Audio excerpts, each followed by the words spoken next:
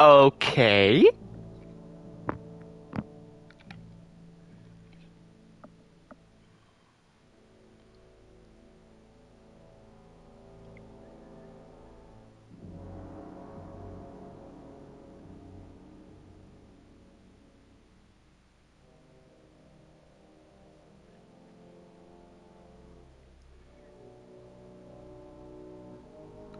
Okay, welcome back to Kingdom Come Deliverance 2. Let me do the thumbnail real quick.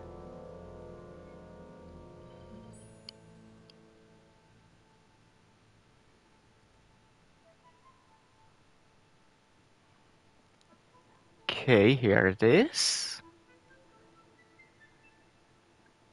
Okay, and then this. Okay.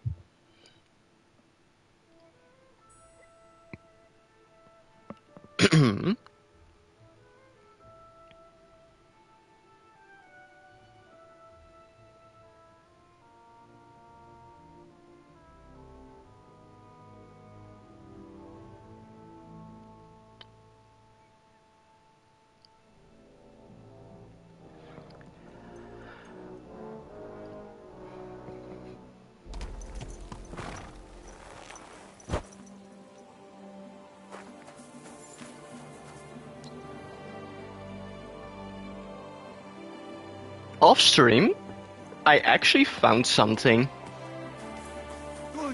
So yeah, I totally forgot to stream it. Excuse me. I'm going to show you. It's actually pretty funny.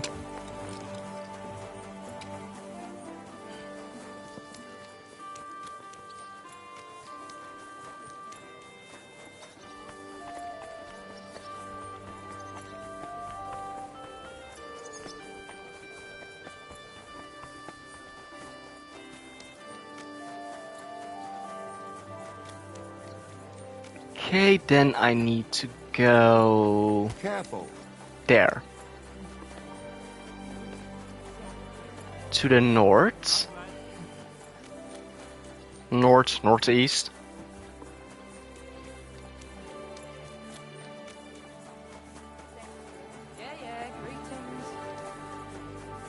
Right around that corner. I think. Yeah. There they are. It's George and Michael.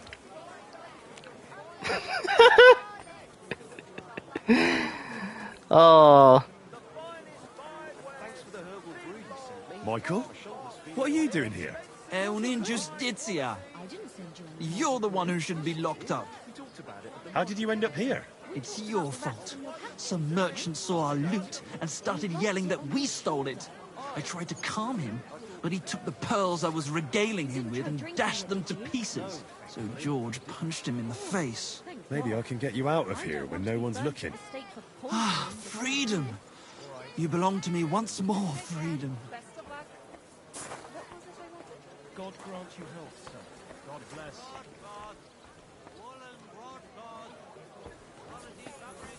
To sin is human, to forgive divine. So may God forgive you all for being such pricks.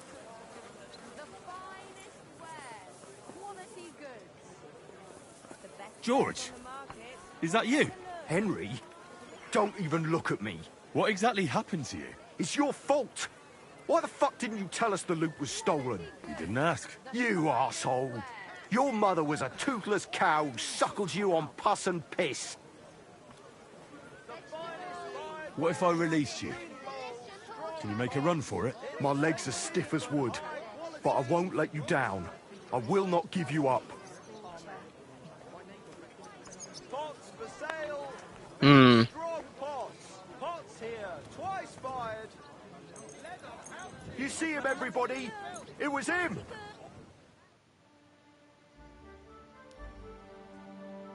I'm gonna wait until nighttime when everyone's asleep.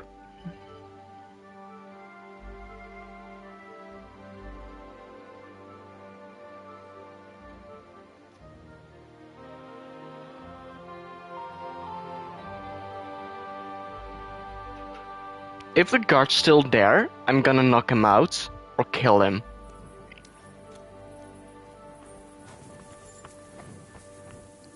Oof. It is dark.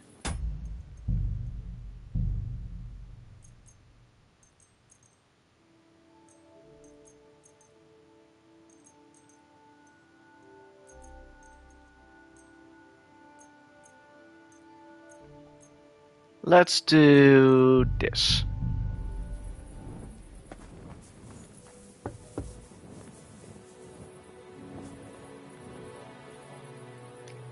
Ooh, there's a guard coming.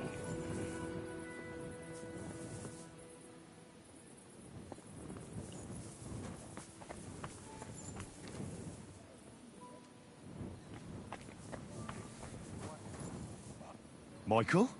What are you doing here? È un'ingiustizia. You're the one who should be locked up. Chin up, my friend. They say you make your greatest art when you're at your lowest. Rub ashes on my humble head. Scar my ass with filthy belts. Remember clearly what I said, that you can go and fuck yourself. To sin is human, to forgive divine. So may God forgive you all for being such pricks.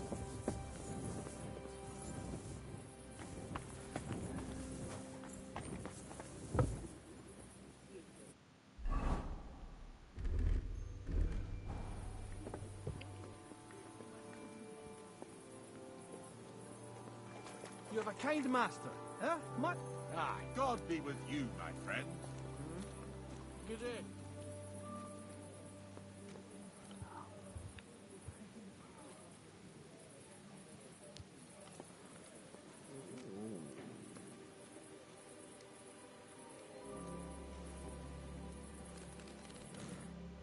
Fuck, Henry.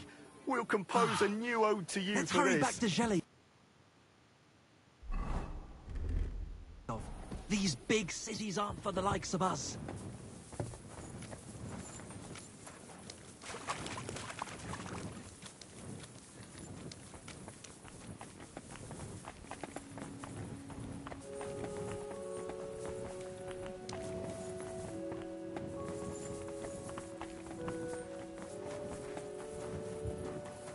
I'm going to follow them to see where they're going. You asshole, you fucker! Oh no.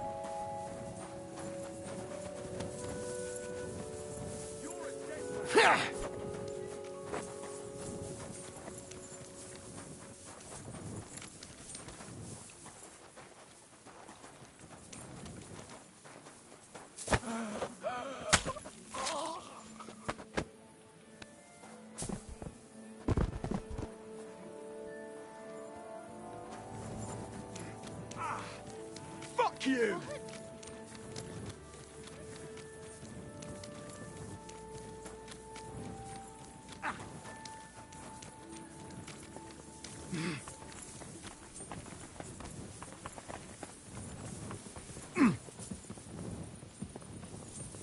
Go fuck yourself!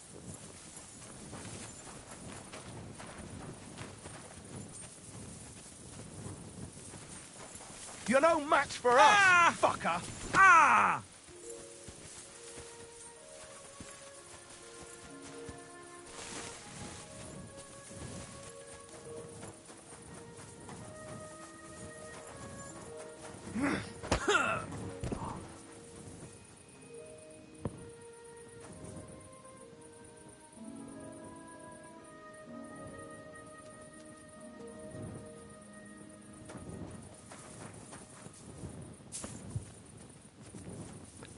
They're only unconscious.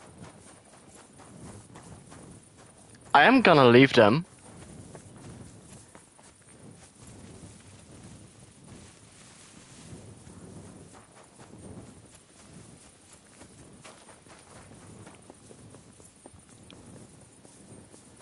Let's hope they safely get away.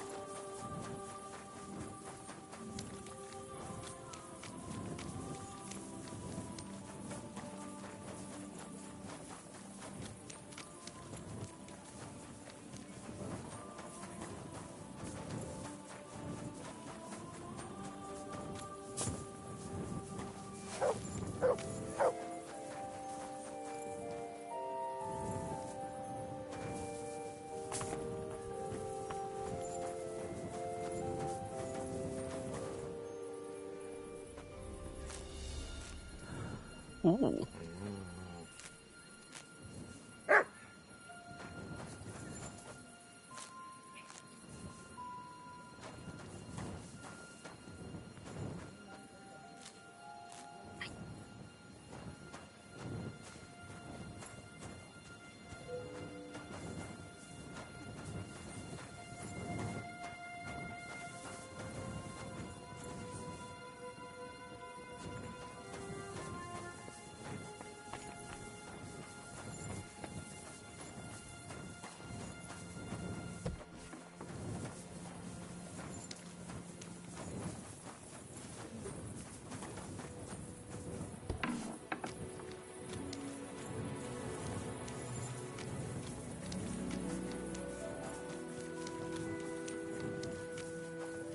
Here, mate.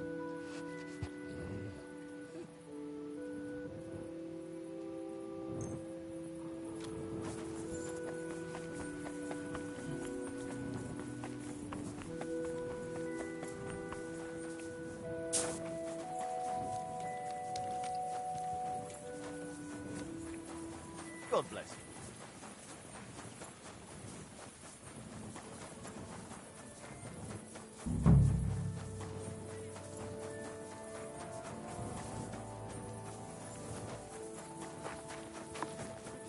I'm not gonna do the Legacy of the Forge until after the main quest, at least.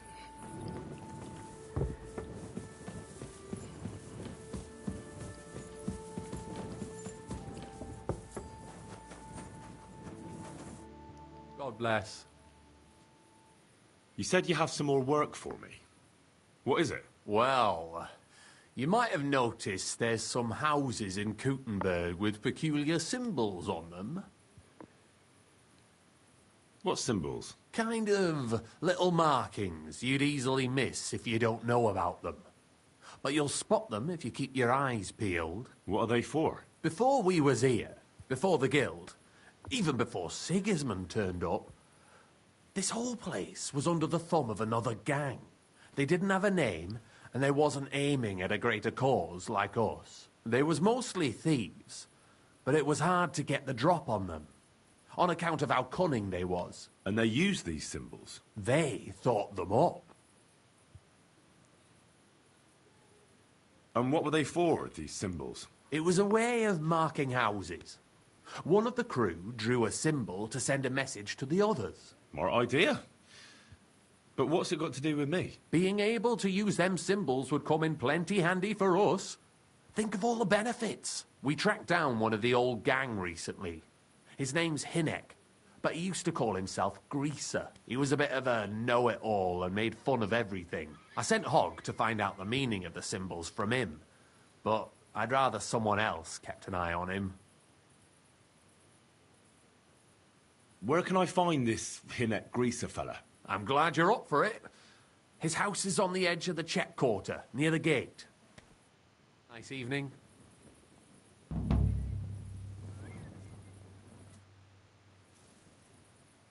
I'm interested in the guild. Plato or Aristotle? The guild? Right. Are you interested in our ideals or the group in general? Generally speaking, we are just ordinary peasants. Paupers, beggars, common rabble. At least that's what they like to call us. The lowest of the townsfolk.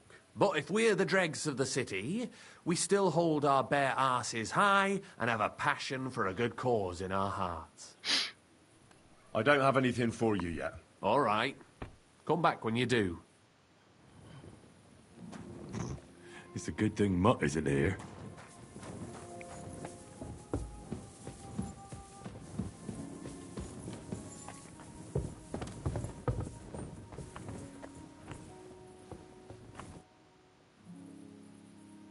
Chenyak wants me to do something. What does he want this time? That idiot would be better off finding himself a woman instead of thinking up damn fool shit. Let me guess. It's something real important that'll help us in our noble cause. I'm supposed to keep an eye on Hogg, who went to find out the meaning of the old thieves' symbols around Kuttenberg. And what do you think about it? Are you gonna help him?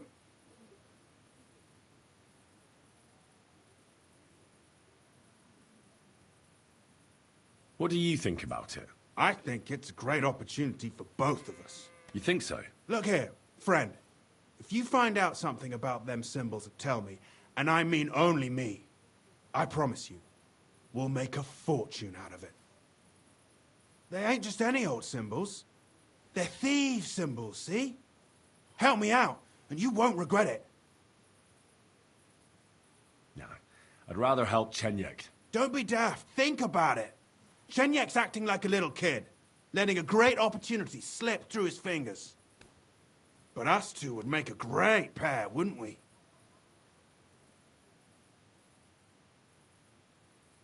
Tell me more about yourself. What can I tell you?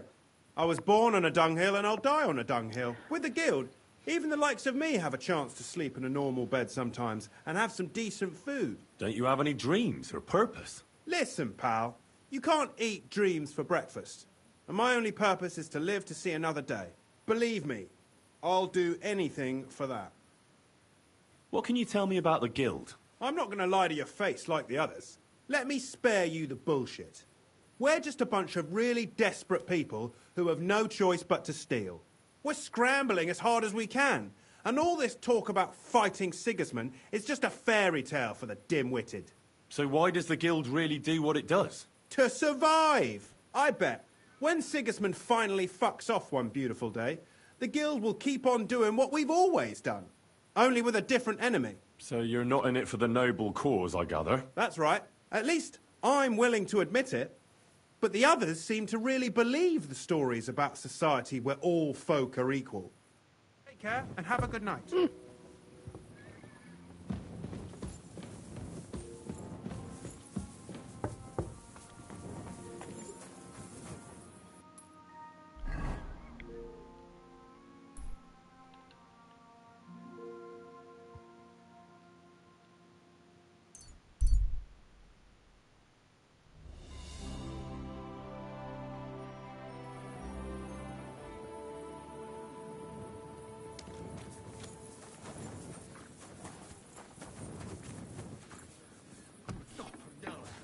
Get up.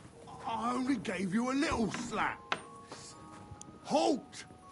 Who's there? Oh, just you. Corva, you really startled me there. You God gotta damn it, help me. Hawk! What have you done? We won't get anything out of him now. Wow. He just murdered him. And there's our guards right there. Wow.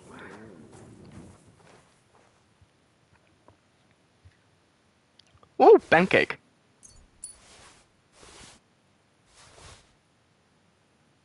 I can't read. Take a look yourself.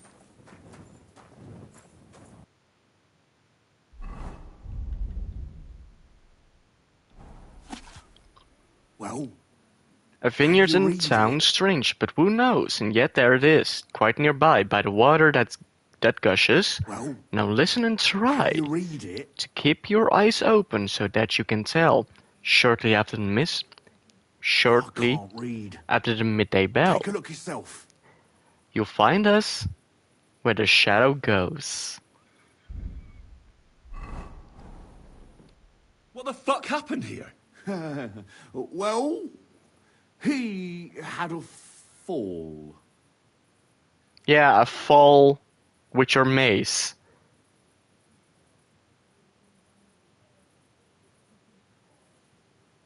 A fall? He just fell over all on his own and ended up like this? On his own, honest to God. Fell over and died right before my eyes. Oh, Jesus. Tell me everything from the beginning. Well, Chenyek sent me to go and ask about them symbols. You know, polite like. Only this bastard started fucking with me. And what happened next? He was laughing in my face, giving me all sorts of riddles. So I lost it and gave him a bit of a slap. Only he caught Wow. another one from the table on the way down, and it ended up like this. Chenyek had a hunch this might happen. Did you find out anything about the symbols, at least, before... this? When I start seeing red, I don't ask no questions.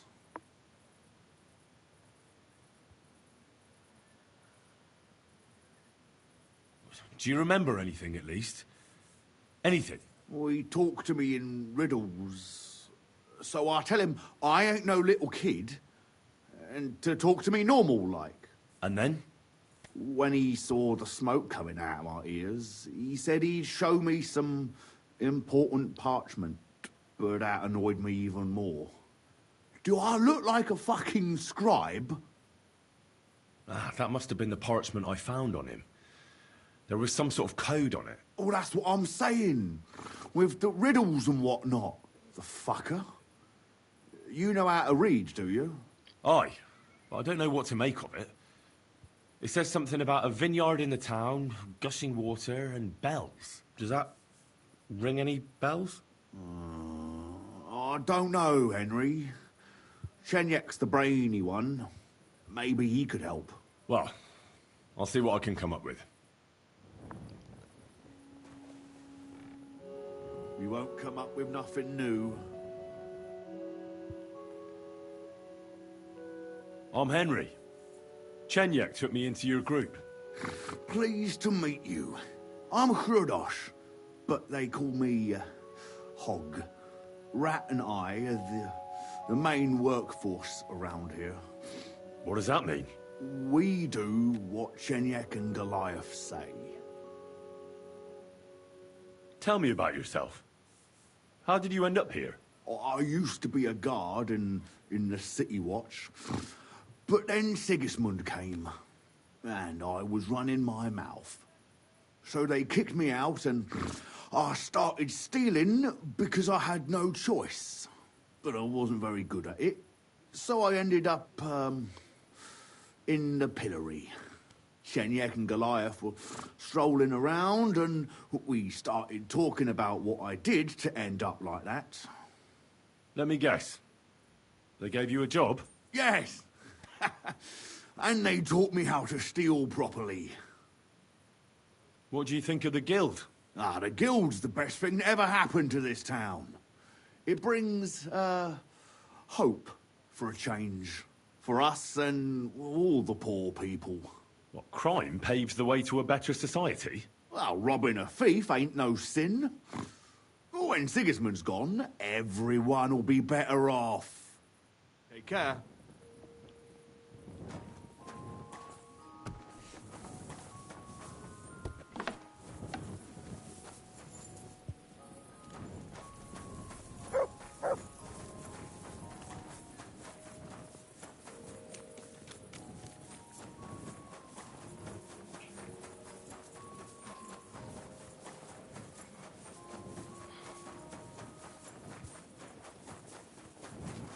You silly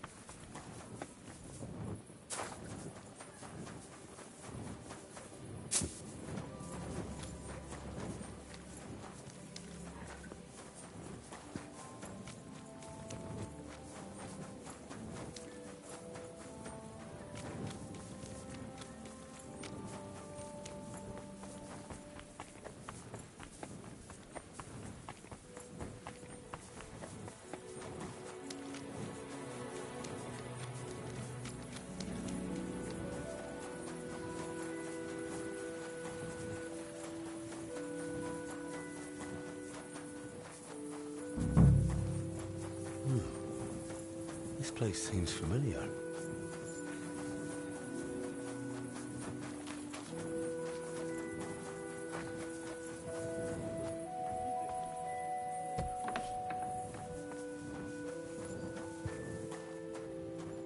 Good day to you. I talked to Knuckles about the symbols. Let me guess. He wants to use them to get rich. Well, yes, actually. That's Knuckles for you. But I think he'll eventually understand it's better to think of the bigger picture than just himself. Nevertheless, until you find something out about the symbols, come and see me directly. I don't have anything for you yet. All right. Come back when you do. Hinnet gave Hogg a peculiar riddle, and we can't quite figure it out. Old Greaser was known for those. Tell me then, what did he say? A vineyard in the town. Strange, but who knows? And yet there it is, quite nearby, by the water that gushes. Now listen and try to keep your eyes open so that you can tell. Shortly after the midday bell, you'll find us where the shadow goes. Sounds pretty mixed up to me. A vineyard. I only know the one outside of town, but Riddle mentions one inside of it. It must be something similar to a vineyard, and the part with the water might be a well? Or maybe a fountain? Well, thanks. I'll see what I can do.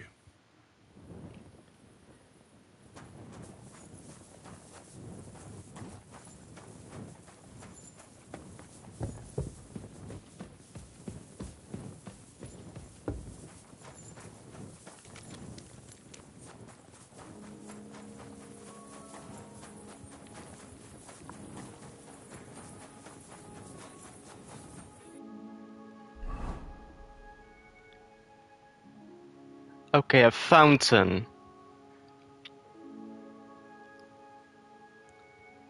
Here's the one. Fountain.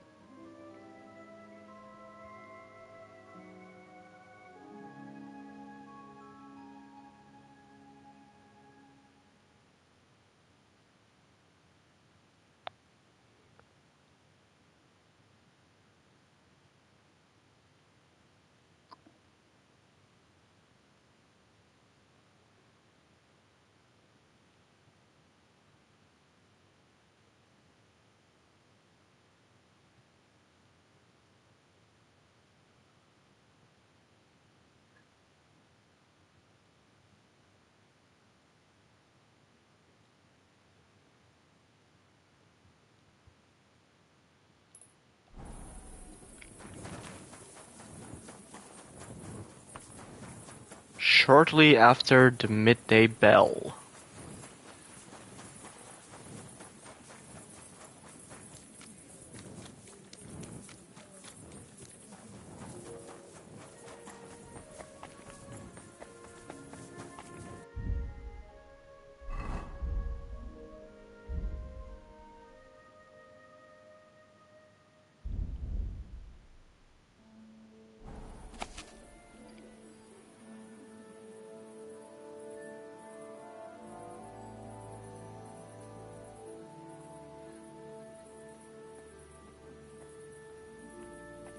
Good to see you. God be with you.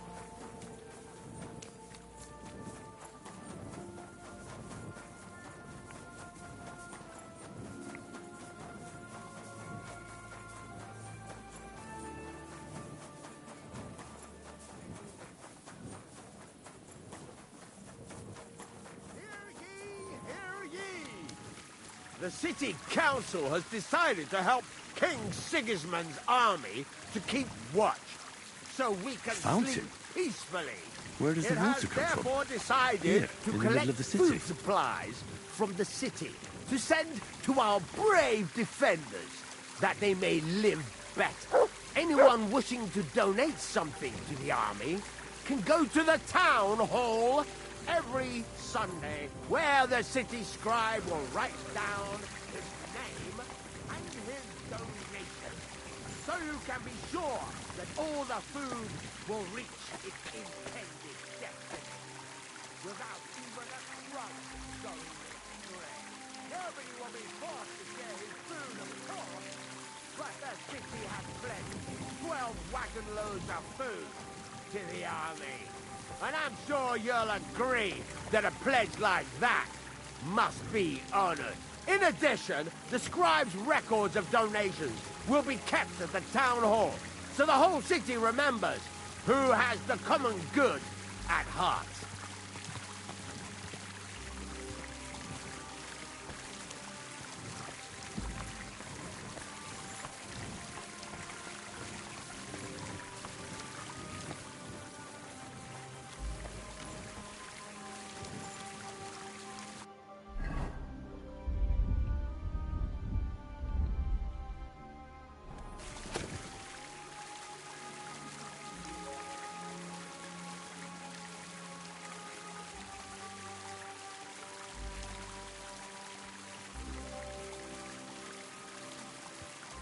By the water that gushes now, listen.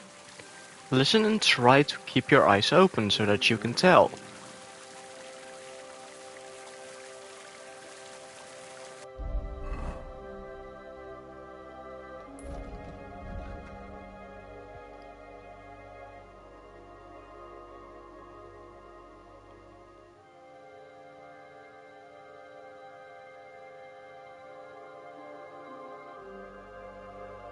Hmm.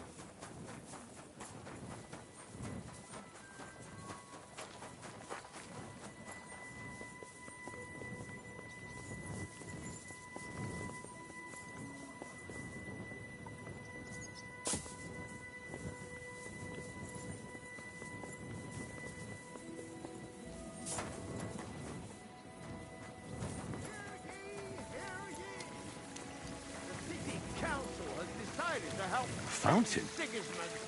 Where does the water come from? Here, in the middle of the city.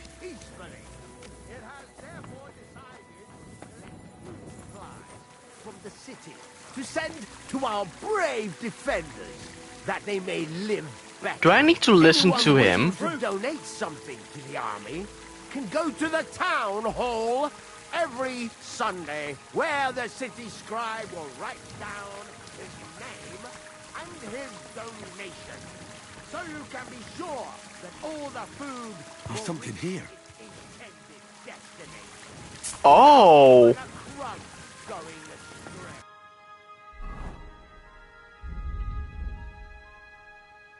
Nobody will be forced to share his food, of A proper scholar guards his sources of inspiration. Here on the north wall, top Sir Knight Pale von Bucket guarded the growing hops. Now a shaft is all he can look at. Here on the north wall, top.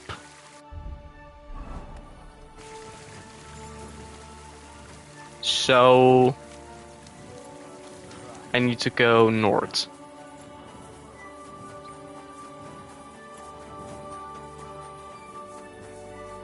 North wall top.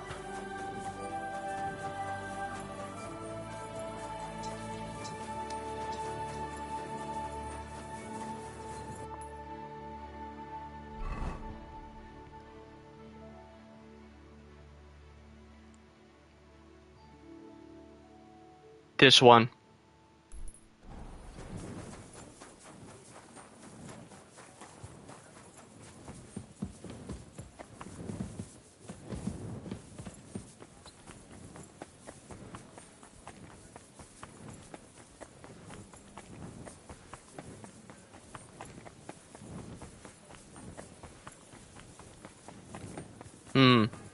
Now a shaft he can only look at.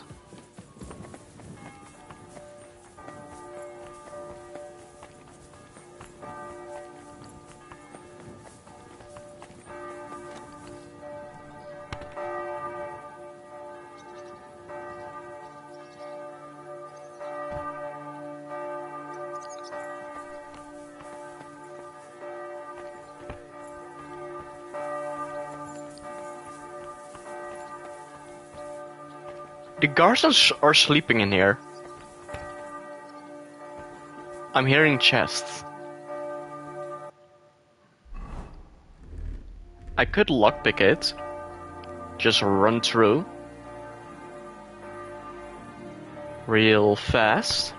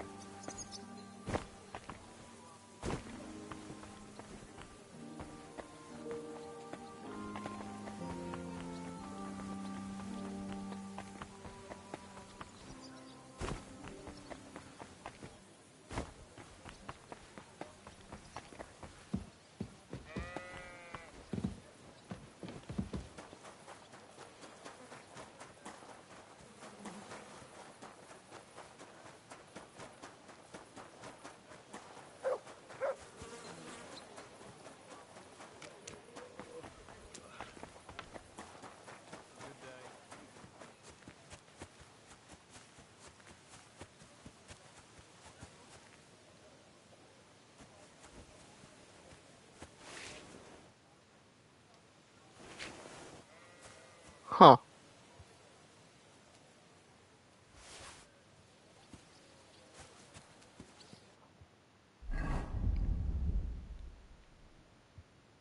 Another one? A proper scholar is aware of time, grinding by day and by night, in winters dark and summers bright. With his golden needle,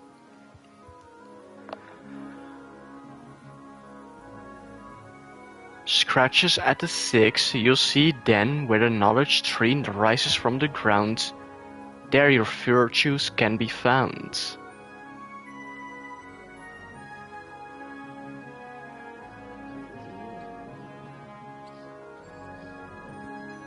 Huh. Knowledge tree.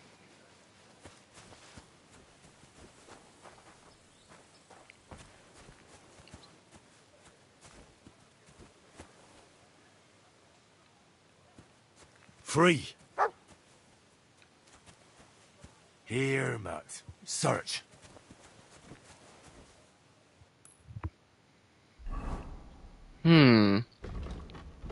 At the six.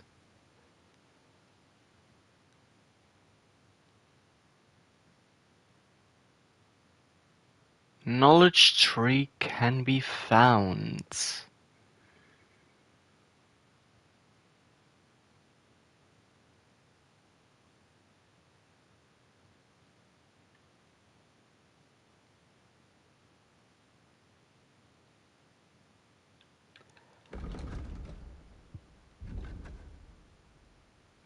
Ooh, speech. Final author, battle cry, or dreaded warrior.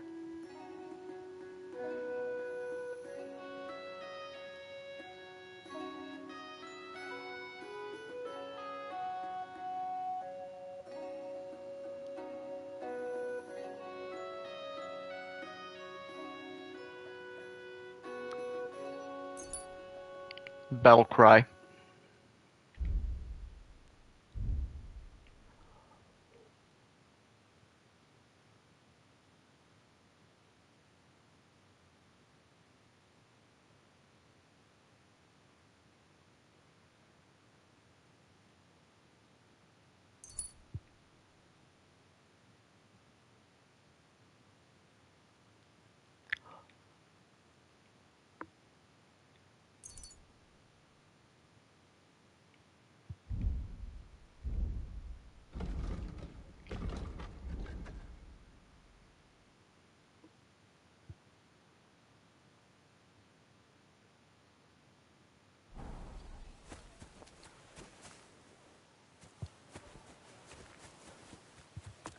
I'm doing two different things, aren't I?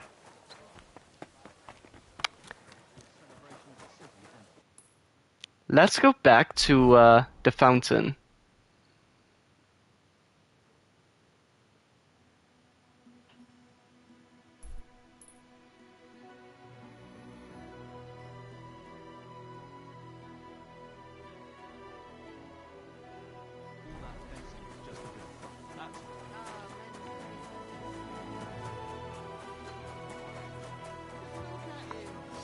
Greetings to you.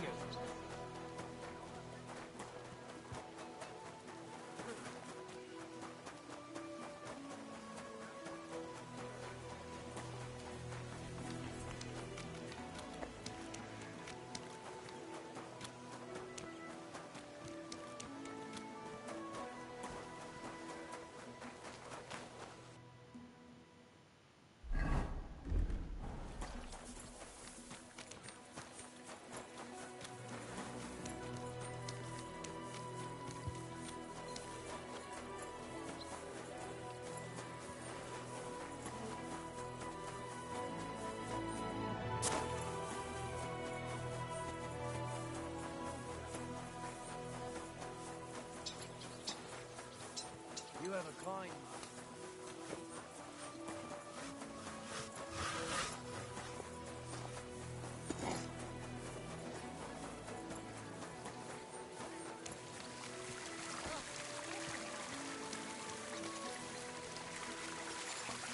A fountain?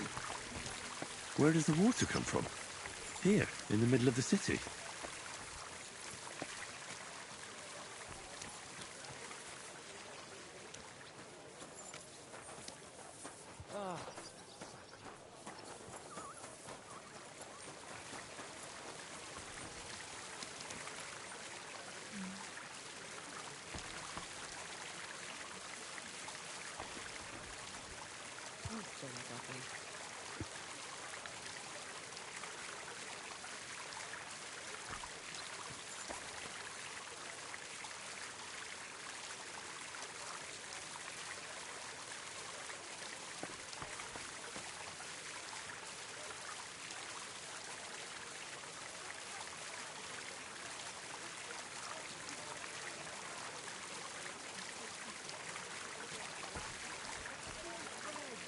Sparkling white. A taste that will caress your soul. The taste is full and intoxicating. The smell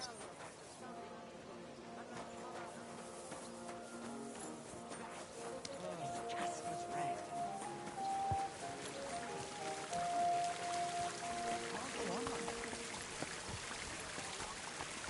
I'm sorry.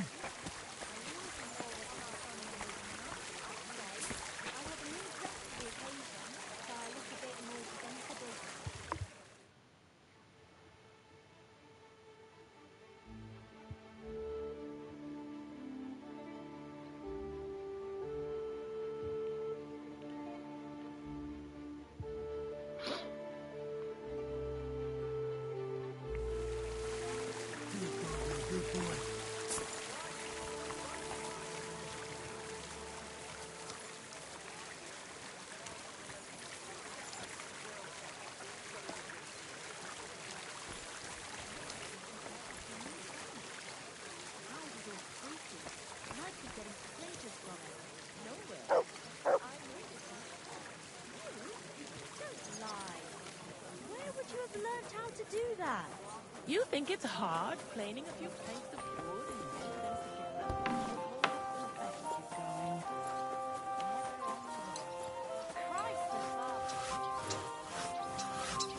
God bless.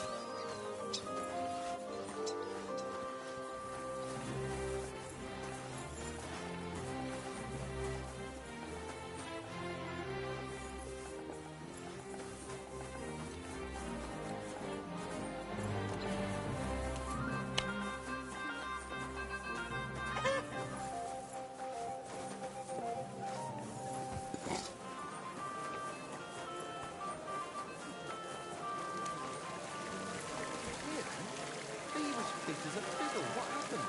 They say he went to bed healthy, but never woke up. It's a mystery. God, that's terrible.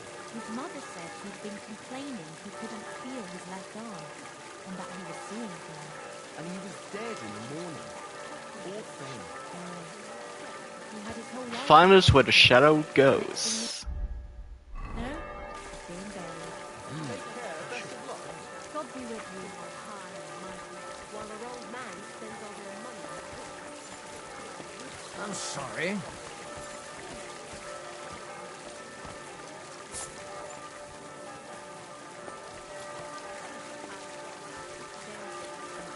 You'll see. Good day. Well, good day. Loves and those who are lost.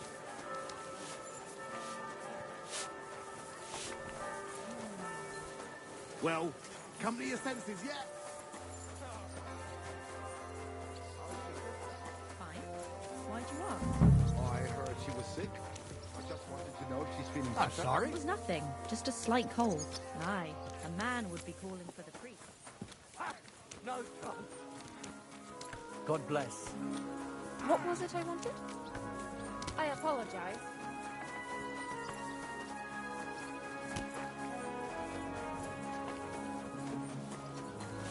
I'm sorry.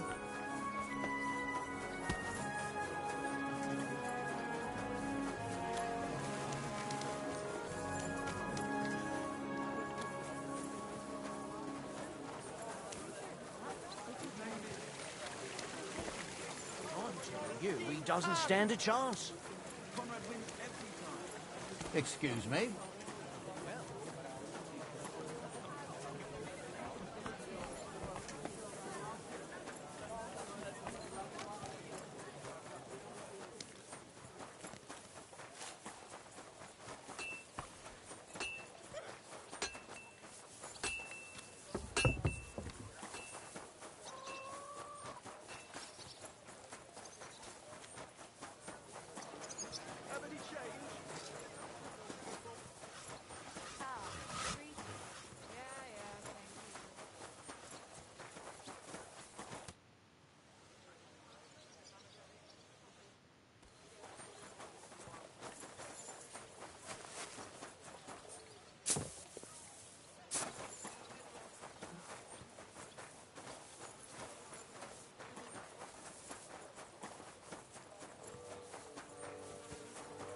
What was I just thinking about?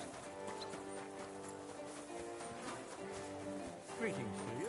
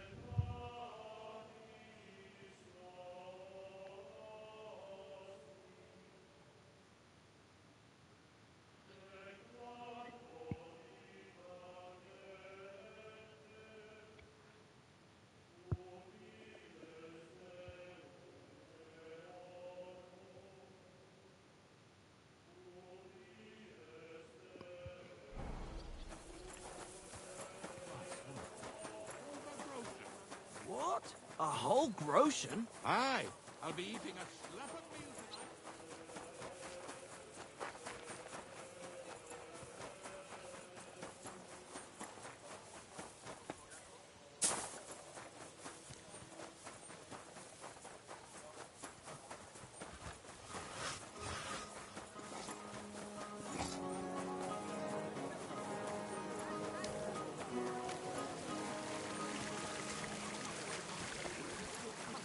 Wie geht es dir? Wine comes from Czech soil.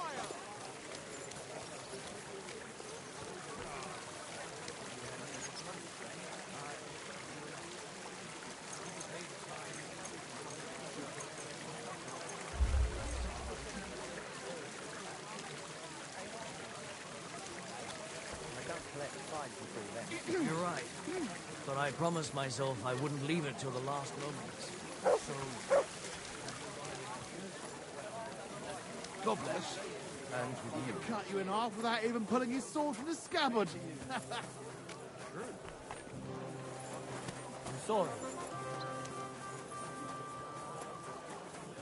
Greetings to you. Can I help you?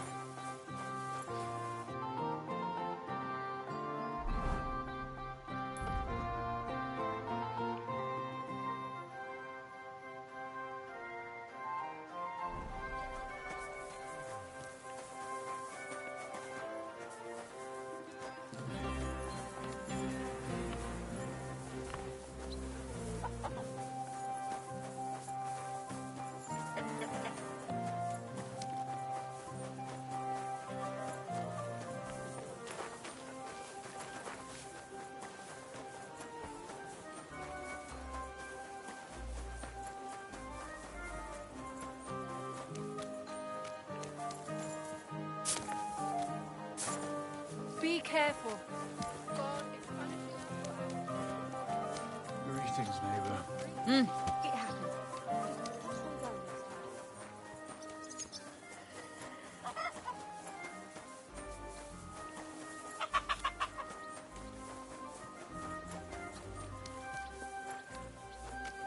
Well, bad. What would you like, sir?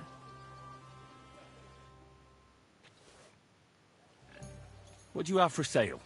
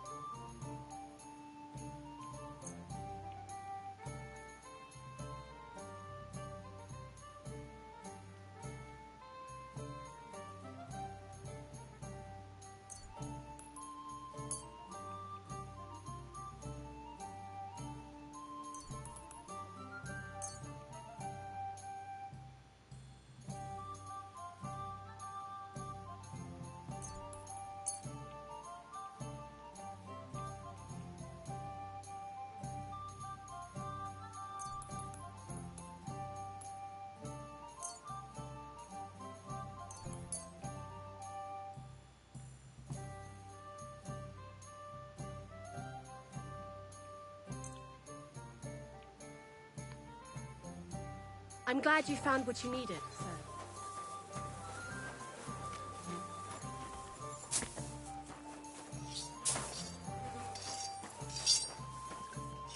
I had a fellow from Nuremberg here recently, so I can give you the imperial style if you'd like.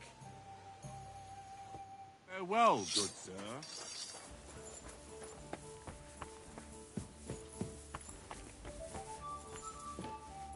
God be with you, sir.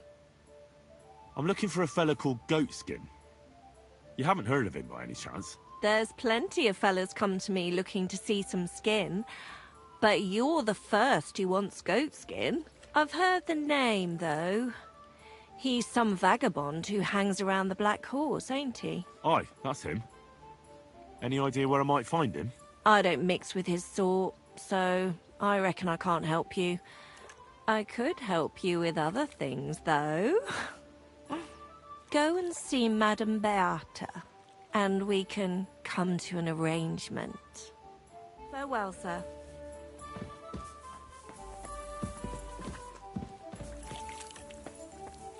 It happened. I'm looking for a certain goat skin. I ain't got nobody like that here, sweetie. Are you sure? I've heard he hangs around here. He's not a customer, more of a pickpocket. If he ain't a customer, I ain't interested. But you, on the other hand...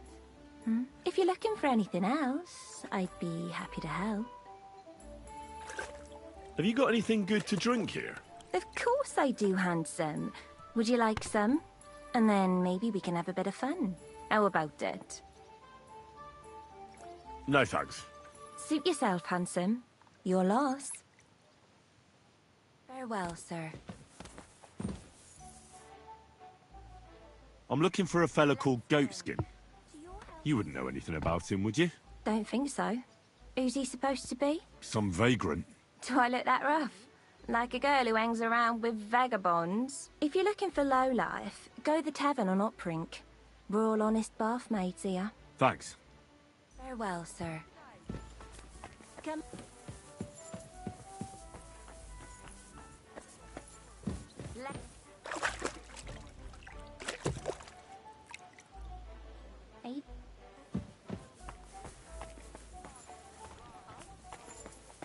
I apologize. You shouldn't be walking around by yourself. They have Awful neither things head happen nor here. neck. Their face is in the middle of their belly. And these blemmies breed horses. Like I said, a grand event.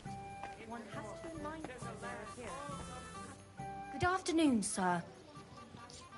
I'm looking for a fella called Goatskin. Do you know him?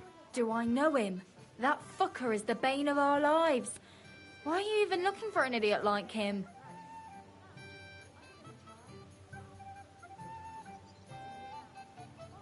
He knows some things that I'd like to know too. What would he know?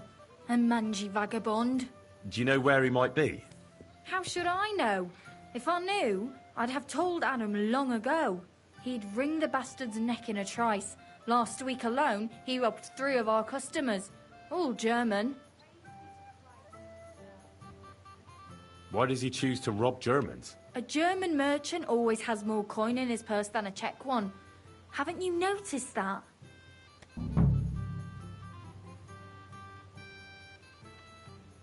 Could you tell me where exactly he robbed the customers? Hard to say. You know how it is. Drunk and merry gents who can hardly walk.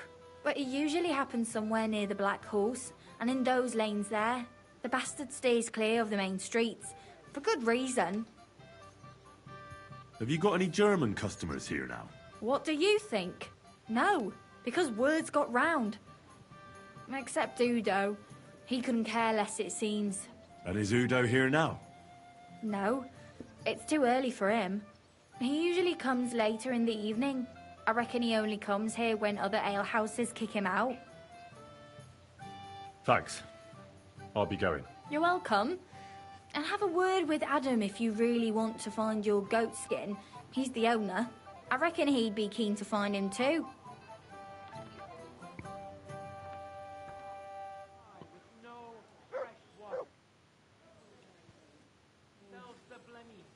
They have neither head nor neck. Their face is in the middle of their belly. And these blemmies breed horses with huge ears and birds born out of mud. And then maybe... In the north, there's a land all covered with snow and rocks, where it's always nice and green.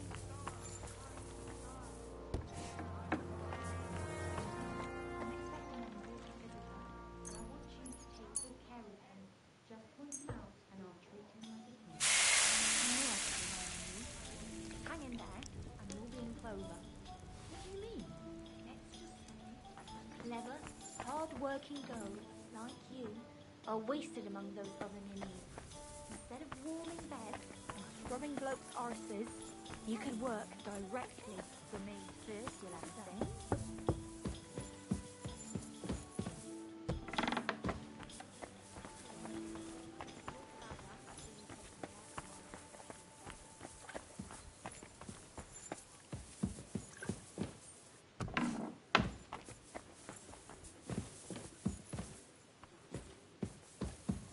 Who's that creeping? What are you messing around with that door for, eh?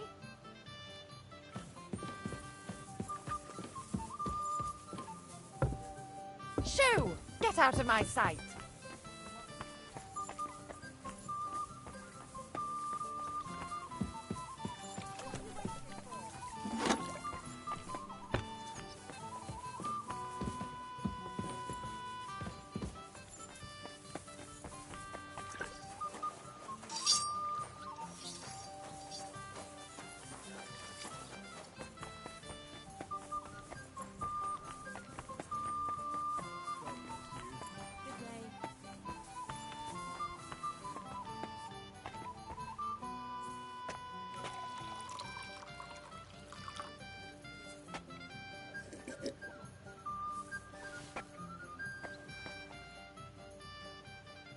I'd like to use your services. Aye, the baths are open.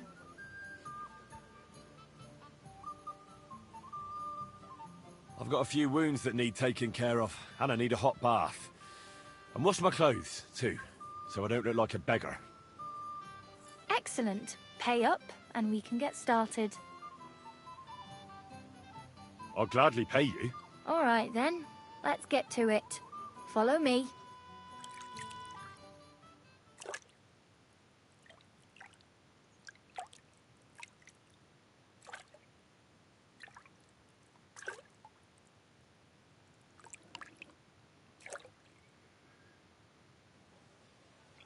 There. All clean and bandaged up, friend. I hope next time you want me to do more than... Why are you naked, my friend? I'm looking for a fella called Goatskin. I heard he sometimes comes here. Aye. He turns up now and again. The louse. The bastard's ruining my business. 2 of my customers refused to come here again after he robbed them one night. That's not very nice. And you wouldn't have some idea where I might find Goatskin, would you? I reckon it'd suit you if he packed it in. You bet it would. But if I knew where to find him, I'd wring his neck myself. That bitch Mary's bound to know, though. She denies it, but we all know she's walking out with him. Oh! I thought you bathhouse girls stuck together. What have you got against Mary? There's a limit to everything. As soon as you mess with someone's livelihood, you ain't no sister to anyone. She can marry that cripple for all I care, but when he robs our guests and ruins our reputation, she should grab him by the balls herself and... Oh, never mind.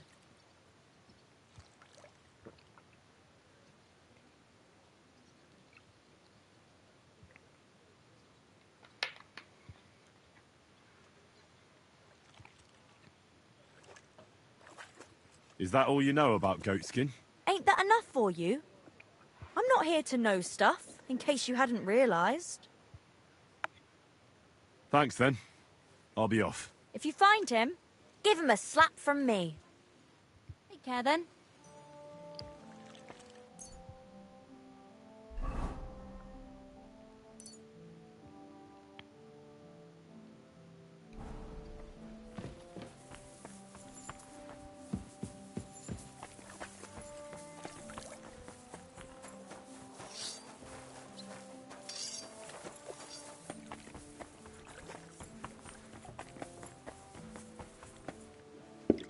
Gepriesen sei der Herr.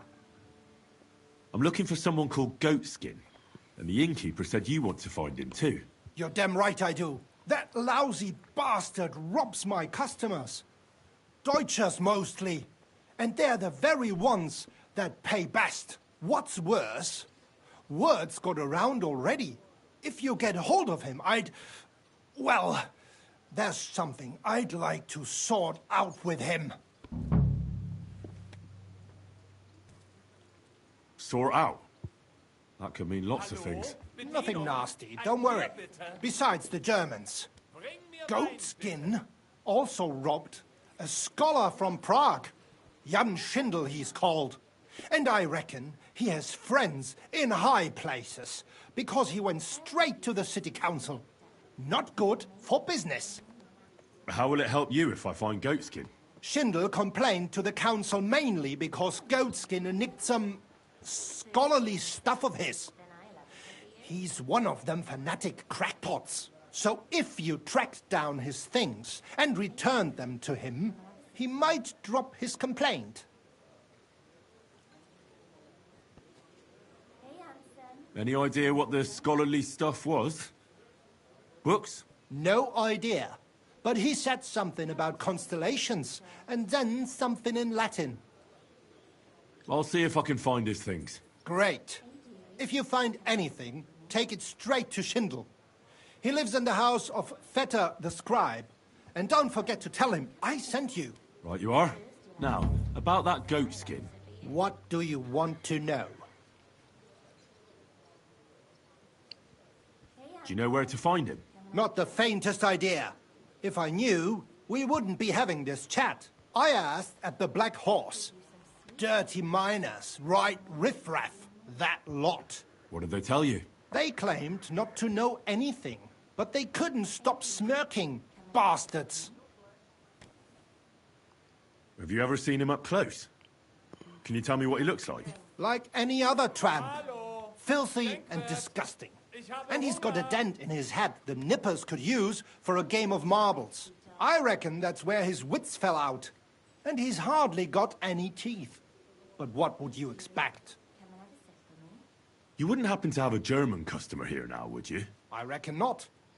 But I'm not sure. Ask the girls. Just please, don't interrogate my guests, all right? I'll go and look somewhere else now. Aye. If you do find him, watch out. He may look like a half-wit, but he's a right slippery snake. Right. Bis bald. Come and take a swig, sweetheart. I'll be with you. I'm thinking of buying a rowboat.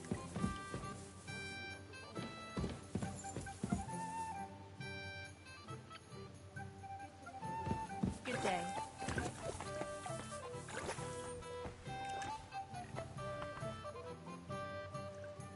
Do you get a lot of German merchants here? We used to. From all over the place. But mainly Lausitz. But there aren't so many these days, unfortunately. How come? I don't know, but it's a pity. Merchants tend to have bulging purses. They'll come back, though. But there's one who hasn't stopped coming. Udo, he's called. But that's all I can tell you about him. He ain't interested in our services. He just drinks here. Drinks and plays dice. Almost every evening. Thanks. You're welcome. But stick around and spend some coin, so I ain't telling you this for nothing. Take care now.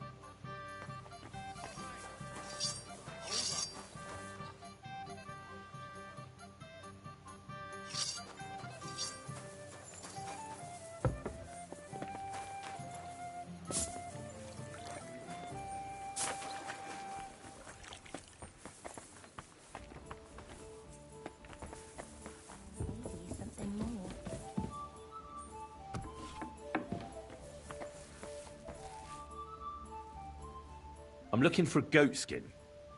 Do you know him? Nay, you're a good-looking fella. What would I want with some goat skin when I've got a handsome young buck right here in front of me? I couldn't care less about your goat skin. But I do. And the girls here tell me you know him quite well. So, you're not here to have a good time. Shame. I know goat skin, but don't expect me to tell you anything. He's lying low, and for good reason. You ain't the first to come looking for him.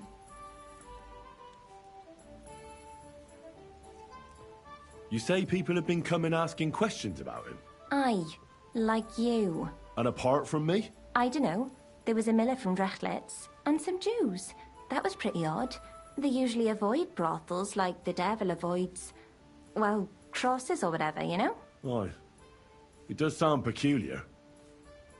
Why is he hiding? Who from? How should I know? He's never far from trouble. Goes with his trade, doesn't it? Where's he hiding? I don't know. And even if I did, I don't see why I should tell you. That's why he's hiding. So strangers like you don't find him.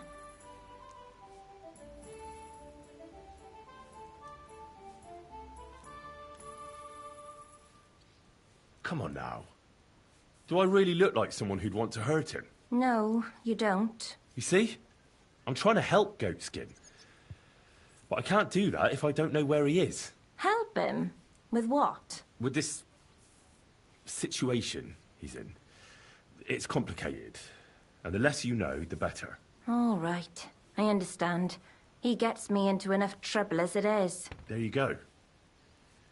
So where's he hiding? There's a yard behind the bathhouse leading to a side alley. Right next to it is the Black Horse Tavern. And at the opposite end, you'll see a barn behind a wall.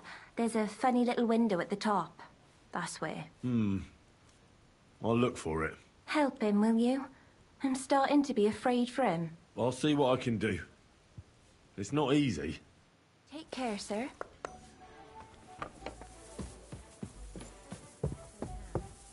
I'm sorry. I wasn't paying attention.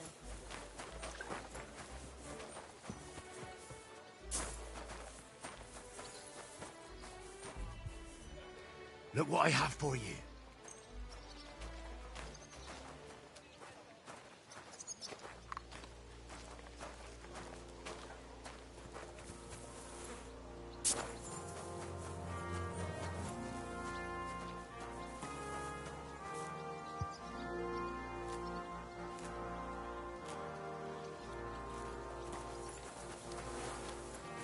That city tournament. I'm sorry.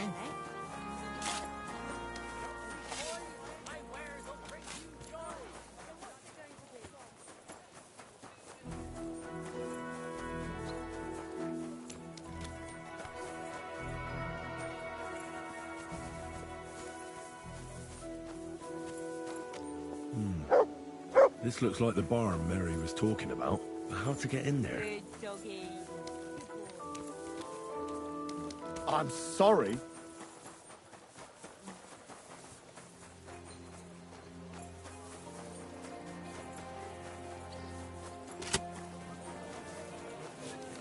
What? Can you help me out? What is it you need? I'm just looking for something. This is my first time in the city, and I don't know my way around. Do you? Yes, I know my way around a bit. I'm sure you can help me then. I'm looking for a tavern. The Emperor Charles? But I don't even know what quarter it's in. I only know the merchant quarter.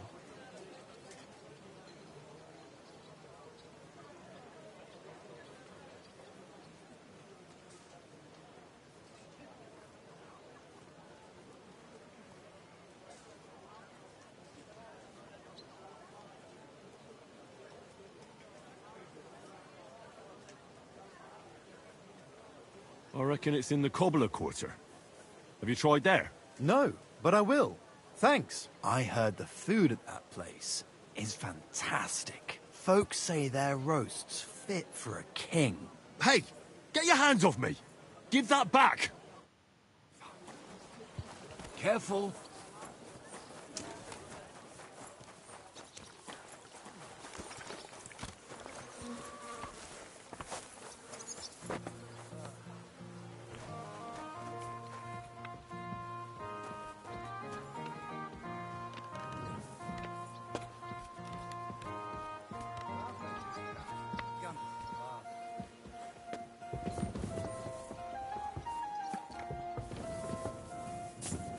What's that?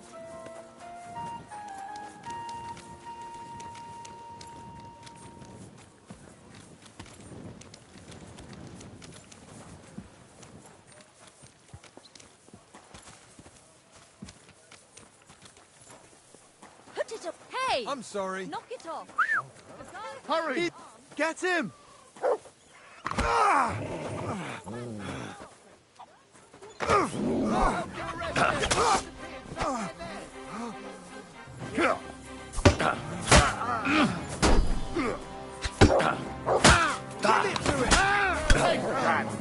I'll rip your ass open! You better call back that... You don't fight with guards, you fool! You surrender to them!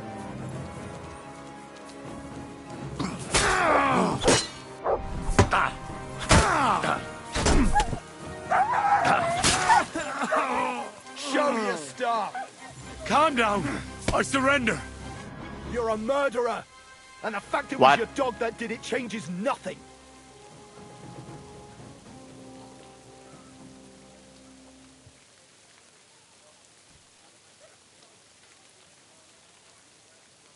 Hang on. I was just defending myself. Bollocks! Nice testimony.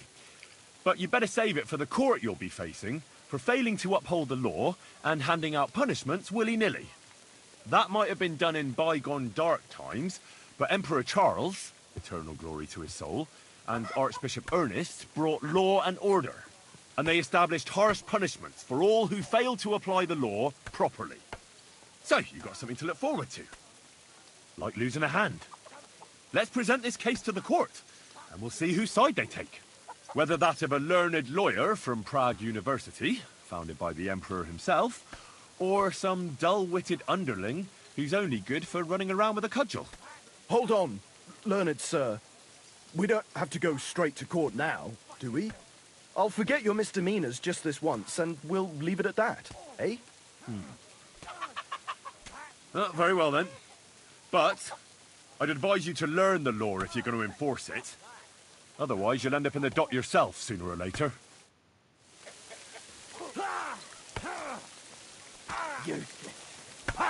No chance.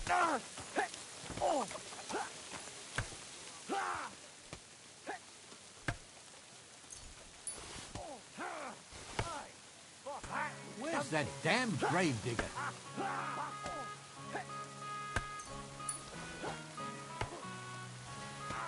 Ugh, it's starting to stink.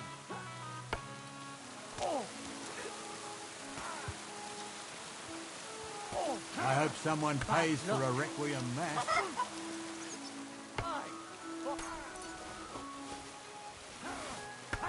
No trouble. You never saw that coming.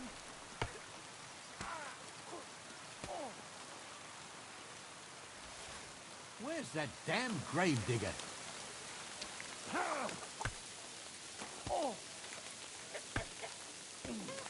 Ugh, it's starting to stink. Go fuck yourself.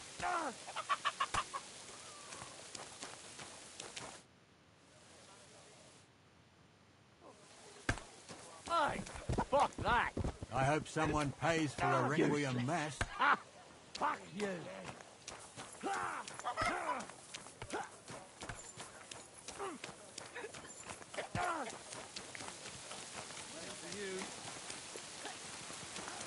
It happens. Just watch where you're going next time.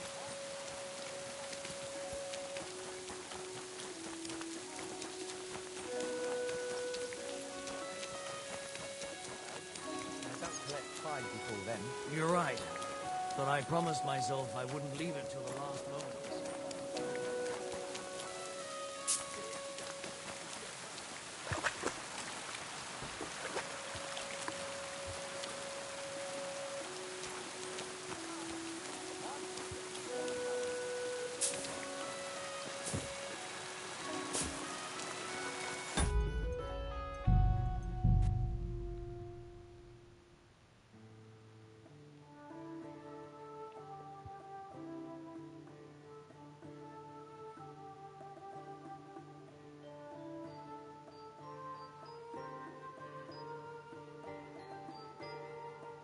Interesting.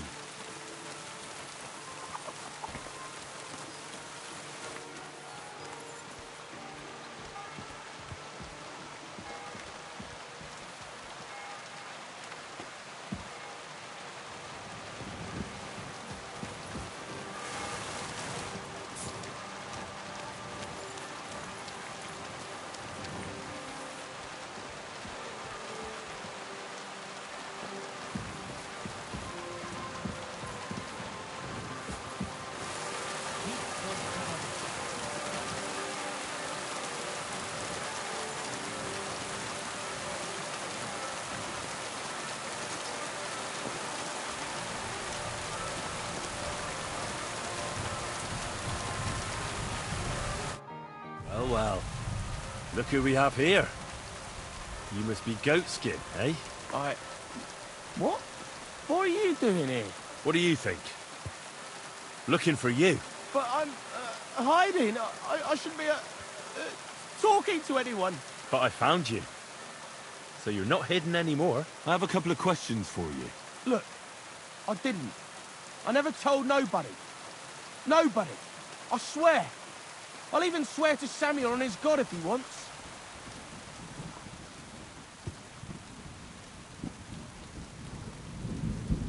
Who the hell is Samuel?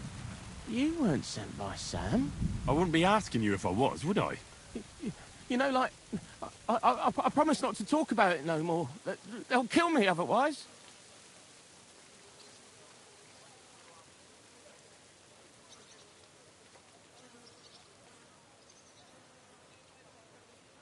I know somewhere you can hole up.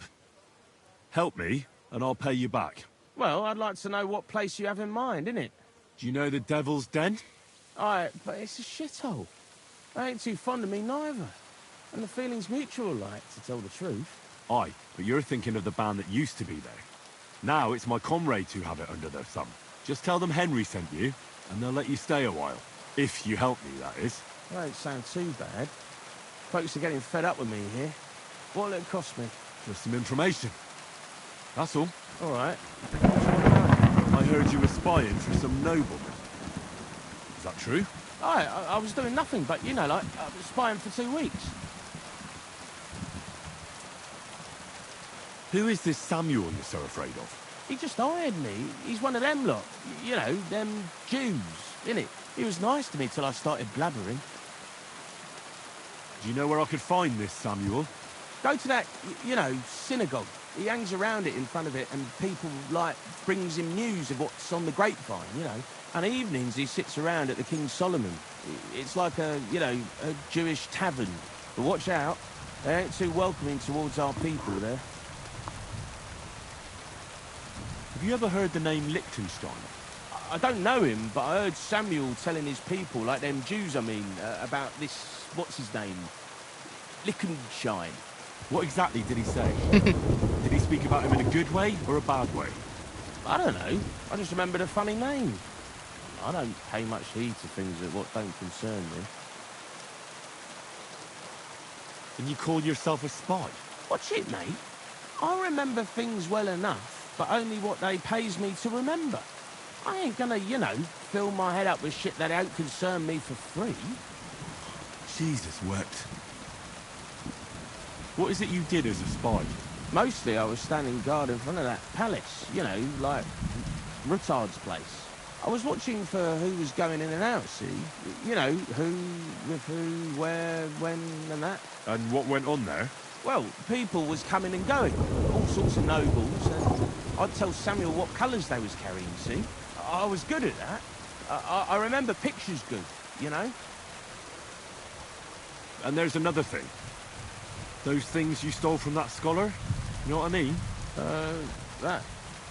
What about it, like? What happened to them? The owner wants them back.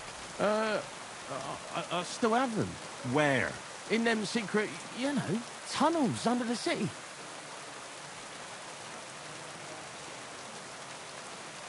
Tunnels? Secret passageways? Stop blethering and tell me where it is. I ain't blathering. It's in the passageways beneath the city. I can find it. I've learnt the way. And if you give me a couple of groschen, I can teach you too. You can clear out my stash, and judging by the look of you, knowing your way round, you know, underground like, that ought to come in handy for you, innit?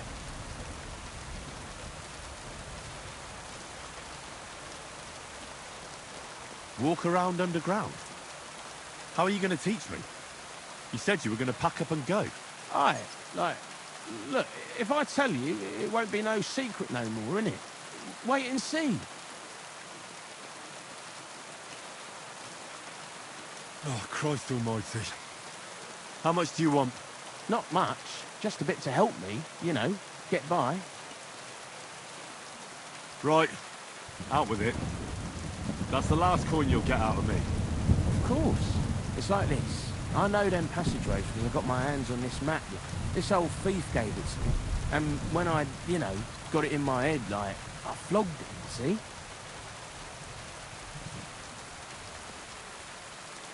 A treasure map? You're yanking my pizzle, aren't you? No, I swear, on my Mars soul.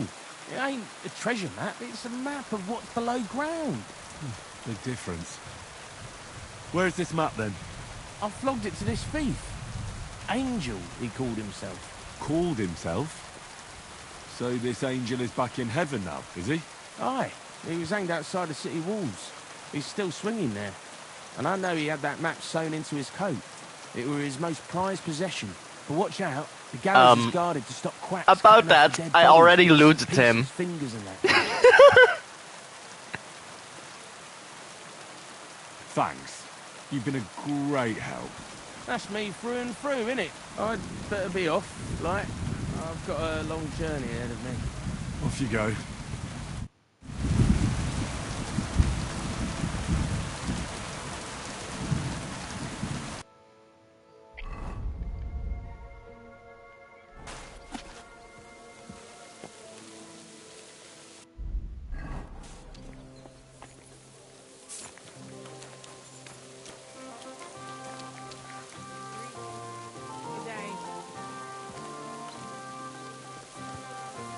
Stay close to the others.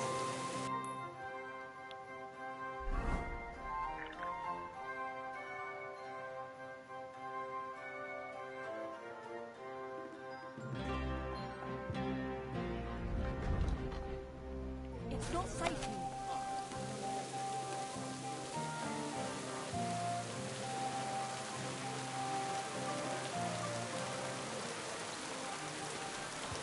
Okay.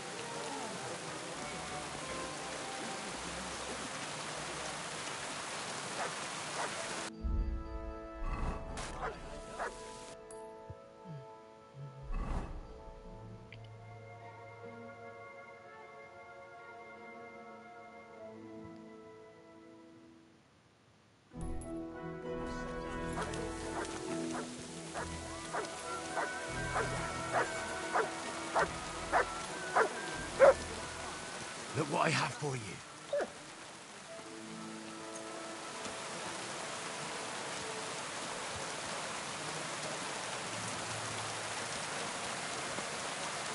Take it easy. What a piece of...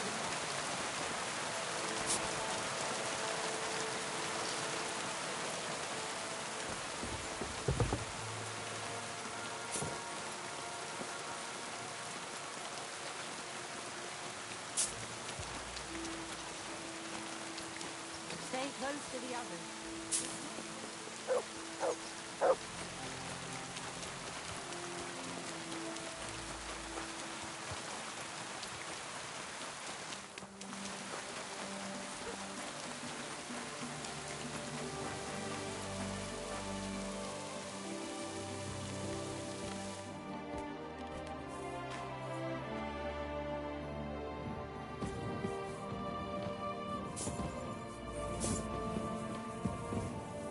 This is faster.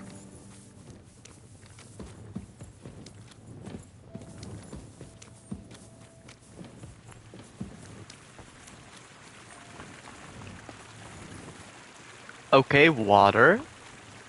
Then I need to go right. Let me check. Yes. Follow the water. Then left.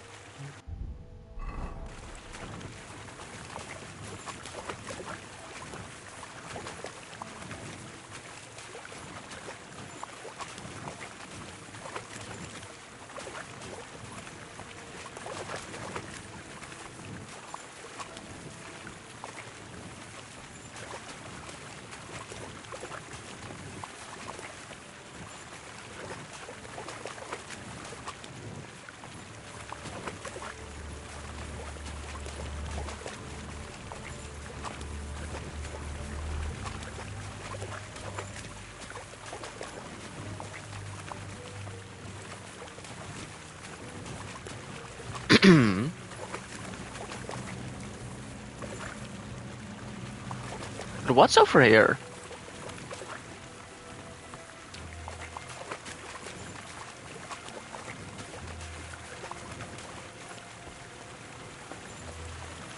Oh. Huh. Another entrance.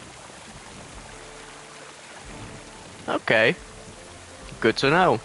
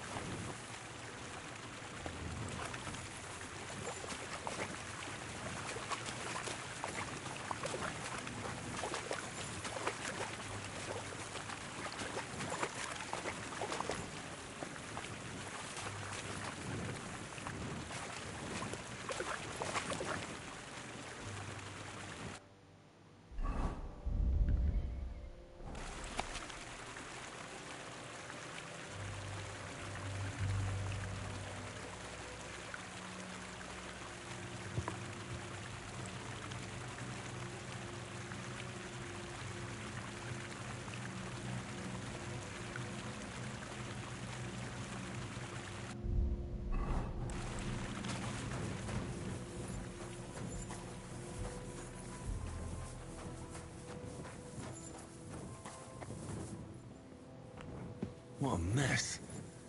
Who brought it all in here?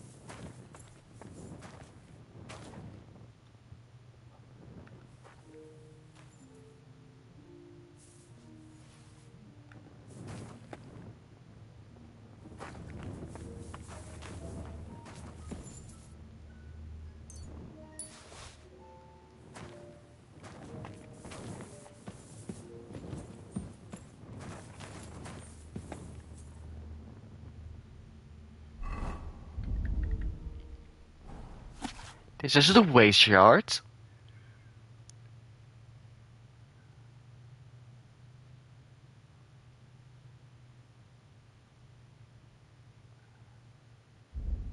Hmm.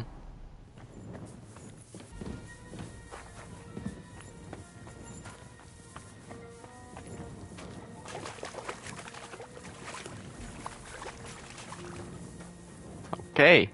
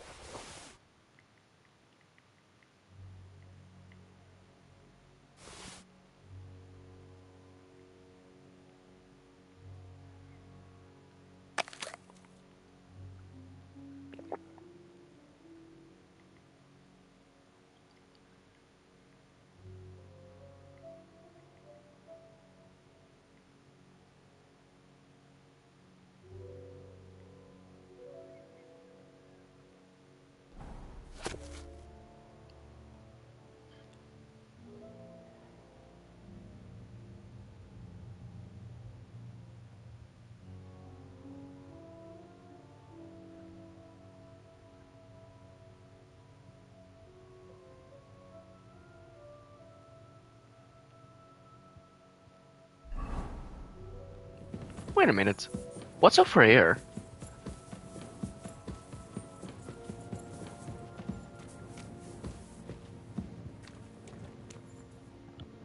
Huh.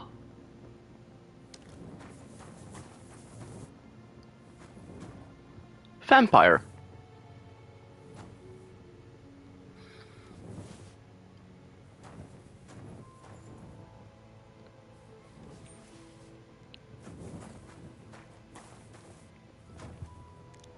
And this one's dead.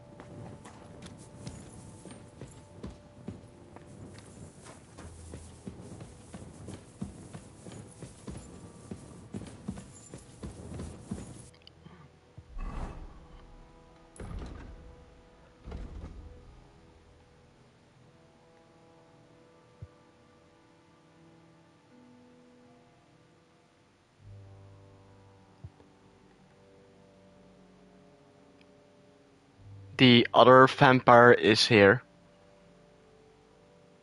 He's just sleeping.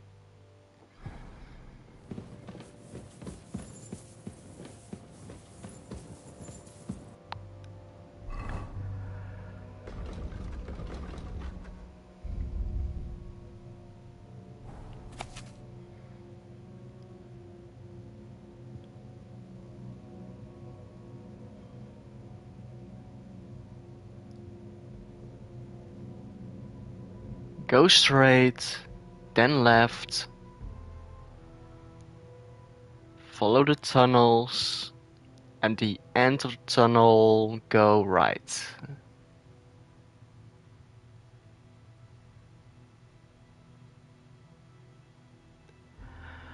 Okay.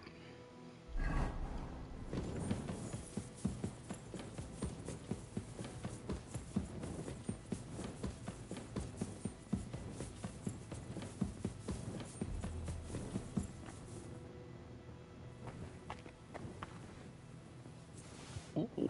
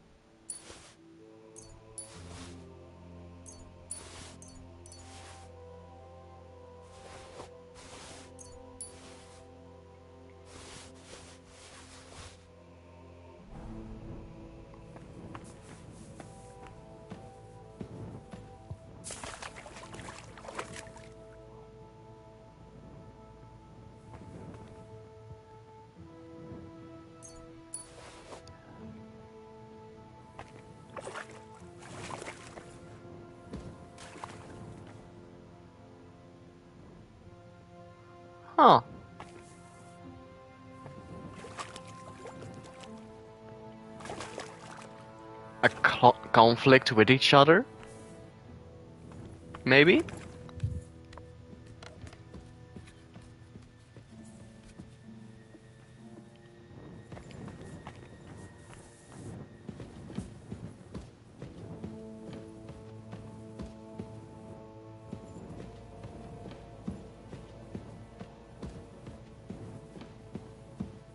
Yep, here's the other one.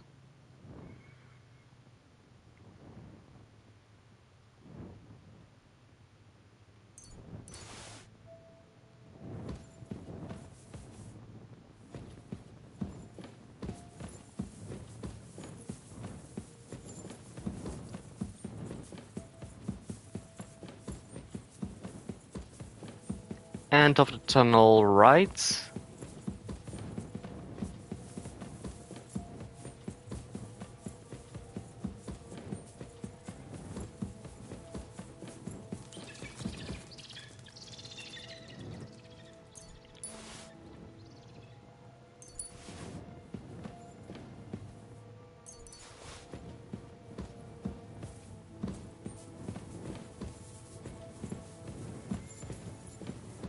Already looted most of it.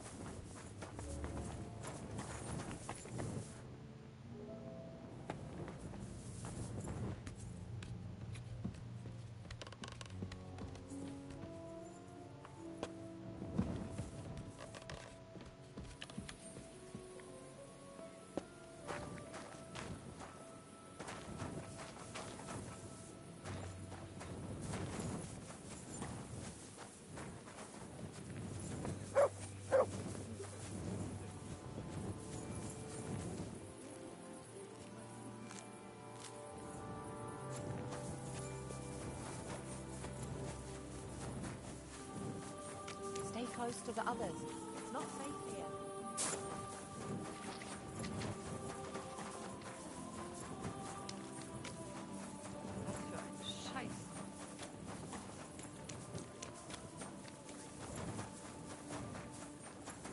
What's that noise? Did you get lost in the dark?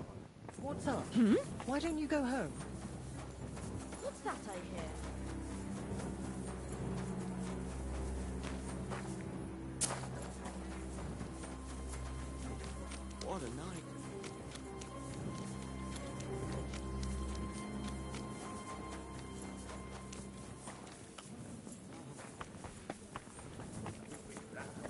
enemy.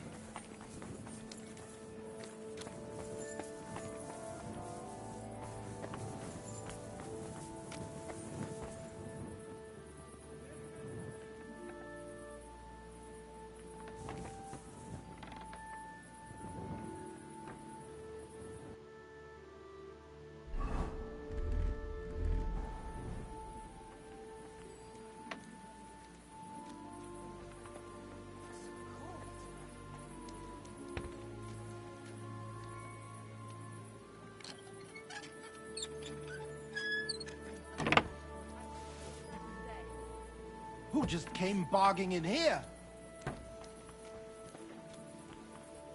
You can't hide from me. Wo bist du?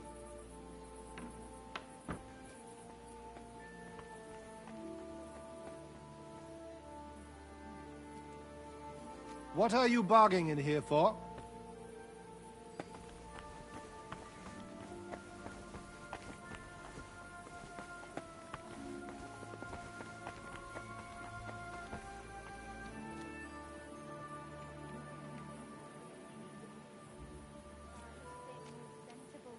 A new dress, eh?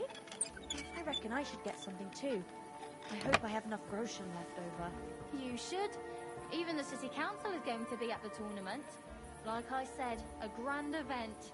One has to be mindful of their appearance. I wouldn't want to embarrass myself.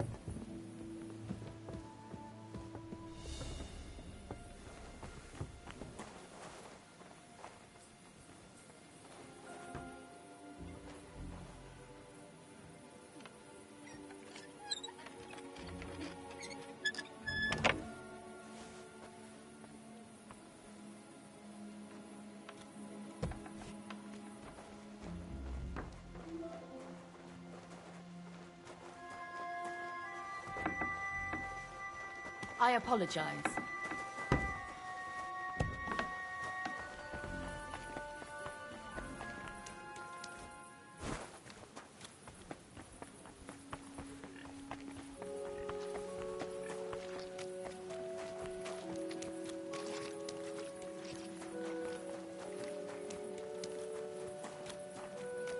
What are you doing creeping about in the dark, eh?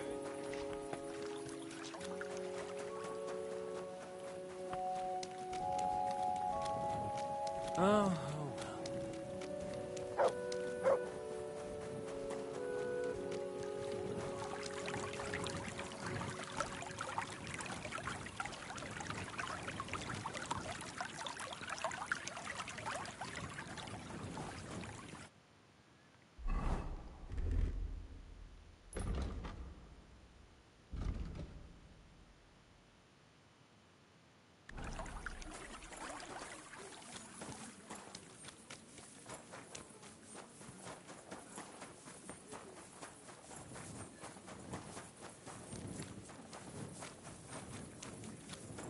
I'm in no mood for nonsense, so no messing about. Got it?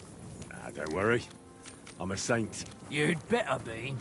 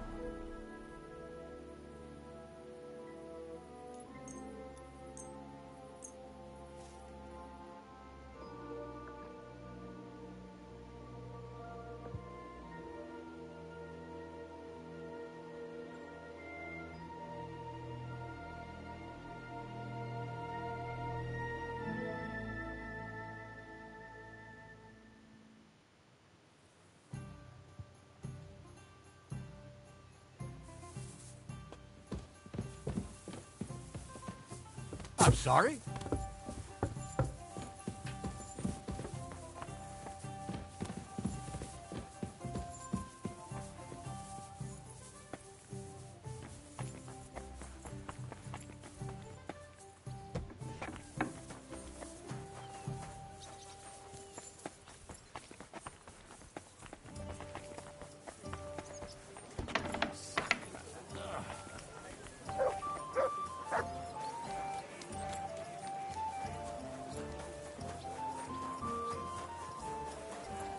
Greetings to you.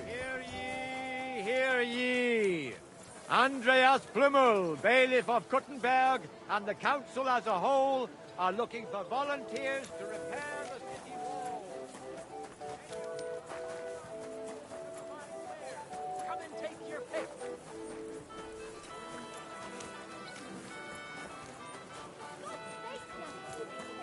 No fucking way.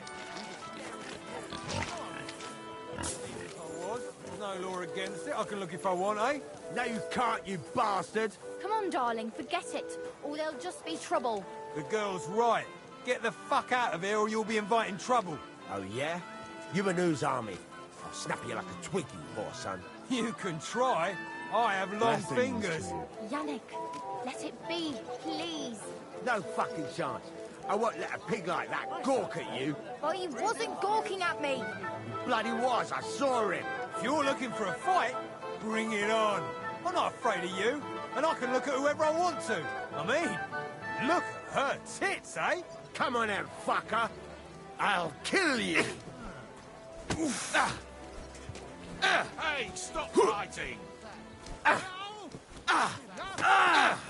Stop there! Halt! Why did you do that? I'll Stop hack your ass feeding him! Shame on you! Ha!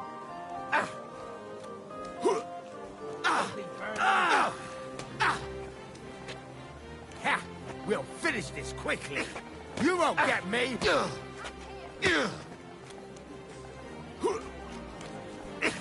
I'll beat you to a bloody Too pulp, slow. fucker! Bad luck. Come on then! You won't get me! It's a wonder you're still standing. Useless. Stop fighting! Fuck! Now you're for it, you shit! What did you do? Don't hit him! What now, fucker? Mother of God. What happened here? These days, no one's ever really safe. Lying. Wake up! Come on! Greetings to you, friend. It happens. Just watch where you're going next time.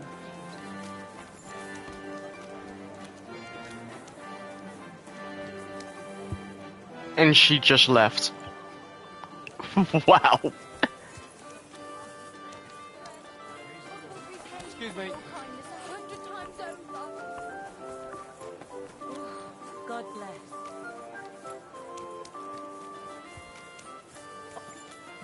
Good doggy.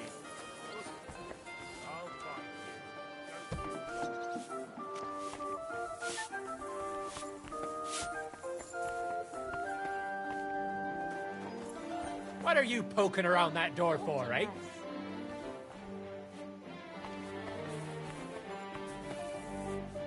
Good day to you. What brings you here? You must be Master Schindel. They sent me from the baths. Well, well, well. I reckon they want me to cease with those complaints, eh? But I shall not. I will go to the town council tomorrow to complain against those thieves again. And I shall continue to go there until I get the justice due to me. Actually, I came to give you back the things that were stolen. Really? You have my Eresmo and my astrolabe? Right. I have some book and this astro thingy. That's wonderful. You can't even imagine what a blow it would be for our civilization if something happened to Eresmo. Oh, I get it. The fire in the Alexandria library is nothing compared to that. Bah! That was full of Ptolemaic balderdash. We've come a long way since then. This obsession with antiquity is only holding us back. At any rate, I am immensely grateful to you. Of course, I shall reward you. Thank you. But there was also this volume of strange verses. Oh, yes. One of my students who's from Kuttenberg gave me that. I think it's some kind of riddle. You can keep it. I don't really have time to traipse around town and look for, well, whatever it was he was trying to convey. What is that astrolabe, anyway? A device. To put it simply, it's a kind of portable armillary sphere. It allows me to display the position of the stars if I know the time and place where I'm located. Or, on the contrary, I can determine the time using the visible sky. Uh-huh. I see. So, that book by Eresmo, what's it about, actually? It's an interesting thought. Eresmo postulates that if, despite the current theory, the firmament wasn't moving around the Earth, but rather the Earth around the celestial bodies, we would perceive this movement as an apparent movement of the celestial bodies in our sky. Well, I must admit, you lost me a bit there. Think nothing of it. The relative reciprocal movement of bodies is troublesome to a good many scholars. Fine. I'll be going then. Thank you. Till we meet again. Be on your way.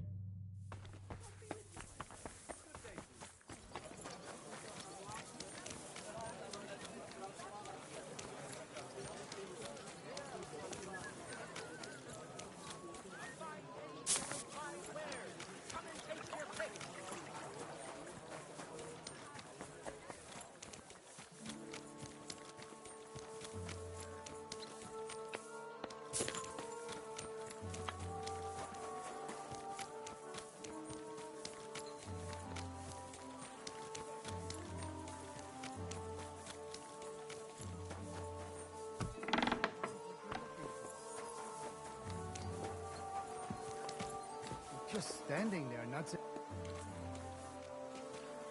I'm sorry. Pears here! Delicious! Shalom Aleichem, mein Herr. Apparently, the council is organizing another collection for repairs to the fortifications. Are they out of the bloody mine? Vegetables, They had to... mushrooms! I knew, sir. I knew. How's your sister? God be with you. Sholem, are you lost? Or what would a goy want here? What do you think goy means? It means you do not belong here. It means nation in Hebrew. So you're just as much a goy as I am. Good one. A goy lecturing a Jew on Hebrew. All right. But I suggest you do not repeat it around these parts. Not everyone is as tolerant as I. So, what do you want? I'm looking for someone called Samuel. What do you want with him? Is that you? There are many Samuels here. And if I'm not good enough for you, I'm afraid nobody else will talk to you. All right. I'm looking for John of Liechtenstein. I heard you, or this Samuel, might know something about him. I'm sure Samuel knows a lot. But I do not see why he should tell you.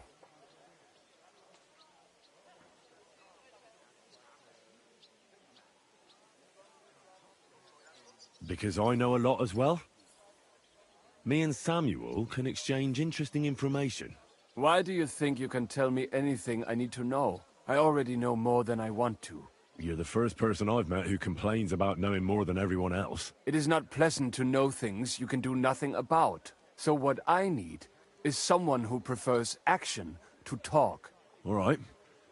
What do you suggest? An exchange. Something in return. I have this one problem none of my people can fix.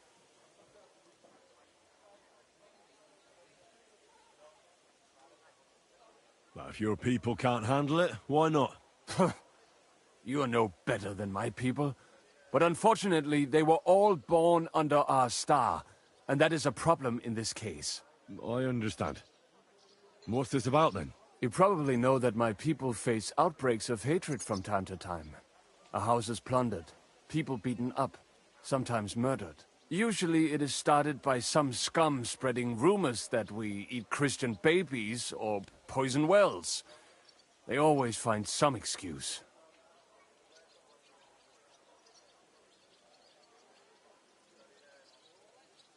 Well, those are usually debtors who don't want to repay their loans. That is what I used to think as well. It would make sense at least. But it is not that straightforward. There are those who do it just out of spite. And because they can get away with it. We are not Christians. We're not even people to them. But enough of that. I have heard that such people are meeting in an old abandoned house by the wall in the mining district. I need someone to get among them, find out what they are planning, and warn us in good time. Won't they be suspicious? Why? Their kind usually are not too bright. You just have to curse the Jews and say you want to join them. Do not worry. They will not check if you are circumcised. All right, I'll do it. And then you'll tell me all about Liechtenstein. Agreed. They usually meet at the start of the day. At the start of the day according to my calendar, or yours? I see you're in the know. At the start of my day, so when the first 3 stars come out. Right, so they meet after sunset.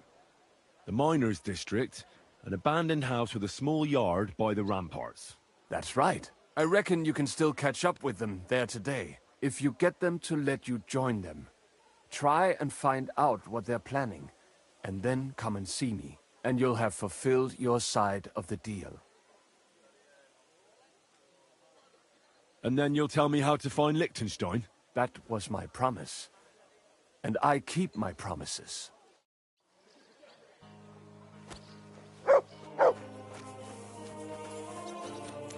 Put out fortifications you can't defend.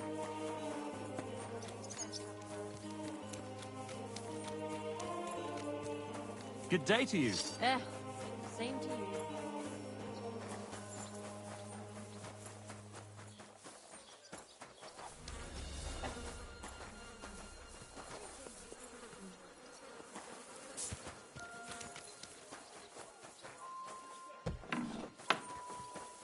I apologize.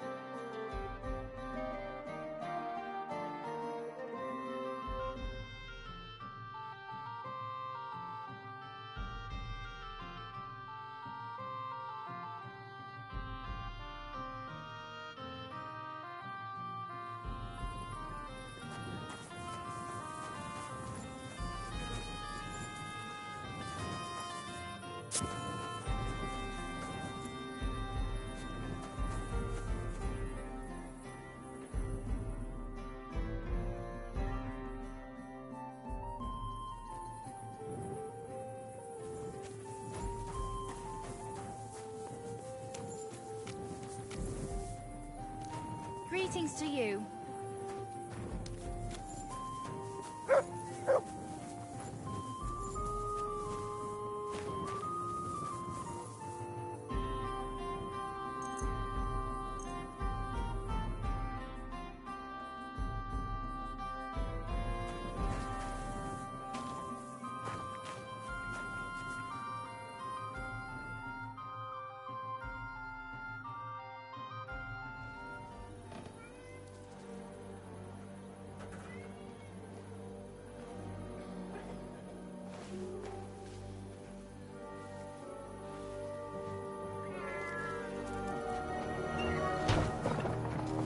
Hey! Hey! Open Huh. up! It's a trap. Open up!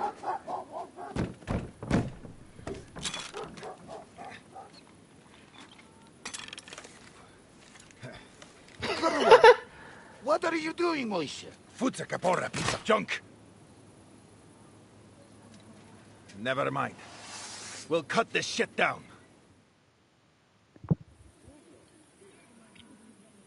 Sprich deine Gebete, Arschloch.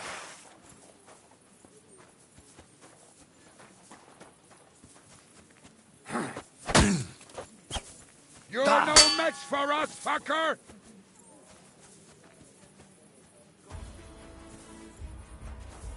There's no escape! Ha!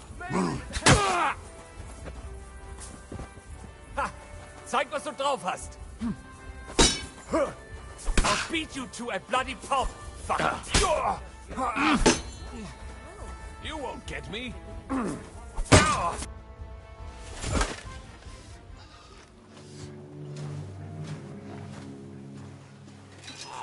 Wait, wait! Don't kill him! You're gonna beg for mercy? After this? We can make a deal. We have some of your people, we can exchange them. Our people? What the hell are you talking about? We caught some of them yesterday, trying to get to Liechtenstein, just like you. No, I'm after Liechtenstein because I need to talk to him. I'm not his enemy. But if you know where he is, you better take me to him. Right now. I have my orders. I'm not supposed to let anyone near him. Especially not someone who just beat my 2 best men. I'm not a fool.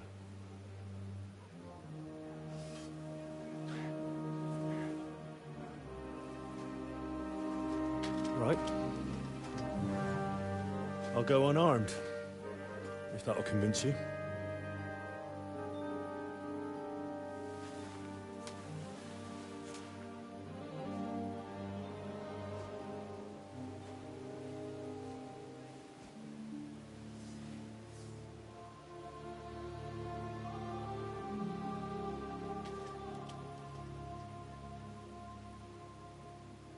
I'll trust you.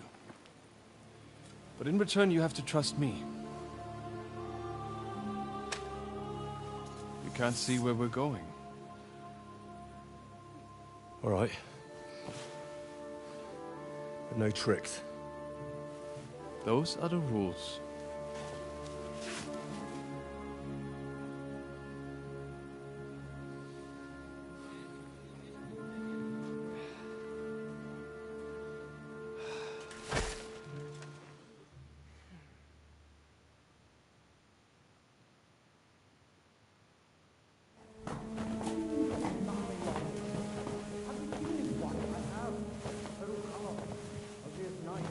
Wait.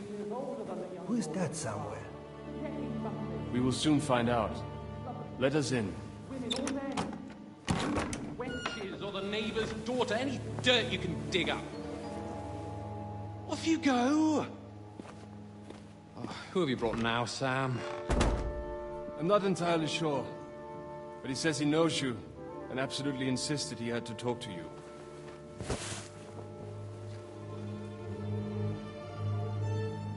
Ah. Of course. Henry. Lord Capon of Perkstein's page. We met on my visit to Rattay. He's all right. Lord Capon's escort.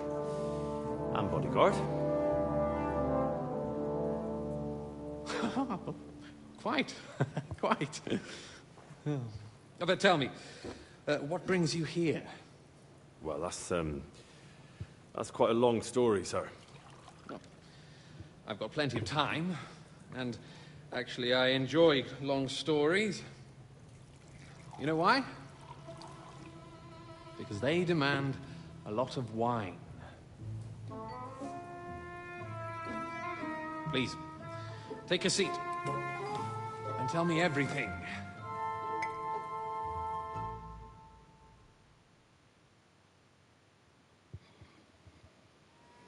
If I'm not mistaken, Jobst sent you to von Berkhoff with a message. How did that go?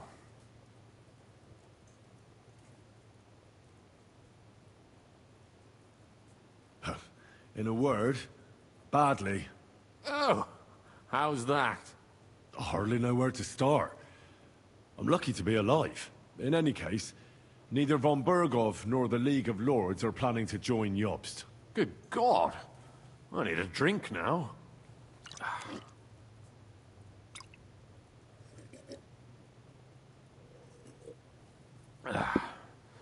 But did you manage to deliver the message in the end?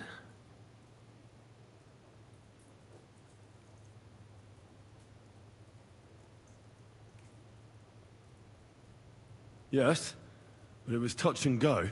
I like exciting stories. Well, you'll love this one then. Apart from being ambushed and almost killed, Capon ended up on the gallows for poaching. A nobleman? On the gallows for poaching? It was a mistake, of course. He really did have a noose round his neck, though.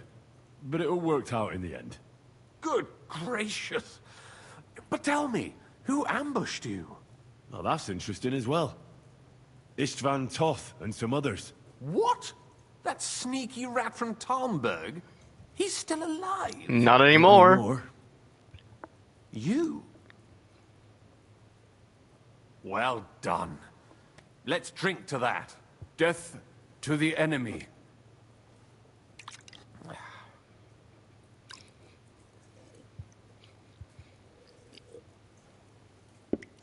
What happened next?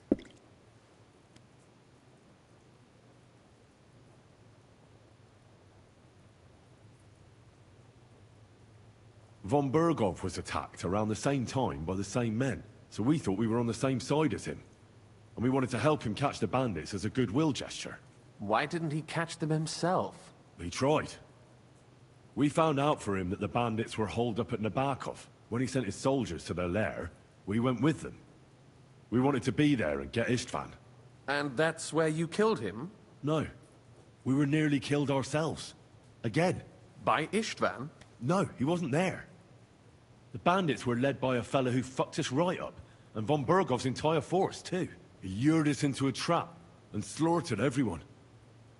Me and Capon were the only survivors.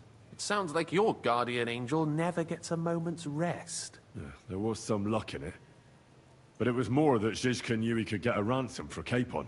Wait, Zizka? He's the one who almost killed you. Aye. He's called Jan Zizka, of Trotsnov. Well, blow me down. Zizka is in the service of Prokop of Luxembourg, King Wenceslas's cousin. Aye, we found that out as well.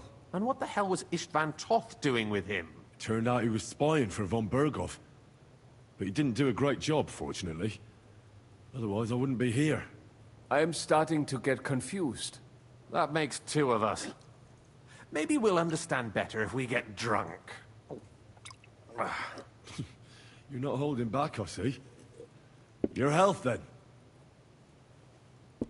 After Zizka took us prisoner, it finally became clear we were on the same side. And Istvan had to flee. So when did you kill that bastard? Not till some time later.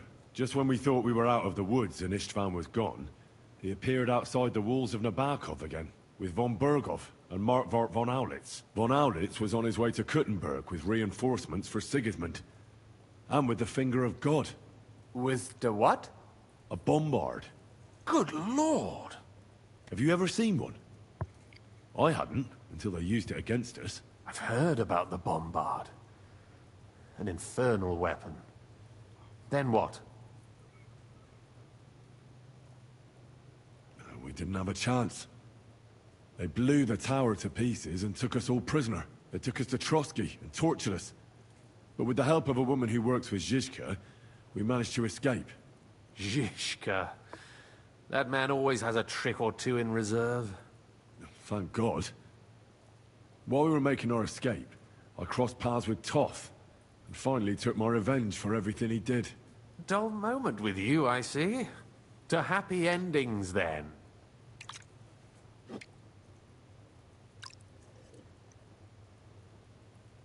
And where is Lord Capon? Or should I call him the Prince of Poachers? Well, the most fitting thing to call him would be hostage, because that's what he is now. A hostage? That's right. Von Berghoff took him with him. And that's why I'm here, in fact. Your original plan went badly awry, I must say. Well, it could have been worse. That's the way of the world. For my part, I'm forced into hiding, as you've probably noticed. They're after me as if I owed taxes. Ah, if only I knew what Jobst would say. I know exactly what he'd say as that happens. You do? I spoke to Jobst just after we arrived at Suchdal. He expressly forbade me to look for you, or try to rescue Capon. That damned... Did he say why? Aye. He said you can look after yourself. And as a nobleman, Capon has nothing to fear in captivity. Ah, Jobst. I must admit, I see his point. He has plans. He wants to take advantage of the truce while it lasts. And he doesn't want to provoke Sigismund into starting warring again. And he's probably right about Capon. Nobody's going to throw away the chance of a fat ransom, or waste a nice opportunity for blackmail. It's true I can take care of myself. But the old schemer could at least have warned me, whatever his plans might be. Zizka sees Jobst as a pain in the arse, too. I mean, he's not fond of him. And he doesn't approve of his plan. Then I expect he and I will see eye to eye. Although I prefer a different strategy to braining all and sundry with a mace. Even so, what brings you to me? You didn't take this risk just to tell me what Jobst is like, or that I should carry on with what I'm doing. No. My first concern is to rescue Lord Capon, whatever schemes Jobst is dreaming up. And then... And also, it's about your safety. My safety? You know, they tortured us. Zizka, Godwin and me. They asked about Jobst's plans and about you. I'd have held out, but Godwin... He told them where you were. Where I am? In this city, you mean? That's not such a terrible betrayal. Gutenberg is a big city. It's like looking for a needle in a haystack. Not that they have not tried. They almost caught you a couple of times. If it were not for my people. That's true, of course. But I'm not going to bear a grudge. The executioner always gets what he wants. And if he hadn't, we wouldn't be talking right now. Thank you. You don't know how much it means to me. Don't worry your head over it. If I was tortured, I'd tell them everything I knew before the iron was hot. Well, thanks. But I'd regret it as well. I don't like pain, that's all. Nevertheless, let's turn the page. Capon. How do you plan to free him? That's exactly why I came to see you. Oh. How's that?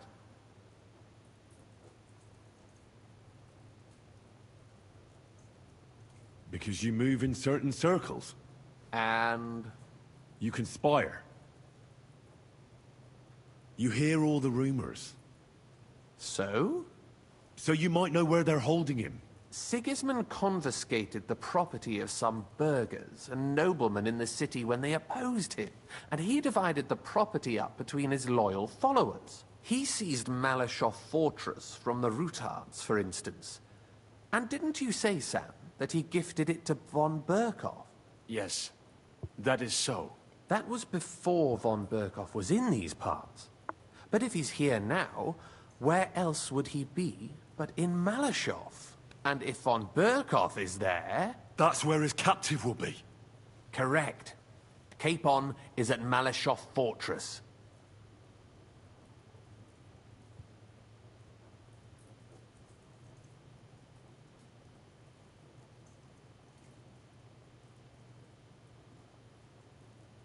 Well, that's fucked then. How the hell three of us conquer a fortress, and one of us a woman? That's a conquest I'd like to see. It would go down in history. The history of suicidal madness. You can't just launch an assault on Malashov. It's a strong fortress. We'll need a cunning plan. Or long ladders and lots of men. That could be arranged, maybe. Careful! Jobst ordered us not to stir up trouble. And this would be serious trouble. But if Capon simply vanished... Vanished how, exactly? I don't know yet. But like I said, Malashov belonged to the Rutards. And I'm sure they're not keen on the new tenant. I think if you pay a visit to Sir Kunslin Rutard and convince him you have common interests, he'll be happy to think up a solution with you. Like what? Who knows? Perhaps Lord Rutard knows of a back door into his old home, and he might not be averse to an arrangement with someone who'll help him take revenge. Someone like you.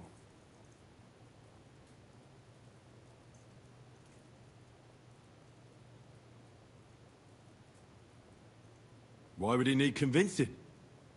You said he had had a serious quarrel with Sigismund. Sigismund has made many enemies in Kuttenberg.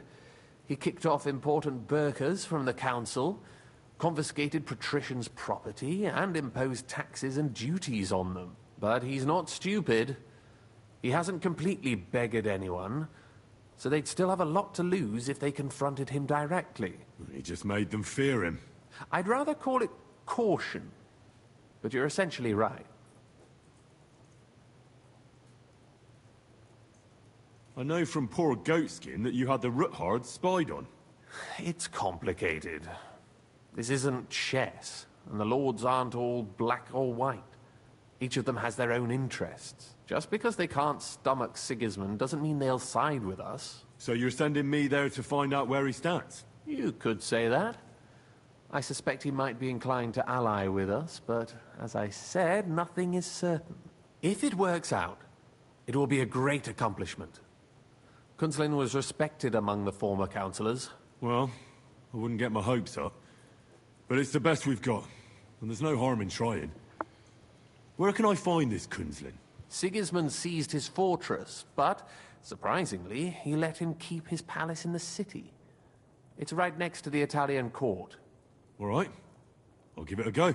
Once you have some news, you know where to find me.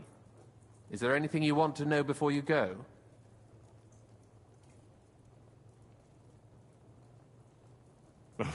Come to think of it, I've no idea where we actually are. Of course. I'd forgotten how you got here. We're in the Jewish quarter, in the basement of the King Solomon Tavern, below my tavern. Goyim do not just wander in here, but I will tell my people you are with us. Thanks a whole lot.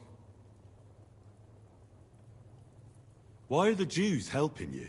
Because I asked them to. Most Christians avoid Jews, and probably wouldn't even think of looking for something or someone here. Besides, the local Jewish community have no love for Sigismund or von Berkov, so I don't have to worry about someone ratting me out. They know von Berkov? Sadly, they do. Von Berkov instigated a pogrom in Prague. Not long ago, our new king gave him his blessing. Those who survived fled here or to Colleen. What are you doing here in Kuttenberg? That's a good question. Jobst thinks I'm his spy. You're not. I gave him some information before I had to go into hiding, but it's complicated. Jobst thinks, quite foolishly I might say, that he'll be able to make a deal with Sigismund. You don't believe Jobst's plan will work? Trusting your own plan tends to be a big mistake. It's better to assume something will go wrong. That's why I always have at least 2 plans, and the backup includes all of Sigismund's opponents. The city is full to the brim with them. Nearly every noble house has lost some property to him. They can't do much on their own, but if they joined forces, now that could make a difference. All right. I'll set off now. Good luck. It was good to see you again, Henry. And be careful. There's bound to be spies swarming around the palace. This city isn't safe. Tell me about it. Danger is my daily bread these days.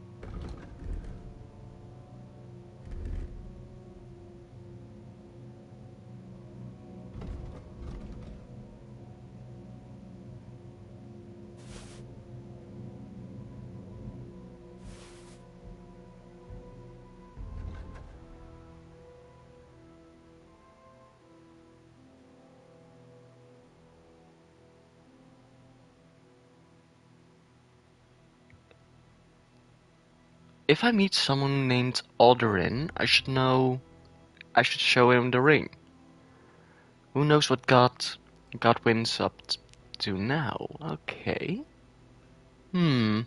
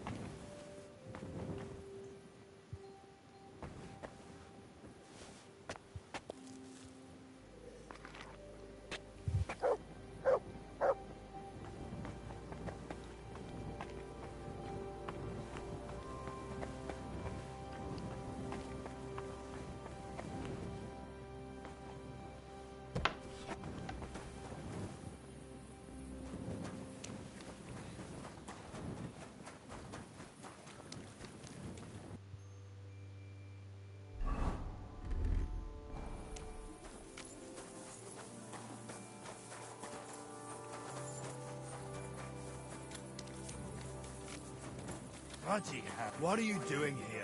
It hasn't been safe around here as of late. Greetings. I'm glad we have people like you keeping watch after dusk. My respects. Thanks.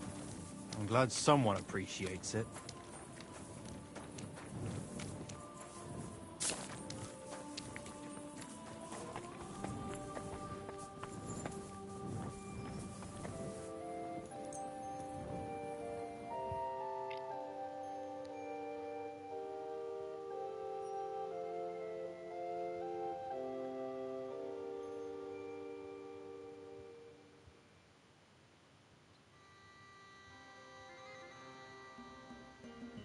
Oh, Freund.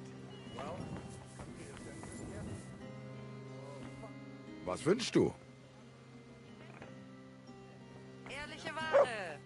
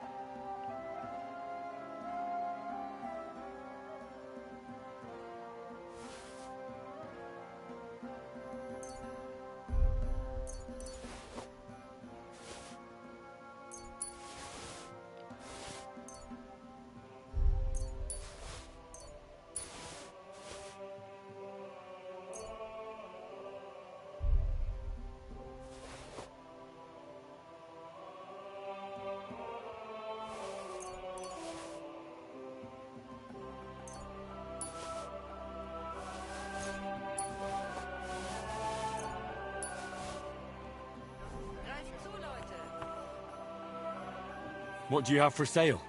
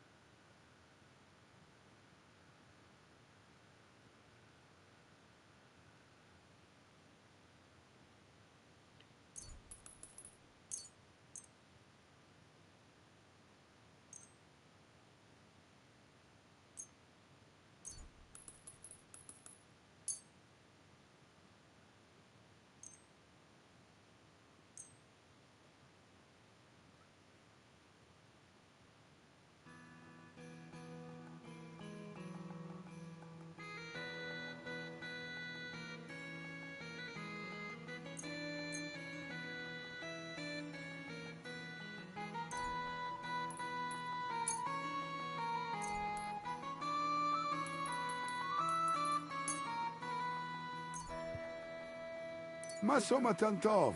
Sei gesund.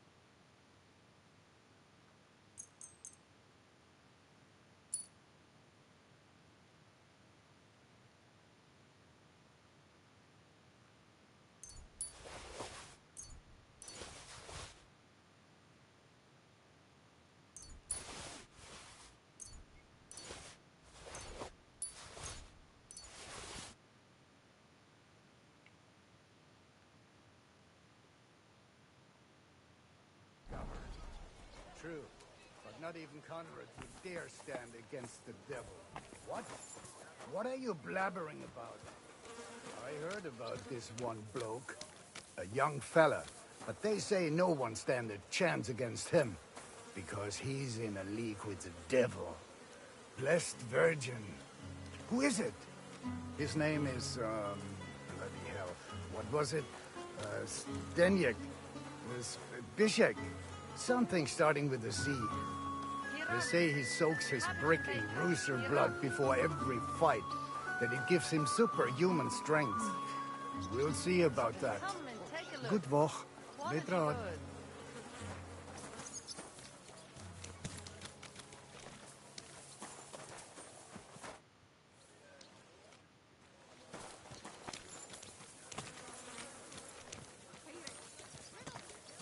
Oh, excuse me. The tournament's supposed to be a celebration of the city, and all that fencing's just a bit of fun.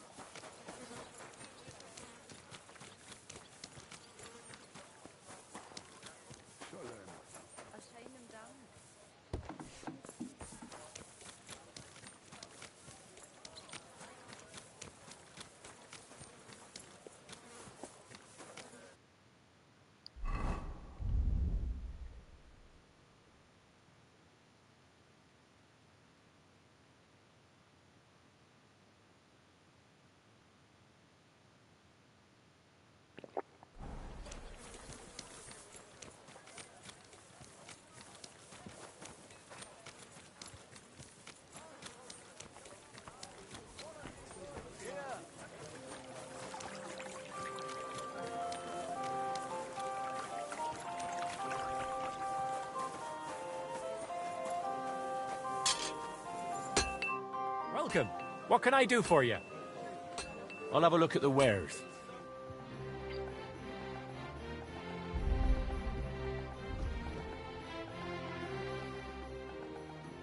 Come and take your pick. What would you like, sir? I'll have a look at the wares.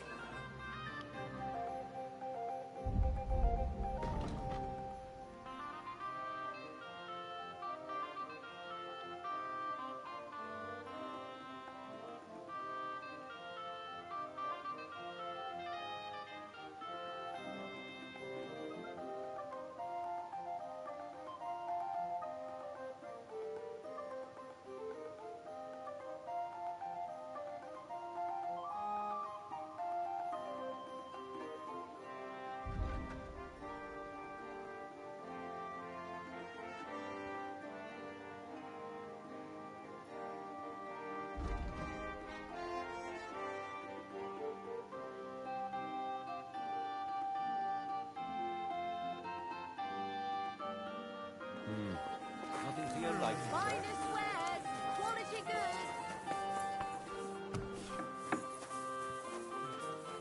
Greetings. What do you need? I'll have a look at the wares.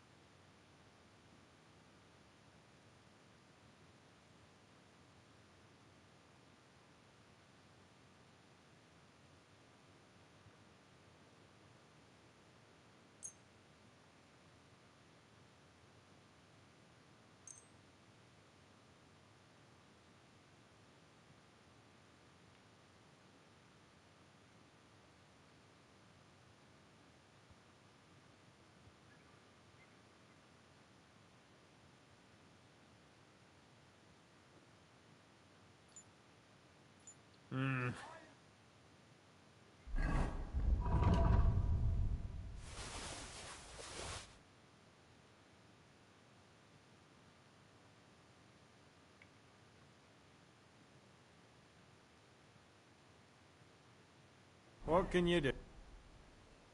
What do you have for sale?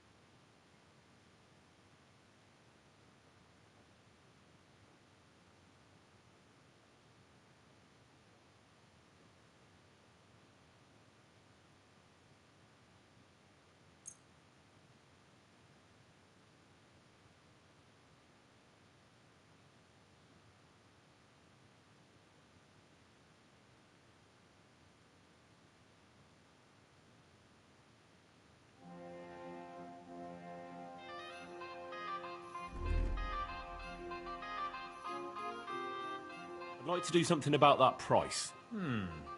Very well.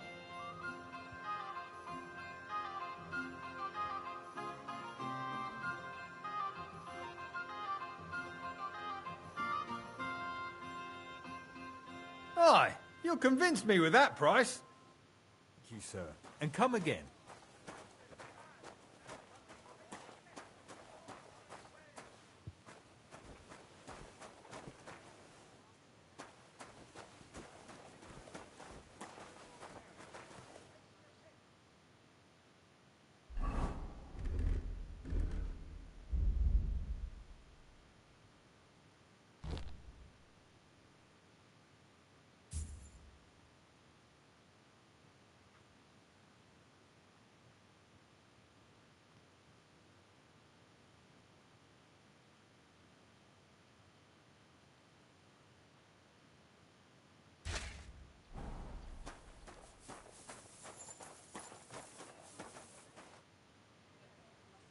I'll have a look at the wares.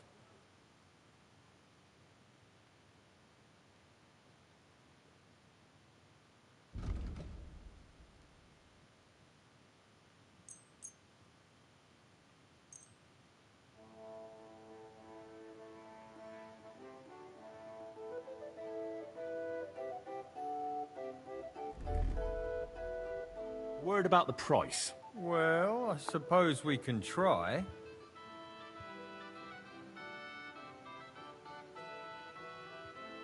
How's this? That sounds really... Aye, you'll convince me with that price.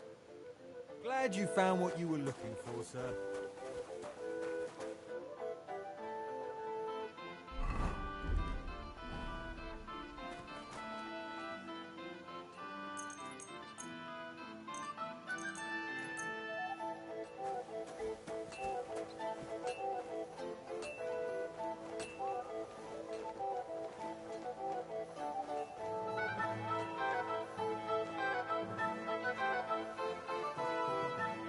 Who's there?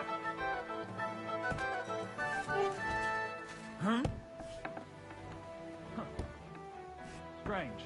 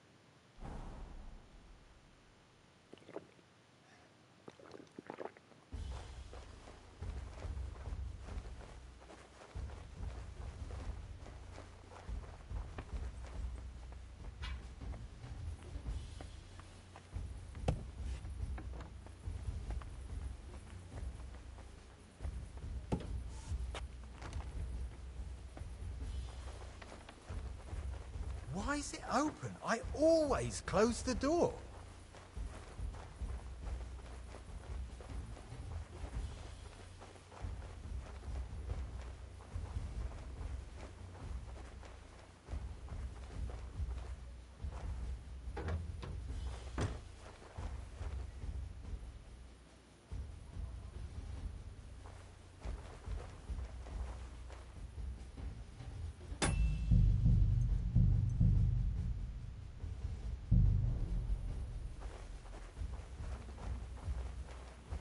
That's odd. Who opened this? Huh? I heard something.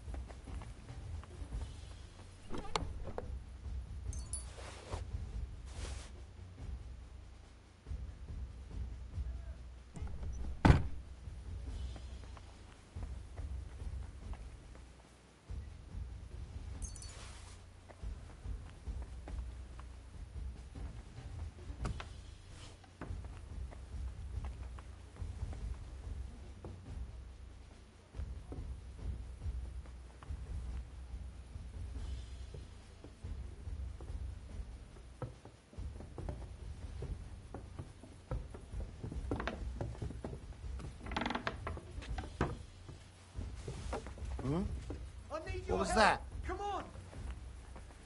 Did I imagine it? Damn it. I'll have a look to see if I've been wrong. Nothing, I suppose.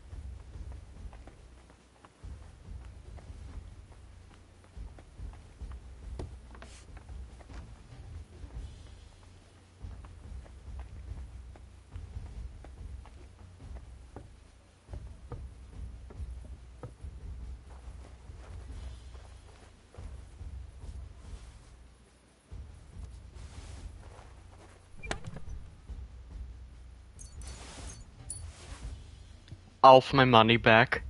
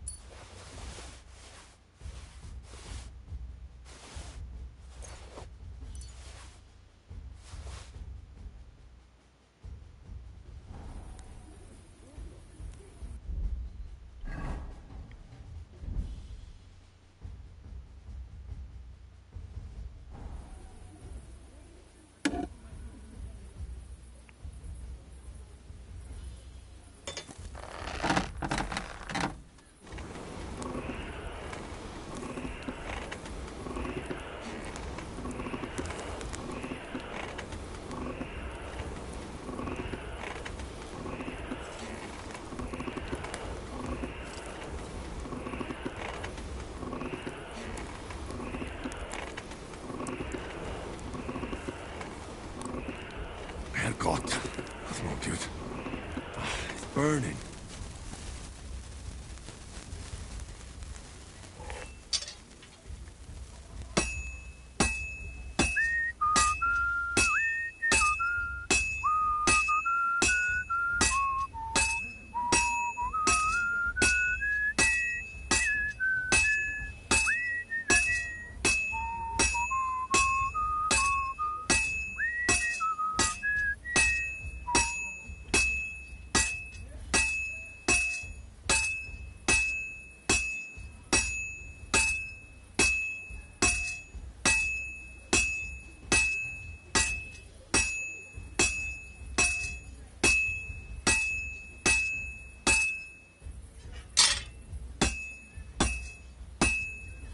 That looks good. Now just to temper it.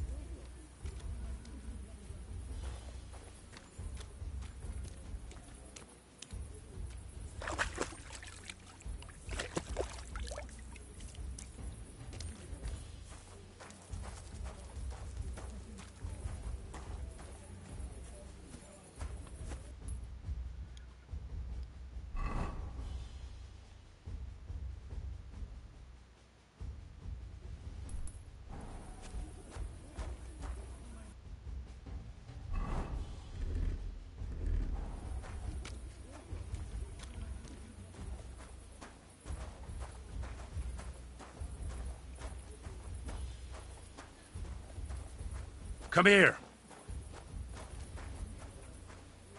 Here, mutt.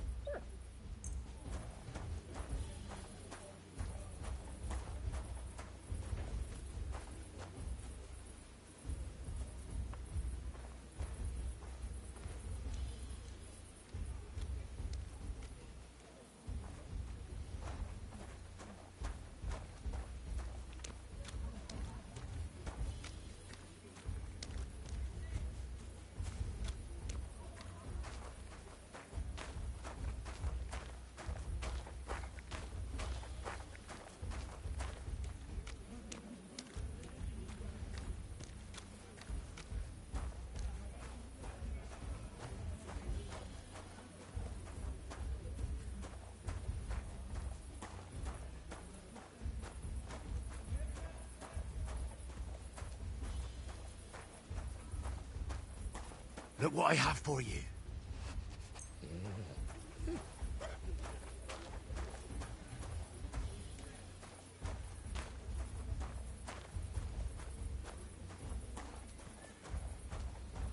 Look what I have for you.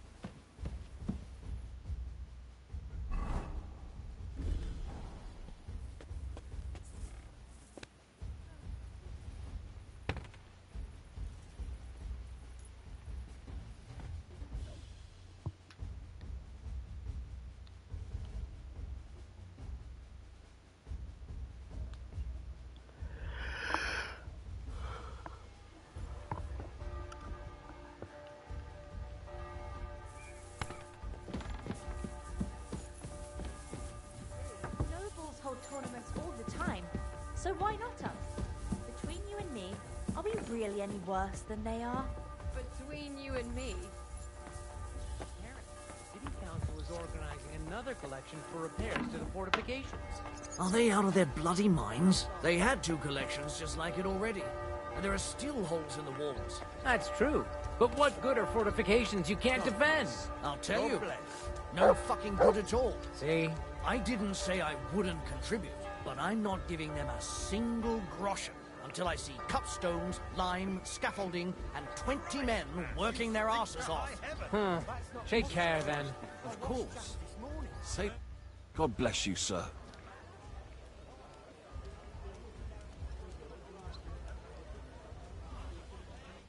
Bless you, sir. Get out of here and have a proper wash. Oh. All right. God be with you. Thank you, sir.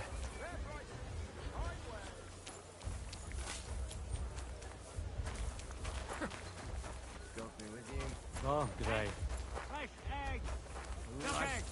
Big and small.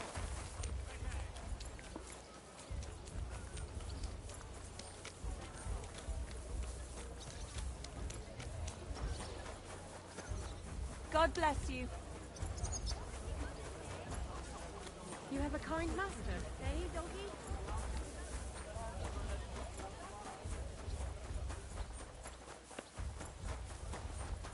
Oh, Christ. Pardon me.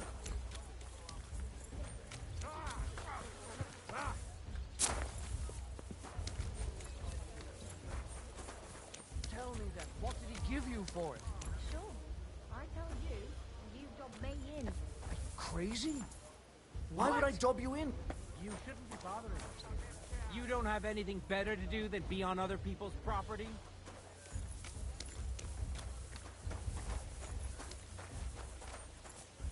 God be with you, Mike.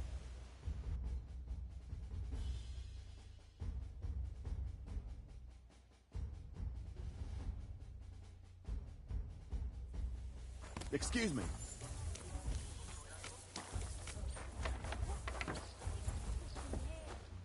What do you need, sir?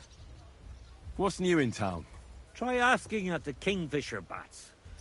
I hear the proprietor has some trouble. Betty the bathkeeper? Problems? Aye, that's the one. Some difficulty with the city council or something. But that's all I know. It would be better to ask her directly. Aye, I'll do that. She's a friend of mine. And that's about it. Sounds interesting. Thanks, innkeeper.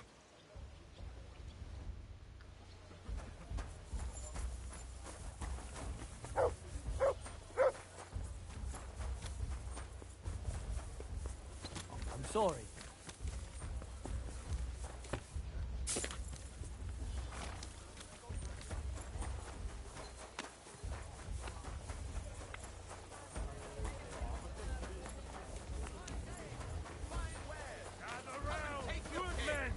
So you can avoid danger. Hear what I say about the greatest evil of all. I'm sorry. The one called woman. They look like angels on the outside.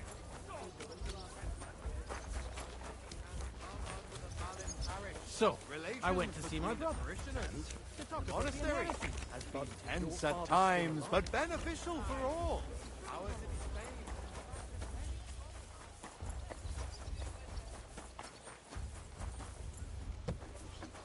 God bless.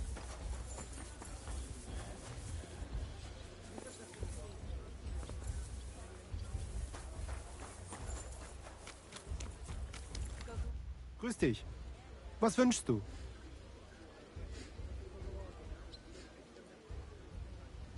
I'd like to learn a few things. Warum nicht? What can I do for you?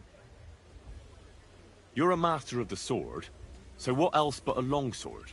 I want to learn everything, so I can be your equal. You certainly do not lack in confidence, und das ist gut.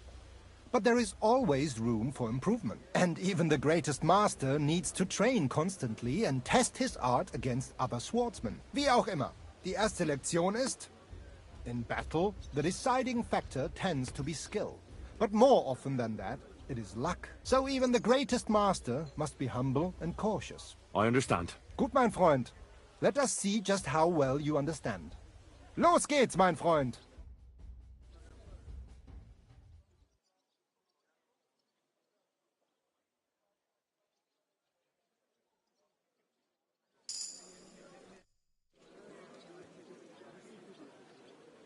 I'd like to learn a new combat technique. Ja, natürlich. That is why I am here, is it not? If you are interested in ringen, I show you one good hold.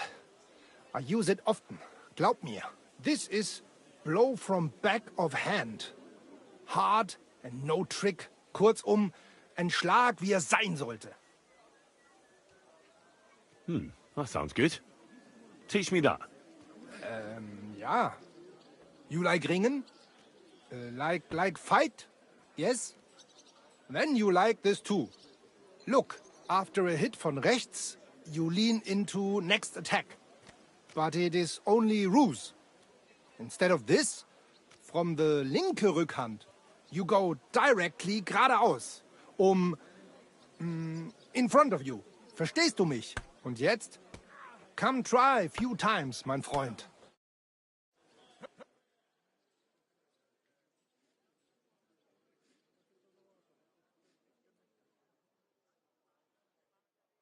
Und? Es ist doch gut, oder? May it serve you. I'd like to learn a new combat technique. Aber ja, warum nicht? If you like a fight with mace or axe, I show you how to stomp opponent to ground. It may be complicated, but is powerful technique and you can use shield with it. Was sagst du dazu? That sounds good. Teach me that. Natürlich. I know this is something for you. Also, hör zu. Zuerst a few straight hits and then quick step ins Gesicht. Then turn weapon and cut an ankle when turning. Es klingt vielleicht kompliziert, but it is damn effective. Und jetzt? Come try a few times, mein Freund.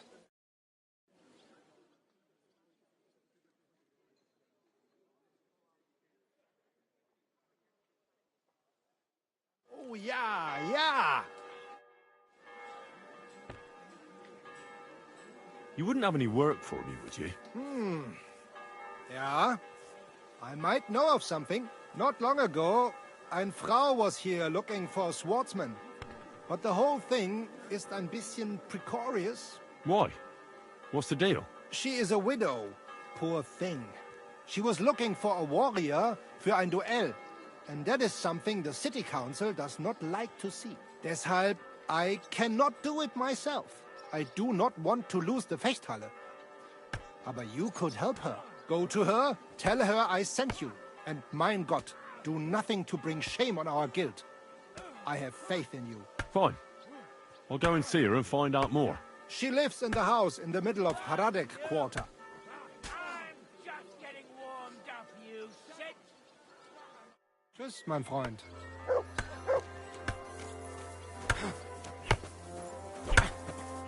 Schönen Tag. Was willst du? I'd like to improve my swordplay. Es kommt darauf an. What would you like? Show me the best tricks that can be done with a polearm. Warum nicht? One great master has said, what is long is not short. And keeping your opponent away from your body, that is most basic. A solid center of the gravity and good distance must you have. You must not let anything knock you off balance. And also, a good fighter knows how to use the both ends of the polearm. I will show you what I mean. Also, auf geht's!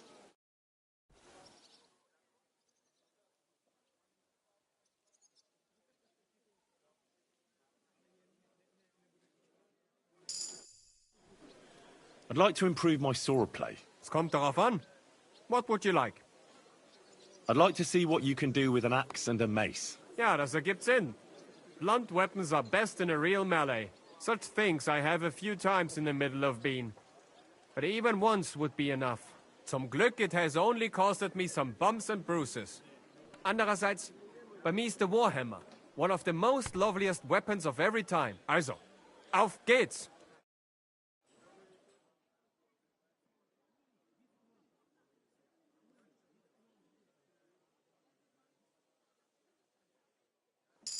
Braver Köter. Ganz brav.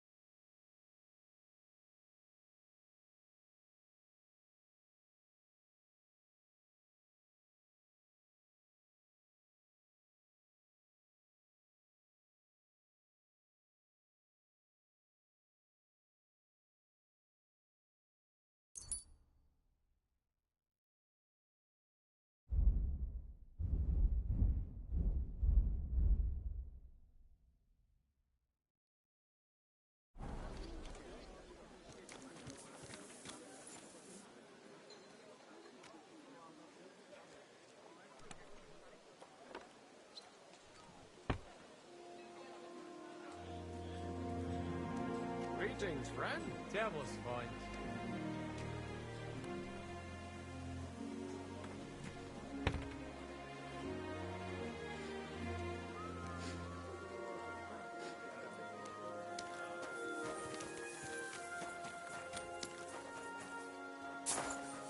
You shouldn't be walking around by yourself.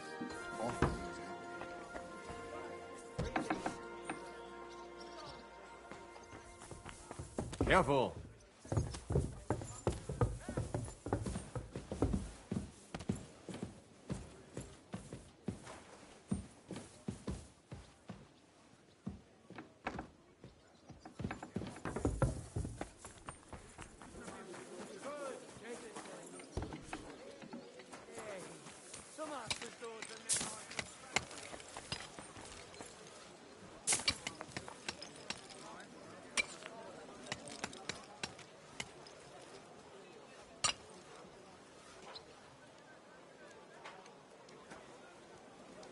How's the family? How are you coping? You wouldn't believe how small a big house can feel sometimes. I bet. But you've got a heart of gold. There's no denying that. They had nowhere else to go. But at least they The thought of the whole region being full of these foreigners with that.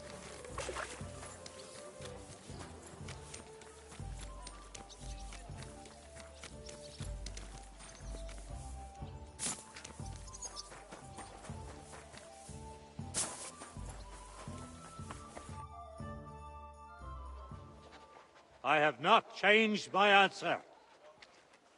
I will not sell you the rights to my mines. Not today, not tomorrow, nor in 100 years. You will not get your hands on my silver. You forget. I have influential friends. If you won't sell the mines, you'll lose them. Just like Malishov. Along with your life, if you defy me.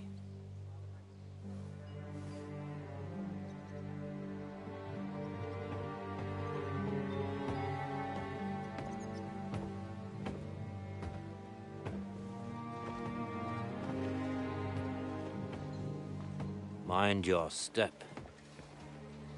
Two can play that game.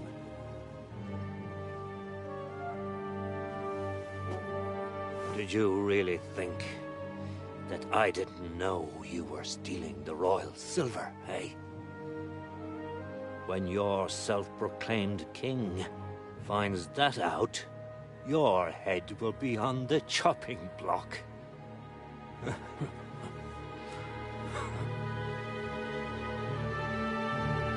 Seize that traitor!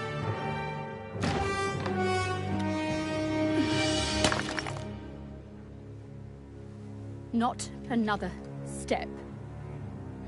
You'll get yours too, turtle dove.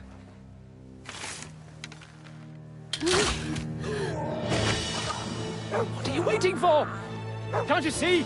They're threatening the Royal Mint Master!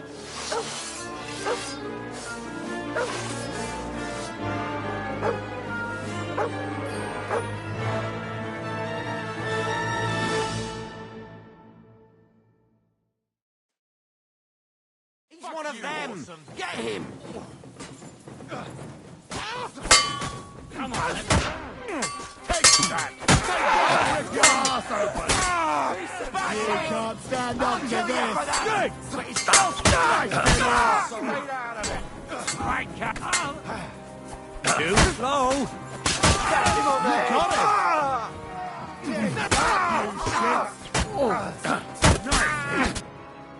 Ah, damn. They gave me a going over. Good thing you showed up, lad. You all right, sir? Looks like you took some hits. It's just a scratch. Papa! My God! You're hurt! I'm all right. What the hell was that, Rosa? I saved your life. Didn't you notice? We would have been in the right if you hadn't taken the shot. Now we have the blood of the king's men on our hands. Do you have any idea what this means? Was I supposed to let one of Sigismund's lackeys insult us in our own home? And you thought this was a better solution? You know what? Let's just leave it be. I don't want to argue in front of the young man here. Apologies for the mess, stranger. There aren't usually so many corpses strewn about our courtyard.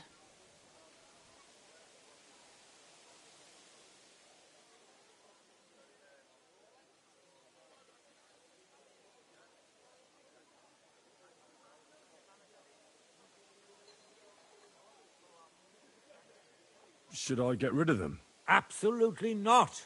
We'll call the guards and tell them what happened. That Ulrich Vavak and his men attacked us for no reason. You think that will make them let us off the hook? Not for free. But knowing young Plymouth, the commander of the guard, I'm sure he won't refuse my coin. But back to you, lad. Who are you? And why have you graced us with your visit? I'm Henry of Scalitz, squire to Lord Capon of Perkstein. Pleased to meet you. Conslin Routard. And this feisty creature here is my daughter Rosa. Like father, like daughter. Why did your master send you to me, Henry? He didn't, sir. Unfortunately, he's in enemy captivity. We're sorry to hear that. But I plan to rescue him. And I believe you can help me with that. We can? How? Lord Capon is held at Malishov. Our Malishov? I don't envy him. I was planning on fixing the roof before they took it from us. It's full of leaks. I doubt its new master will lift a finger to do anything about it. But tell me, why would I meddle in matters that don't concern me?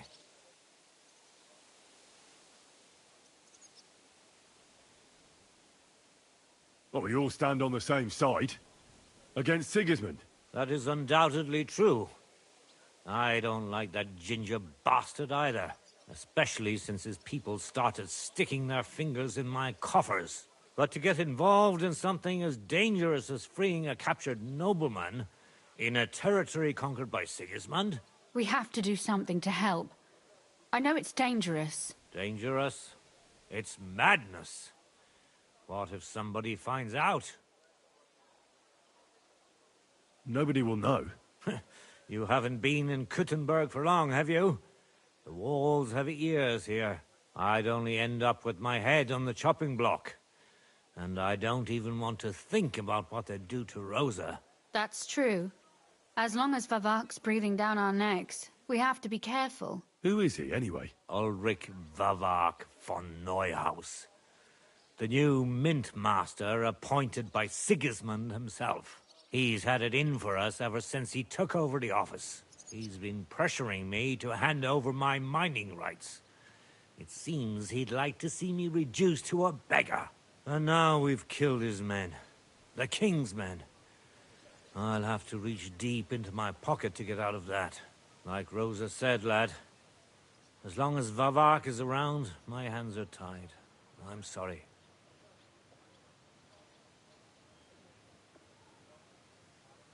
Then let's get rid of Vavak. He must have some weakness, right? There may be one. It's obvious Vavak is getting richer than his office warrants. There are rumors going around that he's stealing the king's silver. He even uses it to mint counterfeit groschen, using a fake dye. If Sigismund were to find out, he'd have him executed at once, regardless of his noble blood.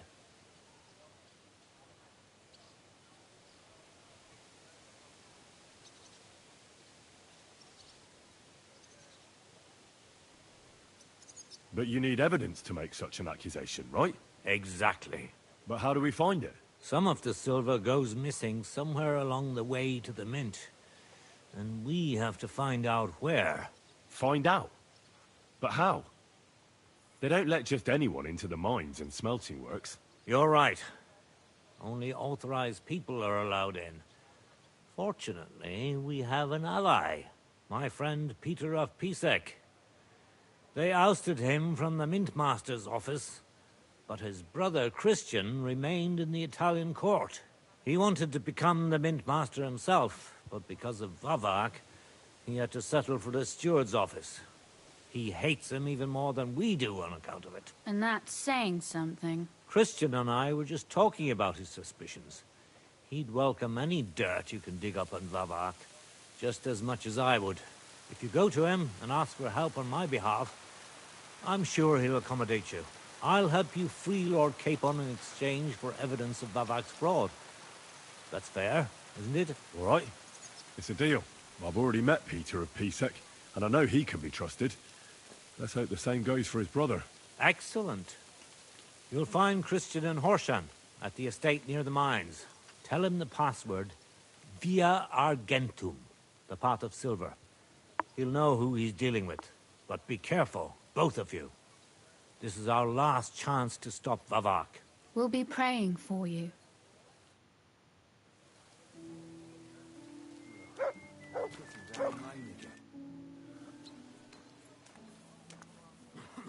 Well, what should I say to him?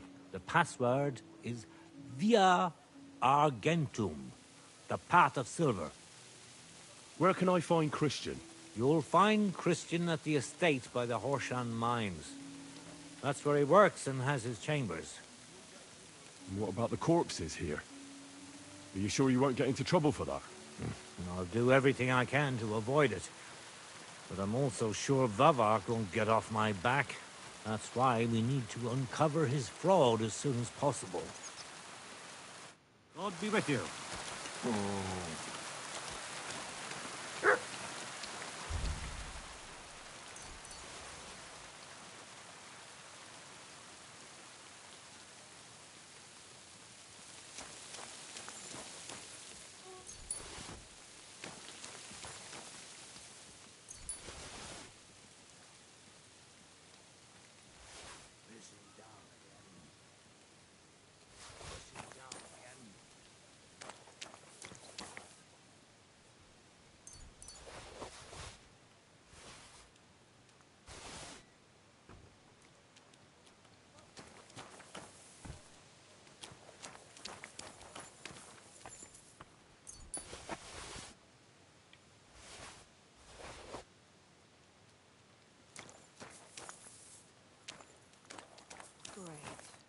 sitting down again.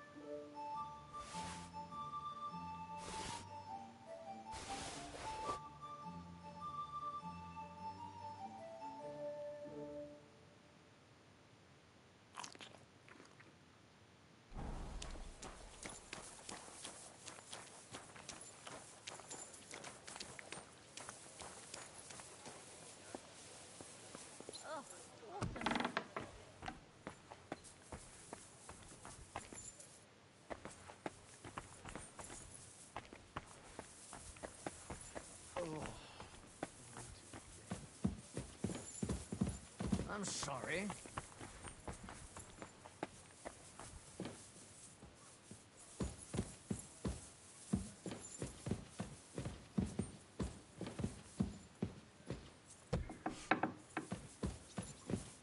Take care of yourself, stranger. I hope you come back to us soon.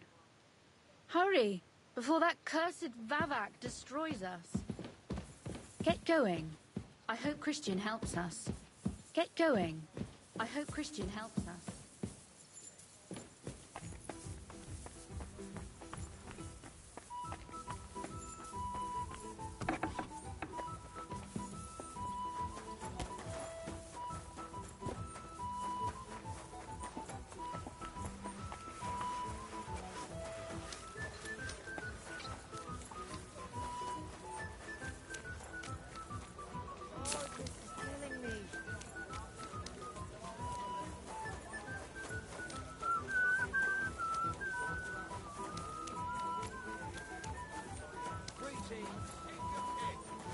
You shouldn't be walking around by yourself. Awful things happen here. For some fine wares.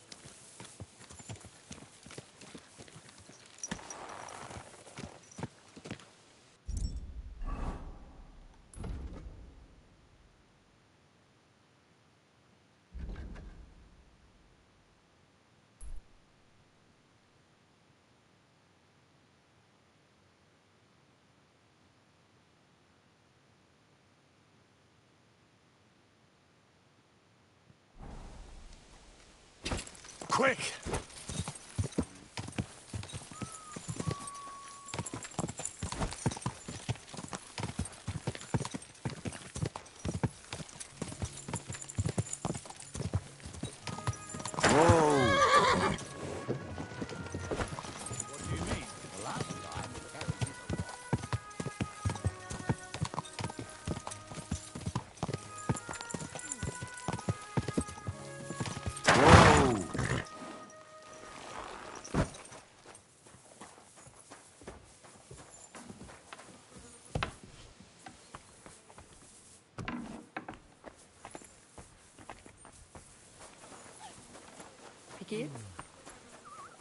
You're new here, right? Can I... I'll be with you. Was there something you wanted? Maybe. Maybe not. We'll see. What's your name, pal? Henry. Kvietoslav. Pleased to meet you. Well, Henry, you can't read and write by any chance? I can. Brilliant. You're just the man I've been waiting for. Really? What do you need? Someone trustworthy who could help me write this business letter. And you were just waiting in case one happened to walk past? Isn't there a scribe in Kuttenberg? Of course there is. It's just that I don't trust the bugger. And his assistant, even worse. While you strike me as a trustworthy fella. What's more, I can tell at first glance you ain't local, so my trade secrets are of no use to you. So, you want me to write a letter for you and keep it hush-hush? I couldn't have put it better myself. What kind of letter is it, exactly? Like I said, it's an important business letter. There's some matter I need to settle with this Kuttenberg burger. Are you offering him something? Aye. You could say that, actually. It's kind of like a business offer. What do I get for writing it? A whole heap of coin, pal. It's really important for me. I don't mind giving you a groschen for every word. Really? How long will the letter be? Very long. There's a lot I need to say. All right. I'm certain we can work something out. Brilliant. But before we get started, could you take a look at this? Just to test you. What's this supposed to be? I was given this here parchment by one wandering student. He said it's a love poem. How many miles you've wandered at such a grueling pace? Rest your feet, dear maiden. Sit here upon my face. That sounds more like bawdy verse than a love letter. Is that what it says? Bugger. You know what? You can keep it. But it's clear you can read, so let's get down to work. Where are we going to write the letter? I can see neither parchment nor an inkwell here. Oh no, we can't write it here. Too many curious ears round here. Well then... You have to go to Kuttenberg, in the northern part of town, known as the Miners' District. I have my office. Enter the city by that gate. Keep going straight until you pass the town hall. Keep the markets on your right. Go as far as the city wall, and there it is. The building may look a bit run down from outside, but don't worry about that. Go in, and my business partners will be waiting for you there. Hold on. You're not coming with me? I'm afraid I've got things to be doing. But don't worry. My partners know what to do, and they'll pay you. Can't you tell me anything more about the letter? Nothing to tell. Like I said, I'm in a wrangle with this rich burger, and I need to get him to come to the table. And what better way than a nicely written letter? Right, so I go to the city, and in the Miners' District, I find your office. Well, they'll dictate the letter to me and pay me. That's right. There's one more thing, though. Tell them two in the office that justice is worth more than silver, so they know it's me what sent you. You have a password? Why? You know, when coin's at stake, you can't trust anyone. But that's enough chit-chat. Off you go, don't keep them waiting. And welcome to the world of Kuttenberg businessmen. It was good to see you, my friend.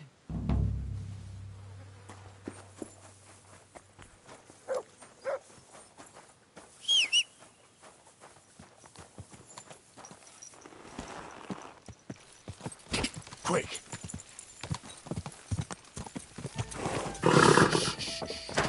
Easy, good horse.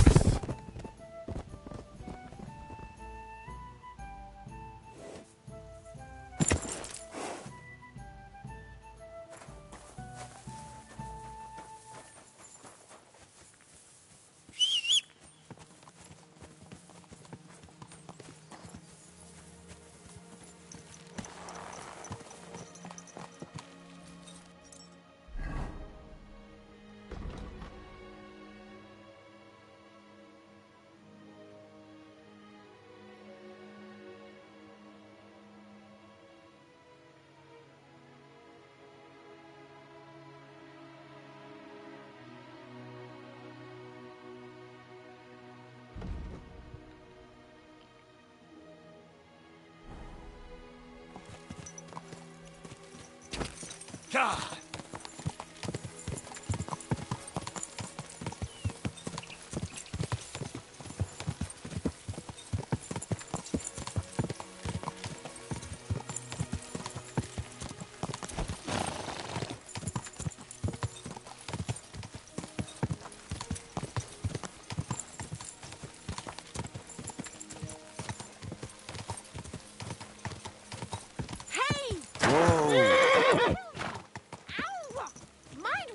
going?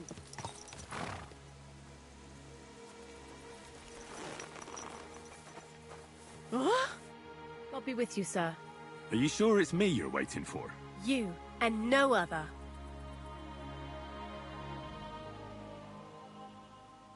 Do we know each other? You don't look familiar. No, we don't. But we were destined to meet. What do you mean? I dreamt about you on St. John's Eve, and then again a few more times. Are you confusing me with someone else? Oh, no. I had a dream about you, and you looked exactly like this. Those eyes, the hair, that nose, exactly as I remember it. Well, all right. What is it you need? What do you think? A groom. A groom? It's a little hasty for my liking. I mean, I've never seen you before in my life. That is of no matter. See, on St. John's Eve, all us village girls floated wreaths. Hannah's bobbed its way to the other bank. Eliza's fell to pieces, but mine floated the furthest of all. And then that night, I dreamt of you.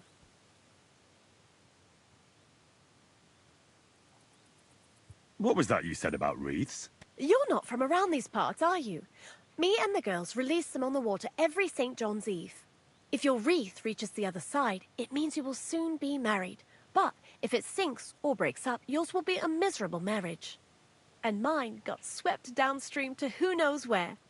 And that means... When I wed, my husband will take me away from here. You say you dreamt about me? And more than once at that. But the first time was on St. John's Eve, and that means something. Does it now? And what? That it will come true.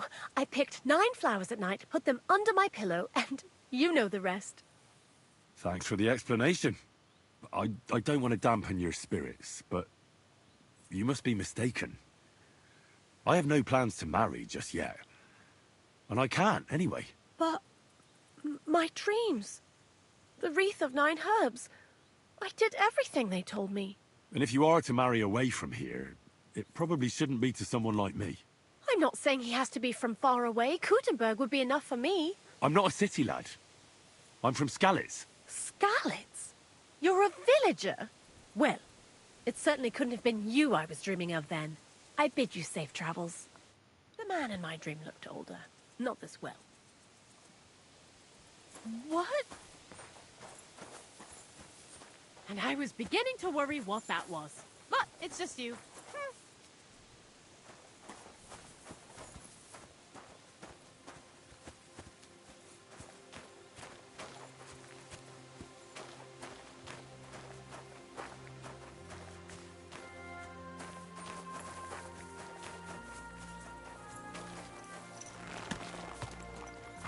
Go!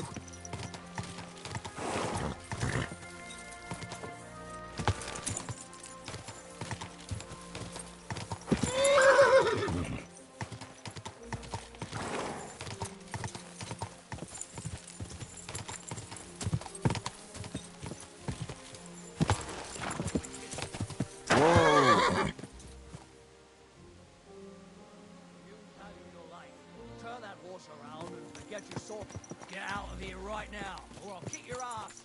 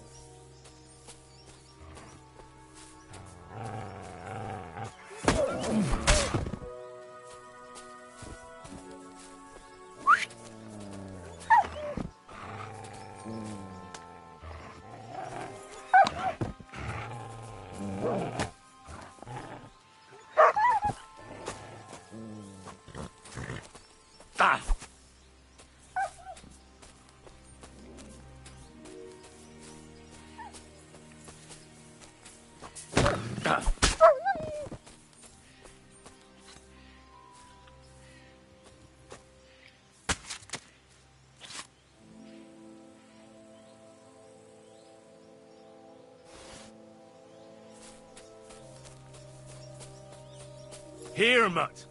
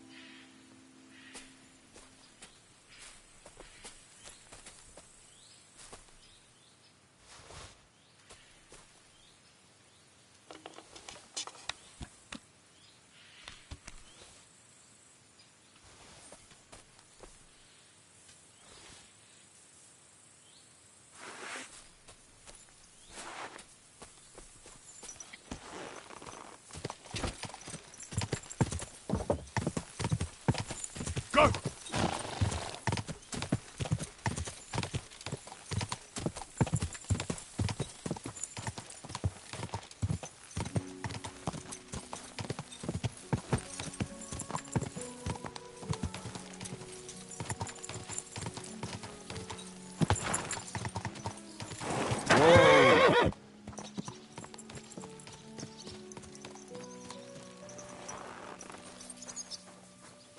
So, I went to see my brother. And? To talk about the inheritance. But your father's still alive, isn't he? Aye, but he drools all over himself, and he gets this feeling that his time's nearly up. Doesn't get it off. Nearly all the time.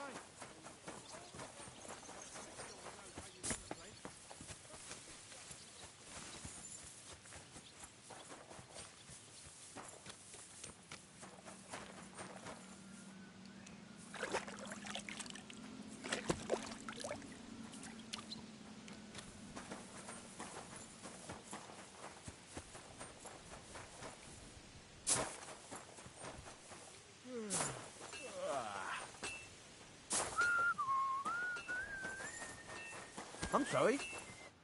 You're a Christian of Pisek? I am. What do you need? Kunzlin Ruthard sent me. About Via Argentum. I see. But I'm afraid I don't have good news for Sir Kunzling. I haven't made much progress regarding the matter we discussed. I just don't have the time to investigate. I'm always needed somewhere, and there's always someone following me around.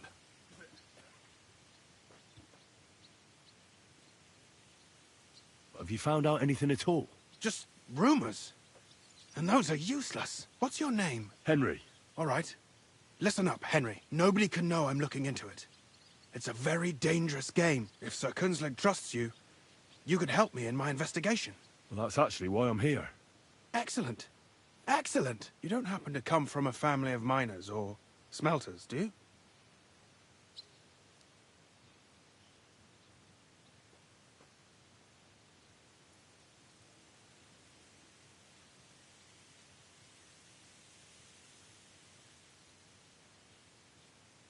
My real father is a nobleman. He oversaw the royal mines in Skalitz. You don't say? You're the son of Radzig Kobula. You know him? Not personally. But I'm well informed about the silver mines in the kingdom, and their overseers. What happened in Skalitz was a great tragedy for the entire kingdom. It was one of the highest yielding mines. How much did your father tell you about its operation? Hardly anything, actually. Oh? Well, never mind. We can fix that. I'll be happy to tell you everything you need to know. Now, follow me, please. We need to talk somewhere in private.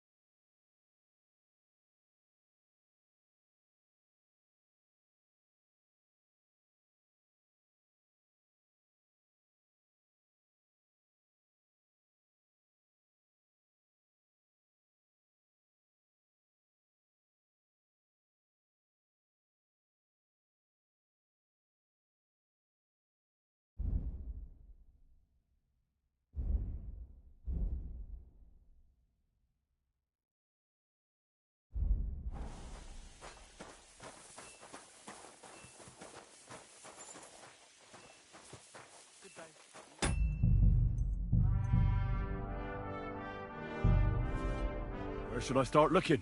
Straight to the point. I like that. We know for a fact the silver must be getting lost somewhere on its way to the mint. That means it would be best to discreetly inspect all operations and find out where the problem is. First of all, you should ask miners from every shift how many corves they mine in a day. After that, we'll compare the numbers to the mine record books and see. But the yields aren't the same every day, right? True. That's why we have to focus on one particular day. For example, the other day, on the Feast of St. Petronilla, Foreman Fett was beaming and bragging to me about how much it helped. Mined out.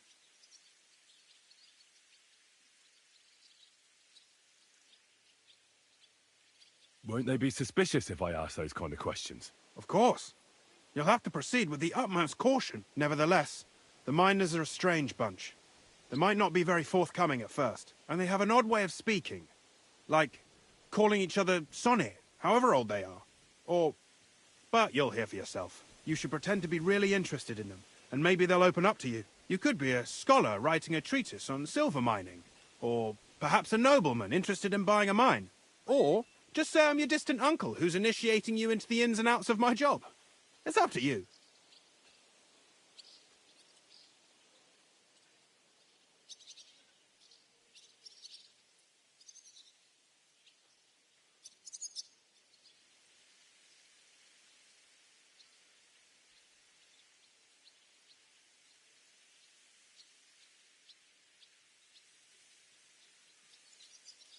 I reckon I could pose as a curious scholar. Suit yourself.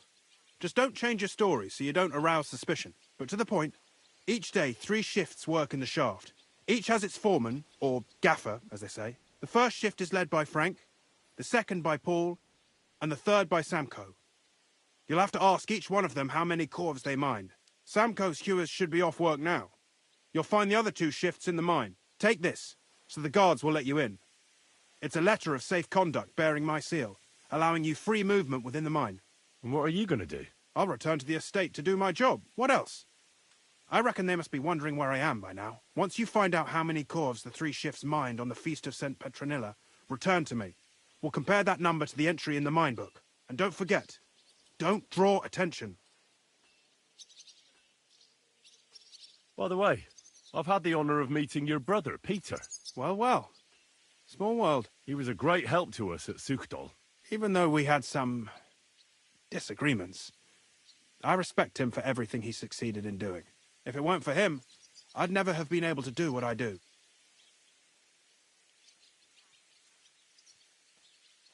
Who owns the silver that's mined here? All the silver in the Kingdom of Bohemia belongs to the king, whether it's above ground or still below it. Though I'm sure you understand, the king has a lot on his mind, and he can't be expected to worry about mining, so he leases out the mining rights to his tenants. It's called the Burgergal. There's a lot of money in it. The tenants have to pay the king, and the king also receives a share of the pure silver from the smelting works. That's the royal tithe. What is this path of silver, anyway? It's the whole process, from digging the silver ore out of the ground and processing it, to minting silver coins. Silver is found in ore veins underground. The pitmen mine it and get it to the surface. The chief foreman of a gallery counts the corves, and the assayer estimates the purchase price of the ore for the smelter. The raw ore goes to the smelter, where it's crushed in a stamp mill before it can be purified by roasting. Roasted ore goes to the furnaces, where it's smelted into raw and then pure silver. Silver is then cast into rods about as thick as your little finger. Can any silver get lost? It can. And unfortunately, it does happen. It may be a capital offence, but even that won't deter everyone. Most often, a pitman tries to smuggle pieces of ore under his clothes. It doesn't end well. Nevertheless, the entire path of the silver, from the ore beneath the ground to minted coins, is closely guarded. Every step is recorded in the books, so if someone is stealing large quantities, they must have it pretty damn well figured out. Who checks the royal share? The royal mint master and his subordinates are responsible for collecting the royal share. That also means me and the shaft foreman. That is why every step of the path of silver is monitored and recorded, starting with how much ore is mined. The smelting works owners don't have to be monitored as closely, since they buy the ore from us. It's in their best interest to get the highest possible yield after deducting the royal share. Who makes money from all this? The thing is, everyone does. Pitmen get paid for mining in the shaft. Mine operators get paid for raw ore. The smelters then smelt everything, sell the pure silver, and deduct the raw tithe. The silver rubs off on the hands of anyone who even touches it. But there's still enough left over for the king.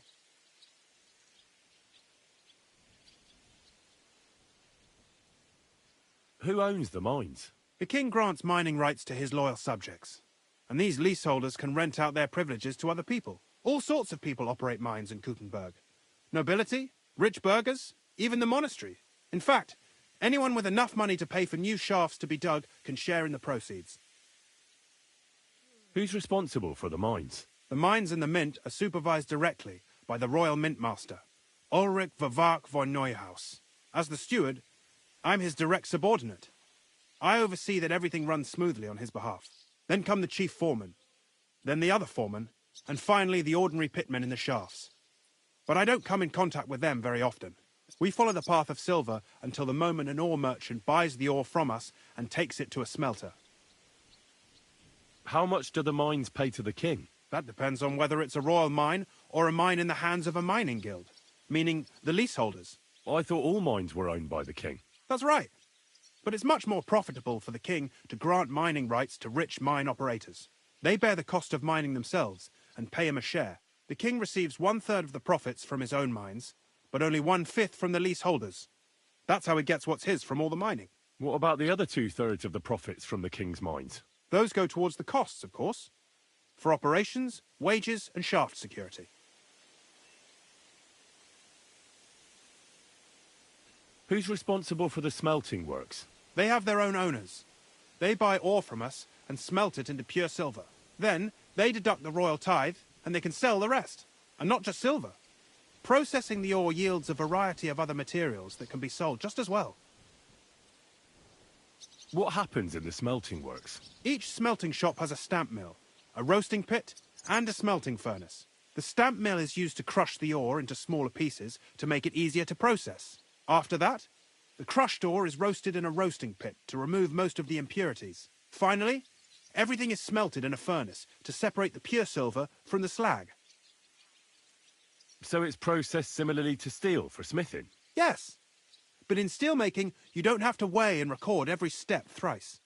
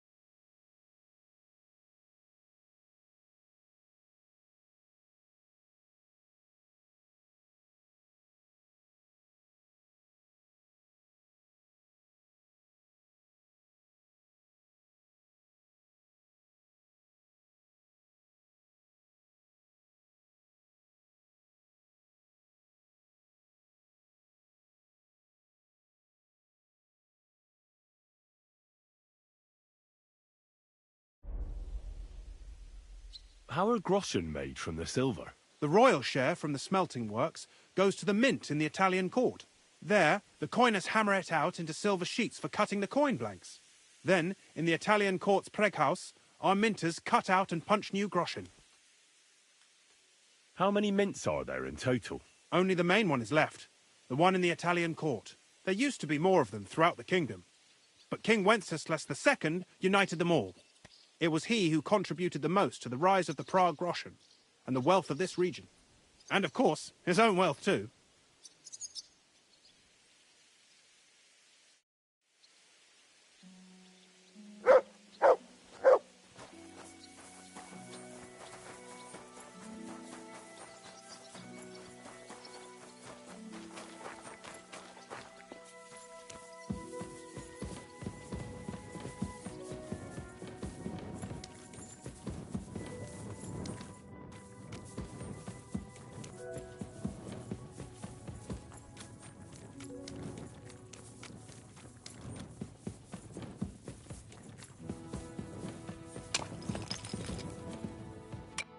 Foreman Frank? What you looking for, Sonny? Can't you see we're hewing? Sir Christian of Pisek sent me. I'm a student at the university in Prague. Henry. I'm writing a treatise on silver mining. I didn't know you scribblers were interested in us ordinary yakkers, but you can't just amble around. You'll cap your creels. I just have a few questions. The more we gab, the less we gar. But make it snappy, man. What do you want to know, like?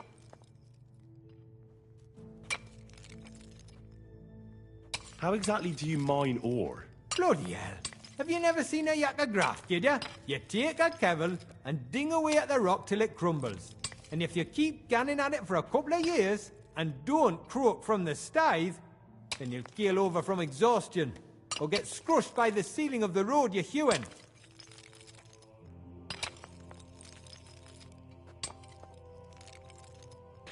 What is the work of a miner really about? What's it about? Bugger all, kidder.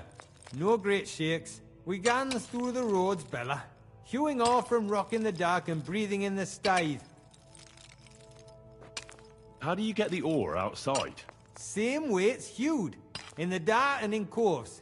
On top of that, you spend a lot of the bloody time on all fours. Once you get out by with the corf, you get a tally, and you can get back in by.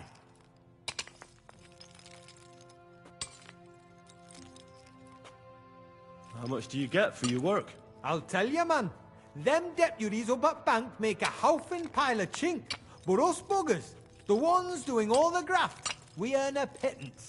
Can you give me a more specific number? Sometimes, not even half a grosh and a cough. That's near way to make a living, man. I wonder, how much do you mine in a day? That depends on how much ore you howk out of this or that face. It varies. How much did you mine, say, on the Feast of St. Petronilla? Listen, kidder. Aren't you a bit too curious? Why do you need to know that for? Them numbers won't be useful to nobody.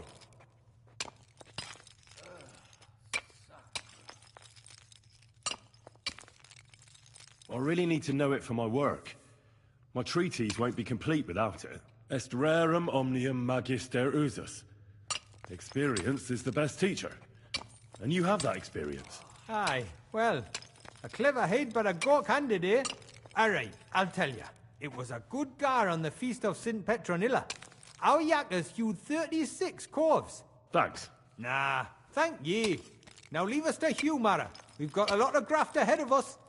Take care.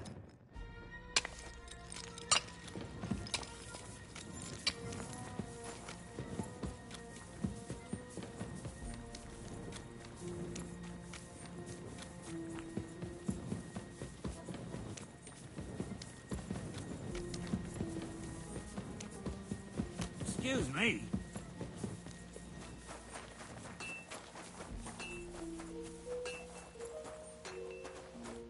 Are you Foreman Samko? Aye, I am. Who's asking? My name is Henry. Steward Christian sent me to you. I'm a student from Prague, and I'm writing a treatise on miners and mine operations. Why should I care? Didn't you see we're off graft? Sir Christian told me to ask about anything that interests me, and that you'll tell me. Ah, Sonny, I'm so tired. I haven't even got the strength for gabbing. I wouldn't mind having a game of dice, but minus rules. Then I'll tell you everything. What'd you say?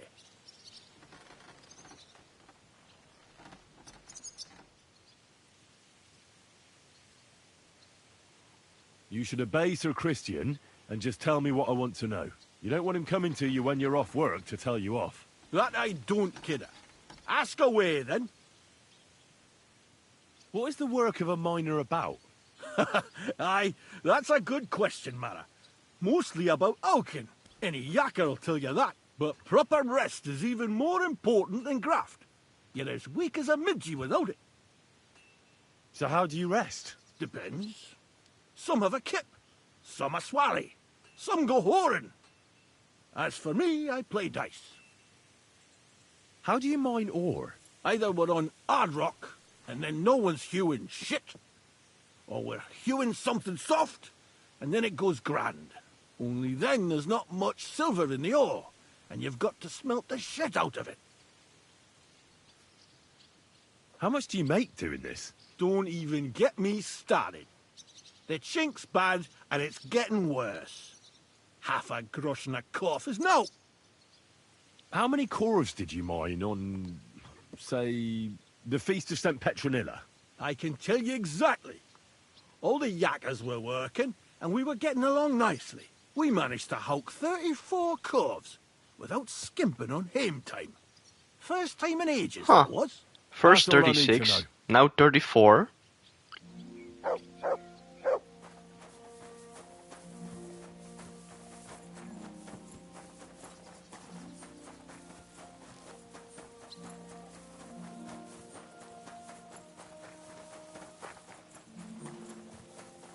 $36, $34.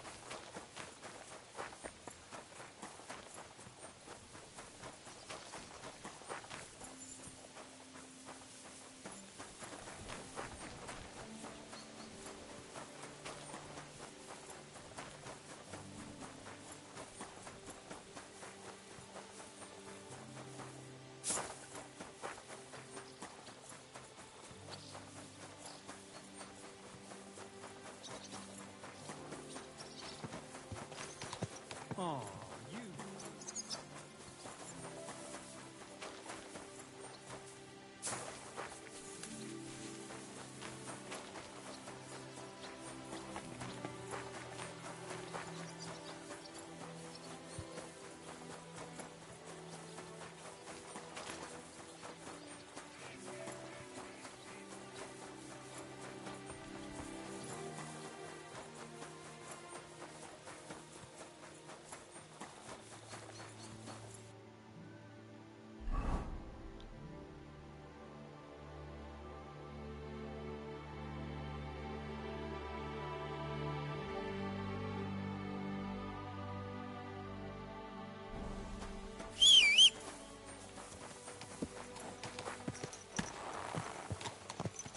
God.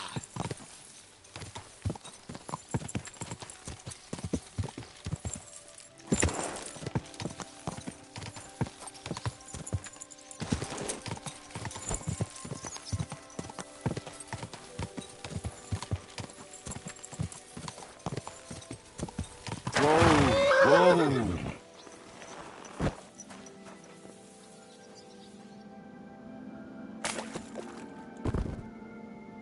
Ouch.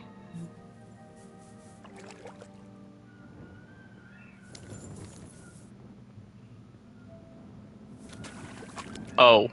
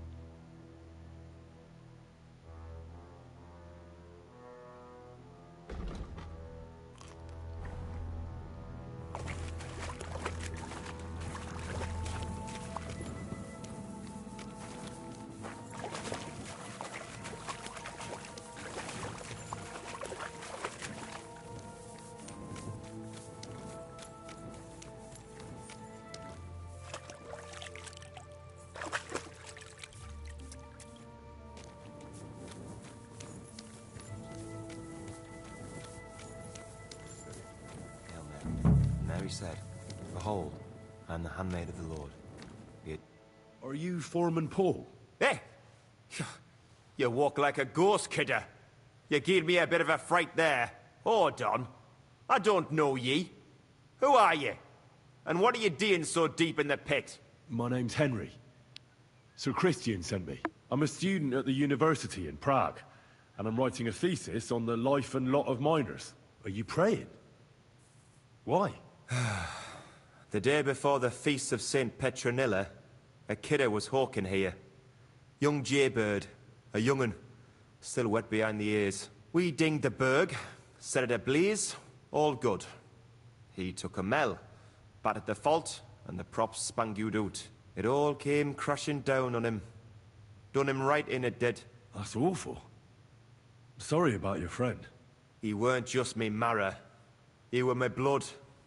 I raised him from a nipper since my sister died. He kept begging me to take him on a shift, saying he was strong as a horse. Wouldn't have taken her like. And now, I can't forgive myself.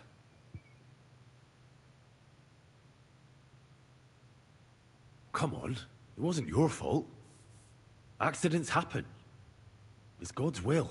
I suppose you're right. Will you pray with me for his soul one last time? Aye. I'll pray with you. You're a canny lad. Repeat after me. Almighty and merciful God, our Father, you are the giver of gold, silver, bronze, copper, Almighty tin, and iron, merciful God, and our all Father, ores and metals. you are the giver I ask of that you gold, bless me brother who silver, has died in this bronze, mine. copper, And may tin, your holy angels save iron, his soul from and damnation. all ores and Bring metals. his soul to I ask that eternal you bless glory my through brother, our Lord, who has died our in this Saviour and mine. Redeemer, Jesus And may your Christ. holy angels save his soul from Holy damnation. God, Bring his Holy soul Mighty to One, eternal Holy glory Immortal through our One, Lord, have mercy our on us. Saviour and O Redeemer, Angel of Christ, Jesus Holy Christ. Guardian and Protector of my Amen. soul and body, forgive me every transgression which I have committed this day, and deliver me from every craft of my enemy and adversary. May I not anger my God by any sin.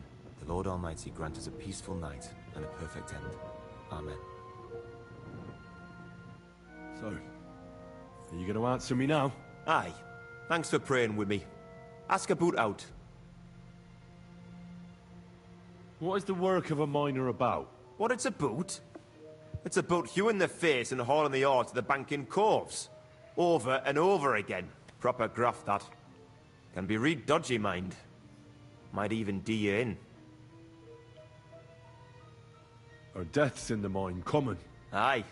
But every death in the shaft is a waste. Whether it's in a crumple or black damp. Unfortunately, we still bury a yakka or two a month, you know. That's life, like. How is the ore mined?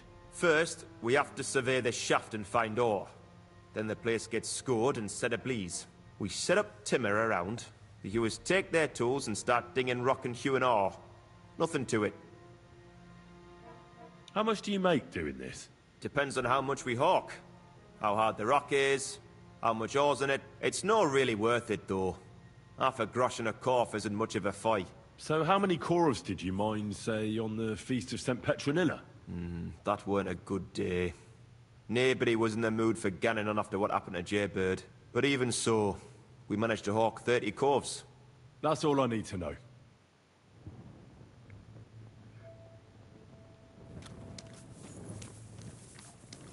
36, 34, 30. Okay.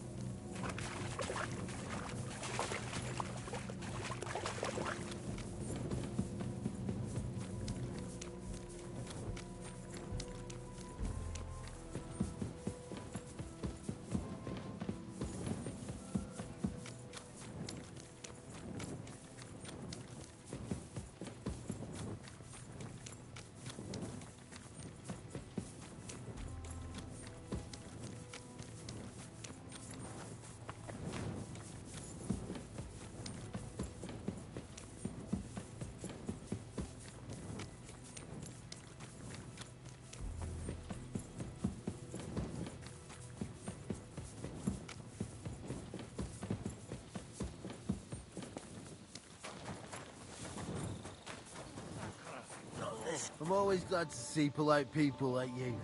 God be with you. Cheers. I hope you have an uneventful shift.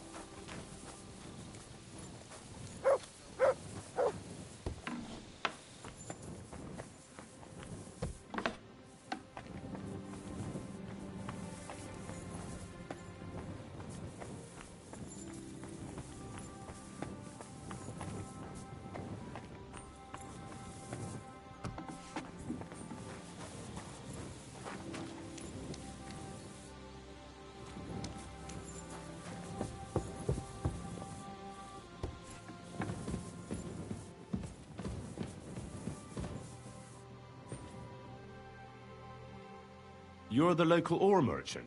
I am. I buy ore. And who are you? My name is Henry, and I'm here by Sir Christian's permission. I study at the university in Prague, and I'm writing a thesis on silver mining. Wirklich? Interesting. In any case, you are in the right place. The Horshan shafts are some of the most profitable in all of Kuttenberg. I am Hermann. If you have any Fragen, I am happy to answer them. As an ore merchant, what do you do? My job is to buy ore from the mines and resell it to the smelting works. Every day I count the amount of the ore mined and test its quality. That is why we are also called assayers. Depending on the quality, I then estimate the price at which I can sell the ore. Do you buy silver together with the stone? I do. You can only get pure silver from the stone in the smelting works. That is why it is important to know how much of it is in the ore. How do you estimate the price? It takes skill and experience.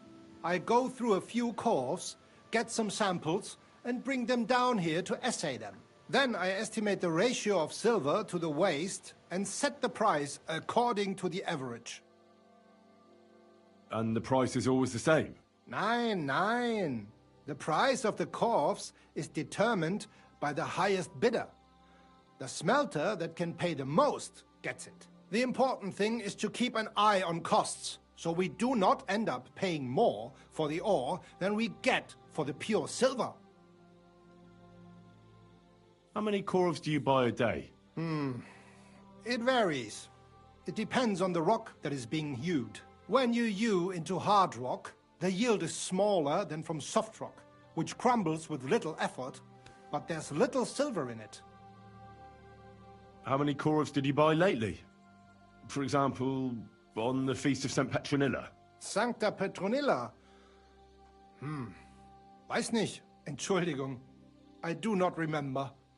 You can ask Christian, though. It is all in the books.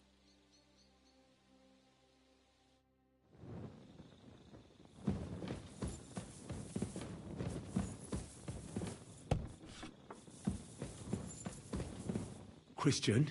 Damn it! Let me sleep. Come back in the morning. Christian? Damn it! Let me sleep. Come back in the morning.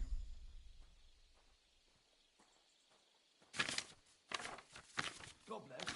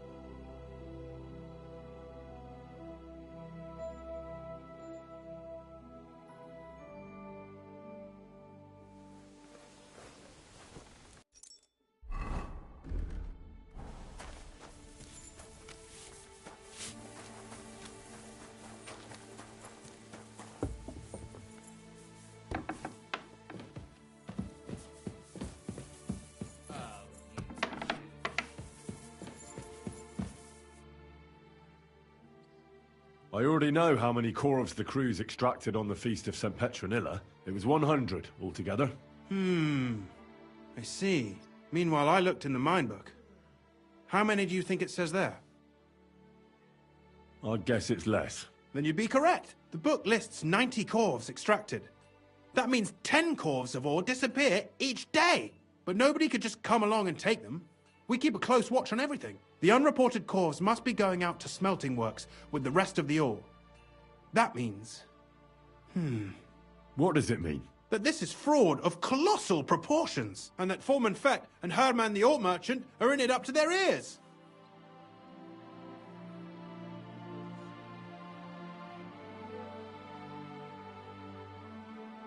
What about Vavak?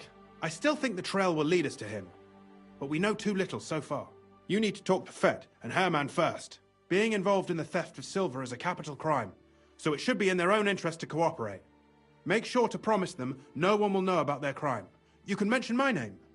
When you've talked to them, come back to me and we'll figure out what to do next.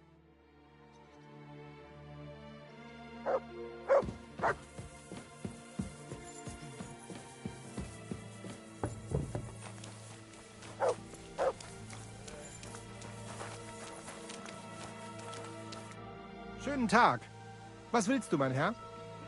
We need to talk, Herman. Was ist denn los? Sir Christian sent me. We found some discrepancies in the mine book. Discrepancies? How do you explain that the miners extracted 100 corvs of ore on the Feast of St. Petronilla, but the book only says 90? If it says 90, there must have been 90. The book does not lie.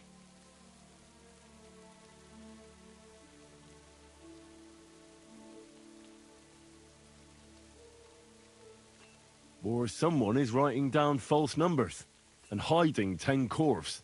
I do not write anything in the book myself. Foreman Fett counts the corvs here. Go and talk to him instead. Don't tell me you don't count them too. You wouldn't pay for more corvs than there really were. Do you have any idea how much ore passes through my hands?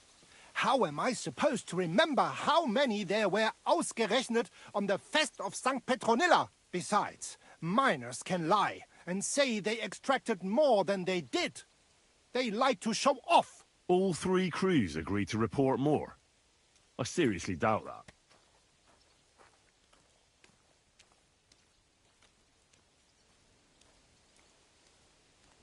Look, you don't have to be afraid to tell the truth. Me and Sir Christian agreed to settle the matter quietly. We're not going to punish anyone. I am innocent. It was Fett's idea. He came to me saying we were going to deliver more corvs to the smelters than we would report, and I would get paid for it. It was going well. I have always paid for what we put in the book. Then I got some geld from Fett on the side. On the Feast of St. Petronilla, I was afraid they would be able to tell the difference. 10 corvs is 10 corvs after all. Nobody at the smelting works cared at all. I am sure they are in on it too. How long has this been going on? Several months. Maybe half a year. About since Sigismund arrived. Is Ulrich Vavak behind this? The mint master? I have no idea. I am a mere assayer. I have never even met Vavak. Sir Christian and I agreed to investigate the matter in secret, so just act like nothing's going on. Keep doing what you're doing. We don't want to scare off the people who are actually responsible. Understand? Ja, I understand. I will be as silent as the grave.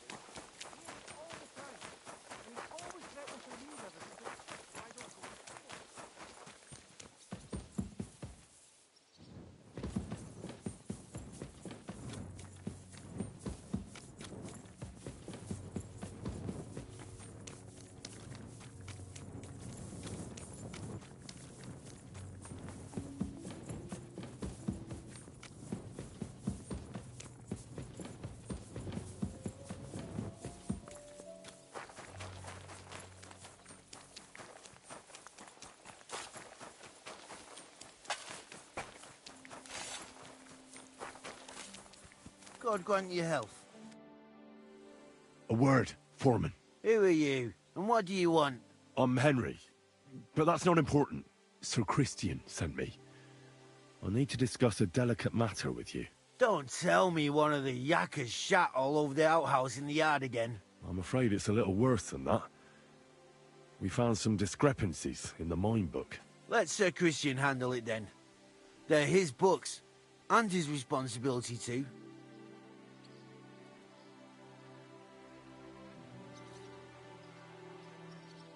But you're the one counting the corves of ore.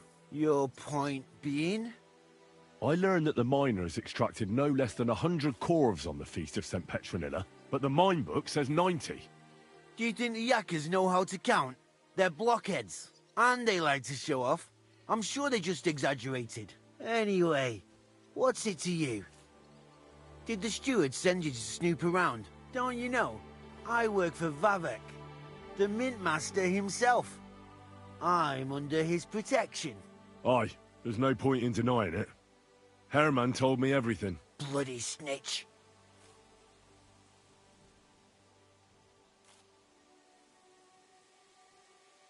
He had no choice. If you tell me everything you know right now, you'll go unpunished. I can guarantee that in Sir Christian's name. Keva, you're all I need. As soon as I was made head gaffer, Amara, who works at the smelting works in Grund, came to me. He said someone wanted to talk to me. One of them. So I met this fella in the tavern in Grund, and he told me how it all works. How to cut the books like. He told me the trick was not to report some of the extracted ore, and transport it secretly to the smelters, along with the rest. He made it very clear, if I didn't play along, I could have an accident. There was nothing I could do. Who was that fella from the smelter who came to you? He never told me his name, even when I asked. He's a tall bloke, stocky, pockmarked. I don't scare easy, but this bloke was terrifying. How long has this been going on? For some time now, definitely. I heard even former head gaffer Kircher was in on it too. Where can I find him? You can't ask Kircher any questions. He fell down a shaft. They say he was drunk. But I don't think it was an accident. Who pays you on the side? You have to pay the miners for what they actually extracted. I get the extra chink from the smelting works. It's enough for the yakkers and for Herman. Do you think the mint master, Ulrich Vavak, is behind this? I don't know. I've got naught bad to say about Vavak. He treats me canny whenever he shows up. He says if Christian gives us hassle, he'd sooner replace him than me. He really said that. The mint master himself. All right. Just carry on as if nothing's happened. No one must find out we know about the fraud. Christian won't give you any trouble, nor will anyone else. Is that clear? Clear as a bell, Mara. I'll be silent as the grave.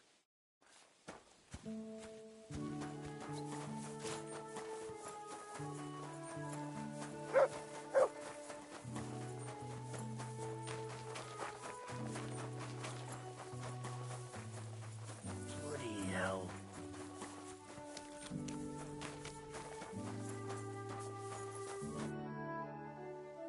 I talked to Fett and Herman. And? Did they confess? They did. I mean, I made them. It's just as we thought. The trail leads to the smelting works. Did you tell them to keep quiet and act as if nothing's happening? I did. Let's see what we've got so far. Those 10 unreported corves leave for the smelting works from here. If silver's going missing, that's where it must be happening. You'll have to go and look around, and talk to the owner, Buresh. I reckon that'll be tricky, though. How so? Buresh is a very cautious and clever man. I reckon he won't be happy to have someone snooping around his property. But he's the only one who can give you permission to walk round the smelting works without the guards bothering you. Something like your letter of safe conduct. How can I persuade him to give me one? Like I said, it won't be easy. Nevertheless, I found a way you could gain his trust, at least a little. You'll pretend to be a nobleman interested in buying some smelting works, who'd like to get a closer look at his operation. A nobleman this time, then? But be careful. Buresh won't be as easily fooled as the simple pitman here. You'll have to dress like a real nobleman. That means no plate armor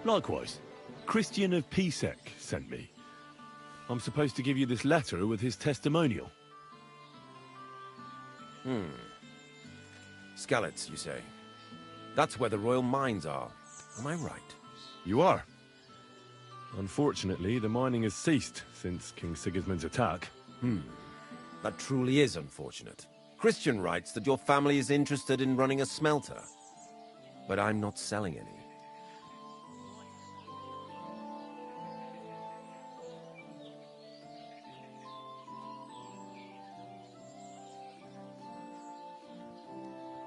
I know. I just want to see what it looks like in the smelting works. Well, if Sir Christian wishes it, I won't deny you the opportunity. With this letter of safe conduct, you'll be able to move around unfettered. The guards will recognize my seal. But I don't want you disturbing the workers with any unnecessary questions. If you want to know anything, ask me. Can you tell me what happens with the mined ore in the smelting works? We weigh in the delivered ore and crush it so that it can be sorted for roasting.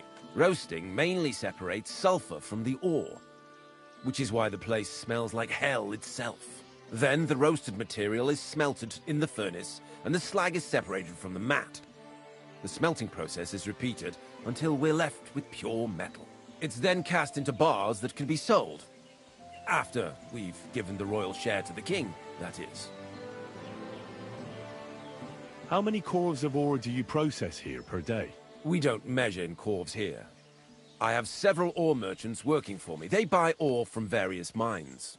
When they deliver it here, we don't measure it by the corf, but weigh by the quintal. We process a large amount here, up to several thousand quintals a day in total. How much silver does that make? That, of course, depends on the quality of the ore we process that day. 20 quintals of ore usually yield about a pound of raw silver. That then yields a hryvnia of pure silver. We can make between 100 and 200 hryvnias of pure silver per day. Can any silver go missing from here? That's impossible. Everything is carefully weighed and recorded. Every step is counted and checked. Besides, molten silver is rather hard to steal. Once it's cast into bars, we keep them safe under lock and key. How many corves were delivered from Horsham, say, on the Feast of St. Petronilla? Why from Horsham, of all places?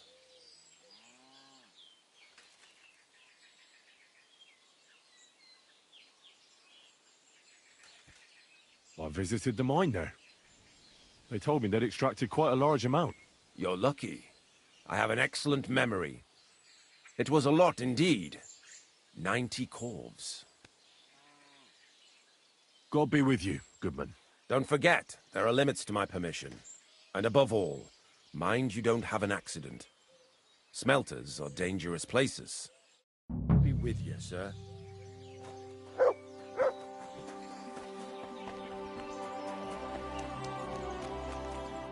What will it be?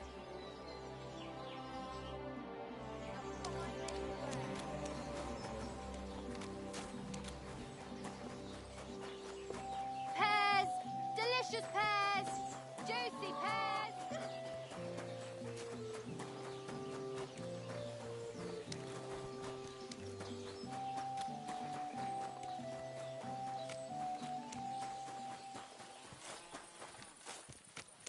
I'm always glad to see polite people like you.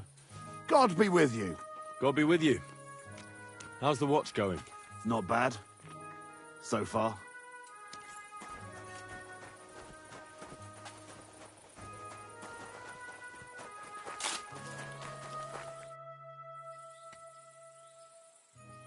What does your job actually entail? You mean smelting? Well, in the scusher, we scush the ore brought from the mound and chuck it in the furnace. Then we shovel charcoal until the stone gets proper roasting and leaks all the metal that was hidden inside. We do that over and over in other furnaces till we get pure silver out of the ore. How do you like working in the smelter? Aye, can't complain at all, sir. We get a nice pile of chink from the yield, and we dry and warm. What can you tell me about Master Buresh? I can't complain about him, sir. He's an honest bloke. And he pays as well. From what I've heard from the other smelters, it's a lot worse elsewhere, like.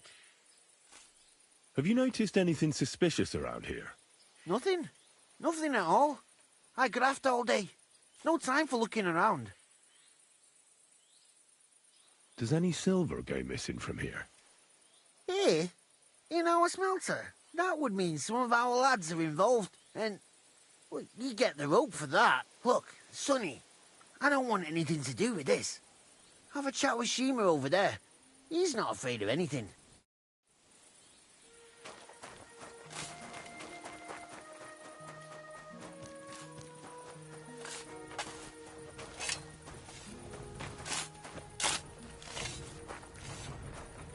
All the delivered ore...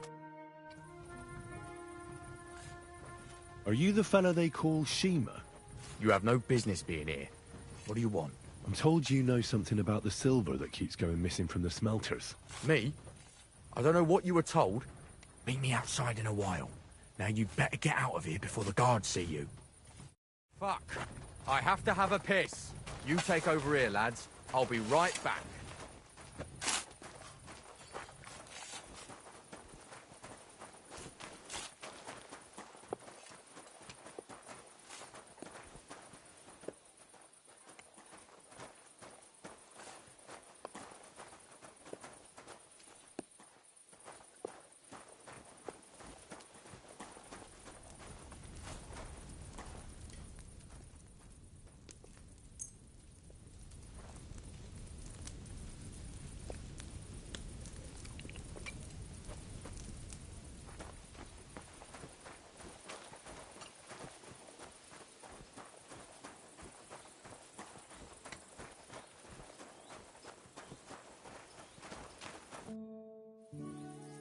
Well, can you talk now? Who are you, fella?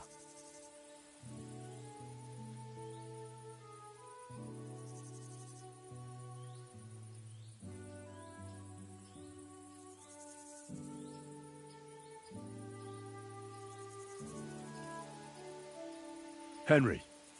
Sir Christian of Pisek sent me. The steward of the mint? And why did he send you? Because of a rumour. They say silver keeps going missing from the smelters. The silver must be going missing from here. I've been tracking it all the way from the mines. From the mines? So Sir Christian really has some suspicions, doesn't he? Why should I talk to you about such things? How can I know it's not a trap?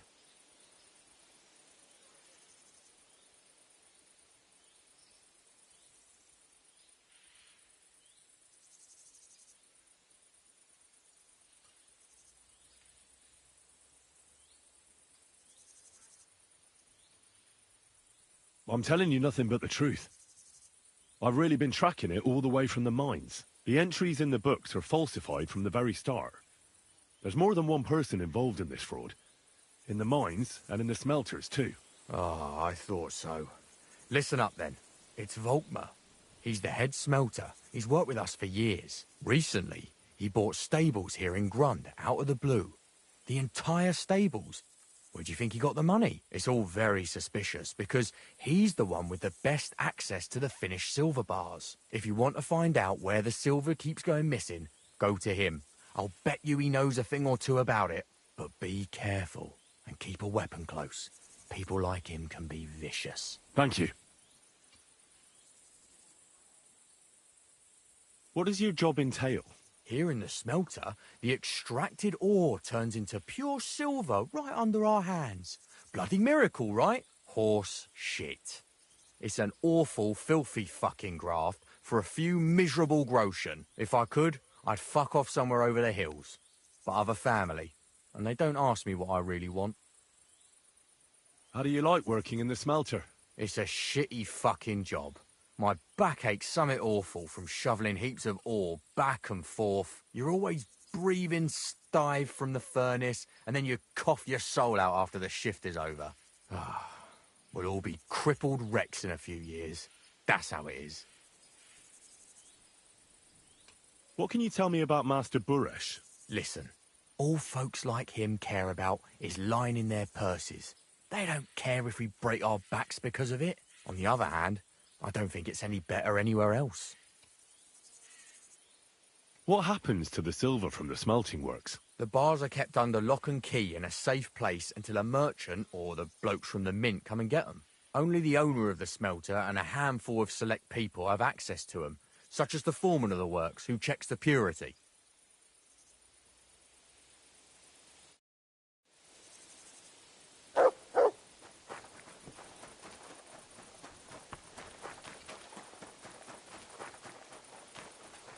I'm sorry.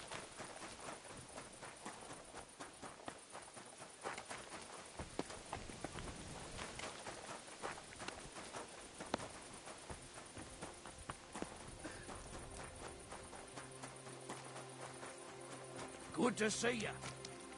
God be with you.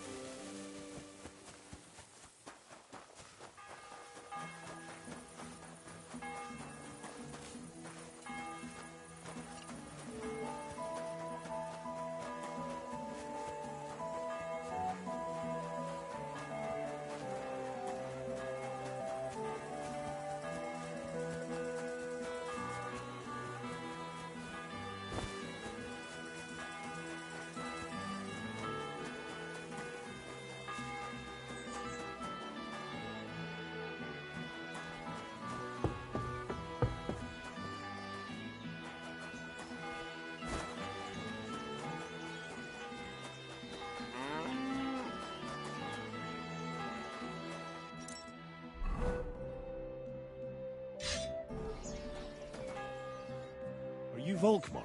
I'm not. Horseshit. I know these stables are yours. You must be the snoop who's sticking his nose in everything. I beg your pardon? Well, well, well. Don't think we don't know you've been snooping around. We've had our eyes on you ever since you came to Grund. Fortunately, Master Buresh warned me about you in time. Your investigation ends. Right here and now. You shouldn't have stuck your nose in here, pal. Grund is ours. Take him down!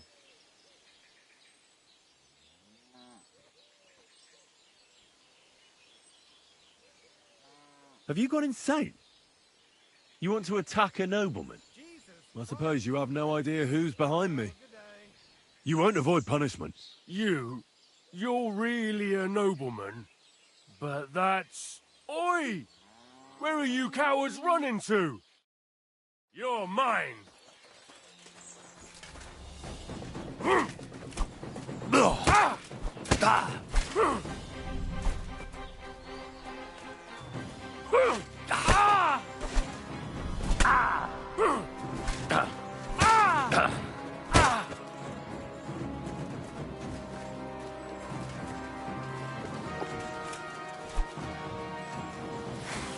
Show your stuff! Yeah, fuck that!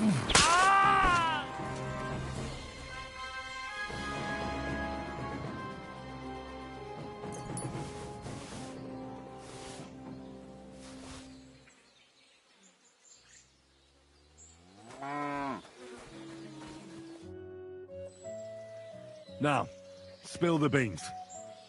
You're responsible for stealing the king's silver? Not me. It's Buresh. If I didn't play along with him, I'd lose my job. All my life. It's true. As Volkmar is my name, I swear on everything that's holy.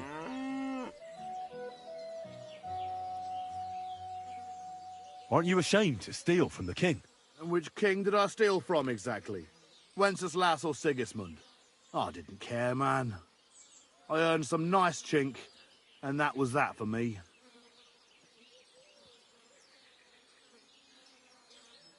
Moving on, where does the unreported silver go? There are mined-out shafts near Old Kutna, where nobody ever goes. Buresh has a secret mint in one of them.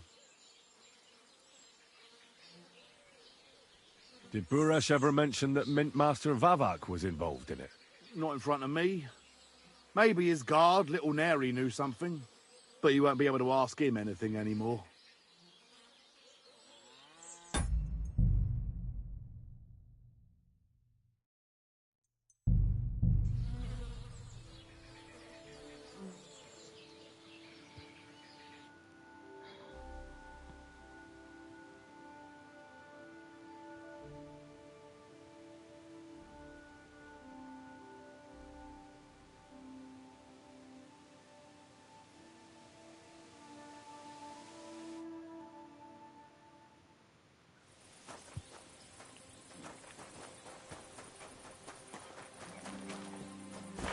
Careful.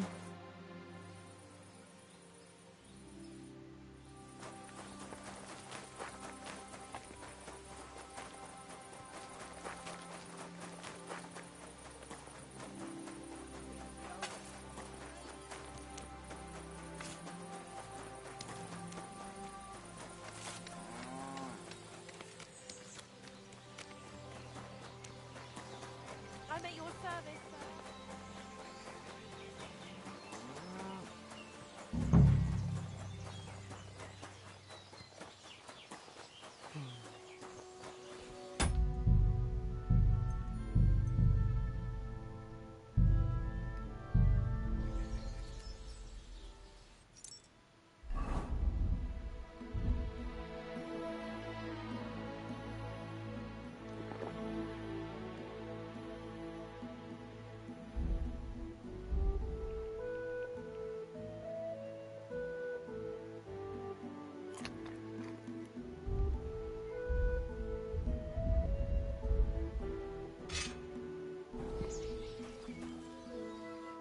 Are you Volkmar? You. I beg you. Well, thought your investigate. You should take. Have you got him? What's the You. Oi! I'll get you! Hey!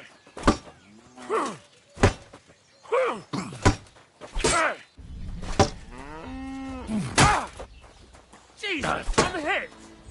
Ah!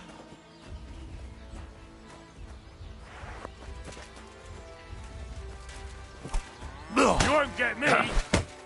Ah!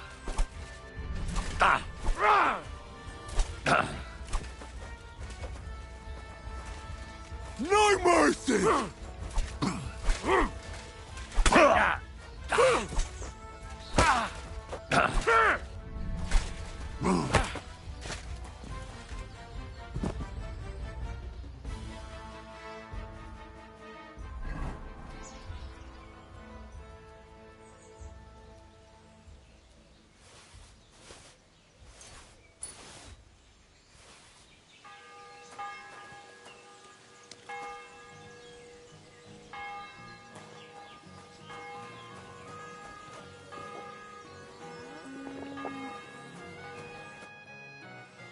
Now, Not me. If I didn't play this,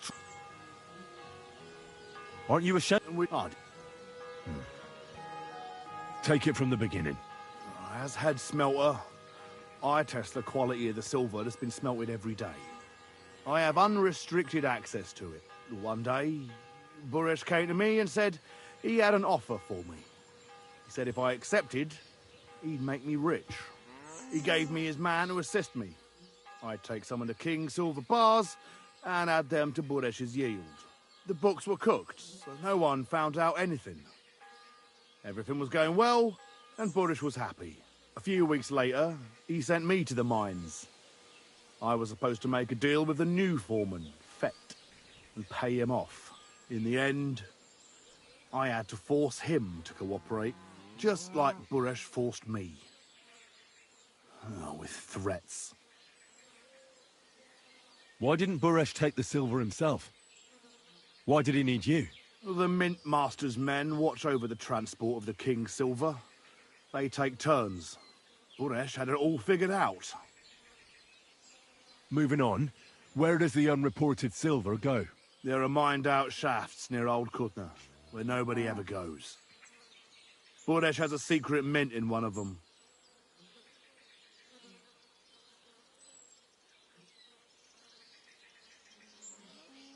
Did Buresh ever mention that Mint Master Vavak was involved in it? Not in front of me. Maybe his guard, Little Neri, knew something. But you won't be able to ask him anything anymore. They counterfeit coins in there? Yeah, I suppose so.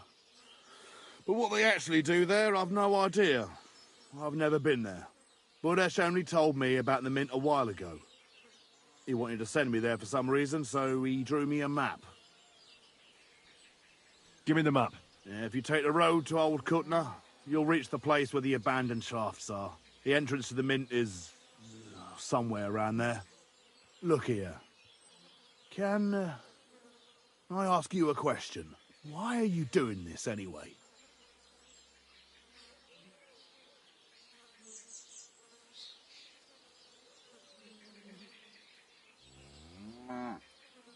I'm convinced Mint Master Vavak is somehow involved in the whole affair. I'm looking for proof. No, I can't help you there. I never heard Burish say nothing about Vavak. Well, now you have the map, and since I told you everything, will you let me go? Please? I know I wanted to, you know, but I was just scared is all. Please let me go, please. Stables be damned, just let me go. All right, you can go. Thank you. I'll never forget this. I'll go to Kuttenberg and get fixed up there somehow. And if we meet again, I'll make it up to you. I swear, you're a good, merciful man. God be with you.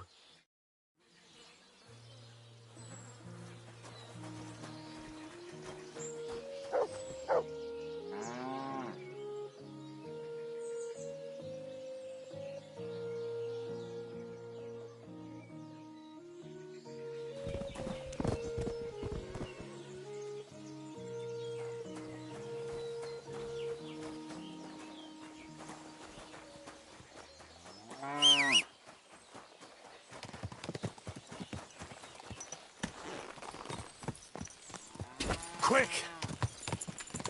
Whoa! Whoa!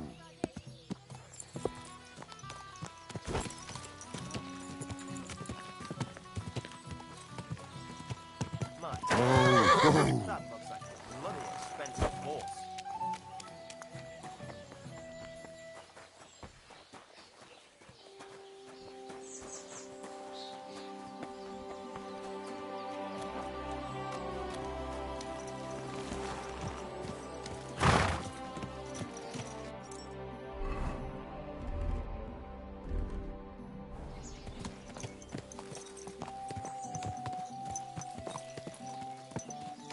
Quality goods, the finest ware.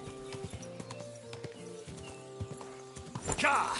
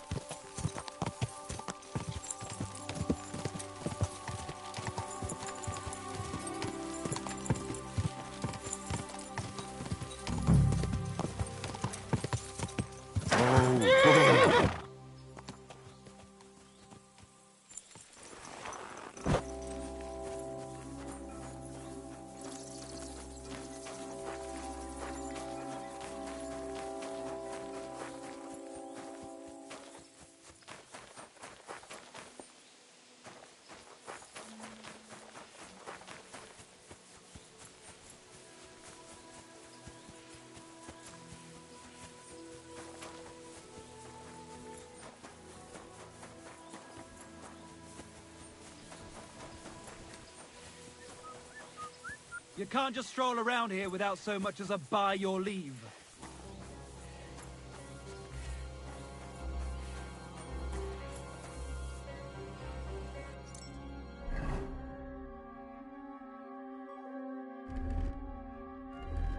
Get out of here, mutt! No one wants to hear your barking.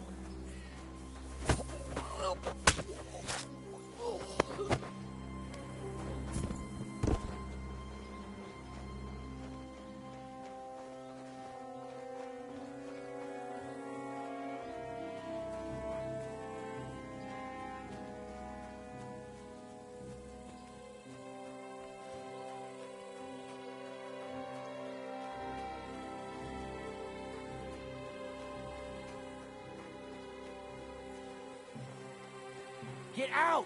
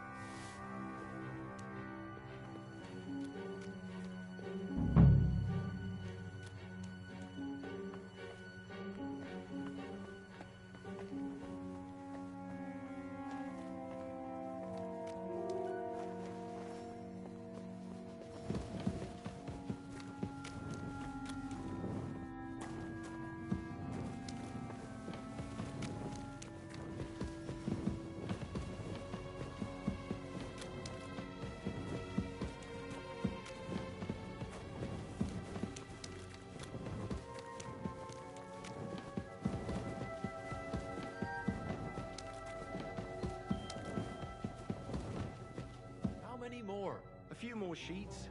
They brought us more than usual. Well, at least we won't get bored. Since we can't go outside, there's nothing else to do here anyway. But tell me, brother, is it that bad in here? Hot meals every day, wine in the evening. They even bring us some wenches every once in a while. But it's still a prison. So think about what would have happened to us otherwise. We didn't end up that badly, didn't we?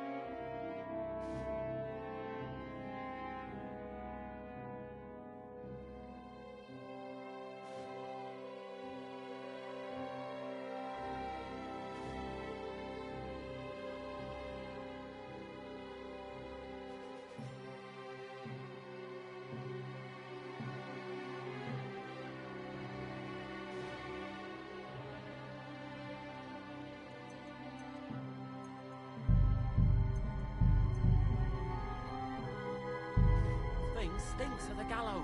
Who ordered us to mint coin? The Royal Master of the Mint. What are we making coin from? Pure silver. Brother, it's clean as a whistle. Even if it stinks. One day, we'll get out, and then we're going to live like lords. Friend, I just hope it won't all go to shit in the end.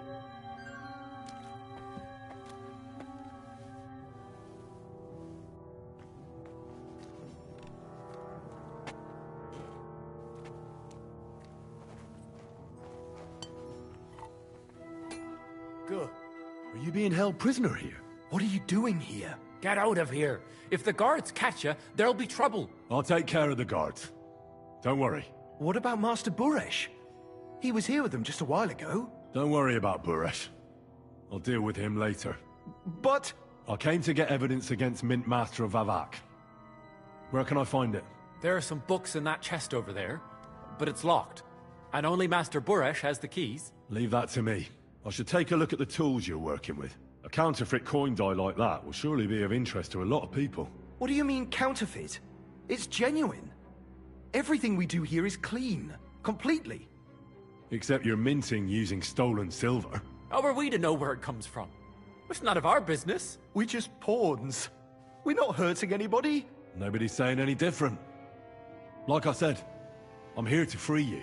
You don't have to worry about the guards while I'm here. Wait, but we can't. It's just the books you're after, isn't it? Well, so take them and go. We won't tell nobody nothing. We never saw you here. Tell me more about this place. I don't know if we can. Look, he made it this far. I reckon he knows more than we do anyway. You're probably right. Well, what do you want to know? How did you end up here? Through our own stupidity. We used to work in the mint in the Italian court. Then, one time, we got a bit drunk on the job. Well, more than a bit. And the foreman got pissed off and sacked us. But then, the mint master himself came to us and offered us a job on the side. He said we'd work somewhere else, for him. And so, here we are.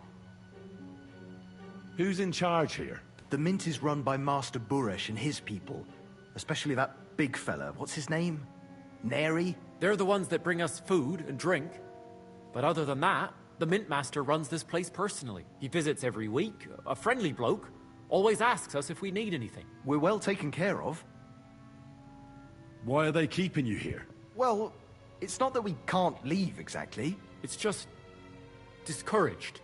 It's pretty dangerous around here, what with the bandits and the like. Don't you miss the world above? Sunshine, daylight? Not really. Come to think of it, we've got everything we need down here. They even brought some wenches here for us once. But I'm not really into that, anyway. We've got plenty of food and drink, and good drink at that. And coin. When they let us go, we'll be rolling in it.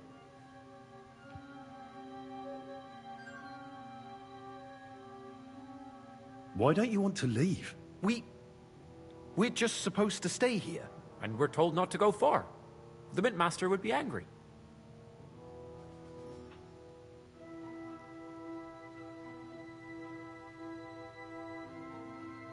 Like I said, I'll take care of the guards. They're not even properly kitted out. They're no match for me, really. Well, they're not worth much. They booze a lot. Well, if you're saying you'll take care of it... Then, when it's all over, come back and tell us, please. God be with you. Good day to you.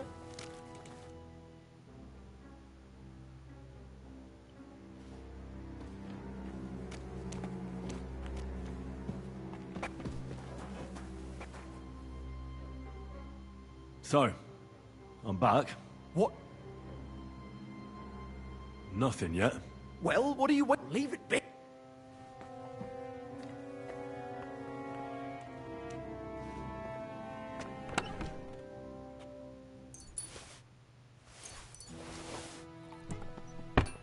Christ almighty.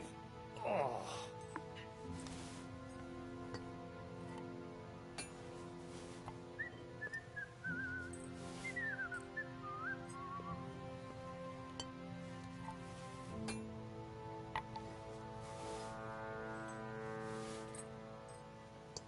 What do you think you're doing?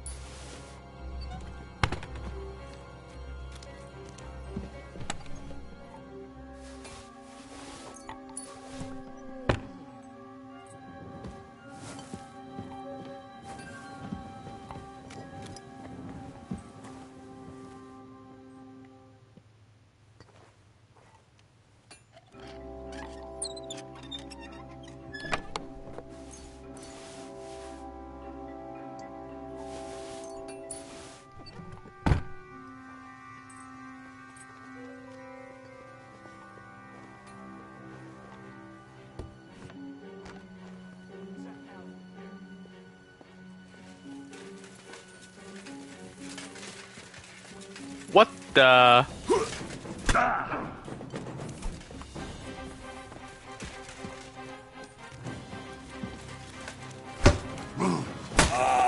Show your stuff, filthy vermin.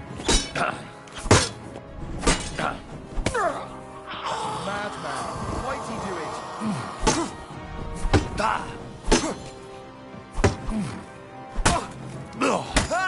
These days, no one's ever really safe.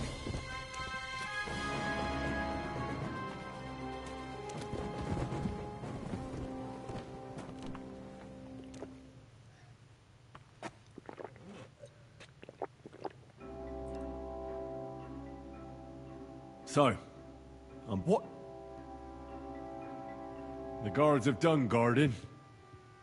They're dead. So, do we go? Well, I suppose we can. Thank you for everything. God be with you.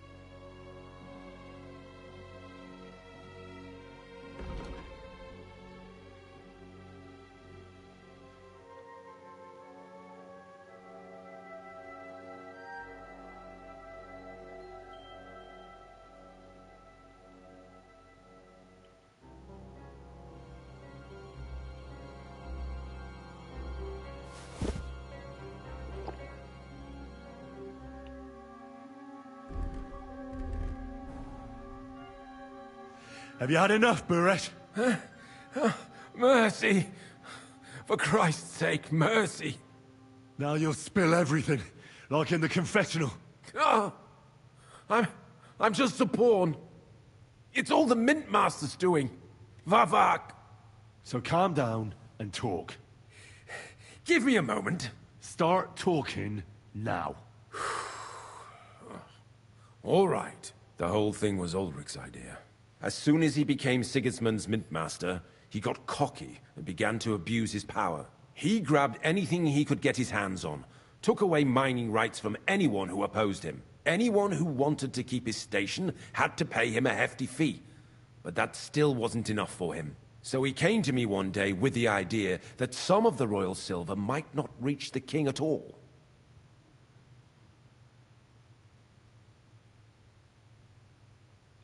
Why did he come to you? The citizens of Kuttenberg didn't like some blow-in turning up to replace Peter of Pisek. And they were even less happy when he started giving them trouble. He'd have a job finding any allies among them. I'm a stranger here too. I've never had it easy here either. Think what you will, but I like Vavag better than all them Rutards, Piseks, and the other stuck-up mine-owning lords. So you agreed to help him? Did I have any other choice? He'd destroy me and find someone else to run the smelting works. I hate to say it, but he knew who to come to. Wasn't he afraid of Sigismund? Sigismund came here for the silver. He doesn't care how it gets to him, as long as it does. He trusts the Mint Master he installed, and he's got no way of knowing something's going missing along the way. Unless someone tells him. What was his plan? Surprisingly simple. Bribe anyone who kept records of mining and processing to cook the books. And to keep the Mint Master free of suspicion, he put me in charge of this whole operation. For a tidy pile of coin, of course. In the end, it wasn't even that hard. No one had the slightest problem with earning something on the side of the king's expense. And when somebody got cold feet, we took care of him. What are you doing with the stolen silver? Stolen? Such an ugly word. I prefer diverted. Undisclosed. Whatever. What do you do with it? It's used to mint groschen. Genuine groschen. You're minted by coiners who are held here like prisoners. I talked to them. Really? But this surely doesn't compare with prison. They get food, drink, entertainment. We take good care of them. But otherwise they're Ulrich's men. As you probably know, he hired them himself, and they're his responsibility. About the evidence? Yes? I got them from the chest in the coiner's room. All the payments and bribes are there. Vavak's entire web of deceit. I see. And I can really count on you not to use any of this against me? Will you give me your word? You have my word. I won't blackmail you. I'm glad to hear that. You've already got everything you need. Is that all? Aye. Everything. I'm sure you have something else. Don't tell me you and Vavak didn't exchange letters, for instance. You must be the devil himself. Here it is. But I'd appreciate it if you kept it to yourself. I'll be on my way. I won't say it was nice to meet you, because that wouldn't be true. I hope we never see each other again.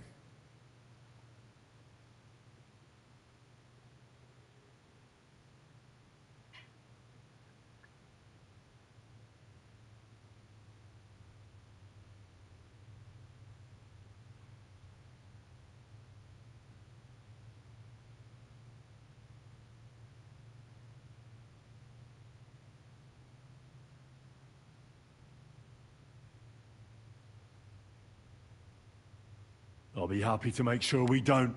My God, no! Please! Now you're gonna die!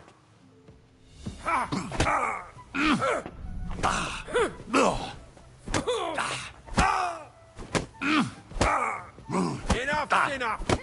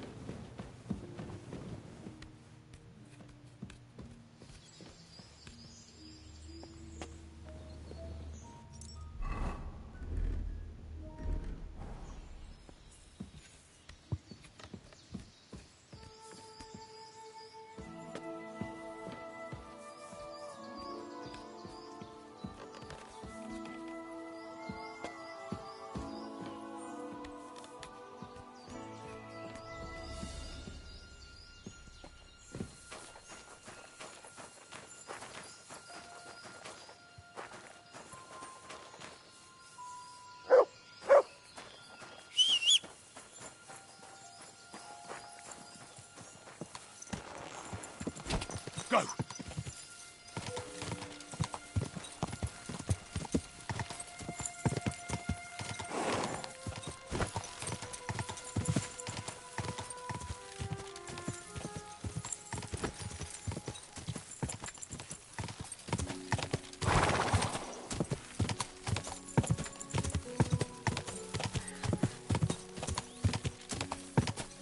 Quick!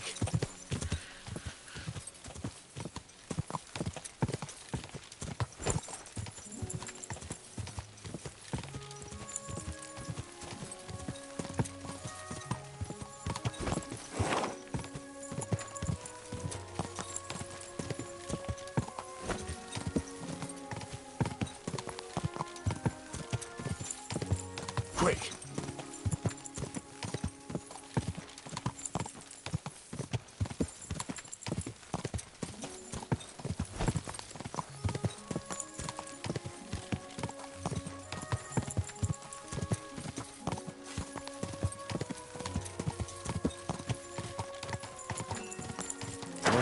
Pampering this horse.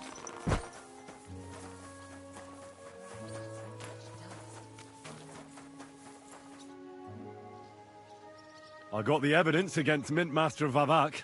Really? Let me see. Here. His handwritten records of the whole scheme. There are names, amounts paid, mines, smelting works, yields. I'll be damned. This is perfect, Henry. This could wipe him out for good. Where did you find this? Vavak had a secret mint where coins were minted from the silver they stole. That's where he kept the books. He obviously had it all worked out to the last detail. Remarkable. Did you have any trouble getting it? The owner of the smelting works, Buresh, tried to stop me. I had to kill him. Henry! You killed Master Buresh! Christ almighty! Why did you do that? Don't you know how important he was?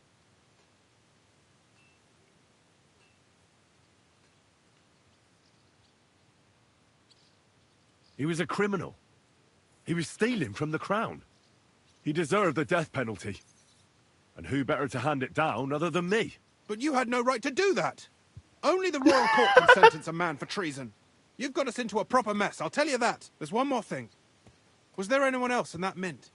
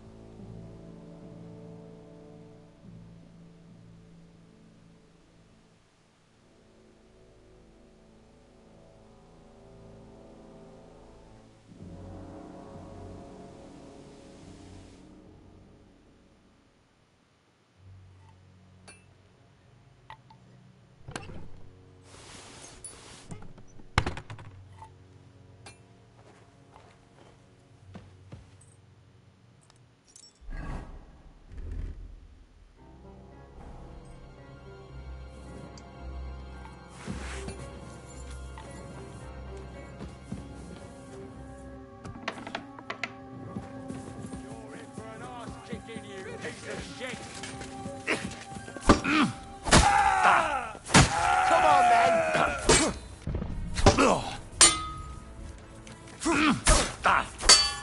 Too slow! Show what you're made of!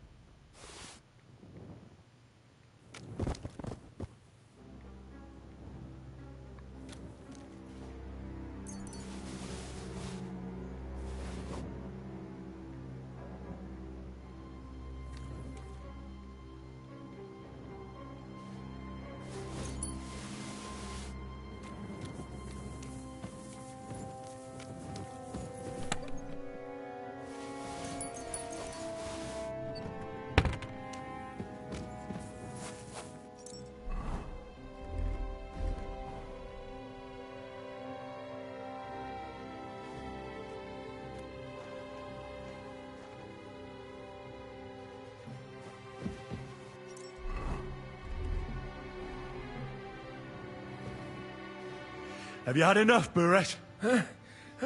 Mercy. Now you'll speak. So calm. Stop. The whole... He... Anyway, so he... What? The... And they... I must think...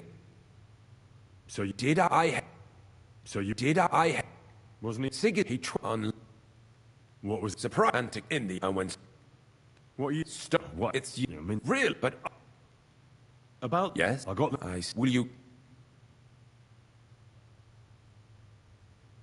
You have my word. I'm glad to... You've already... Is that all? Aye. I'm sure you... Don't tell me you and Vivek didn't... You must be... Here it is. But I'll be on my... I hope... Likewise.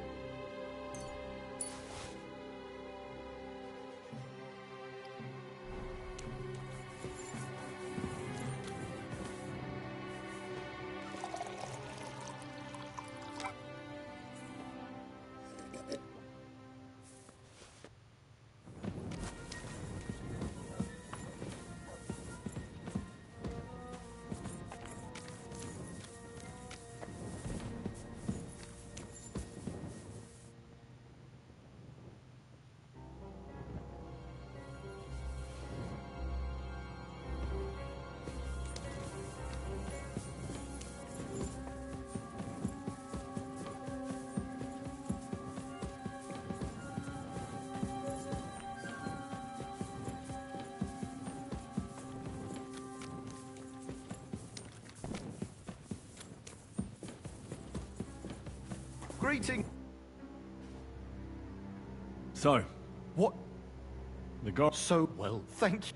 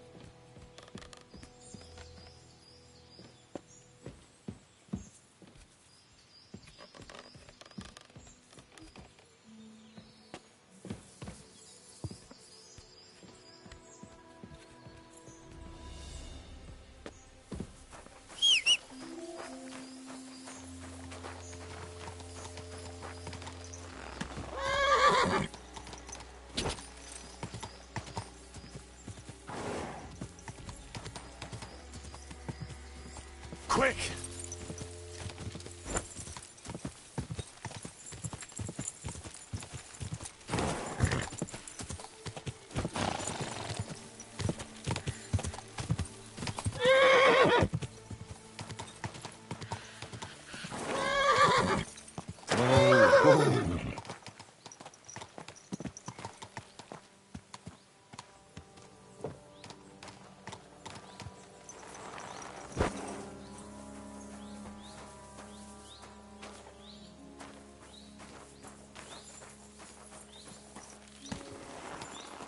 Quick!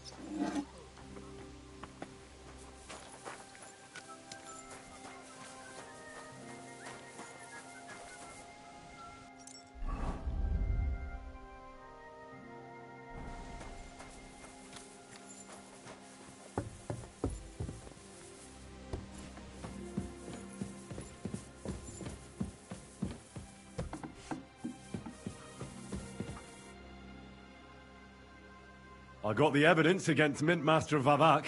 Really? Let me see. Here. His handwritten records of the whole scheme. There are names, amounts paid, mines, smelting works, yields. I'll be damned. This is perfect, Henry. This could wipe him out for good. Where did you find this? Vavak had a secret mint where coins were minted from the silver they stole. That's where he kept the books. He obviously had it all worked out to the last detail. Remarkable. Did you have any trouble getting it? The owner of the smelting works, Buresh, tried to stop me. Luckily, he was reasonable and we made a deal. What deal? I let him go in exchange for him telling me everything. I understand. He's clever enough to know when he's walking on thin ice. Be it as it may, I'll get in touch with Buresh and have a talk with him. There's one more thing. Was there anyone else in that mint? There were some coiners being held prisoner. Jesus Christ! Held prisoner! Vavak locked them up there to work for him. My God! He really is an unscrupulous monster. Did you let them out? I did, but it took some persuading. They were afraid. Thank God for that. When you talked to them, did you see a coin die anywhere? They gave it to me quite willingly. I'm curious. Let me see. Here. What the... It's genuine! That means all the groschen minted from the silver stolen by Vivak are absolutely clean! In any case, we uncovered something big, Henry. It's just a shame we don't know for sure how Master Baresh was involved in the whole thing. Luckily, I've got this. A letter from Vavak to Master Buresh. He actually gave it to me willingly, for letting him go. This really is the last piece of the mosaic. But be that as it may, we know enough. I've been thinking it all over while you were gone. The scheme Master Ulrich Vavak von Neuhaus has been running under our nose is incredibly insolent. But it's also one of the cleverest fraudulent schemes I've ever heard of. With those books in Rittard's hands, Vivak won't remain long in his post, and it's now pretty clear who will replace him. And a side income like that could prove useful to many people, if you take my meaning.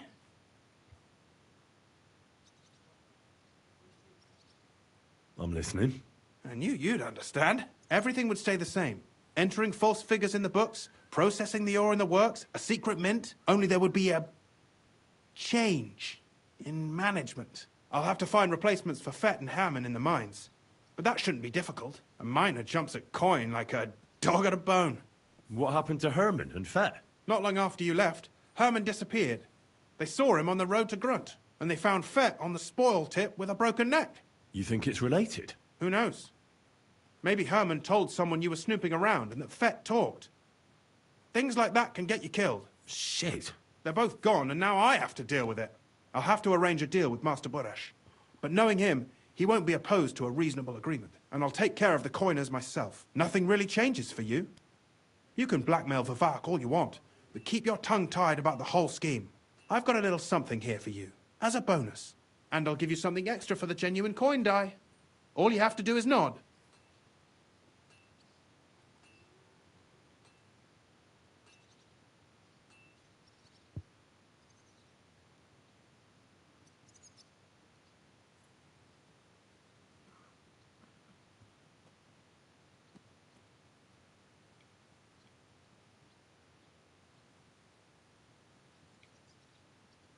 I just want to save my lord, Hans Capon. That's why I'm doing this. I'm not interested in your motives, Henry. I don't know what you and Ruttard agreed on. That's between you and him. You've heard my offer. Doesn't that mean you'll be stealing from Ruttard? Do me a favor. Ruttard will want to be in on it. How can you be so sure? If there's one thing I've learnt about silver, it's that it's got one special property. It never stinks. It surely doesn't smell bad to you either, eh?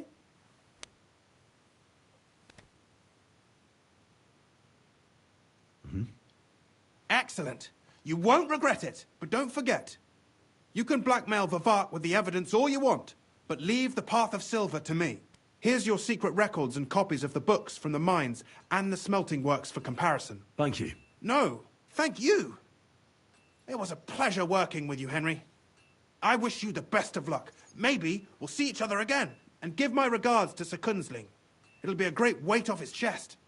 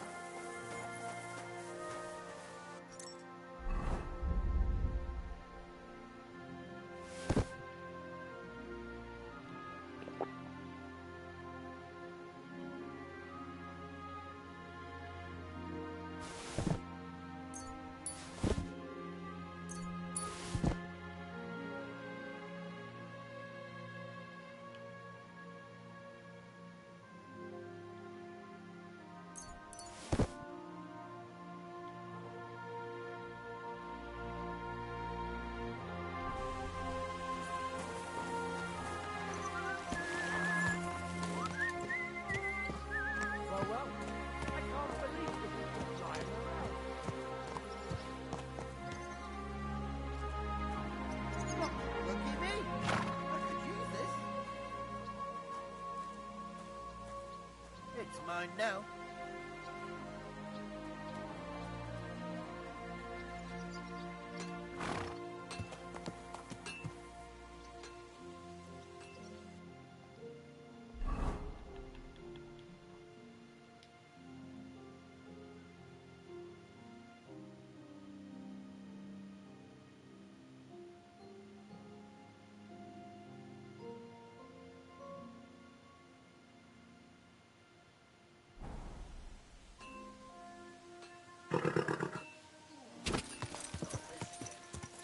Go!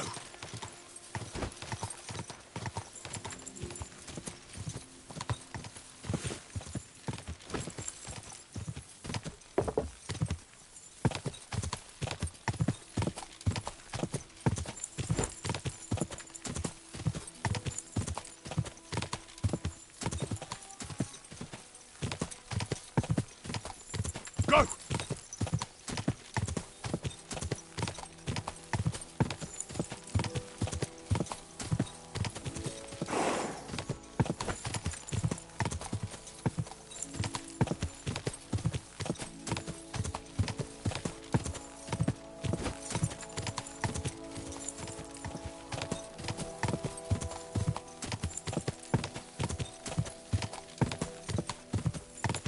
Clear off!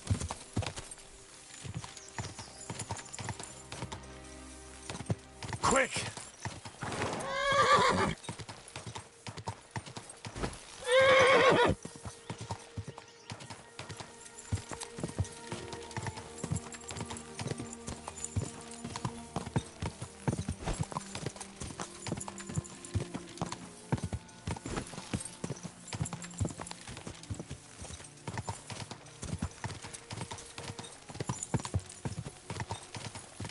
Quick!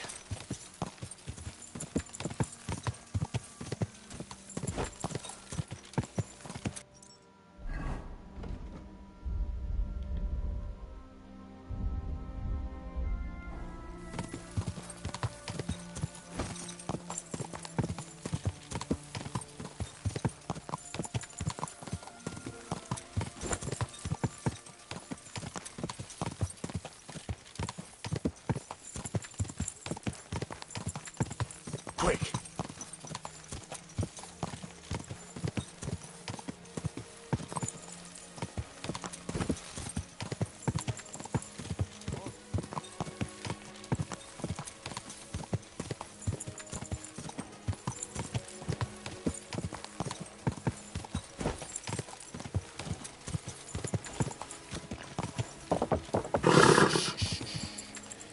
Easy, good horse. Hey! Are you trying to kill me? You almost ran me over.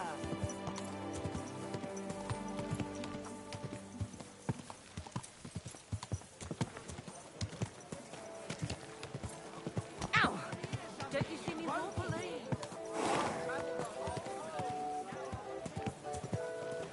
Oh! Slow down, idiot!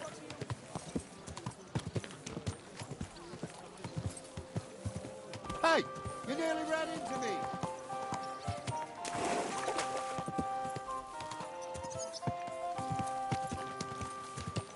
Ow! Mind where you're going! Are you blind? You almost ran into me. Hey! Your horse nearly trampled me.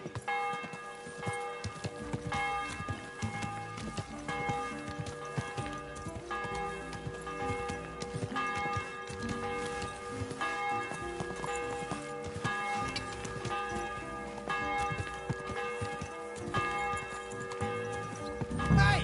You nearly ran into me! Whoa!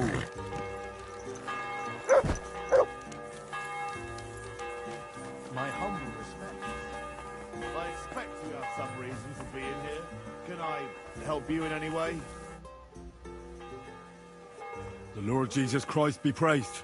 Forever and ever. I'm Henry. I've got pressing news for Lord Ruthard. Take me to him. He's expecting me. Ah, Henry. Yes, yes.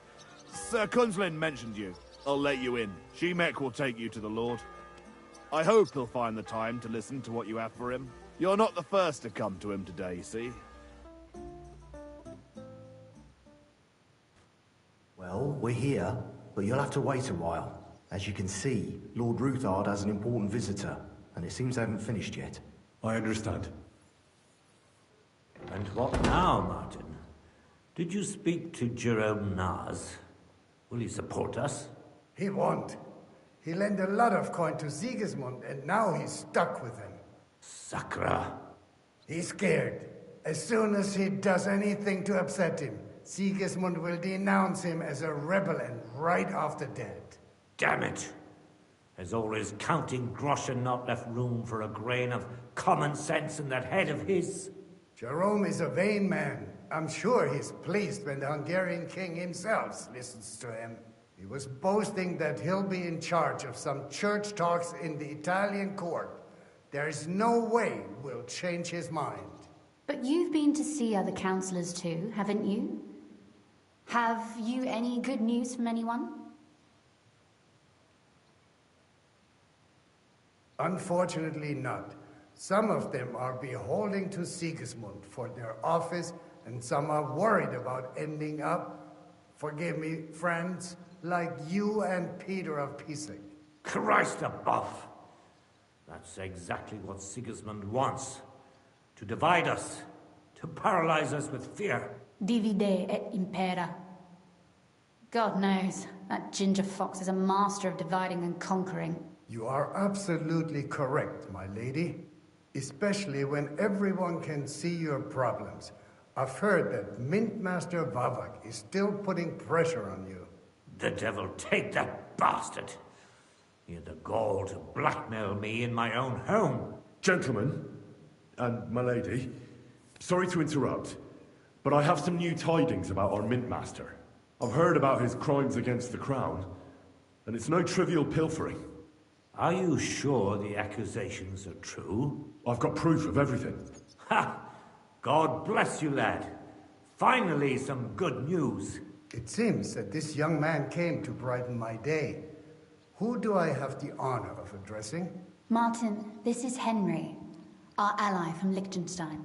Henry, this is Sir Martin Oderin, Lord of Rabosh, a loyal supporter of King Wenceslas, as no doubt you've already deduced.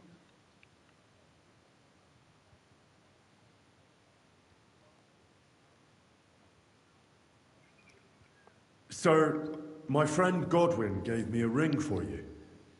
He said you'd help me if I needed it. Godwin? Really? Well, you choose peculiar friends. I'm not sure what you mean, sir.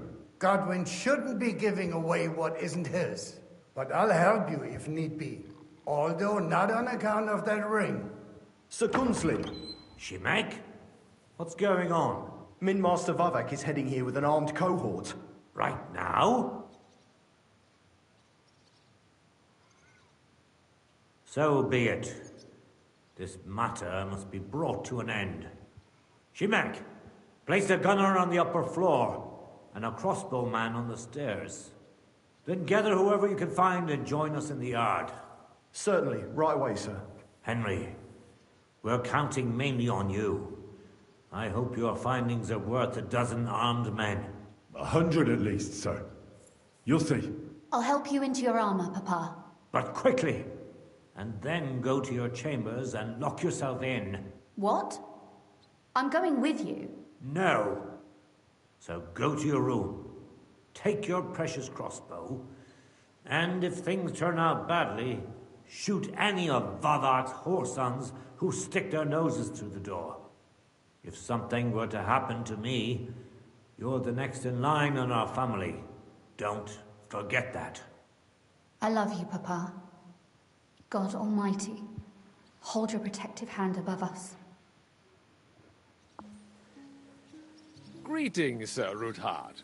Your gate was open, so I took the opportunity for a little visit. No gate is closed to you, is it? The gates of hell are especially looking forward to your visit. But you're more than well aware of that, eh? Since you don't dare leave home without a horde of men-at-arms. My men aren't here to protect me, but to enable me to keep order when needed. And today, I got the feeling that order is just what's needed. Or do you disagree, sir? Weigh your words, sir. One might take them as threats.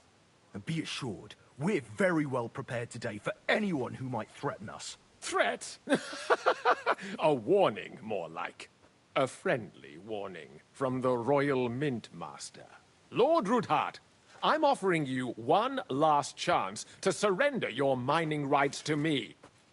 If we agree, neither you nor your family will have anything to fear. If not, the king will hear of the serpent you nurse in your bosom.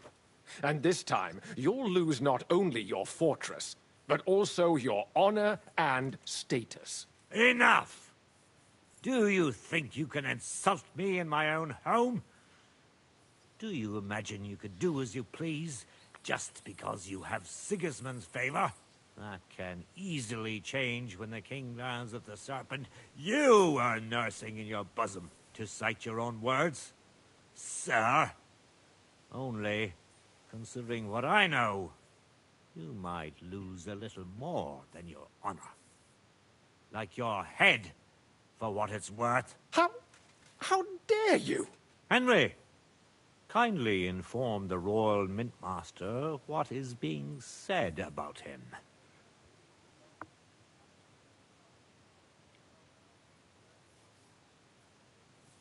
The word is you're in league with Buresh of Krakowitz and Foreman Fett.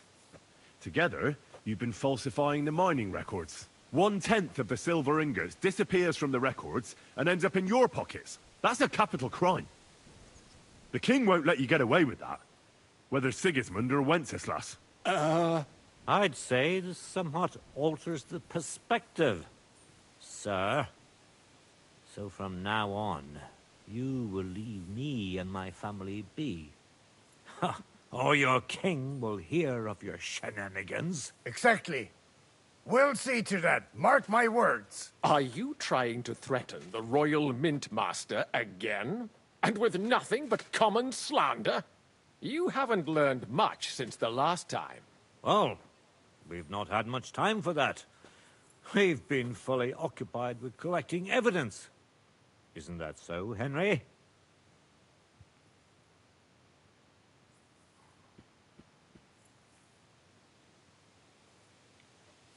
I've got your account ledgers here with me.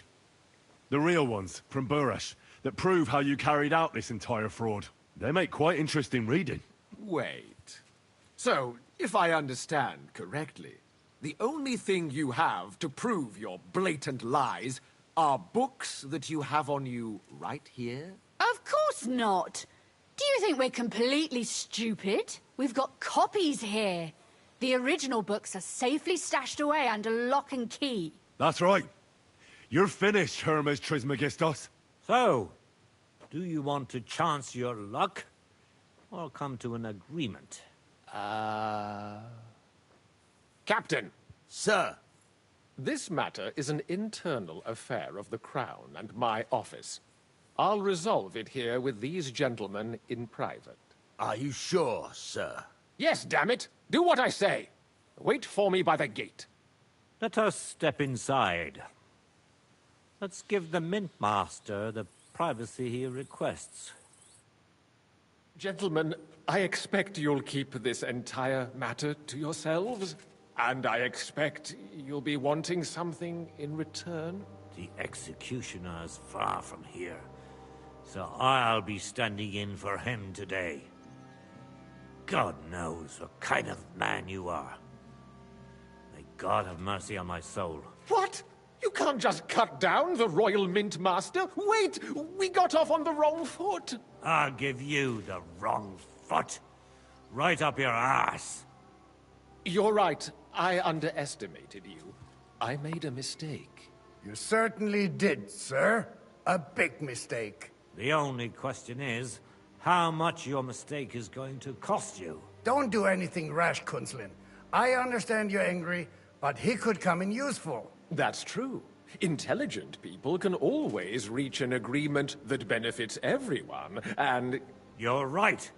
I'm more than angry. Swear you leave me and my family in peace, and our mining rights will remain untouched. You have my word. I swear it. Good. You know what awaits you otherwise. If Martin believes you can be of use to us, I'll leave it to him. I'm not in the mood for this. Right. You said intelligent people can come to an agreement. So let's see. We need to know what Sigismund's planning. Spy on the king? You can't ask that of me. It doesn't sound like you want to come to an agreement. You can't. We can, and we will. This is nothing compared to the punishment you're facing for what you've done.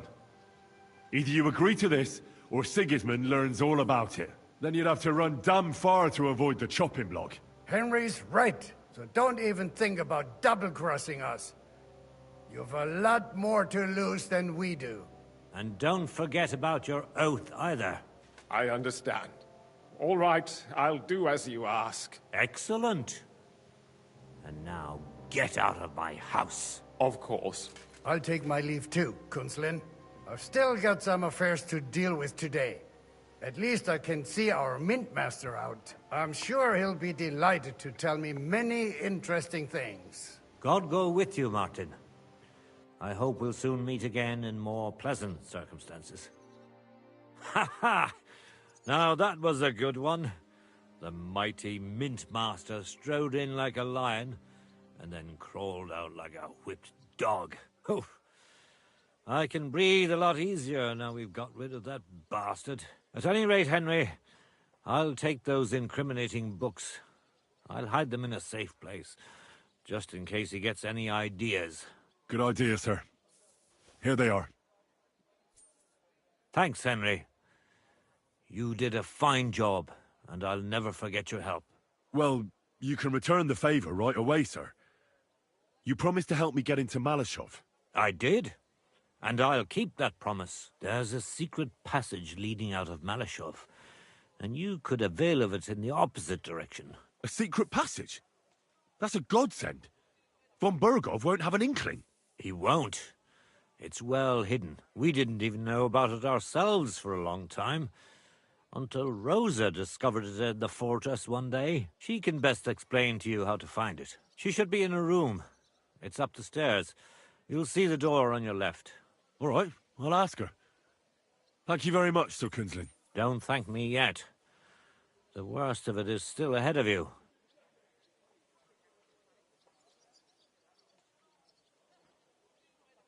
Nobody will be expecting me.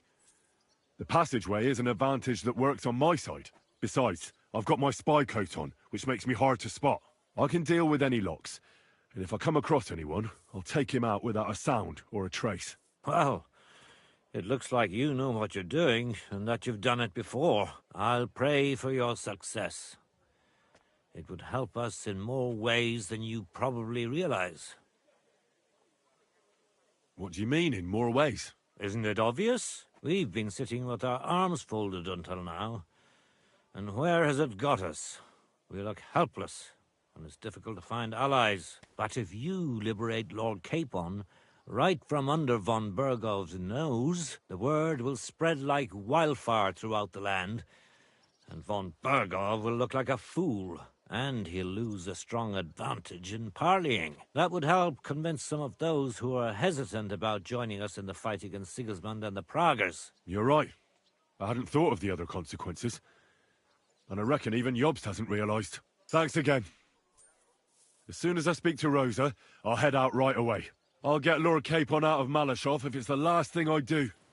You've no lack of courage, son. But you shouldn't count on that alone. Be careful. And good luck. I'll at least look at the books you brought. I'm very curious about what there is on Vavak, and how he did it all. I wish you a pleasant read. There's more than enough on him in there.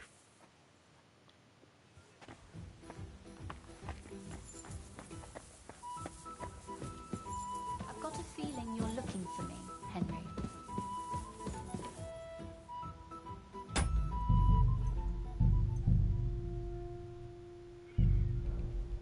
Your father sent me.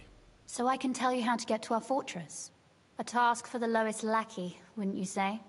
Well, you don't need to answer that. Right, yeah. That's exactly why he sent me. But how... What are you staring at? Do you think I was born yesterday?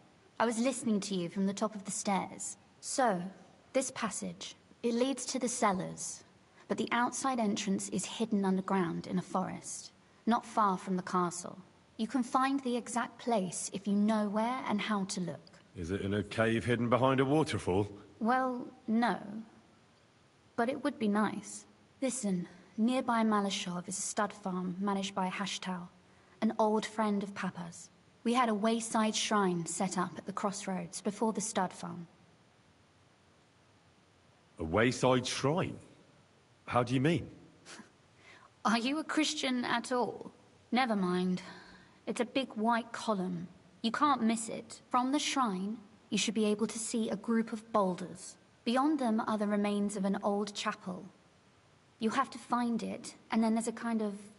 how can I describe it? A window. A gap you can look through. If it's still standing. I hope so too. Anyway, it should direct you towards some ruins. Go there. And now pay attention. Somewhere in those ruins is a stone cross. You have to find it and look where its top points to. If you go the way the cross is pointing, you'll find another one, and again follow the direction it's pointing in. That should lead you to a small clearing, marked by a cross in the rocks. You dig there, and you should get to the passageway. That's a really cunning solution. No random fool would ever find it. That was exactly my intention when I thought it up. Thanks, Henry. I think you're no fool, so you shouldn't have any trouble. And that's not all. Getting into the castle is the easy part. Don't forget, you have to get out, too. You're right. Horses will be needed. For me and for Capon. That's exactly what I was thinking. Fortunately, I know how to arrange that.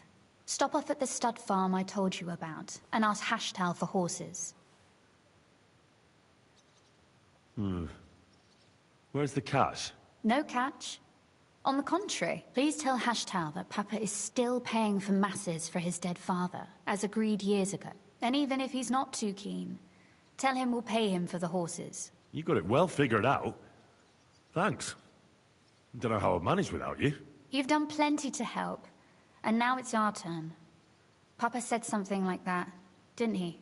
You know, you might not be aware of it, but you saved us from a mountain of trouble. Papa would never admit it, but alone, we wouldn't be able to resist the Mint Master for long. You've earned the right to the gratitude and friendship of our house for all time. I'm glad I could help you and your father. The pleasure is ours. But tell me, would you do it if you didn't need our help in return?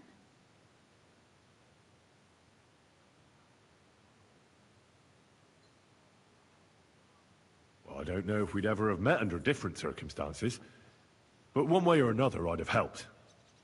You have my word on it. I hope your word carries some weight. At any rate, I also require some help. In a particular matter, but you mustn't breathe a word of it to anyone. Understand? I'm listening. I wanted to ask you, since you're going to be at Malashov, if you could bring me something from there. And what might that be? A book. It has great value to me, and I was starting to worry it would stay there forever. But if you're going there now... And what book is this that's so important? It's hard to explain to someone uninitiated in the mysteries of writing. What do you mean, uninitiated? I happen to know how to read. Really? Mea culpa. You are full of surprises, so if you do find the book, you'll be able to read it. Well, yeah. That's the way it goes with books. In that case, I'm not going to make it easy for you. If you'd like to know why it's so important to me, you'll have to find it first. Fear not, my lady. I'll gladly tear the entire fortress apart to find that book for you. Restraint, valiant knight. I value your determination, but this way would give yourself away immediately, and I'd remain without my book. Find it nice and quietly, then come back. Your wish is my command. It shouldn't be hard. The book is bound in scarlet leather and inlaid with gold. You won't find many like such there. And take this, so you don't get lost in the fortress. Thank you. It is quite possible you won't get back to Malashov again. So don't forget about me. And Henry, be careful.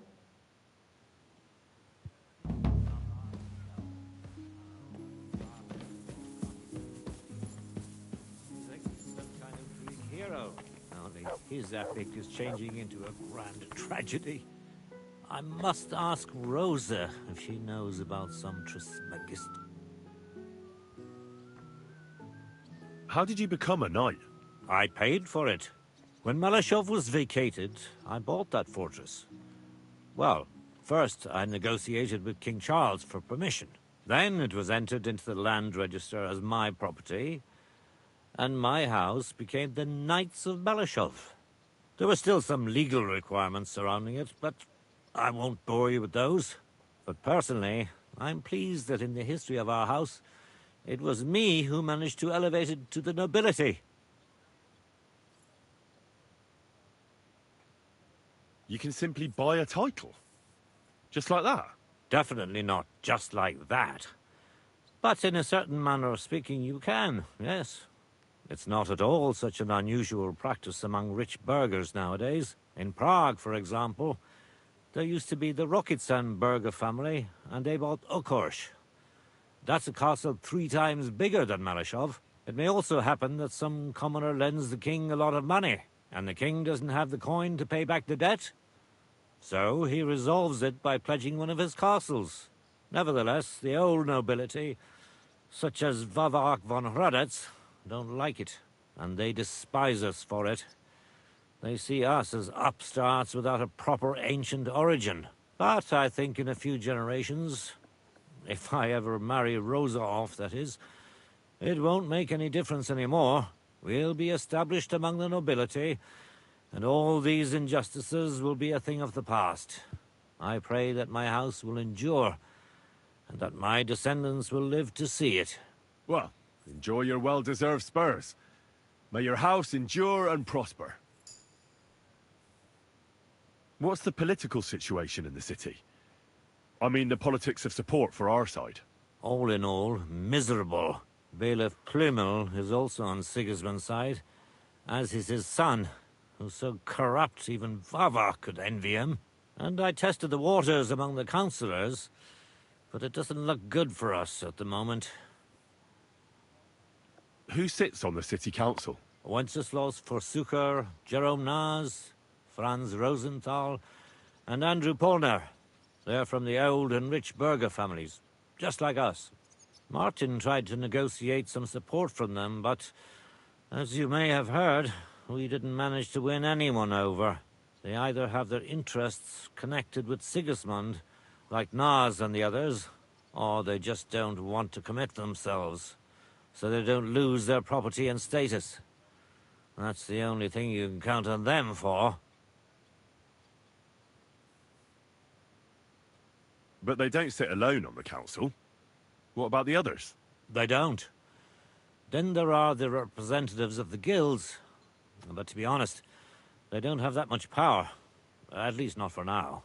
Compared to the old houses, the guild masters only quite recently acquired their positions on the council, so they probably won't risk losing them.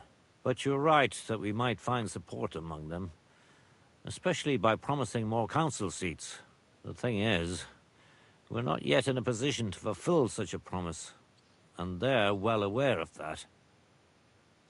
And what about Vavak?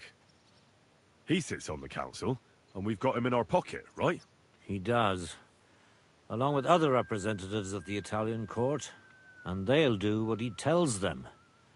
Except maybe Friedrich Kummel, but that doesn't matter. Vavak is a slimy bastard who'll sink us as soon as he gets the chance.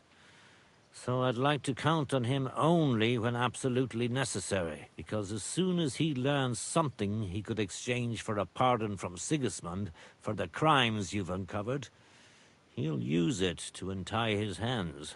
Thank you for filling me in on the local situation. Well, there wasn't much positive in it. But you're welcome. And what about the church? Couldn't it be turned around? You can see Sedlet's monastery from the city. The abbot must have some influence, doesn't he? He does. And his relationship with the city is not the best. First of all, the abbot is burning through his property. The monastery's having financial difficulties, and all it can do is sell off its village properties. And who do you think is buying them up? The Kuttenberg burghers, first and foremost. Then there's a long-standing dispute over the manning of some churches, which goes back as far as I can remember. Well, then how about promising the abbot support and getting him on our side? Promises cost nothing, right? Ha ha! I see you're no newcomer to politics. But we hesitated with the abbot, and he decided to throw in his lot with Sigismund. In fact, he's given him accommodation, and is wining and dining him.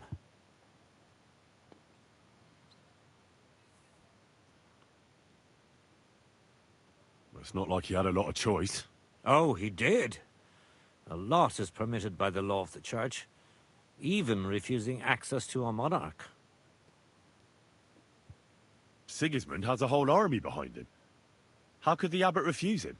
Do you think Sigismund would attack a monastery? All he'd get from it would be a pile of old bones. And it'd tarnish his reputation in half of Europe. No, Sigismund doesn't need the abbot. But the abbot needs him.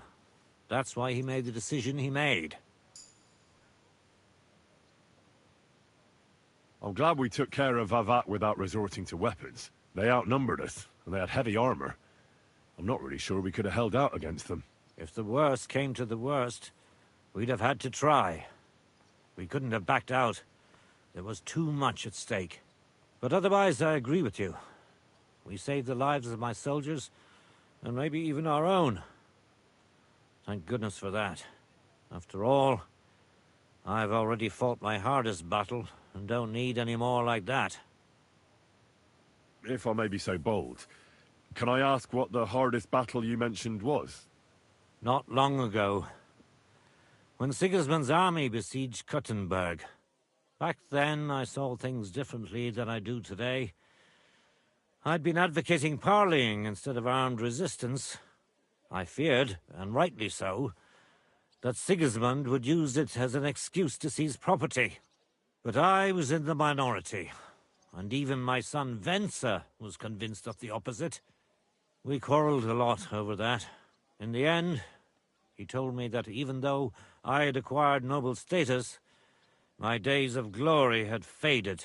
He wanted to prove the Knights of Malashov didn't wear spurs just for show, and that we'd earned the armored arm in our crest. When an opportunity arose to strike against the enemy, he rode out, despite me forbidding it. Or maybe because of it.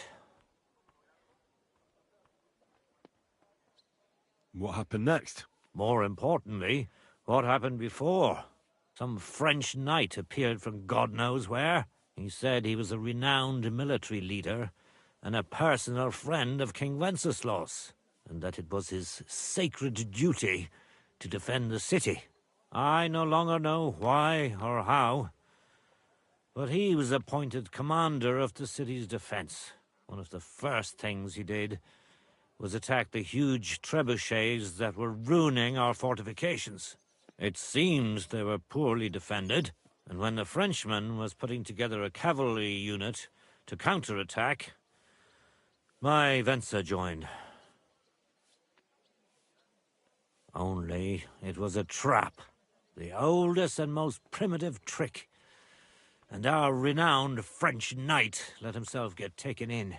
Of course, Sigismund, or whoever was in command, didn't leave his precious trebuchets unprotected. He had his own cavalry in reserve. When I learned where Venser had gone, I gathered my men and went to his aid. But when we arrived, it was all over. And there was nothing left for us to do but to collect the bodies of the fallen. Venser among them. So, you heard it. My hardest battle was the one in which I didn't even raise my weapon. But I won't make the same mistake a second time. It won't bring Venser back to me. But I'll defend what he tried to defend to my last breath. Our estates, our honor, and above all, our Rosa. God be with you.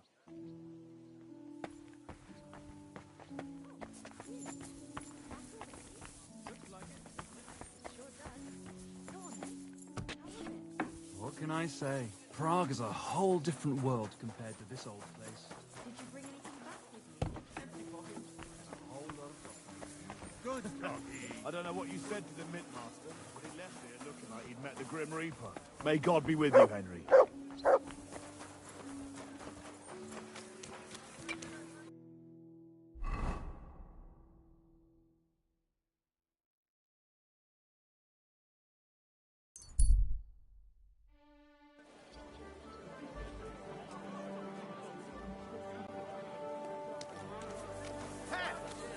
You're always welcome here, good sir.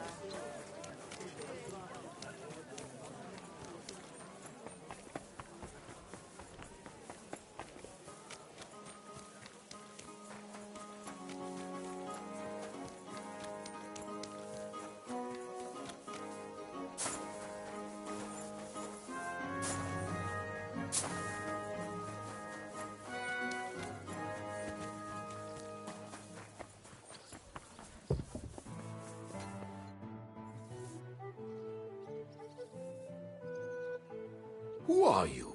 And what are you doing here, lad? I'm Henry. I'm supposed to help you write a letter? Oh, right. Kwiatoslav sent you, didn't he?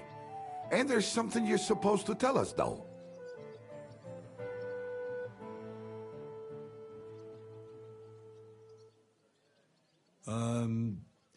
Justice is worth more than silver? Great. You know the password.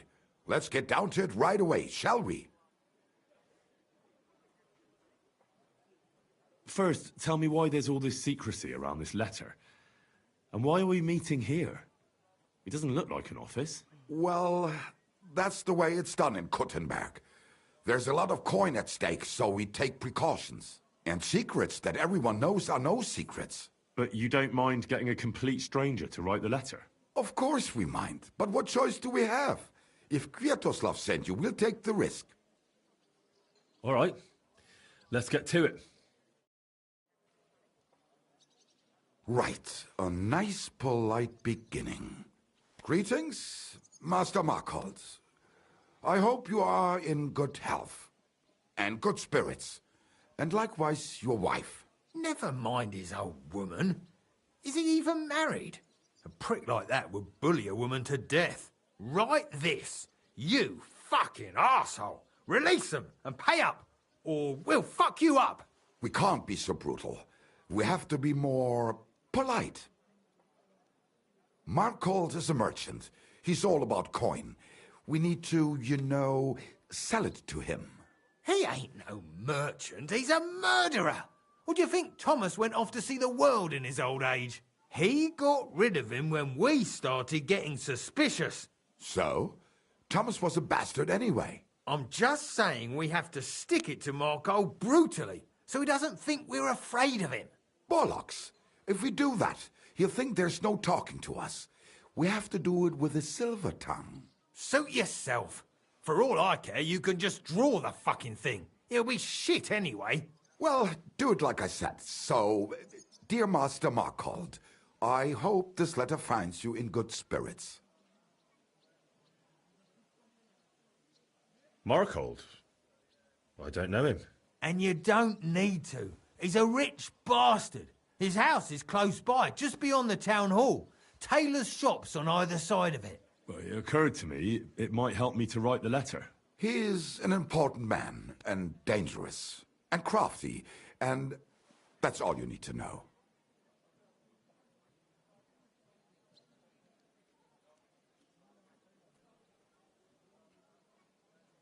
I'll make it sound a bit more refined.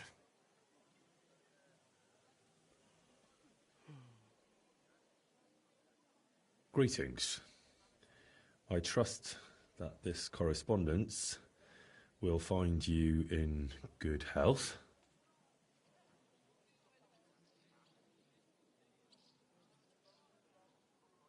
Done. Next. We are writing to you about a serious matter concerning our deal. That you fucked us over on, you cheating scum! Would you please let me compose this letter? All right, forget I spoke. Now, where was I? I am writing to you in regards to a serious matter concerning our deal, which did not exactly go well.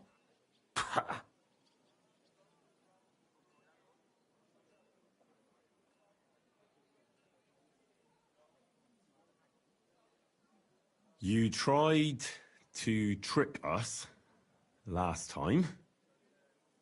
God help you if you try anything like that again, you bucket of shit. What's next? Right. What was it I wanted? To get to the point? Why don't you get to the door and fuck off? If you keep sticking your nose in, we'll never get it written. We'll never get it written if you don't get to the point. But suit yourself, I'll shut up. So, it didn't end up well.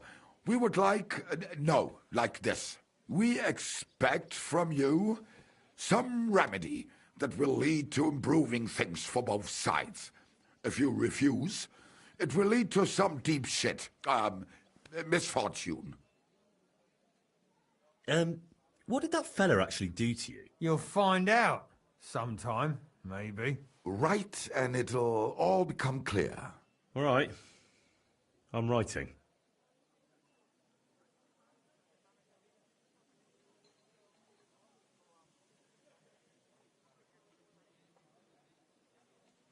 If you don't do what we want, we'll fuck you up so bad that your own mum won't recognise you.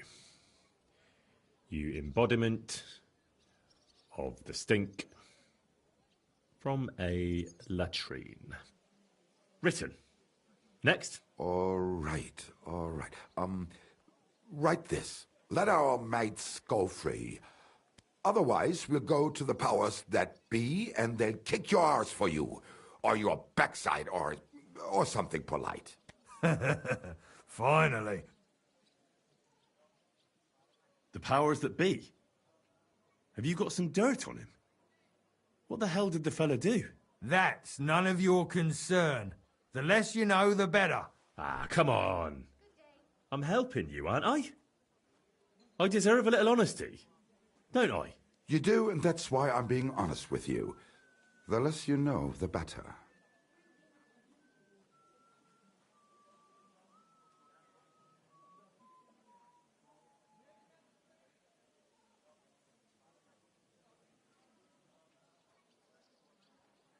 Free our captive brothers. Otherwise, we shall report your dishonesty to King Sigismund, and he shall see to your prompt punishment. Ah! Carry on. Aye. Once they return to us safe and sound, we'll clear off and you'll never see us again. And your secret will be safe. Ha! You don't really believe he'll let us go just like that? Why not? If we disappear, he'll be out of danger. Him and his silver. He'll be safe as long as he kills us. Shut up, you idiot. You shut up, you fool. What was that about silver? Nothing. Don't give me that. I heard you. All right, tell him. It don't matter now anyway. Us and Markle made a deal. We stole silver for him. He took it out of the region and flocked it and gave us a cut. Except he never actually paid us, the bastard. So we started to set aside a bit of everything we nicked. Selling raw silver here in the city ain't exactly safe, but you can manage if you do it little by little. Except that fucker Marco got wind of it, took our mates captive, and won't let them go till we give it all back to him. You didn't have to tell him that. What if he shits himself and Scarpas? Don't worry, he's a good lad. He'll help us and he'll be rewarded. Isn't that right? Of course you're right. I'm in with you. Silver is lovely. What do you want me to write then? As soon as our mates come back safe and sound, we'll clear off and you'll never see us again. Once you let our mates go and we find out you didn't harm them in any way, you fucking sodomite, we'll clear off and you won't have to worry about anyone fucking with you. You rancid cunt. Done. Maybe some Wow. polite parting. Like, go fuck yourself, shitbag. We can't put that in the letter, surely. That's definitely not done. We'll do it politely. Yours trustingly in your wise decision, the Mining Brotherhood.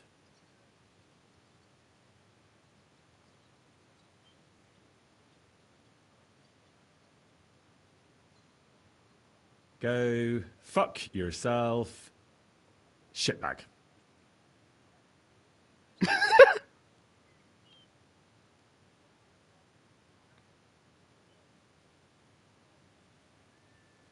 That's that. The letter is finished. Great. Give it to me so I can seal it and have it delivered. We are grateful for your help. We are. And we're sorry for what we have to do now. Can't we just leave it be? He knows too much. What if he goes to the bailiff? Oh, it'd be no good to him anyway. Does he know about our camp on Sukov Hill? Kurva. Oh, I shouldn't have said that. You must be the biggest idiot in the region. There's no way we can let him go now. Fuck. Yeah. Sorry, lad. You're out of luck, I'm sad to say.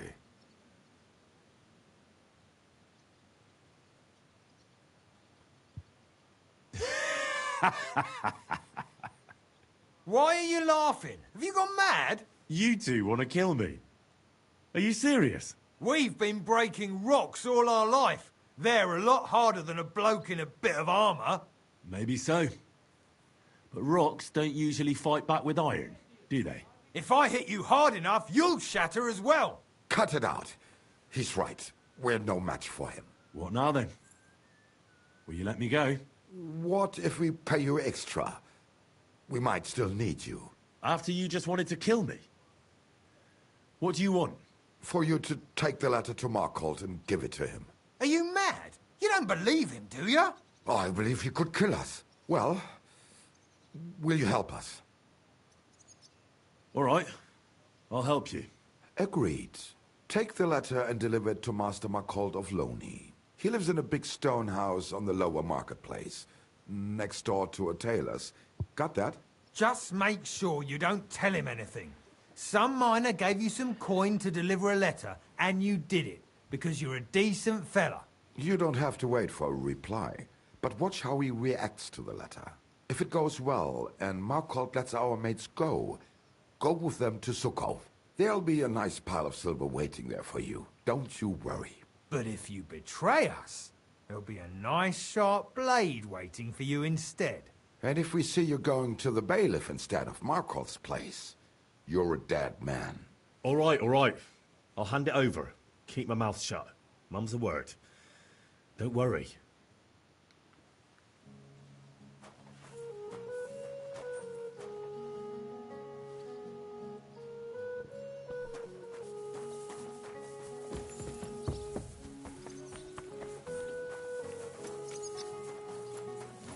Here you go.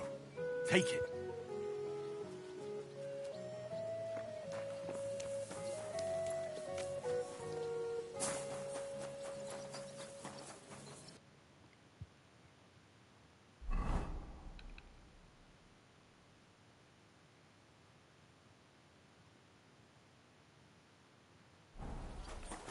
God bless you, sir.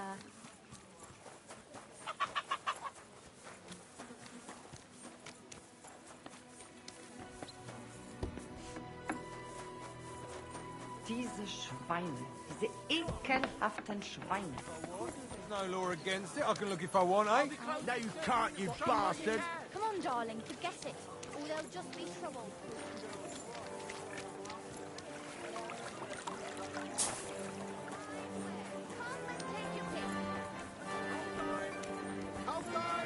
Ich schließe bald!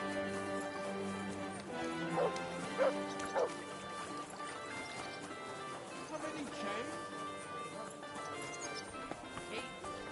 Good day to you! What's right now? You shouldn't be here.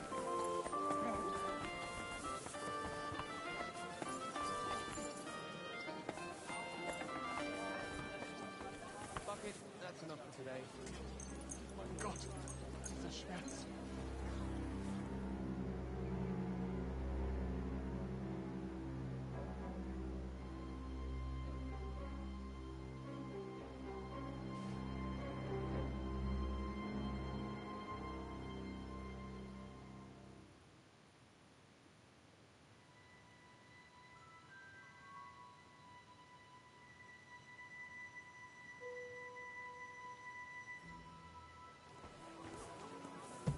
Who goes there? You've no bit.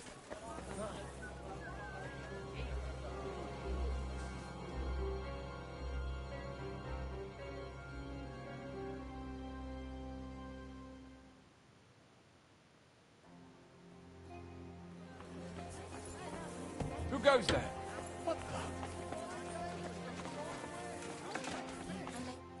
Stop right there. This is the house of Marcold of Loney. What do you want, fellow? I was given a letter to deliver to your master. A letter? All right, go on, but make it quick. I'm sorry. It happens. Just watch where you're going next time.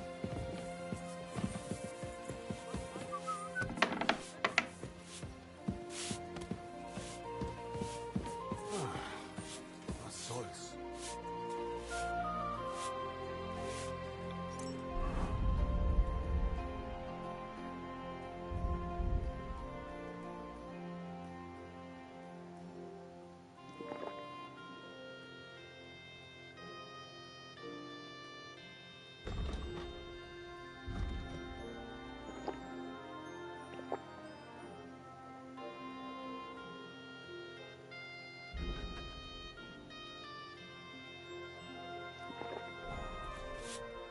Servus, guter Mann. What can I do for you? I'm looking for Master Marcold. Das bin ich. What do you want? Spit it out, I have no time to waste.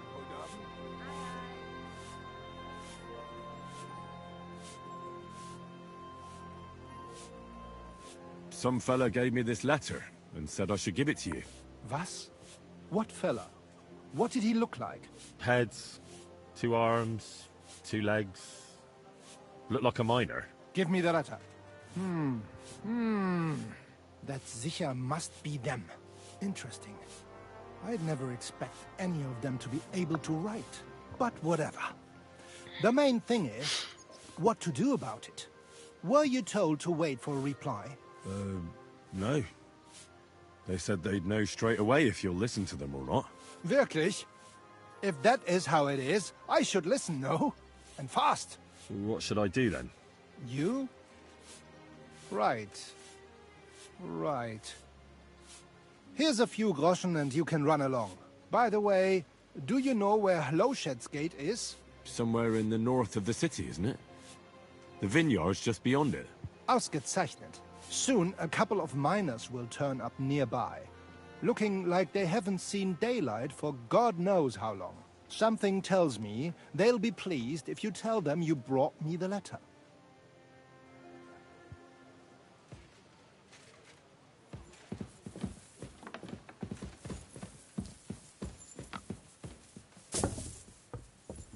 Careful.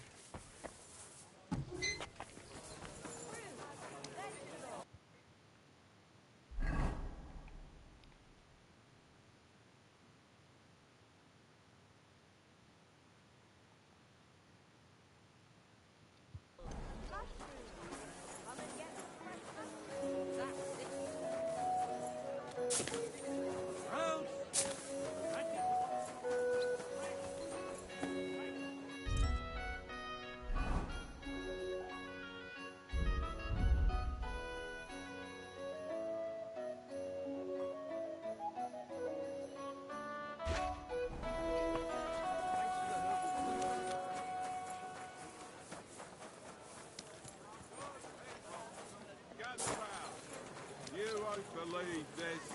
A whole village burnt to the ground.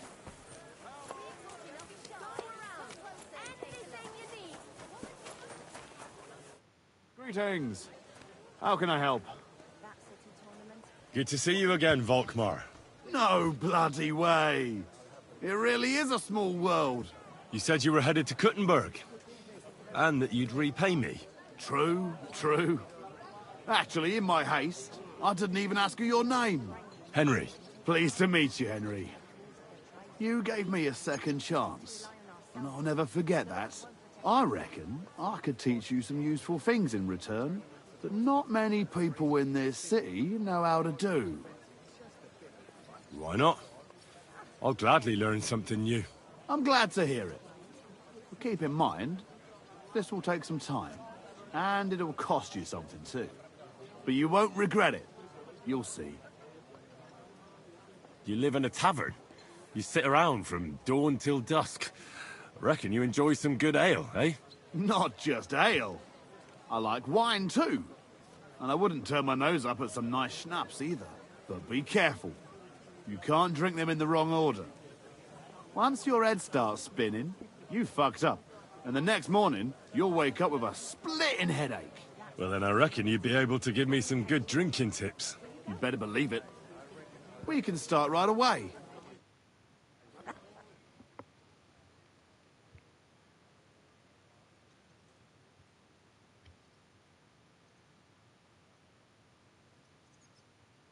Young man, a word if I may. Yes?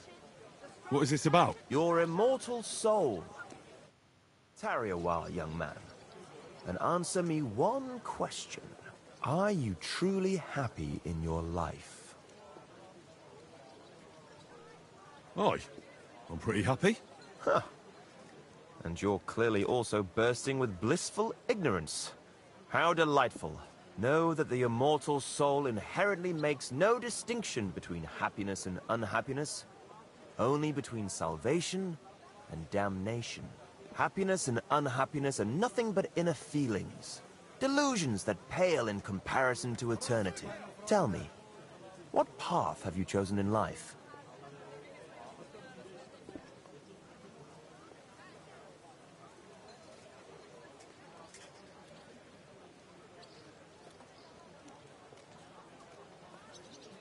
quite unremarkable.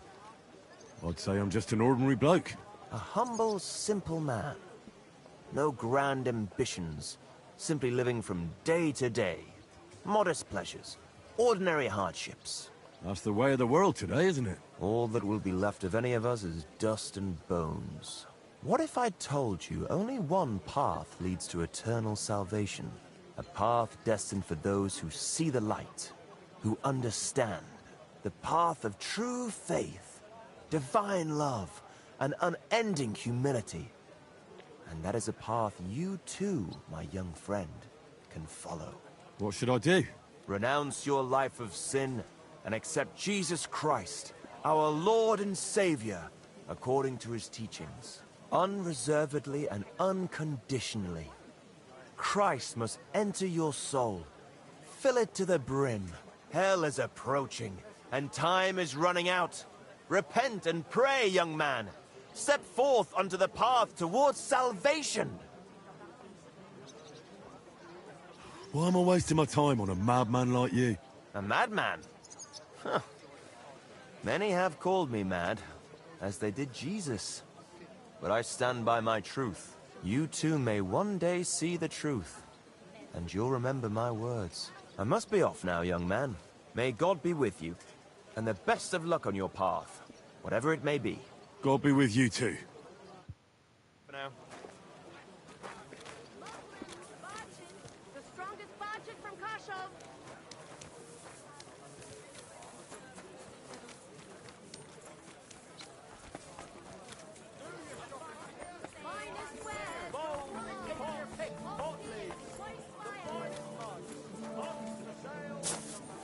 Quality goods, the finest wares.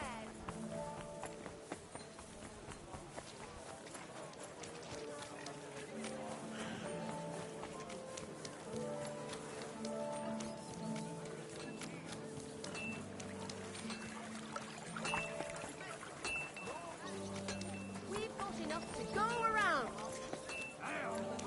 Come and take a gander. We've got it all.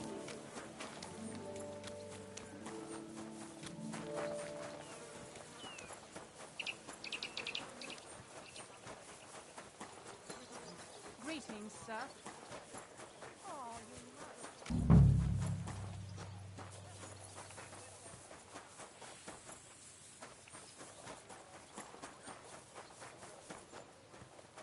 You must be Kviatoslav and Myslibor's mates, eh? You're free at last. I reckon you know where to go now, right? Well, we do, but who the hell are you? A messenger, and a good Christian. I brought the message that secured your freedom. Really? I owe you one then, pal. Well, you can thank me later. Now we should all vanish quick, before Markhold changes his mind about letting you go. You're right. Are you going with us? Sure. I'll go right along with you. I was promised something anyway. I'd say you've earned it. I was beginning to think we were done for. Let's go then.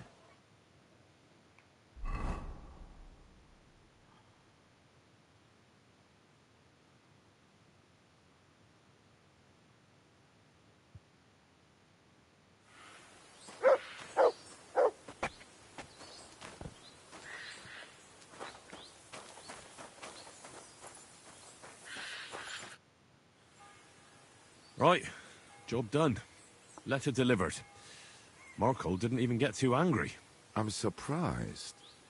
That fucker's a sneaky bastard who'd seize Jesus Christ himself, if he thought he'd have something out of it. Well, I'd never have thought it of him. He just sat there smiling. Smiling? Christ, laddie. That sent shivers down my spine. Just when I thought we were in the clear. Ah, come on. What are you afraid of? After all... What was that?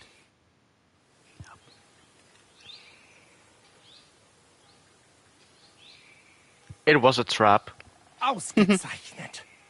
I found you at last. For a while I was afraid you'd escape. Fuck. How did you find us, you bastard? Did you double-cross us, lad? What? No, this isn't my fault. Nobody had to double-cross anyone. I just had to have you secretly followed. What? Naja, what else could I do? That letter made it clear to me you won't stop causing trouble. So what now? Have you come to kill us all? You're all long dead anyway, meine Brüder. You just don't know it yet.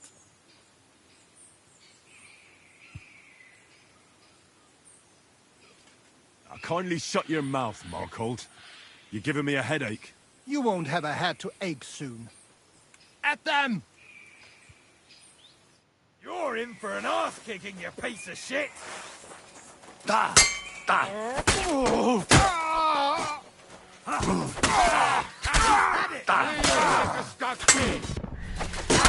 You've got no chance alone! Bleeding like a staff! Slice him up! Dead! Oh, Gott sei Dank.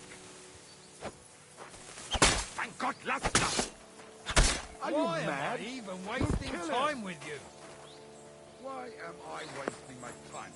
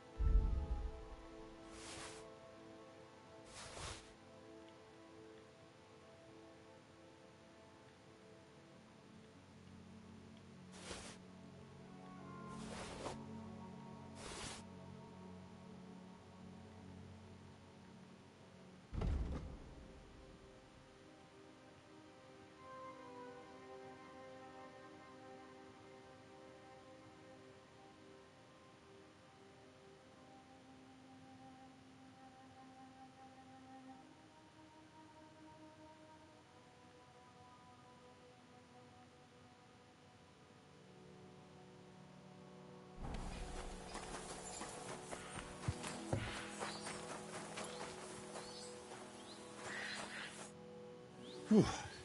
That was a close shave. Damned right it was. That bastard, he followed us to the camp. Here, lad, your reward. You deserve it.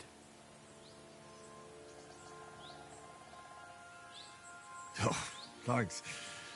And next time, find someone else to write your letters.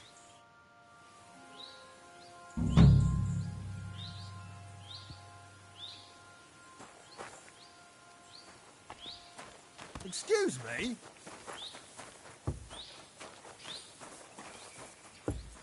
Can I help? You can't just stroll around here without so much as a...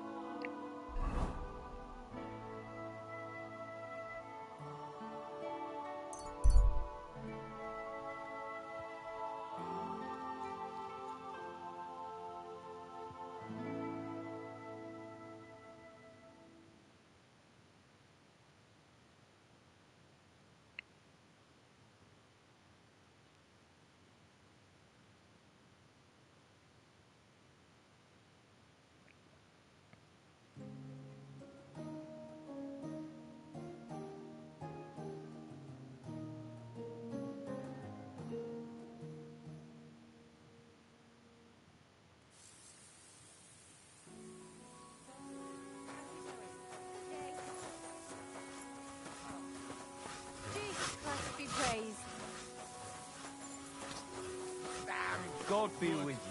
Good day to you.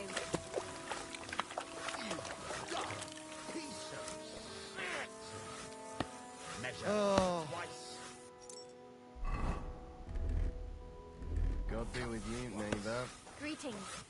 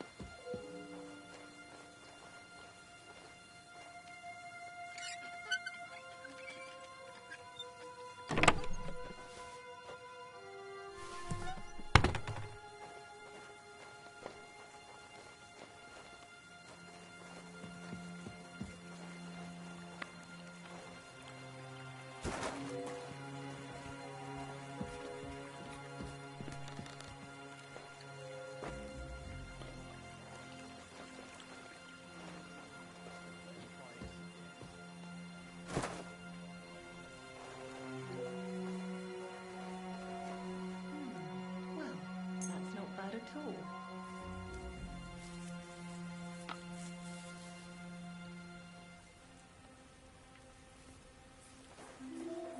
Excellent. Excellent. Next time it'll be even better.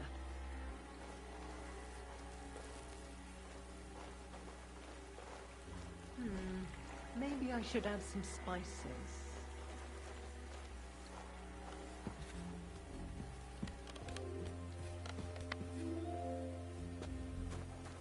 No, it needs a bit more.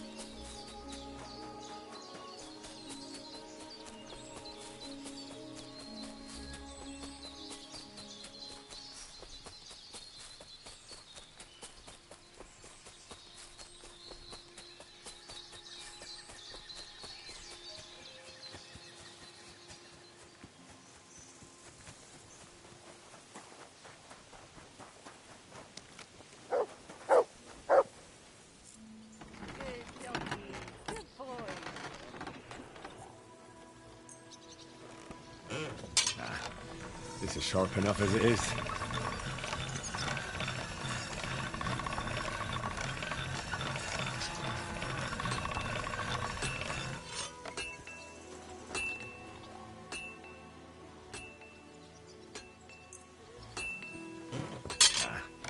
This is sharp enough as it is.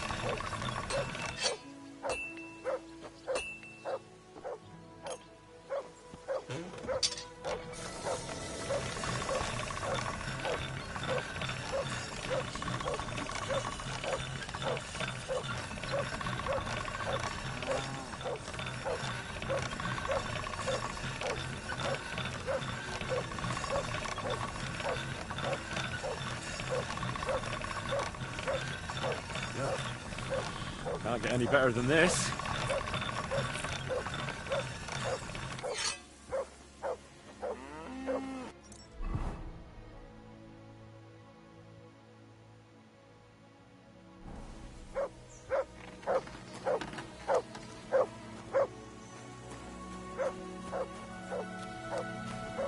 Greetings. What do you need?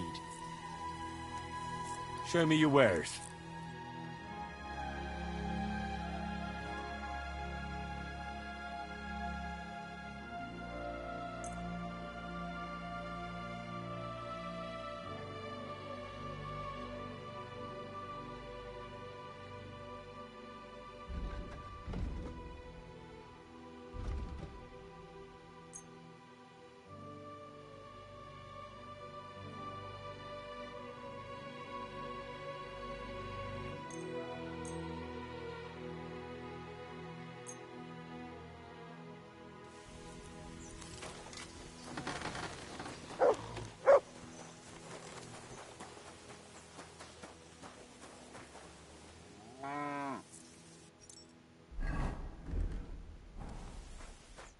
Good day to you. What's new here at Malashov? Nothing much. If you're looking for a job, try your luck elsewhere.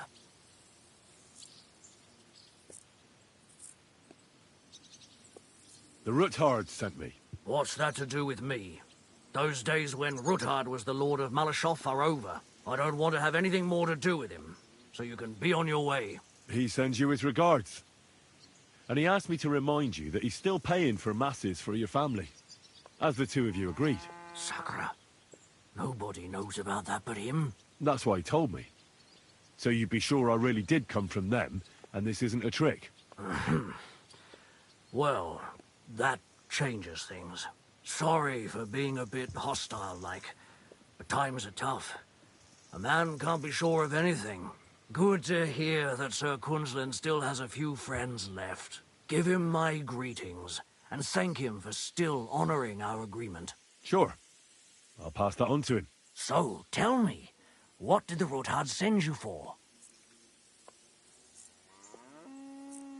I'm planning a certain enterprise. Something that the new lord of the castle certainly won't be happy about. An enterprise, you say? I reckon it's best not to ask what that might be, eh? That would be wise. And I need you to get fresh, fast horses ready for me. That's quite a lot you're asking of me. A fresh, fast horse don't come cheap. But fine, since you're from Sir Kunzlin, I'll have it ready for you. Somewhere a bit further from here so I don't get in the shit if things go sideways. Of course. The last thing I want is to endanger you unnecessarily. And the Ruthards promise to pay for the horse if it comes to any harm. All right.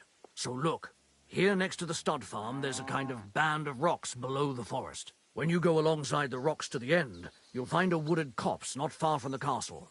There's a well-trodden patch of ground there, so that's where I'll have that horse ready for you. Hopefully, nothing will happen to him if I just leave him there. Recently, there's been wolves and wild dogs sniffing around here, so we have to watch out for the animals. Thanks. I'm obliged to you. You ought to be. I wish you the best of luck. I reckon you'll need it.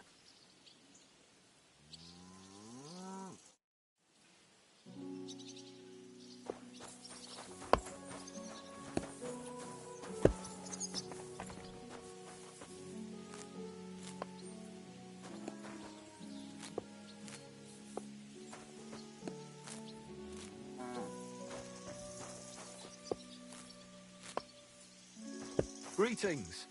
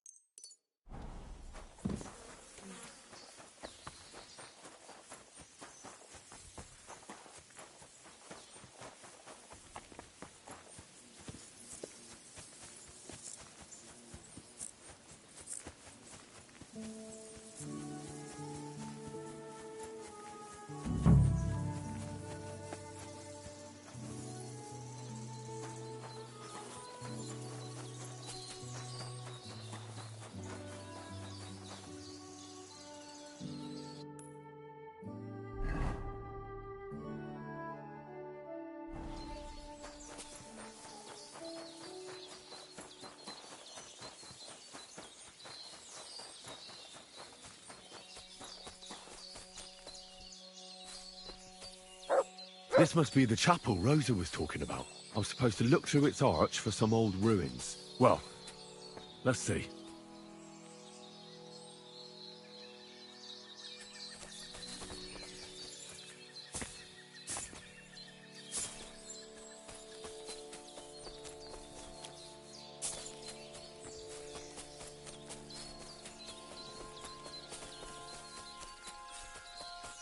The chapel directed me here.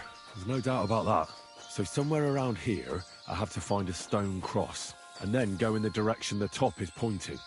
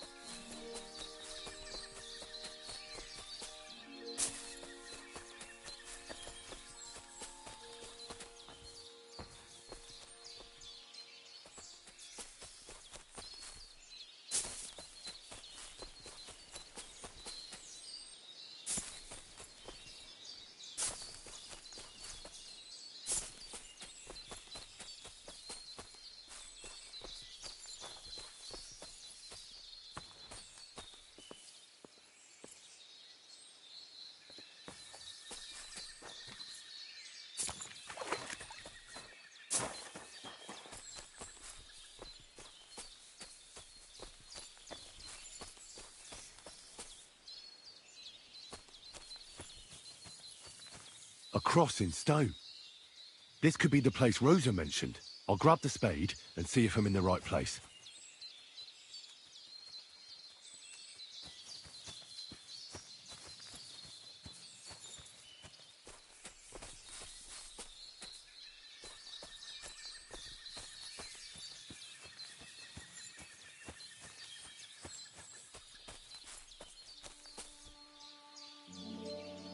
Free!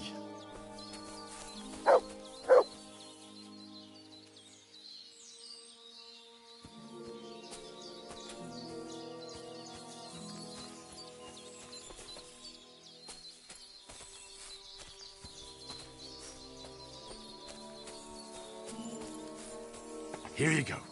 Take it.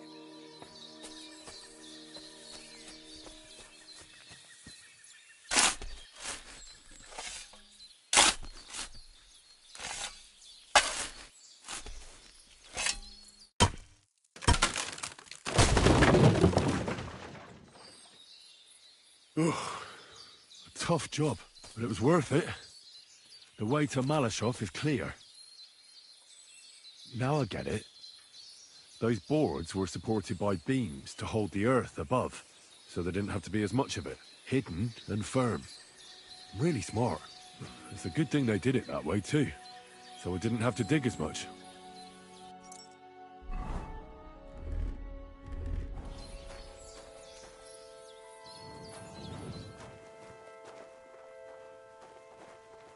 An axe, to deal with the supports and the planks at the entrance. A spade and bucket, to clear away fallen earth and free up the entrance. Everything's ready for escape whenever needed.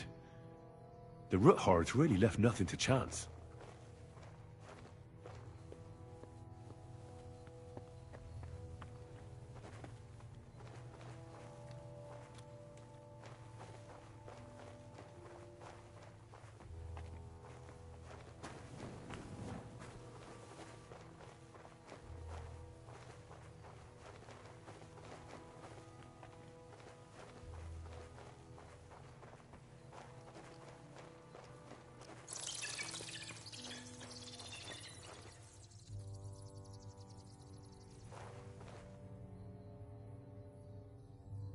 Fuck, that's deep.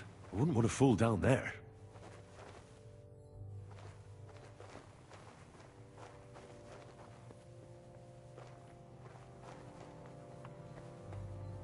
What do we have here? A ladder. In an escape, it'd be enough to pull it up, and that'd leave any pursuers stuck. I just hope it can hold one attacker.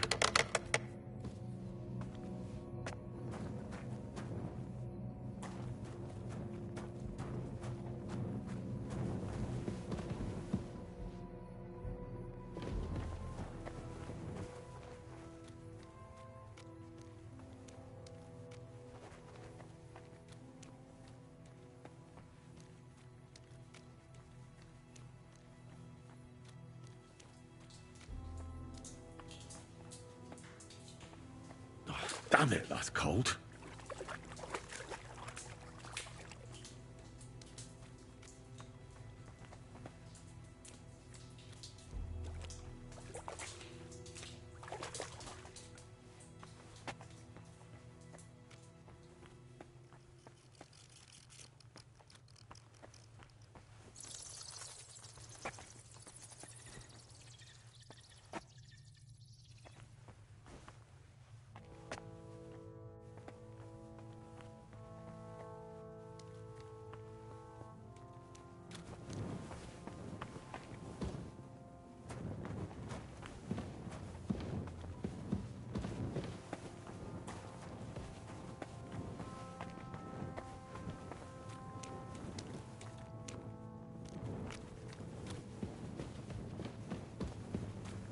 What's this door doing here?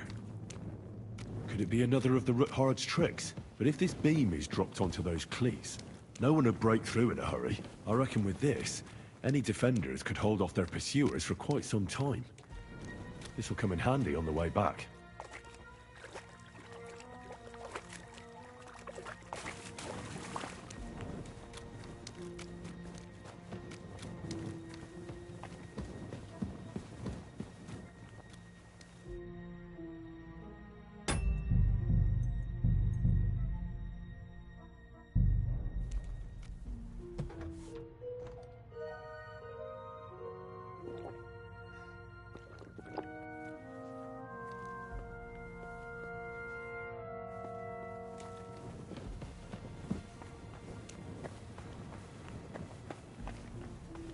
This looks like it could be the wall of the Malashov cellars. There's no going back. This is it. All right then. Courage, Henry. Courage. You can do this.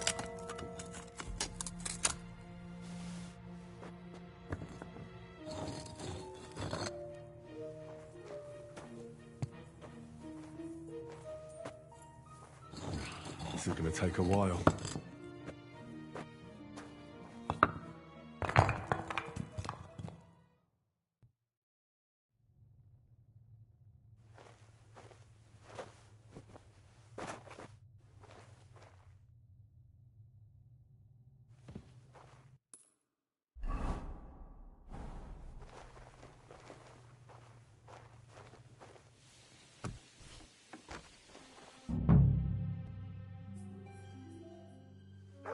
Lord Ruthard and Liechtenstein are turning the Kuttenberg houses against us. Bavag will deal with Ruthard. But Liechtenstein is your concern. How come you haven't caught him yet? He's slippery as an eel. He's hiding somewhere in the Jewish quarter. I sent spies to track him down, but they never came back. Flush him out of that hole of his. For fuck's sake! Why such concern, Otto? Kuttenberg is ours. Sigismund has the reins firmly in his hands.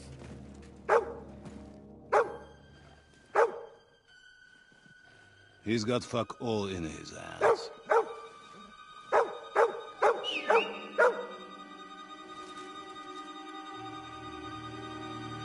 Sigismund thought at first he'd come to terms with his brother Wenceslas, clear the way for him to the imperial throne, and take the Bohemian throne for himself.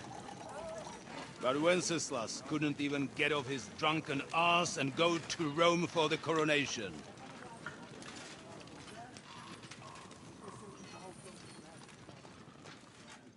And now, the glorious Hungarian king has fallen for Jobst and his damned truce. He's been taken in by that treacherous turncoat. Jobst betrayed Wenceslas. Then Sigismund.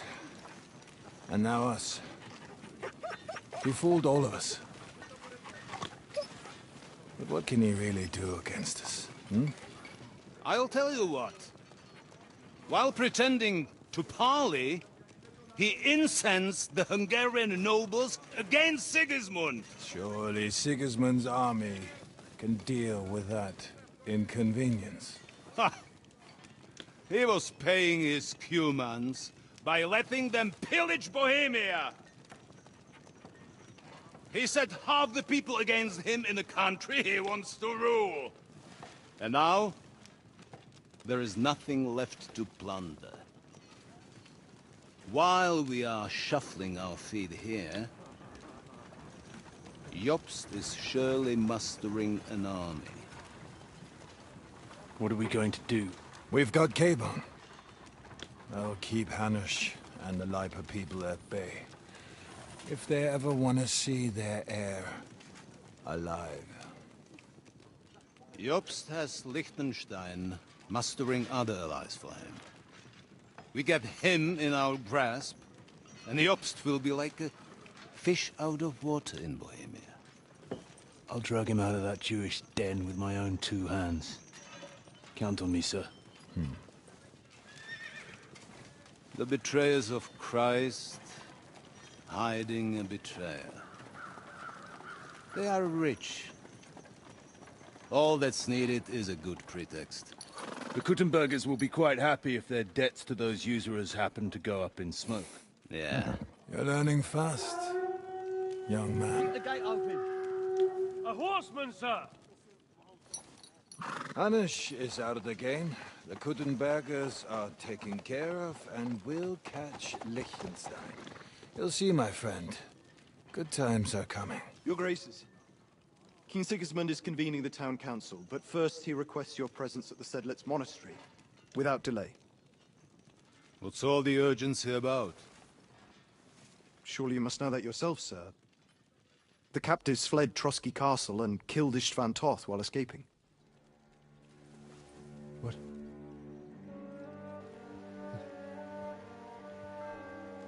That's not possible. That's a lie. It is true, Lord Toth is dead.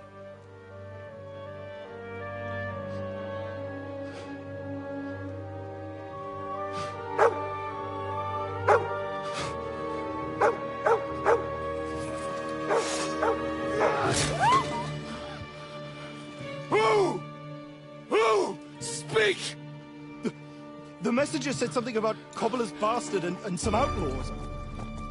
I swear, by everything that is holy, I will find that whoreson, and I will rip out its heart! Good luck. Jesus. What's with that boy? Sir Ishtvan was like a father to him. You better go. Bring the horses!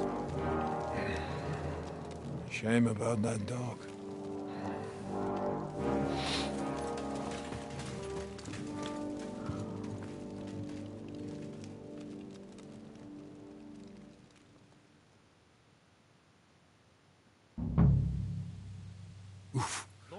Luck was on my side.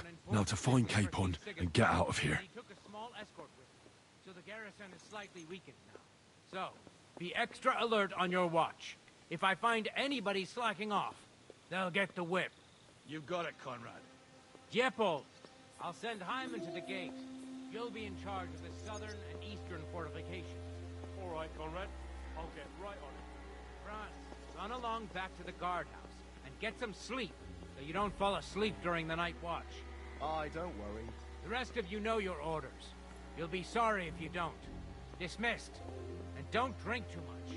Got it, Conrad. Vitek, that cart is starting to get on my fucking nerves. I understand. I'll get right on it.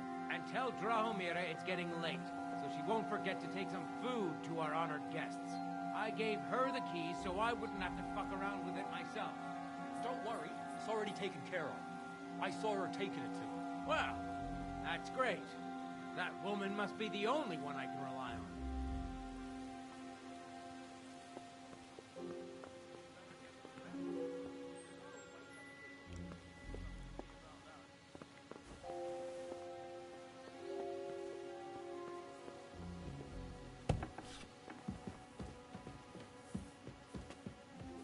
Huh?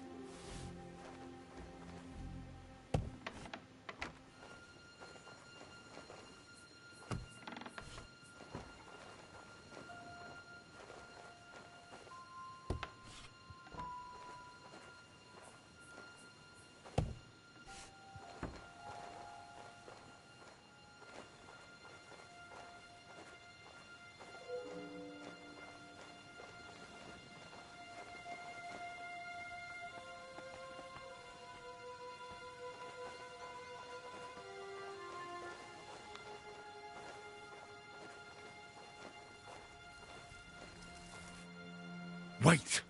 I don't know you. You definitely are not from the garrison. I'm going for the guard.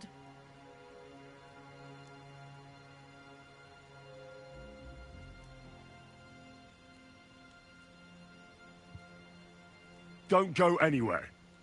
I came with a message from King Sigismund. It was a long journey, and I'm famished. Forgive me, sir. I wasn't expecting you, but you can look around and take whatever you've got an appetite for. Thank you.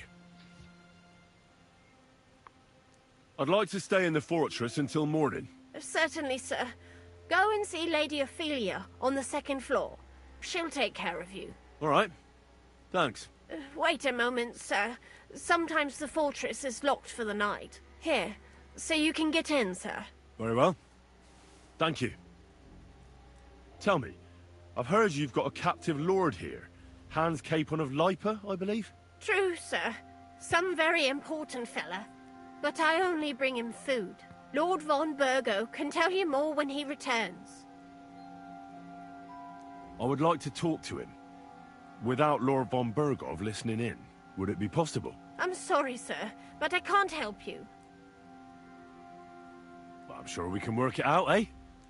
You yourself said you'd take him food. I'll gladly reward your service. Well, perhaps. Since you say you're from King Sigismund himself, here's the key from his room.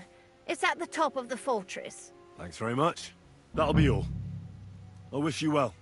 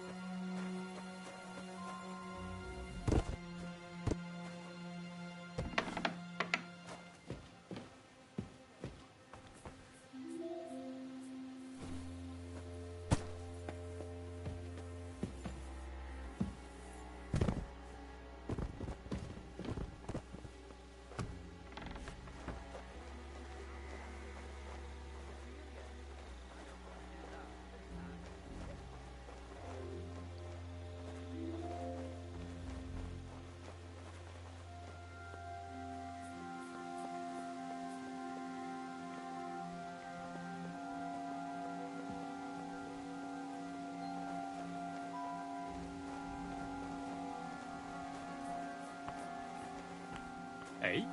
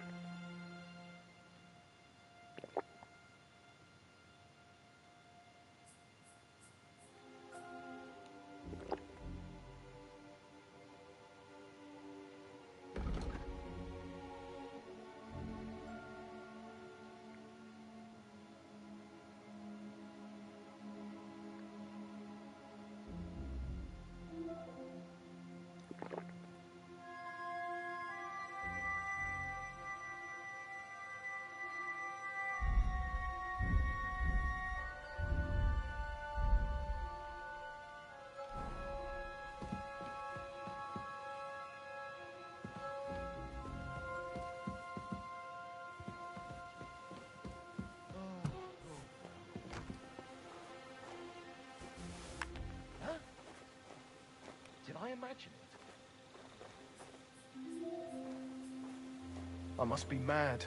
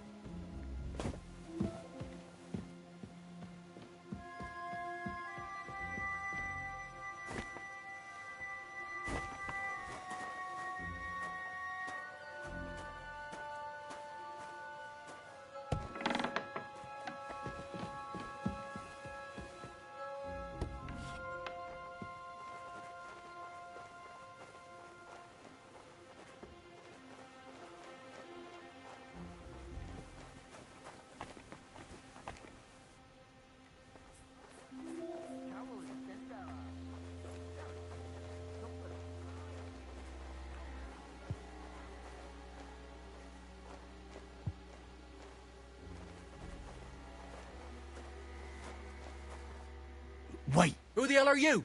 And what are you doing here? I'm going for a guard. Mind your manners. I'm an envoy of King Sigismund. I came with his messenger. That's a load of shit. The messenger came alone. I'm going for the guards. There's nothing here for you.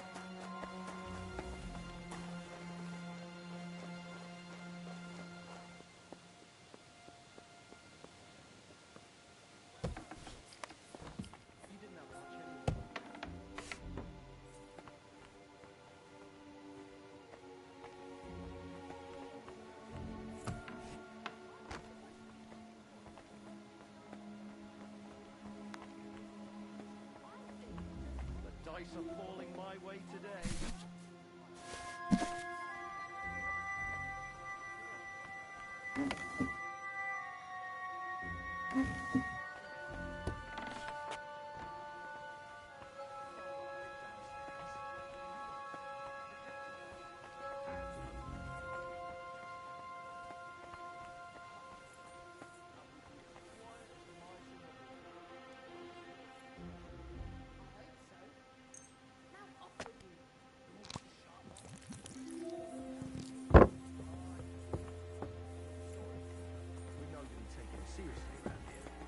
from.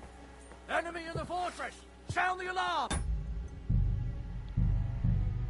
Oops.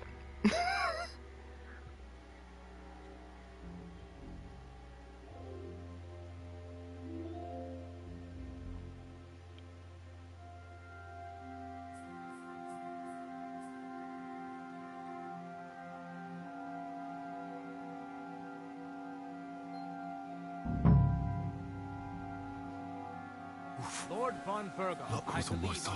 Now to find Capon and get out of here. A small escort with us, so the garrison is slightly weakened.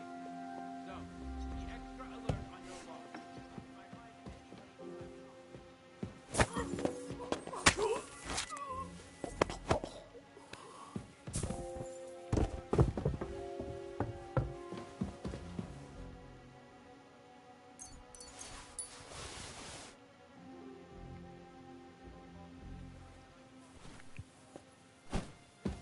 You'll be sorry if you don't.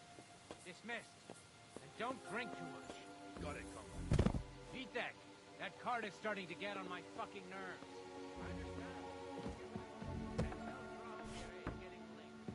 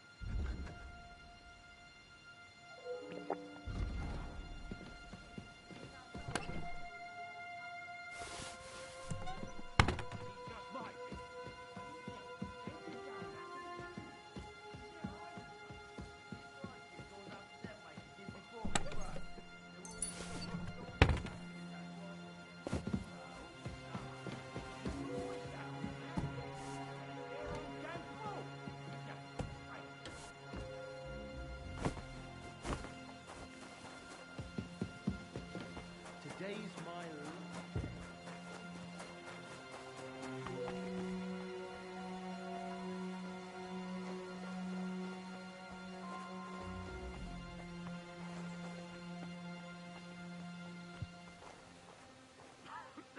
Oh, fucking night shift.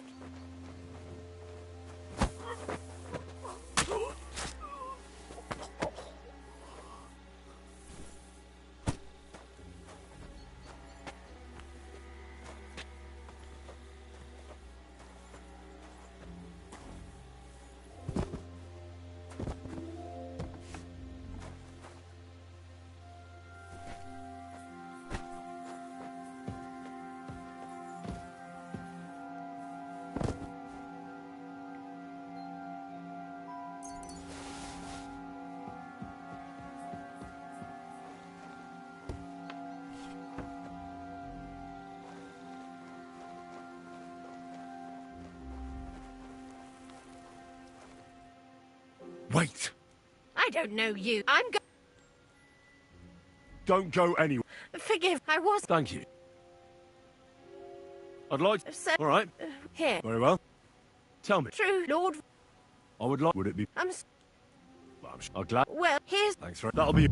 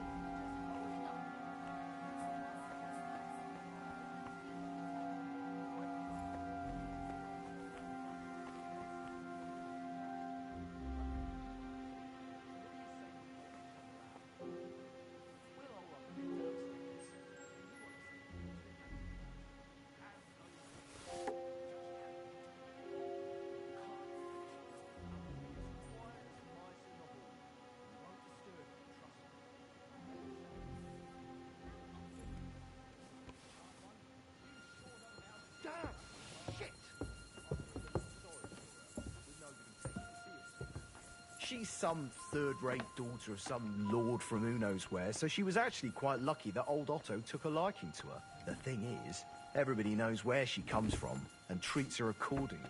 Bloody hell! Old Otto?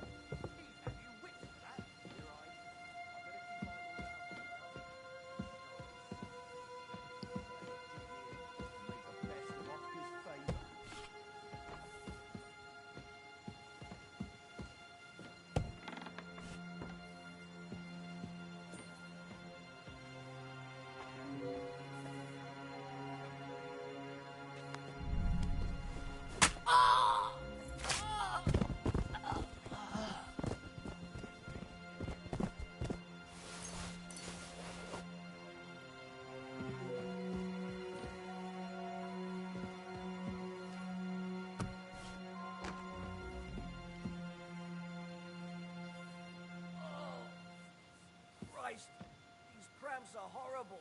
What could have caused them?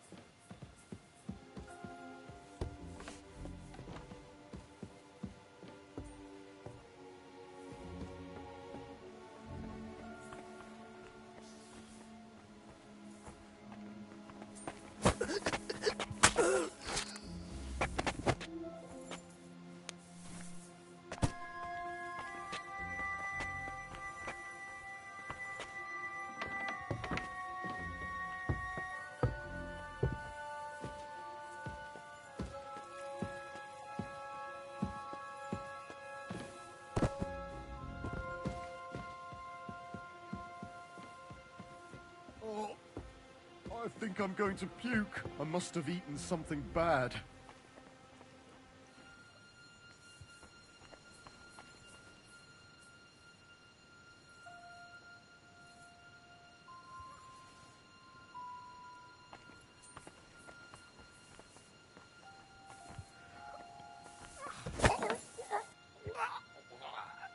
I wish we could get to Kittenburg for a while. Dice playing is quite a different matter. The women they have.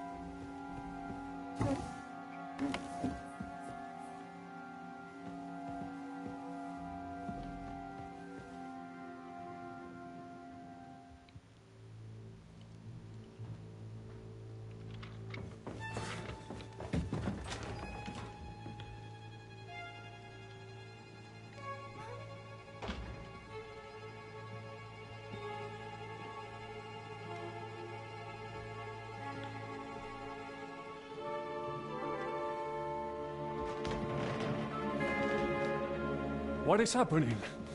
Who are you? Quiet. If you make a peep, we're done for. Henry?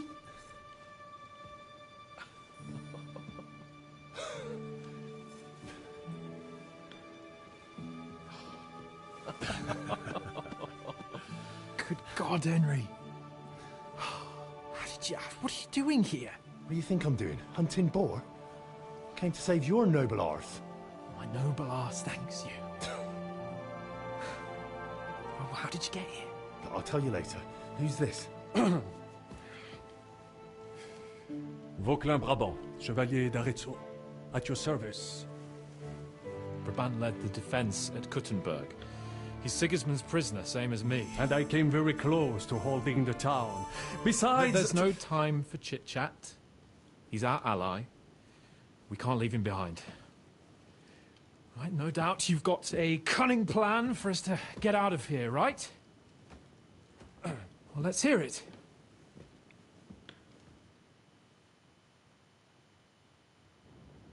Of course I have a plan. Listen, I got to the fortress through a secret passageway that old Ruthard told me about. Von Bergov knows nothing about it. C'est magnifique! Very cunning. And so far, the garrison has no idea I'm here. We're lucky von Bergov left the fortress along with von Aulitz and some of the garrison. So I'll take you to that passageway, and we'll get out of here. We'll get to the forest not far from here. I'll have some horses ready there. We'll be gone before you can say the Lord's Prayer. Formidable! I call that an elegant plan. I myself had to sneak like that once during the siege of Arezzo. So, what are we waiting for? On y va! Wait. A passageway, you say? A dark, narrow passageway? Well, it's just a passageway. There's a bit of water in it to wade through, but nothing we can't handle. You can forget about it. I'm not going through any passageway. What? Let me repeat. No passageway for me. It's not the chivalrous way. It is not chivalrous, c'est vrai, but in our situation, it is more than delicious. Fuck chivalry now. That passageway is the only chance we have of getting out of here alive. Well, in my opinion... Fuck your opinions. No. Just no. I mean, we'll all suffocate in that passageway. Or it'll fall on our heads. What's gonna fall on us, damn it? If I got in that way, we can get out, too. It's completely safe. So stop acting like a madman and let's go. I can't do it. I'm afraid of small, dark spaces. Ever since that tower fell on me in Nabokov, and I was stuck under the ruins, I just can't. I'm sorry, Henry. There has to be another way. Have you come up with some ingenious plan for getting out of here? If so, I'd really like to hear it. What do I know? We could maybe break down the gate. Un moment. Henri? You said that von Bergov left. Is that not so? Yes. And what about horses? Are there any horses left here? I think there's a couple, yeah. In the lower courtyard. Très bien. That will be enough. We just have to get to them. But I think we could get there stealthily. It is not far from the tower to the stables. Then you simply open the gate, et voila, we are gone. Just like I escaped when surrounded by that English dog John Oakwood. It may not be the best plan. It was not back then either. But we simply have no other choice. Time has passed. The fortress is quiet. I believe that most of the garrison has gone to sleep, which plays in our favor. That's a wonderful plan. No passageways. But we need some weapons. Exactement. To have a proper piece of steel in my hand again. Preferably Milanese, although I would be satisfied with something local.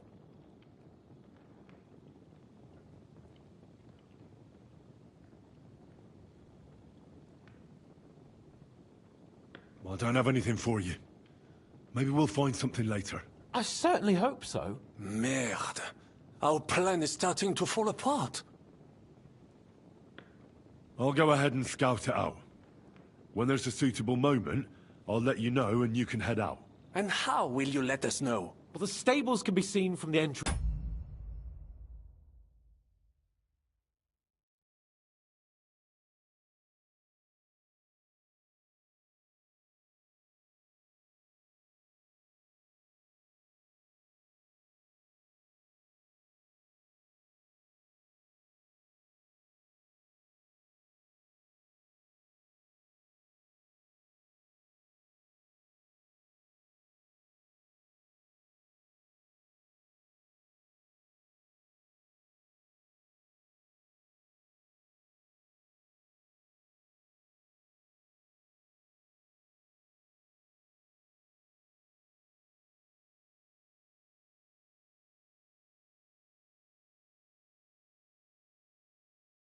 Hall. If you signal us with a torch from next to the horses, we'll head towards you. Agreed. Good idea. Wait for my light. But you must be absolutely certain that the way is clear. If you have any doubt, do not risk our lives. Better to come back to us, and we shall go together. True. And if we don't hear from you or see your signal for a long time, we'll try to make it on our own. Précisément. We cannot sit here forever. Right. Got it. I'm off. Brabant, keep watch by the stairway. I'll go to the window and wait for Henry's signal. I think it would be better if you watch the stairs. What's that? You are younger. You have better hearing. You said once discovered a dozen English spies. I discovered them because I smelled them from a distance. You see, les Anglais seem to hide them.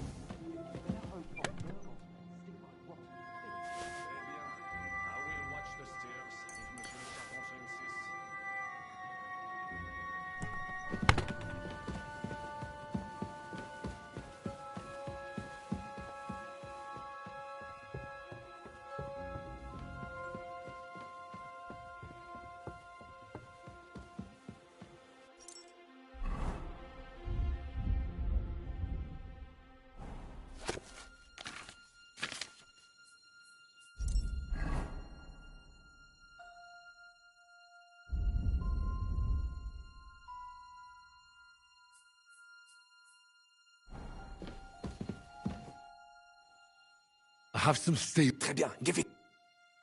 Merde!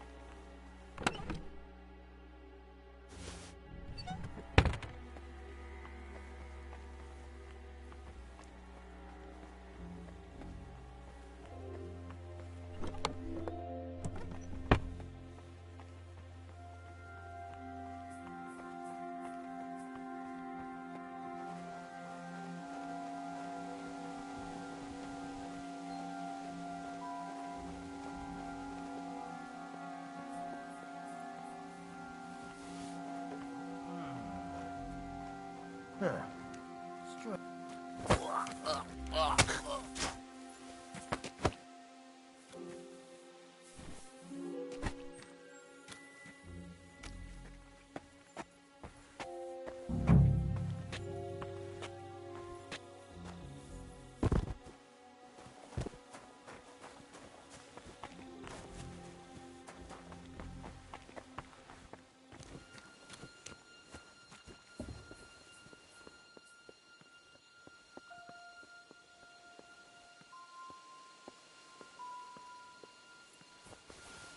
Huh?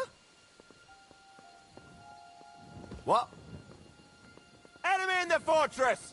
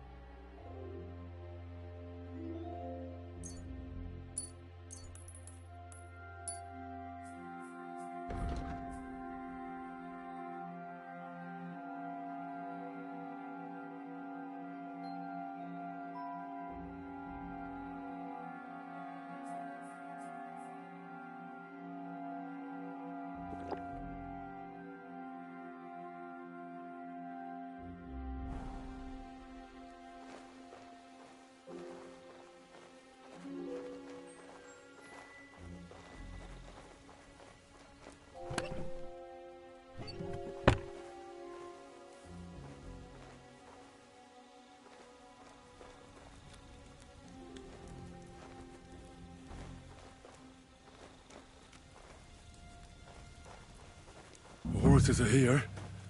As soon as it's safe, I should give Capon the signal.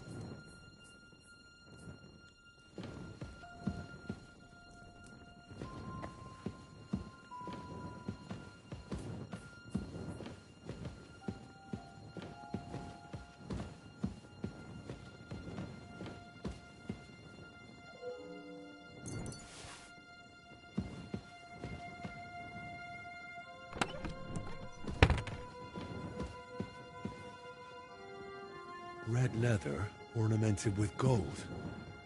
Just like Rosa said.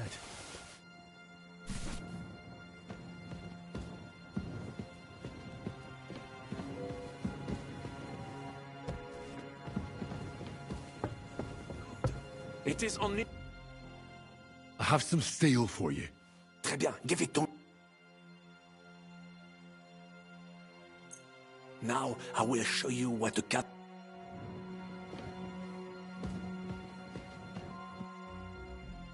I have a weapon for you. Finally. Thanks, Henry. We're waiting till you give the word.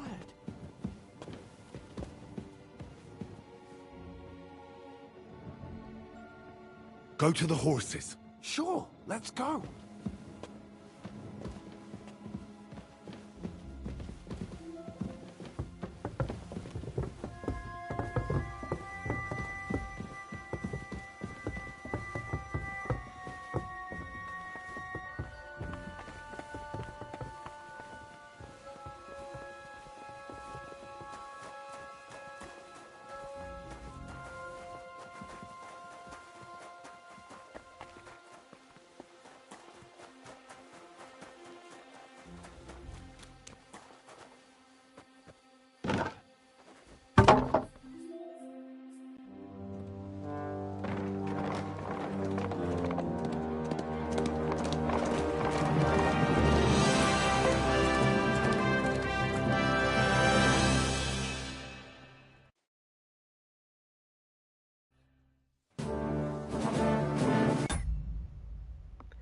Von Burgo will be so mad I killed his wife. I must admit, mes amis, the last time I have had such a suspense was when I was rescuing the King of France. Oui, monsieur, you're surely brave. And fortune favors the brave. Yeah! Free at last!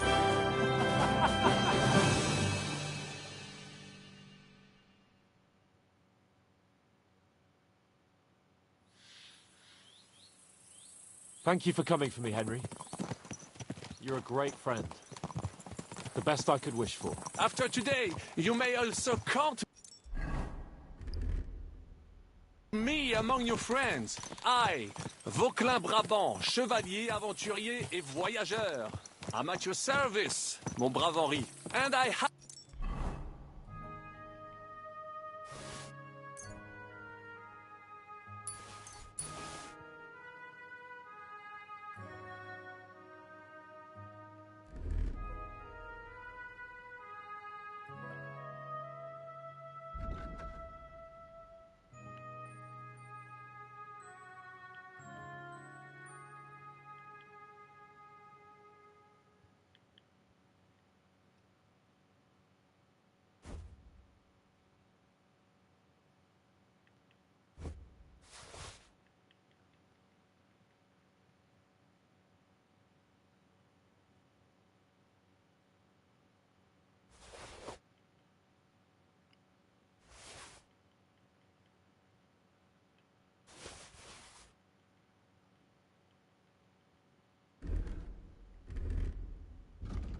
have an excellent idea. In your honor, I shall name my new horse after you. Pleased to meet you, Sir Vacula. My name is Vauquelin.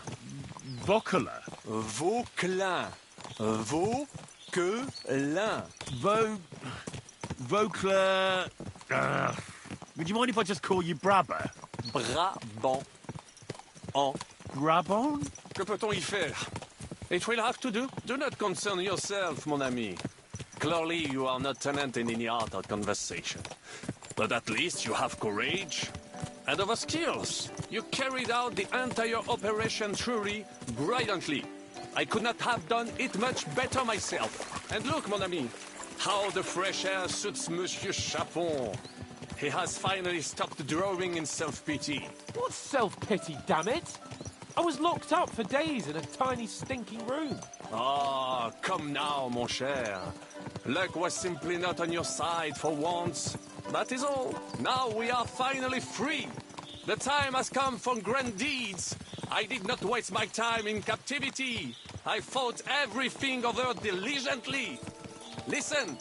Please, I'd prefer not to. What's troubling you, Sir Hans? What do you think? It all turned to shit again, and I ended up in captivity. I'm thankful at least that Hanush won't have to pay von Bergov a ransom for me. I'd never live that down. But I'll still have to listen to another lecture from him about how useless I am. Or do you have a different feeling about our Trotsky mission? No, true. Not everything went according to plan. Actually, almost nothing went to plan. But at least I finally got revenge on Istvan. That Horston got what he deserved. Believe me. My Christ, you've got Istvan! That's welcome news. No one will miss that fucker. Nice work, but I don't think that'll help me much with Hanush. At least we know now that von Bergov was just hoodwinking us, and has no intention of standing against Sigismund. That is for sure. And you certainly outsmarted him in the end. I will bet that Sigismund will scold him more than Hanush would Chapon. Mes amis, nous sommes libres. We are free. That is an opportunity we must seize. I still have enough tricks up my sleeve that I will perform for Sigismund now. But first, I'd need to get good and drunk. C'est facile. I know how it can be arranged. There is one very pretty vineyard nearby. The owner has been my friend since the time I... Don't start.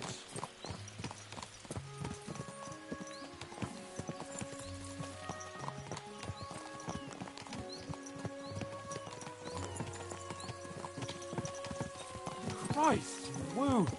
Such destruction and havoc. War. Monsieur Chapon, you have yet to participate in a real battle. But I fought against les Valaques at Naples, and les Anglais in Bourgogne. And that is how war looks, whether in Italy or La Bohème. It is always the same. That's not war, it's barbarism. What value did this village have? Eh bien, I would estimate 5 courtyards. Annual revenues could be perhaps, several hundred groschen. That's not what I meant, Bakalin. No fortress. Maybe one fortified courtyard. Practically insignificant militarily. That's not how war should be fought. This is unjust. Do not give way to sentimentality, monsieur. A village could harbor spies and saboteurs or supply the enemy, and destroying enemy assets is an effective tool of war. Wars are not decided only in battles. There are not even many of those. To strike in the rear, make the enemy lose and bleed. That is how most conflicts are fought. However, wait a year or two, the village will be settled. The population will increase again. That is how it always happens. But we're the nobility. Our task is to lessen the chances of such things happening.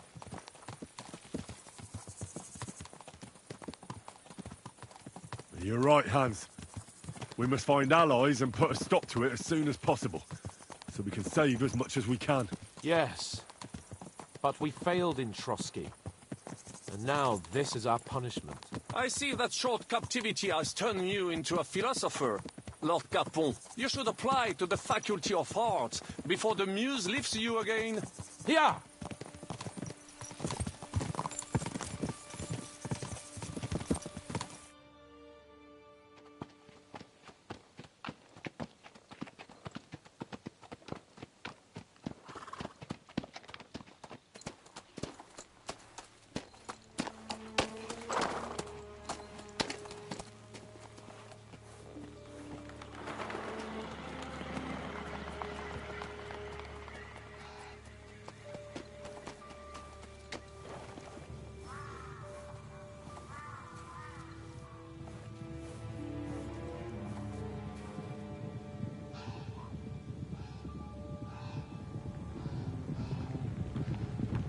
Oh.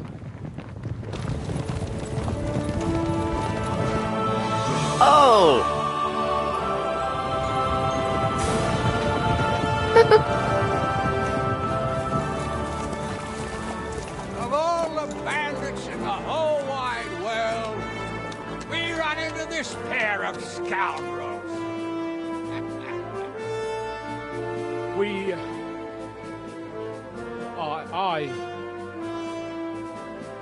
I fucked everything up. Oh, get up, lad. Everyone makes mistakes. Only a better man owns up to them. At least we know now what kind of vermin we're dealing with. What brings you here? We just escaped from Malashov, and right now There's no time for haste. One thing at a time, my boy.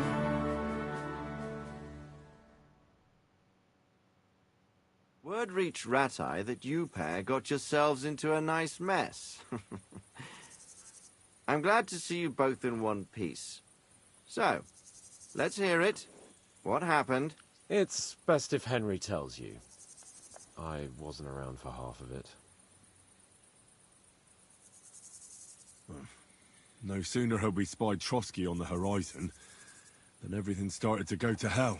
We made camp by a pond with the intention of heading for the castle at first light, only we were ambushed by bandits in the evening. They killed all our men and took everything they could carry, including the letter for von Berghoff. And how did you two manage to get out alive? Just by a stroke of good luck.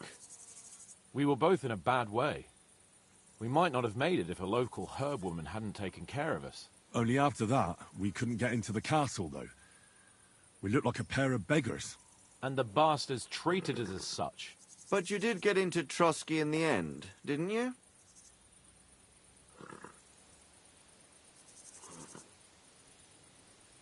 Von Berghoff was behaving oddly right from the start.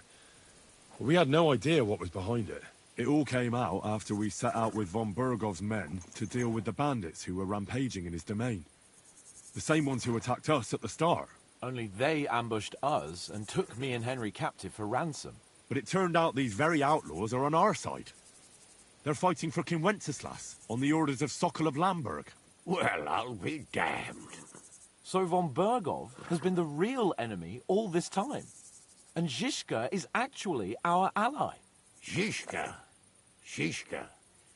He's the captain of those outlaws. That name doesn't ring a bell. I think you'll meet him soon enough. What impression did he make on you?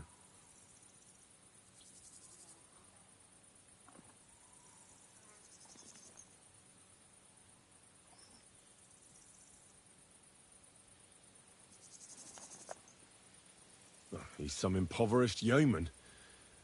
But he's handy in a battle, and he helped us when we needed it. He made quite an impression on me, for one. I'll be happy to see him again. But if only it didn't have to be in Rabosh. Why Rabosh? Of all the places in the world. We're riding to a gathering of King Wenceslas's supporters. If fortune favors us, the future fate of the kingdom will be decided there. If we keep standing around here gabbing about it, it'll be decided without us. Patience, my friend. This pair have just returned from the clutches of the enemy. No doubt they have something to tell us. Like how in the devil did you manage to escape? I was helped by the Ruthard family, the former rulers of Malashov, in exchange for dealing with some trouble they had with Ulrich of Raditz. Ulrich Vavak? But he's the mint master. Well, he won't be for long, if it comes to light that he's been putting his sticky fingers on the royal silver. It seems you've been pretty busy. But don't forget to say what you found out from von Berghoff in Malashov. Sigismund has convened the city council. Markvart von Aulitz will be there with him, too. The word is, Sigismund is going to make an important announcement there. He picked a nice time for it. But at least he won't be sticking his nose into what's going on around. Now, if we had one of our people at that assembly, we'd get Sigismund's plans nice and fresh. Straight from the horse's mouth, so to speak. My very words. And I know exactly who to send. Young Lord Capon will go with us to Rabosh, but you'll have to return to the city right away, and try to worm your way into the town hall. What? How can I get in there? I can't just walk in off the street. You've got the dirt on Vavak, and you don't know how to use it? Just tell him either he gets you into the council chamber, or you get him on the gallows. It's worth a try, right? I hope that assembly really is important. If Sigismund is just going to announce an increase in taxes, there's not much point in my being there. Well, at least you can enjoy watching the long faces of the councillors when they hear it. And don't worry, I'll eat and drink in Rabosh on your behalf. If I come back and find you there under lock and key again, I'll leave you to rot. T'inquiète. I will go as well, and I will not let your friend out of my sight. Hans? Who's this? Vaclin Brabant, Chevalier d'Arezzo, at your service. He was a captive of Lord von Bergov's, like me. He defended Kuttenberg against Sigismund. In that case, he'll be a welcome guest at Rabosh. You don't know what you're promising, Baron. Watching Sir Hans is a job and a half. The main thing is to watch out for yourself, Henry. As soon as you can do so without raising suspicion, come and join us. He'll manage it, but now we really need to hit the road. Safe travel, Henry. Adieu et bonne chance. And to you. Hopefully we'll meet soon.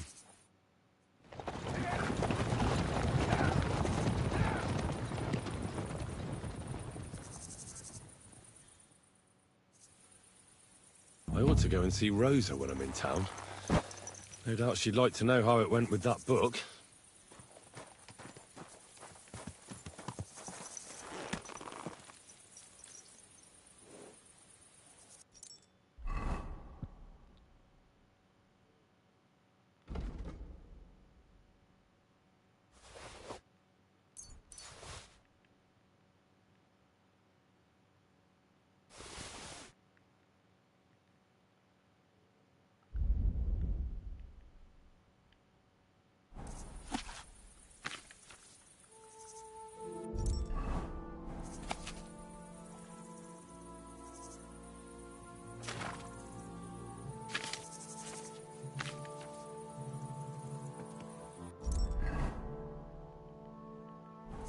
My, what a beautiful...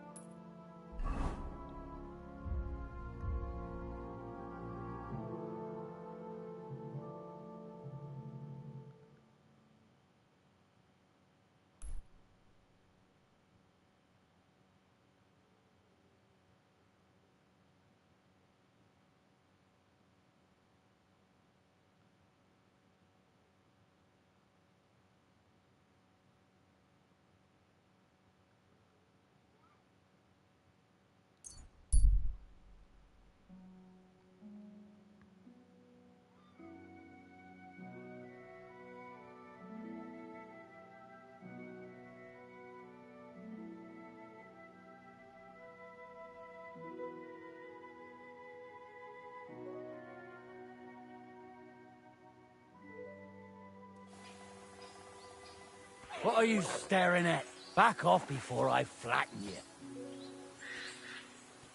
Go to hell!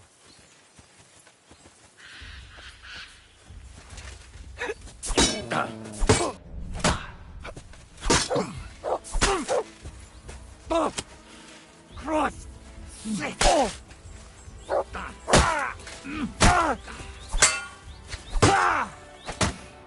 Useless.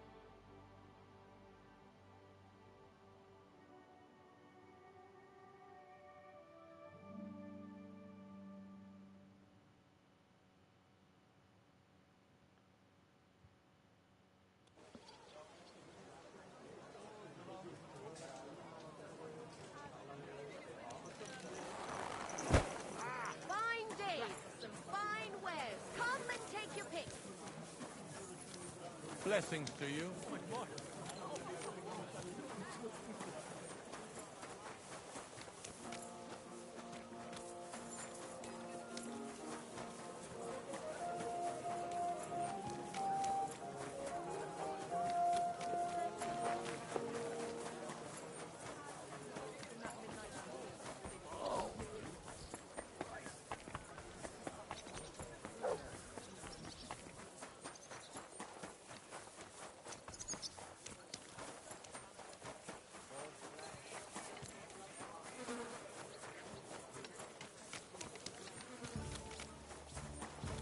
Good day. You have a kind master.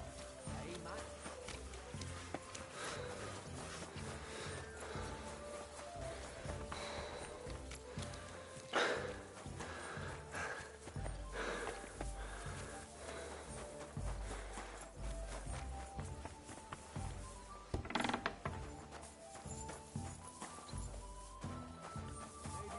I'll even fight. I've been taking next up, and I've learned quite a bit already. That's good. The town needs strong, brave men who can take up arms, and not just the tools of their trade. These...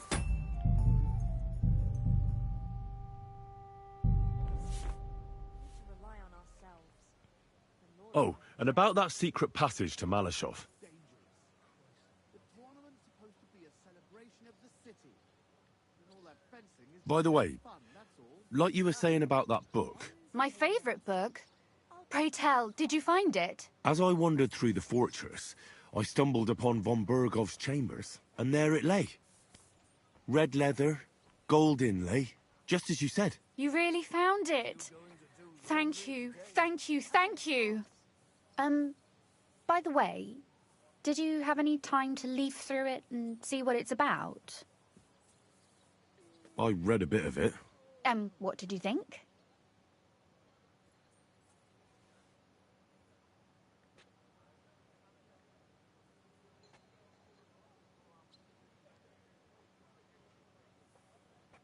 Well, the author doesn't spare anyone. I wonder if he holds anything at all sacred. Sure he does. Courage, honor, loyalty. But others have already written enough about those. A writer is interested in what lies beneath the gilded veneer of orderliness and piety, because it's much more interesting. Hold on. Who wrote this, then? I did. Look, you've never thought about writing something. Me? And what would I write? How should I know? Poetry, a novel, a treatise, or a whole book?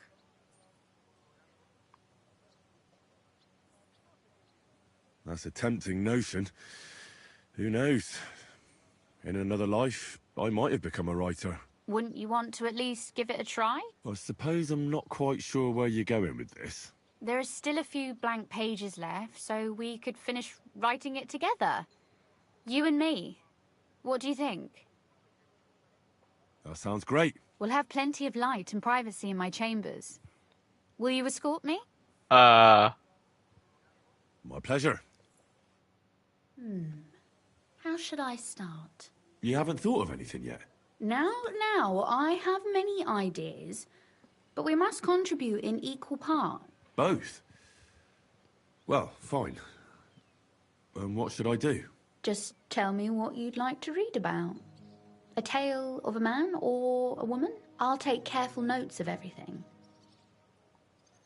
There are heaps of stories about men. So I propose one about a woman. All right, a woman then. But I'd need to know more about her. Such as... Tell me one trait that is important for you. What would impress you in a girl?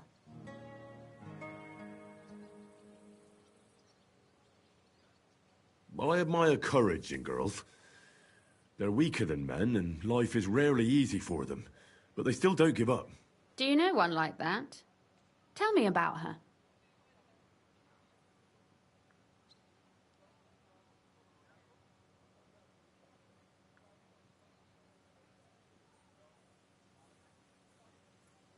Back home in Ratai, there's Teresa from the mill.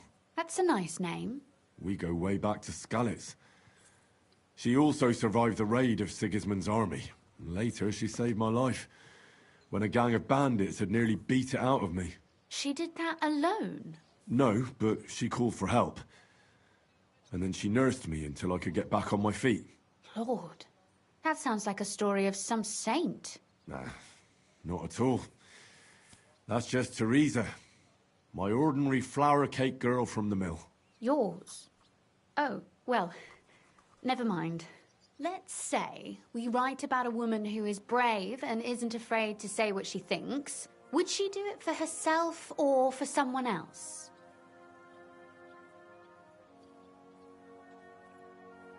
For herself. She can afford to be a little selfish for once. That may be true, but I still think it would sound better if she were also defending the interests of someone else. I'll figure it out somehow.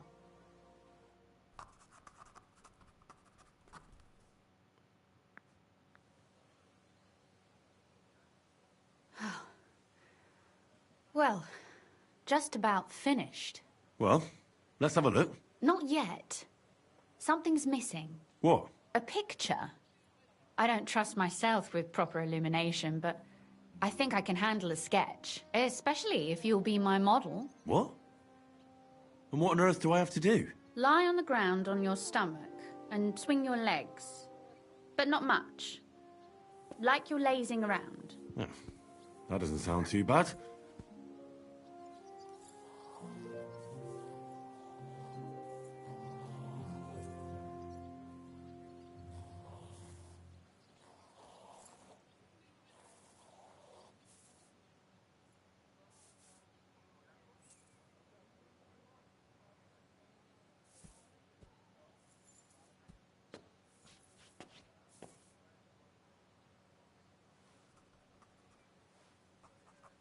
Well, now we're done. Oh, finally. I'm sore all over. Your suffering is over. Come take a look at what we've done. Your reward.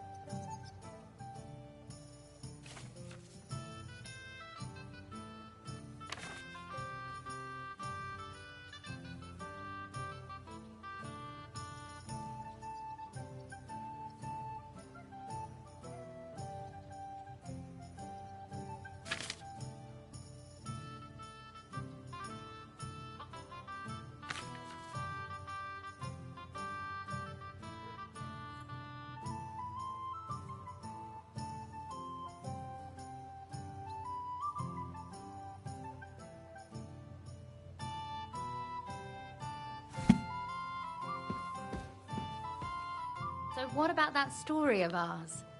Tell me your impressions.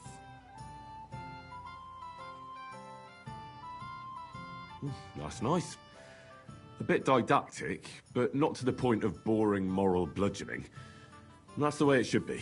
Sermons for ordinary people work in a similar way. They entertain and encourage, with a few lessons added in between. You see, when I lead mass one of these days, I'll certainly think of you. And what about the sketch? For such a slapdash job, it's not bad, right?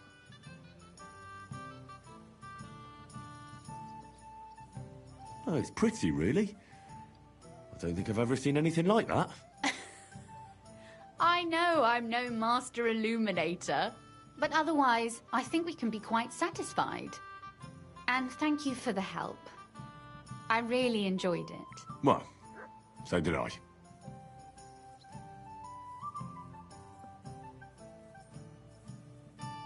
I'd like to see you again sometime. Would you mind if I stop by? Please do. I'll be glad. It will certainly be enlightening for both of us. Oh, and about that secret passage to Malashov. How did you find that secret passageway back then? I'm glad you ask, because it's a really interesting story. It all started when I was 12. One morning, I found a bat nailed to the Malashov gate. Peculiar, eh? Not really. Bats are creatures of the night. They flit around while good Christians are asleep, often carrying out the will of witches, or even the devil himself. But a bat nailed up actually repels all evil, and protects the house against sickness. Well now, I have to admire your knowledge. That's exactly what the chambermaid told me too. The thing that I was most interested in was where they got that bat. You know, I was awfully inquisitive back then. Embroidery wasn't exactly my passion, and Papa forbade me from riding out into the woods, so at least I explored the fortress from top to bottom.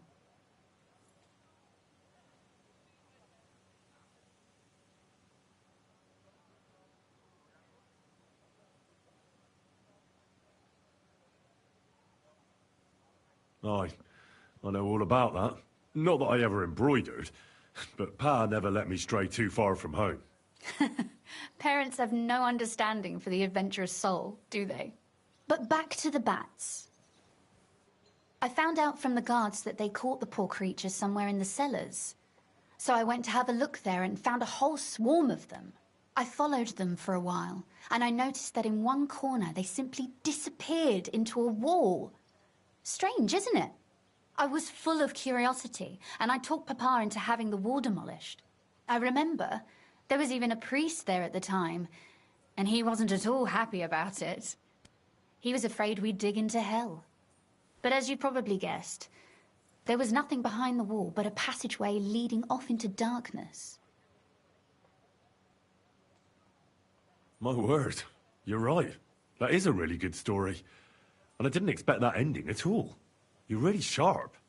And hard-headed when you latch onto something. Well, that's something I admire. Hard-headed? Aren't you a bit impertinent? I'd rather say determined. Why did your people mark the passage from outside? Papa came up with that. He said one never knows what might happen, so I thought up the idea with the crosses. Why do you ask anyway? Would you rather search all over the woods for it? No. It's really smart. And very convenient for me. Thanks again. Have you ever used the passage? No, it's never been needed. Thank God. But everything is ready there. There's a strong door and a ladder that we can pull up behind us. That ought to give us enough time to get to the end and dig our way out.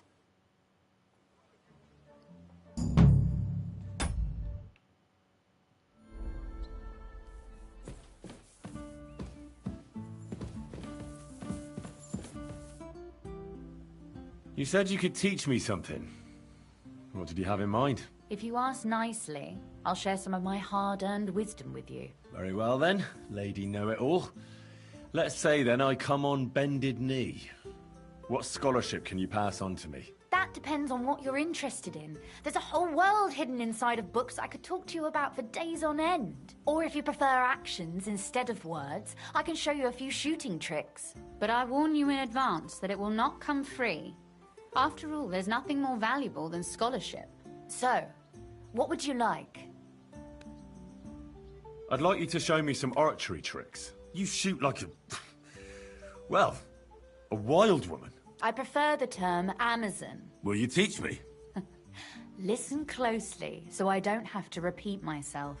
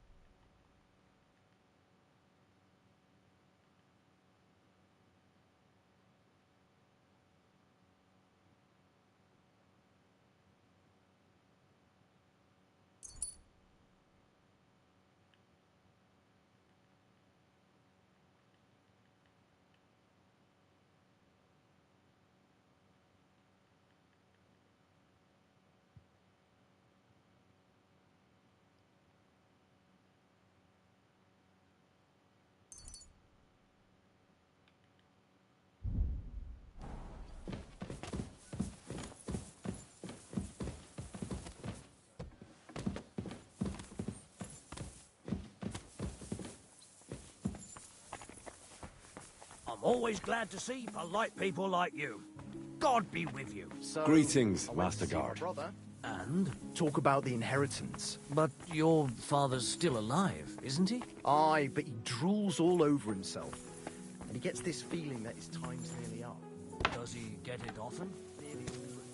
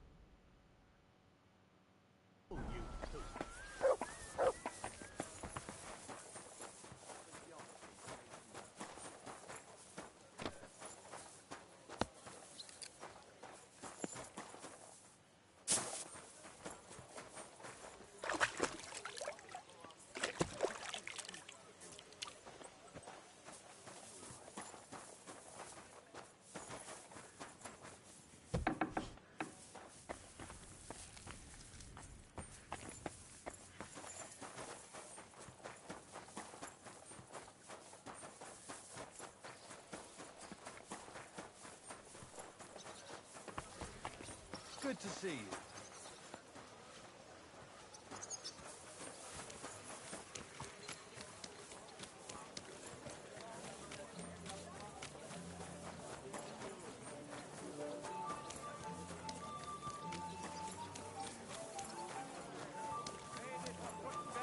And the council as a whole are looking for volunteers to repair the city wall. Fine day! Fine weather! Come and take your king!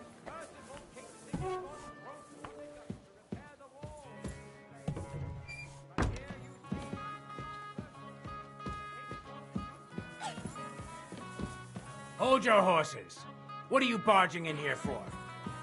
I'm in a hurry. I have to talk to the Mint Master. The Royal Mint Master.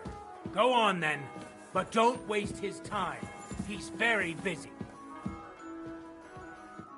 Glad to see you again. You have the gall to show me your face again? I'll call the guards. Hold your horses. I'll come in peace. Actually, I have a little offer for you. You've come to blackmail me again? Call it what you like. I need to get into the City Council Assembly. And I reckon you can help me. The Assembly? The one King Sigismund is supposed to attend in person?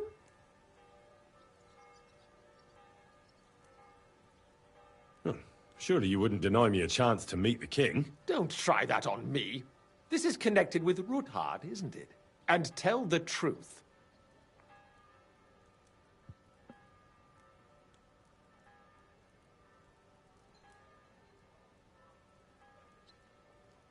Well, I just want to climb the social ladder a bit. Nothing wrong with that, is there? And could you not choose a different occasion for that? Have you forgotten I have you over a barrel? If you want to keep your position and your head on your shoulders, you better shape up. All right, all right. Maybe we can make a deal.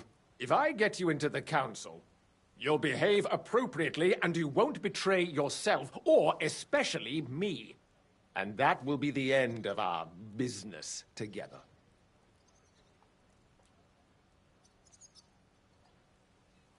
And how about a few groschen to seal our fruitful relationship? You're worse than a horse dealer. Have it your way, then. You can get into the council assembly relatively easily. My cook's son will be serving there. He's roughly around your age. Maybe he can be persuaded to let you stand in for him. Although, not everyone would want to give up an opportunity to serve the King of Hungary. Who's this boy? Franta's his name. Franta Cooldown. He's an idler and a boozer, but he's proved his worth as a waiter. Which reminds me, you'll need his letter of permission to serve in the council. Otherwise, you won't be let inside.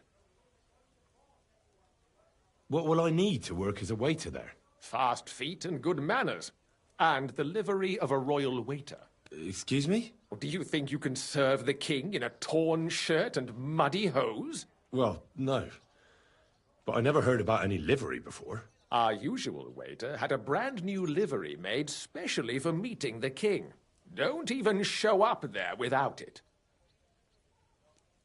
Where can I find the cook's boy? He's supposed to pick up his new clothes at the market today from Master Tailor Schneider. You'll almost certainly run into him there. That is, if he's up and about after his boozing bout. I swear that fellow practically lives at that Tin Hen. At the what? That German alehouse, the Iron Eagle. That is Zum Eisernen Adler. What would work on him? How can I persuade him to give me his job? Would you like me to give you a letter for him? I told you how to get to the assembly. Now do your part. I'll be going then. See you at the council. Just make sure we both come out of it alive.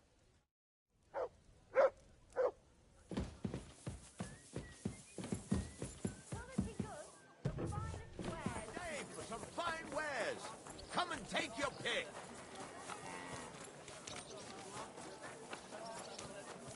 Good day. Praise the Lord. Greetings to you as well.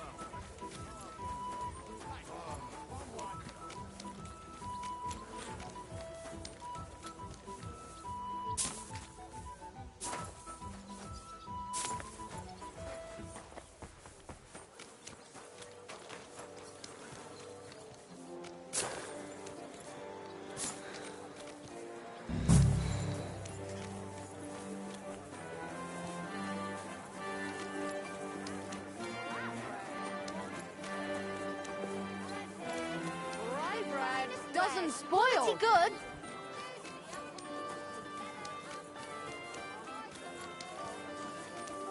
Greetings to you. Iron tools. Tools here. pots.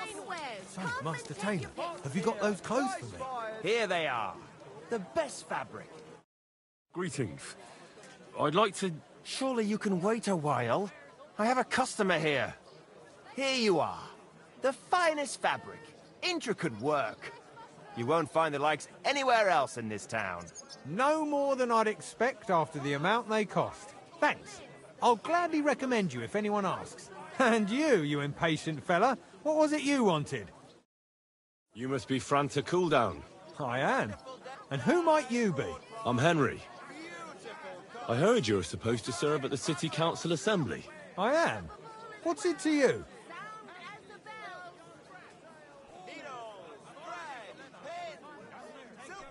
Supposing I took the job on for you. You can put your feet up, fill your belly, and I'll do all the work for you. Look here. It's not like I'm all that keen on it, but it's well paid. Apart from that, it's a bit of a pain in the arse. Them councillors stuffing their faces and guzzling wine, while I run around like a bugger with pitchers so they don't run dry. Why would you want to stick your nose in there?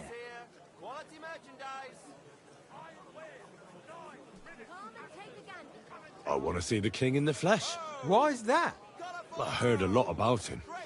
How he won lots of battles, how he's courageous, just... And as bad-tempered as the devil. He's got the councillors shitting themselves, fearing what's coming at this assembly. The more I think about it, the happier I am about not having to be there. To begin with, you'll need confirmation that you've worked as a waiter at the council and you're capable of serving even His Majesty. Look here. Do you have any idea what's expected of you? Can you tell different wines apart and that? Of course. Who do you take me for?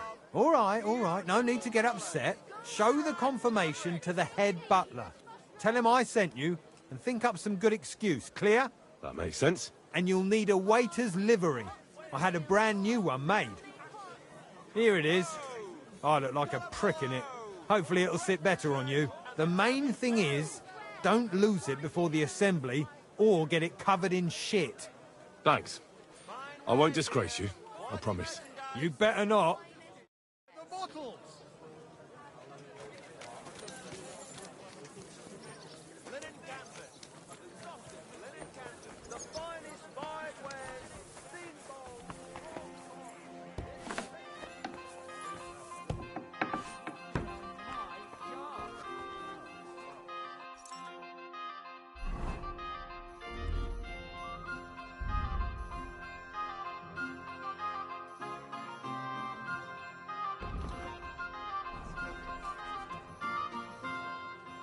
Franta Cooldown sent me. I'm to stand in for him at the council assembly. Franta's not coming? What's wrong with him?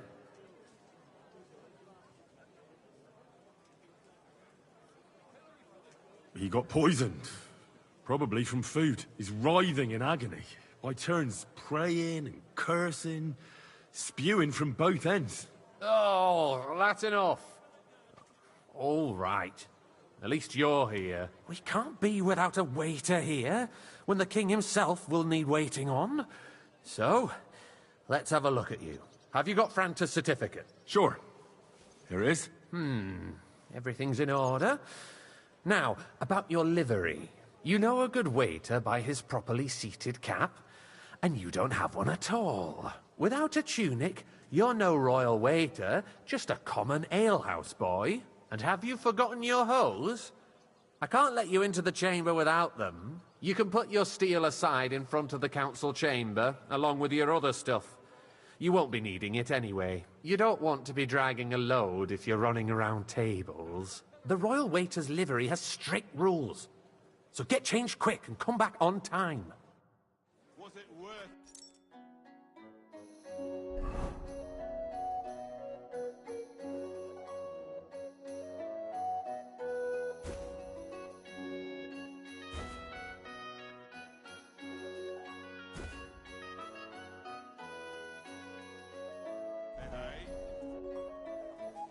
Here I am. Let's have a look at you then. You've got a waiter's cap. A tunic you have. Hose are good. You can put your steel aside in front of the council chamber. You don't want to be everything as it should. Do you know what your duties are? For an inexperienced greenhorn like you, it'll be a great responsibility. Well, I'll happily listen to any advice. I wouldn't want to foul things up. I should certainly hope not. Now listen. A good waiter should stand in a corner, look willing and ready, and not get in anyone's way. In short, behave as if you're not there. But when one of the gentlemen calls for wine, you run and pour it for him on the double. You'll find the pitchers on a table by the door to the chapel. You take one and go to their table and pour for them. White Tokaib or red monastery wine. White or red by the door to the chapel. Got it. But for Councillor Adam of Zarzhitz, you must not pour at all. When he drinks, he disrupts and makes trouble, so the assembly has to be interrupted, or otherwise it never reaches an end. We can't allow that to happen in the presence of the king. All right. Sir Adam of Zarzhitz stays dry. And if the king himself wants wine, you pour for him with lowered eyes. Don't look at him. And the most important thing? To stay in the background and keep quiet until someone asks me something? Correct. The councillors have a lot to discuss, and they certainly don't need any interruptions. And in general, a good waiter has to be invisible, blind, and deaf. Oh? I thought I had to keep my ears pricked. Well, yes, but only to what anyone wants from you. No excuses, and provide everything that anyone wants from you. Understood? Absolutely. I'm a waiter, after all. Not some street gossip monger. Correct. And if you manage not to botch it up, you can even rise on the social ladder. Not just anyone can serve the King of Hungary, but you'll manage it. Right? I've got something I have to do. Something more important than the assembly of the city council before the king? If you need to go for a piss or get something to eat, off you go. But quick, the king won't wait.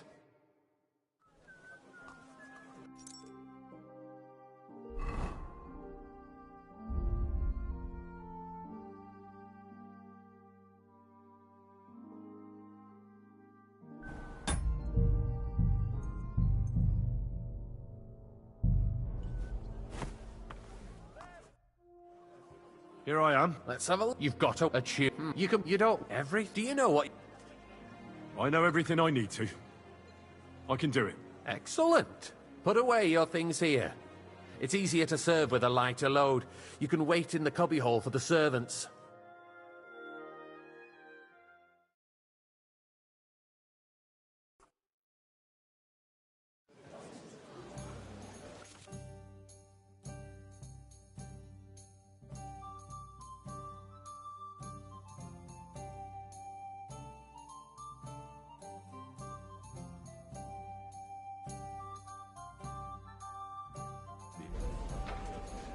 There are the pitchers of wine. Hopefully I won't splash Our anyone's current shoes. Waffen arsenal is a joke. And on top of that, the army was requisitioning from it. Hey, wait, Should before the Mr. town Guy. reserve have worse weapons than any Räuber in the domain? What are you getting at, Eldris? I'm saying that the bandits who freed Hinnick, the dried... used that thing.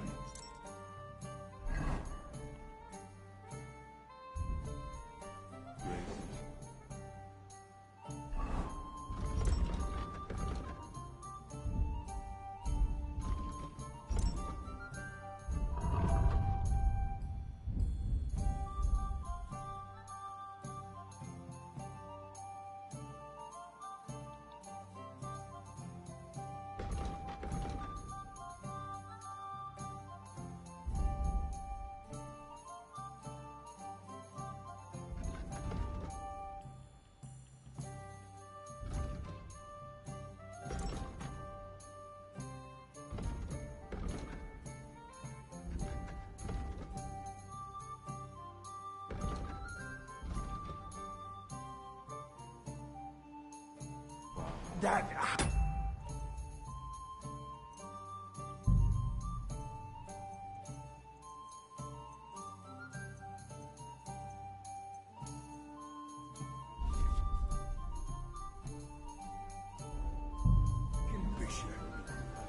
Hand cannon. Can you believe it?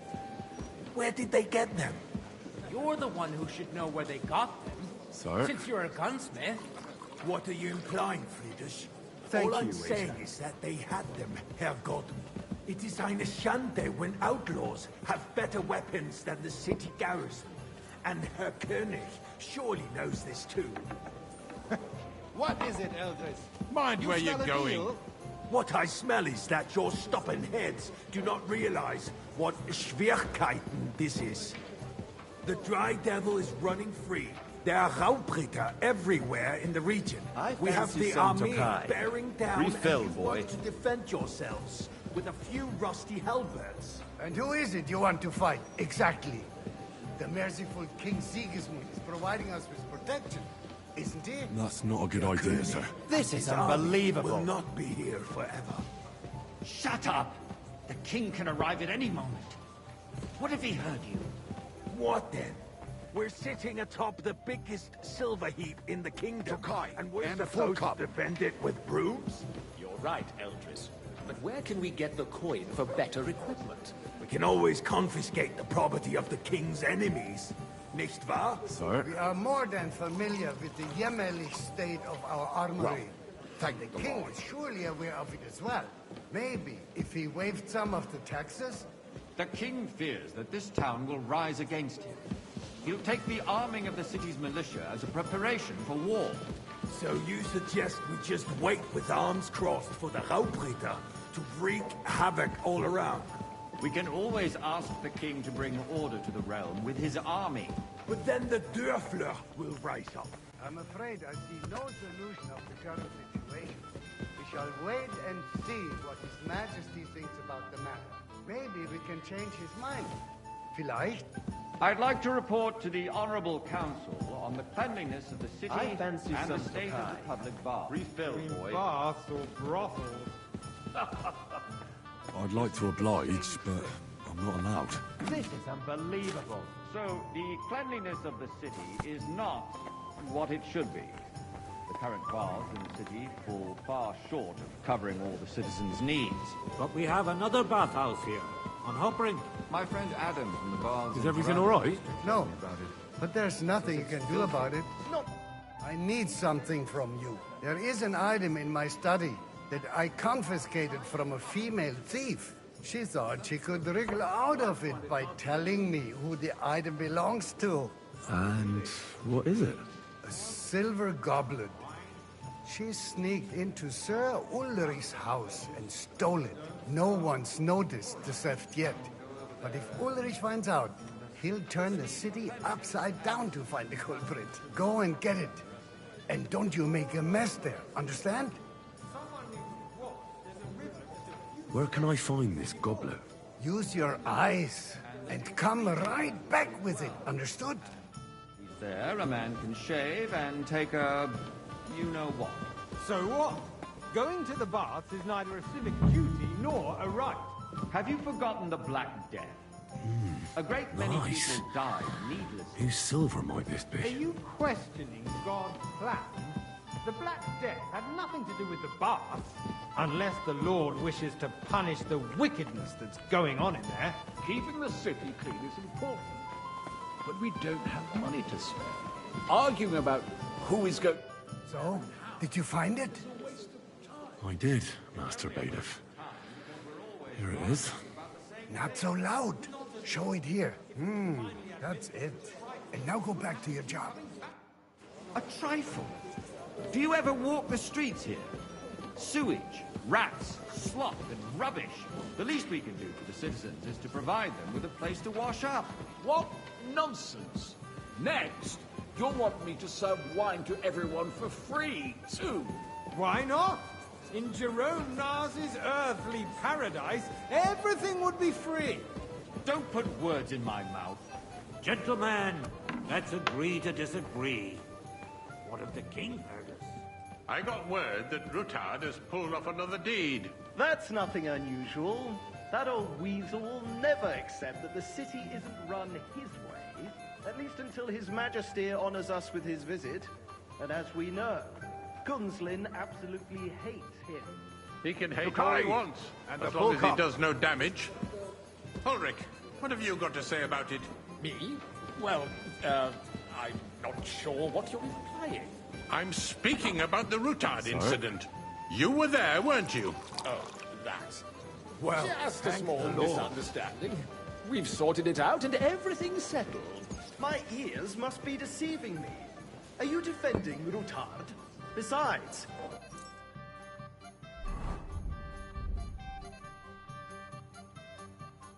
if his men attacked yours, as I've heard, then we have a good reason to punish him. What happened there? Waiter! Leave pour me nothing red out. wine. I don't like Rutard, true, but in this case it really was nothing.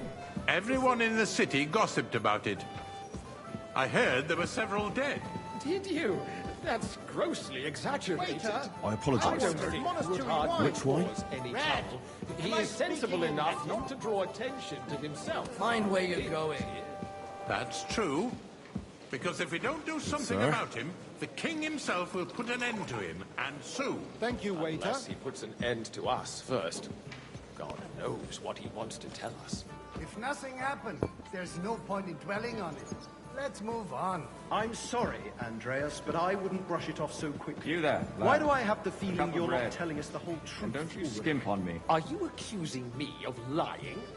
Those are strong words, my friend. Nobody said anything like that, did they? Then why doesn't he tell us what really happened? I'm not keeping anything from you. But there's little Well, truth thank to the you. rumors circulating around the town. Yes, Rutard and I had a little disagreement, but we ended it quickly because his daughter wanted to get involved. I didn't want to expose the girl to any unpleasant sights. So Rutard is hiding behind his own daughter's skirts. As if it wasn't enough that he sent his son to die defending the city. All right. If we really don't have anything new to say, let's turn the page. Things have got out of order in the town. Some adventurers decided to take the law into their own hands and restore the tradition of duels. It's not only barbaric, but also illegal. If we tolerate this, the rabble in the city will go wild and do whatever they want. I suspect the gentleman from the city's sword-fighting school brought this custom to us. It's I'd now like run some by the monastery German wine. Menhart. Refill my Who cup, knows who boy. that fellow is? Don't be ridiculous, I apologise, sir. Forsucker. Which wine? You act Red, like you've and never been quickly. in a fight yourself. And to accuse a swordsmaster without a shred of proof. We're not some old fishwives Sir? in the marketplace. So you will just leave it be? Proven Don't hang offences around me. are punished Vanish, by the you hear law. me? And that's that. There are more pressing matters to deal As with. you wish. More pressing than Sir the open Ulrich. contempt of the whole town I don't garrison. want to see you The again. guards are apparently settling accounts their own way. We'll Waiter. soon be the laughing stock of the whole town. You can rest assured the whole town is already laughing at us all day long. Everything in order? So Not what quite. if they have one more reason? But I think you might be able to help me. Come here! What can I help you with, sir? I left my gloves in the chapel. I took them off to pray, but then I rushed here and forgot to take them. I can't just get up and walk out now. But if you disappear for a little while... All right. I'll get them. I knew I could count on you. While you're at it, count how many figures on the mural have wings. But... What? Why? Because I'm bored. And because I told you. Get on with it. Wow.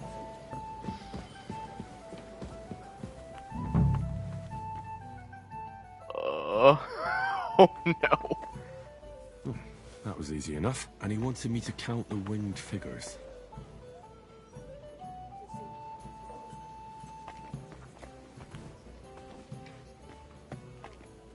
One, two, three, 4,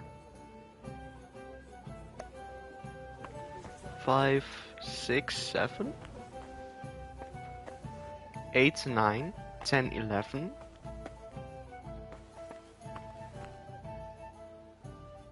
12, 13.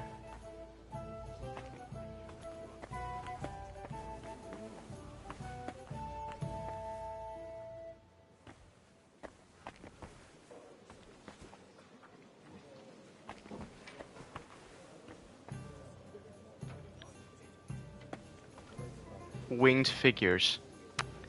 14?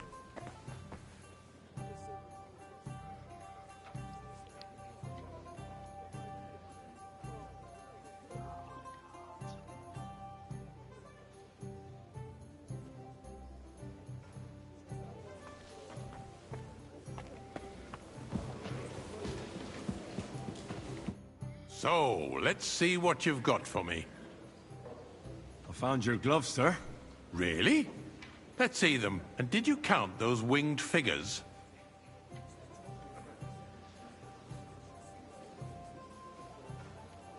I counted 16, sir.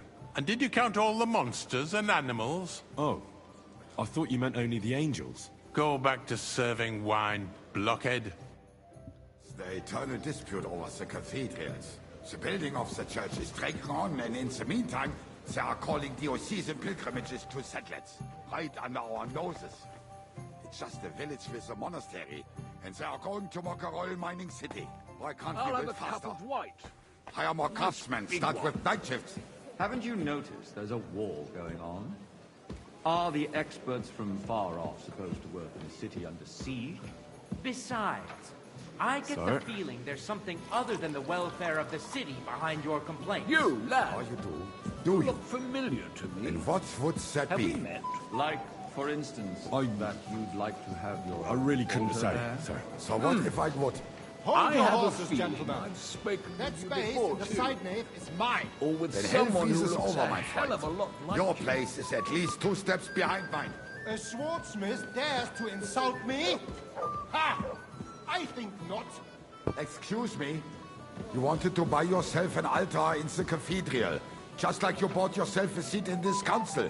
How dare you? I acquired my seat for the services our guild provided and still a full provides cup. to the crown. Well, I I apologize, hope you're sir. not supplying equipment Which to one? the army. White If that's all they have, they would be defeated by that bunch of ne'er-do-wells from the alehouse on Obrink. What ne'er-do-wells? Those wrestlers of theirs, of course. Sir? People from the whole town go to watch them brawl. Good. Oh, Now run on. this is news to me. Because it has all been sorted out. Not long ago, the guards raided and threw them all out. Ah, yes, I had forgotten.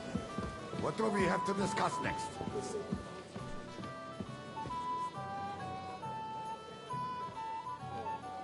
Hey, waiter, pour me some Takai.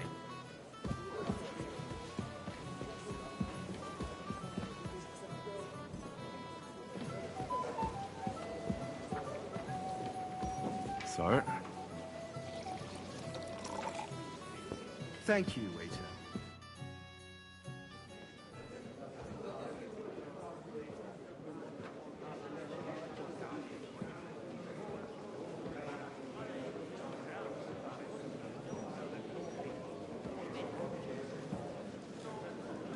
I'm telling you, something is being planned.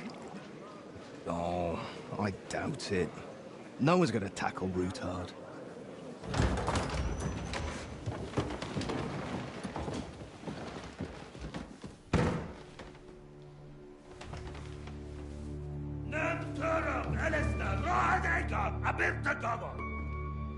Azonal Juchek Ase, Alegiop Katonaikat, Ishkelkinek Utra.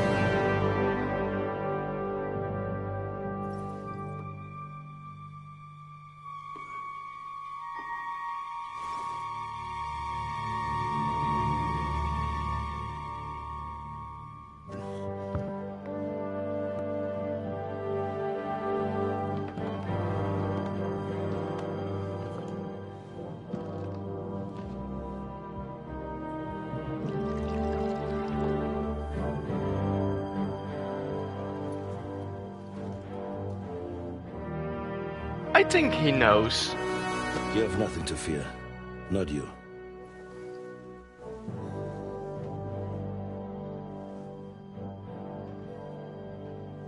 Unlike this band of fools!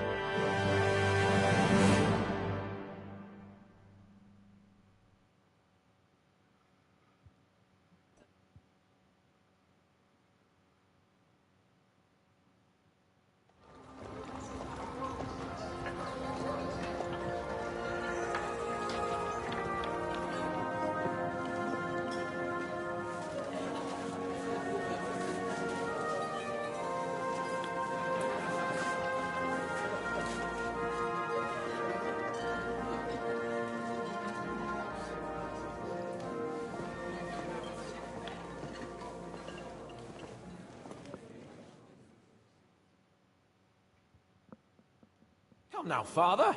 Put a little life into your dying. See more cheerful priests at funerals. I'd rather be at one than here. I hoped I'd never see this fortress again in my life. Unpleasant memories? You have no idea. I didn't part ways with my father on entirely good terms. 20 years ago. And now you're 2 decades older and wiser. At your Ujit's parish, you spread the word of God to your flock, and you saved my neck and Henry's too. I'd say your father should be proud of you. None of that matters a damn to him. Who knows? Maybe that 20 years has changed a thing or two. You know what? Let's drop the subject.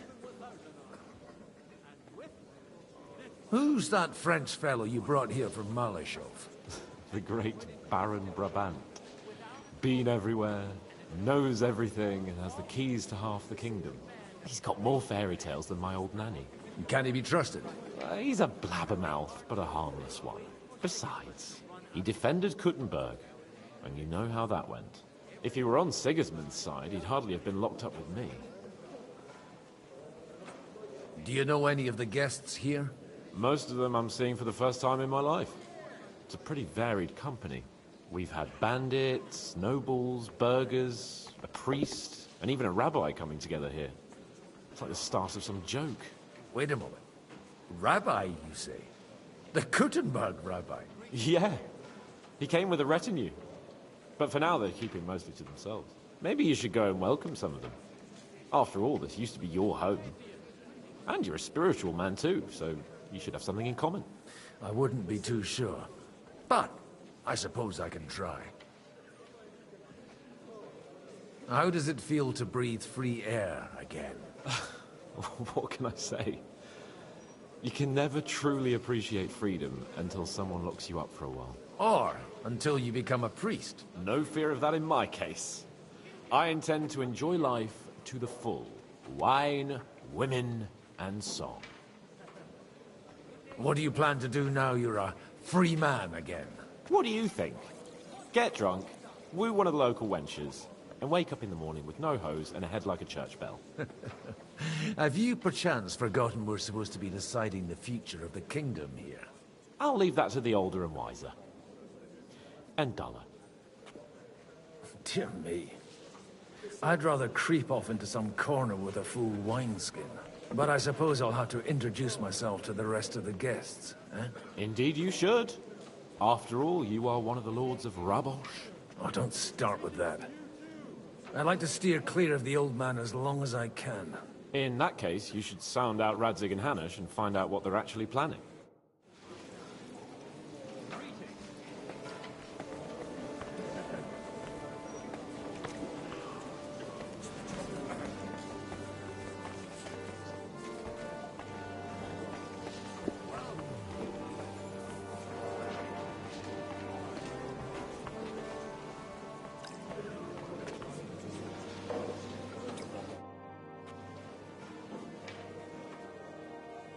Such rare guests.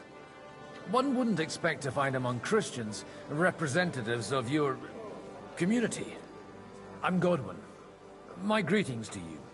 Peace be with you. Neither would one expect a priest here. And yet... How do you know I'm a priest? It's not difficult to tell. After all, we have much in common. And we are both a little on unfamiliar ground here. I'm Yehuda, leader of the rabbinical court in the sacred community of Gutenberg. And this is Samuel, my aide. Who would rather not be here at all. Why did we have to come here, Sadie? Can you not see everyone is staring at us? Because we all need to help each other in this time of need. And why would they not stare when you are frowning so? Are you looking for friends among us? Let us say rather that we have chosen a side. The situation in the town and the kingdom is unsustainable. The whole land is on the brink of destruction. You have men and weapons. We have the means to sustain them. Why are you telling this to a Koimer? You wanted to deliver what we brought to the Margrave and quickly leave. Everything in good time, Samuel. We have just arrived, after all. Did you come to lend money to the lords? Not to lend, but to give. Help given to the needy is repaid only by God. You don't even know if you can trust them. With that money, we could have paid mercenaries ourselves. You remind me of my young friend Henry. He's a bit of a hothead too. Henry? That messenger of Radzig Copula? You know each other. You're both around the same age. That would be him.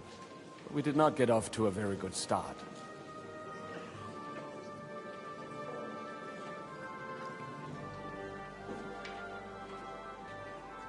I reckon the two of you would hit it off. He's reliable and has his heart in the right place.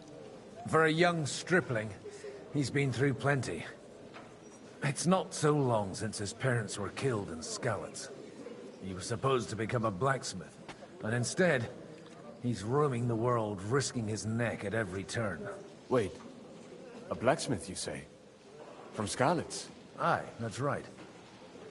Did you know anyone there? I knew of someone. A blacksmith by the name of Martin. My daughter knew him most, and that is why Samuel is in this world. For our numerous sins. Maybe he was my father, but he certainly didn't act like one. Ma raised me on her own. And that was all for the best. Why? He should have taken care of me, but instead he fathered another bastard. Don't make hasty judgments. As far as I know, Martin didn't have any other children. At least, none of his own. He took in Henry, and raised him as his own, on the orders of the Lord of Skalitz, Sir Radzig Kobyla, Henry's real father. I don't care if he took care of 20 other Mamsas. That boy's bloodfather denied him, just like yours did to you. A person can't choose their parents. And Henry only found out about it recently. Enough. I'd rather have a drink. Will you have one too, Zayde? For that, there will be more suitable times. Good health. L'chaim.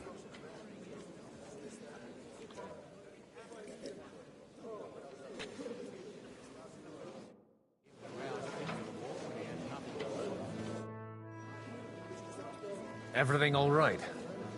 You look a bit out of sorts. I can't wait for it to end so we can get out of here. I reckon you'd have to be pretty brave to come and mingle with the Kuttenberg lords. Or pretty pissed off. Or that. We will leave as soon as we can. Anyway, all of these worthy gentlemen will be relieved when we are out of sight. Would you tell me something about your community? I haven't found out much so far. What can I tell you? It was never exactly glorious. And now especially, everyone is quaking that what is still left to us will be taken away. Surely it won't be that bad. There are many fools who would rather take out their gall on us and start to fight among themselves. In times of uncertainty, it is always the sons of Israel who are the first to be stricken.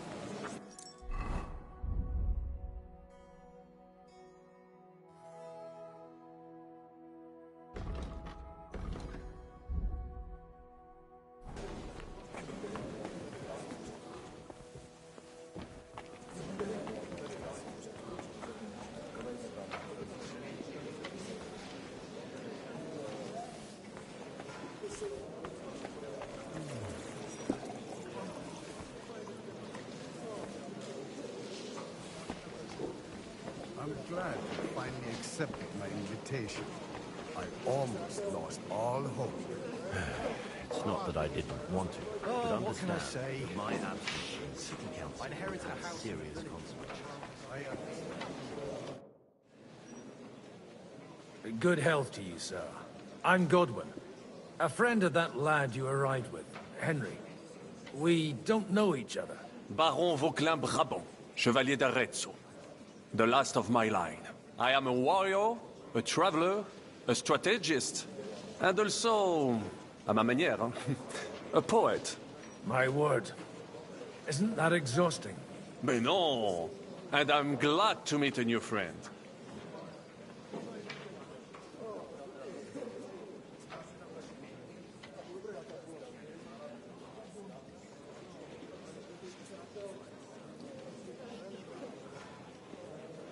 It's a pleasure to make your acquaintance, Baron. I knew right away we'd hit it off. How did you end up imprisoned in Malashov? Ah, c'est une histoire compliquée. It was after I heroically led the defense of Gothenburg, and only lost it narrowly by an unfortunate turn of events.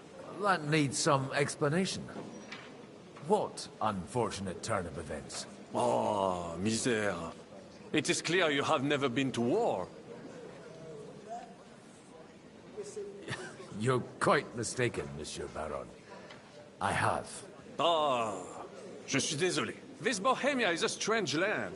I have seen farmhands, children, and even women fighting. But the clergy? Sainte Mère, do tell me about it.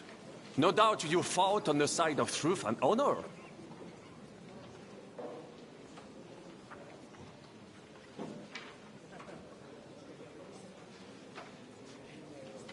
The last time was at Nabokov.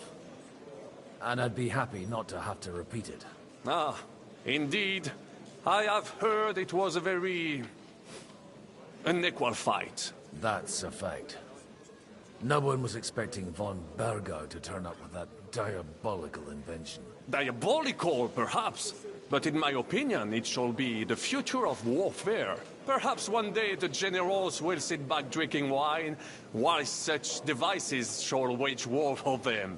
Do you reckon the defense of Kuttenberg would have gone better if you had them? You say you're a poet. How about a verse or two to amuse us? Jamais. Is poetry nothing but a fuss to you? Is a poet a gesture for amusement? I think not. To recite, I require the proper mood. And besides, few here would understand me. Where have you been on your travels? Have you seen the ocean? But of course! I was born by the sea. If you are interested in my greatest journeys, then I have traveled with a merchant caravan all the way to the Ottoman Empire. And if you are interested in my greatest deed, then that was perhaps saving the life of the King of France. And you wouldn't by any chance know the Pope, personally? Which one do you mean? I spoke briefly with Boniface IX when I was sojourning in Rome. A pleasant fellow. How come almost nobody here knows you? I am operating, as they say. Incognito. My great benefit is my strong connection with the French court. There, everyone knows my name. Here in Bohemia, I'm still building my reputation, slowly, but surely.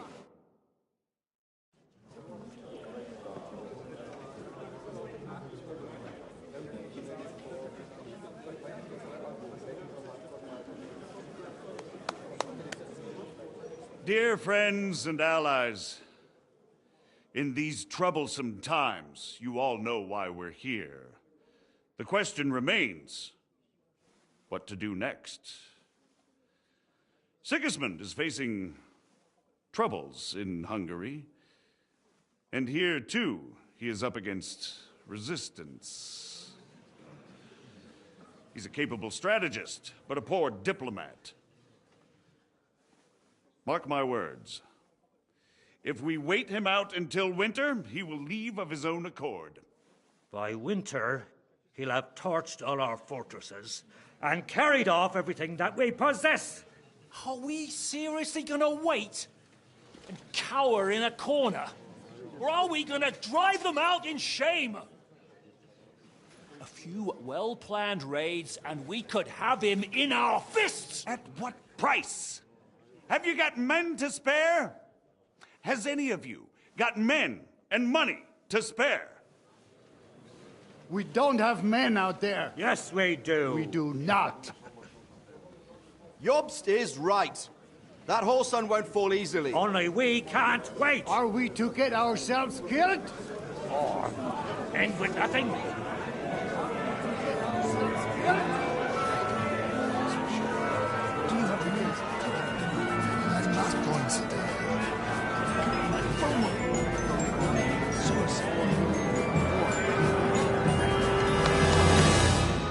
Friends, we'll get nowhere like this. Let's adjourn ourselves and try to think it through.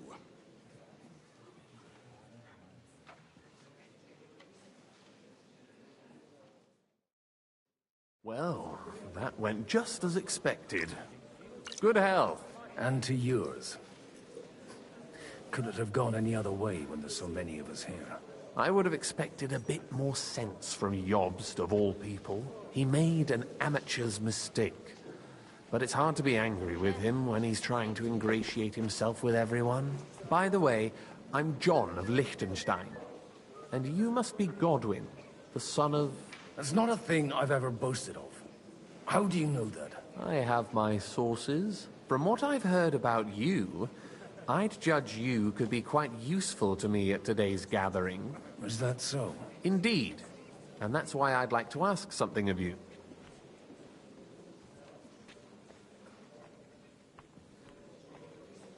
As it happens, I've got nothing better to do anyway. Excellent. I expect we can agree that Jobst's plan has certain shortcomings?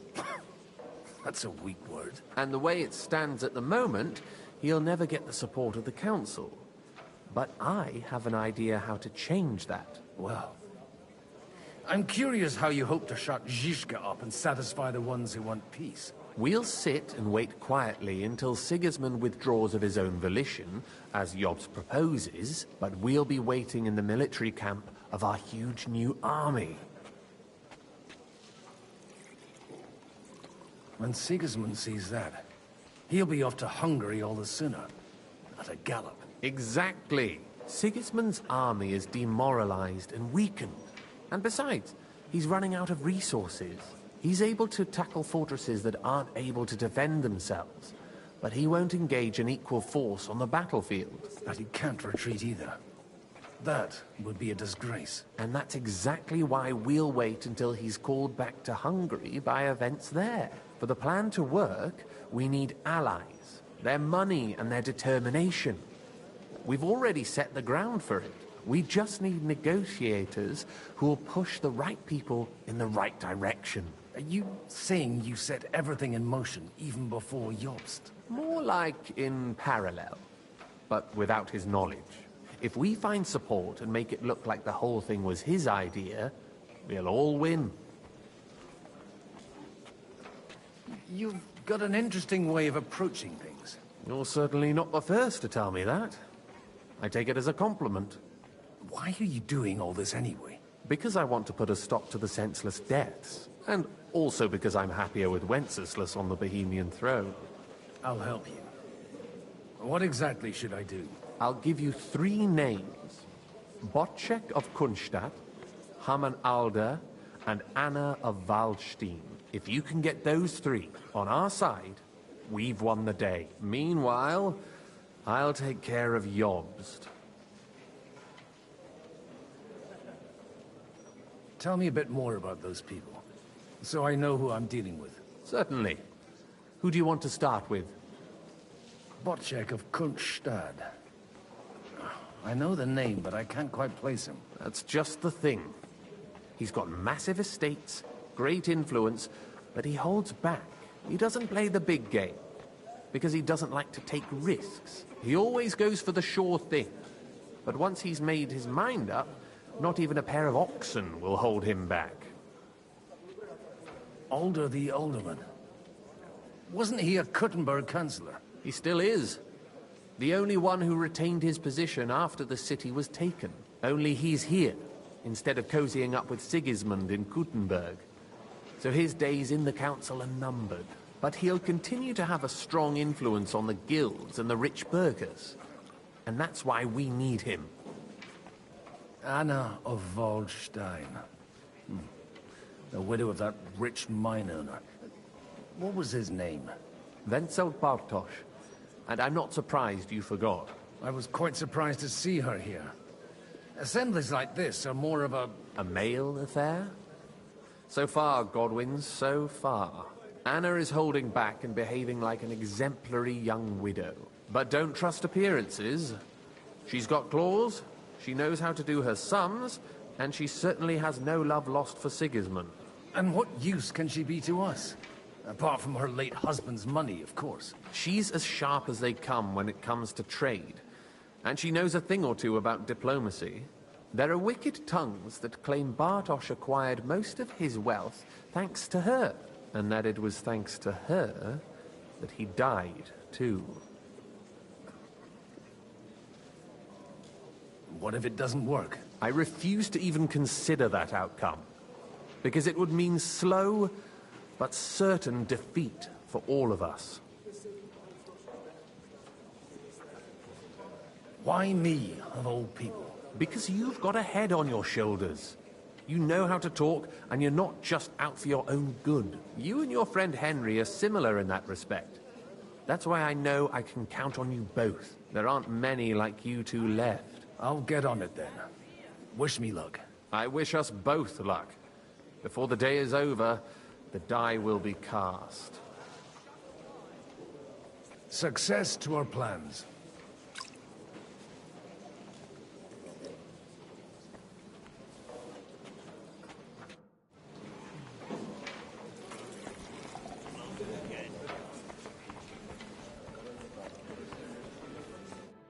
God be with you, noble lady. There's something I'd like to ask of you. God be with you. What would that be? Your diplomatic support. And your money. No beating around the bush, eh? I like that. But what do you want my money for? Margrave Yob's plan has some gaps, milady. We need to gather enough resources to... To muster an army that Margrave can't afford on his own? Christ. Be praised. You're astute. I should say so. All sorts of people have their eyes on my money, and divining their intentions is a necessity. Although, between the two of us, it isn't hard to figure out what Liechtenstein is after.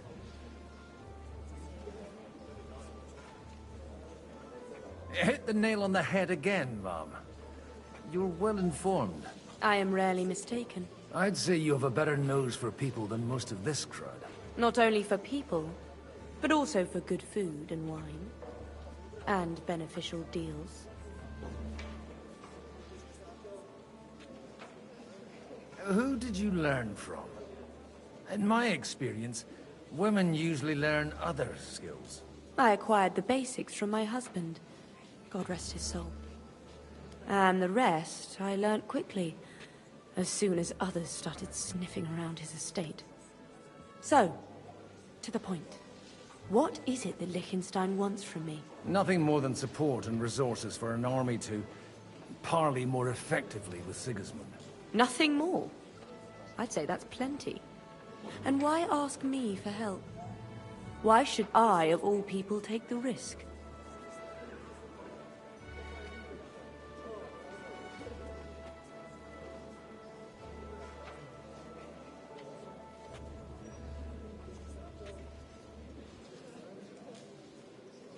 It's not only your money we're interested in. You're well able to negotiate and trade. And if you were to take part in our plan... Then I'd be helpful to you on two fronts. If you want me to support you, you must give me a good reason.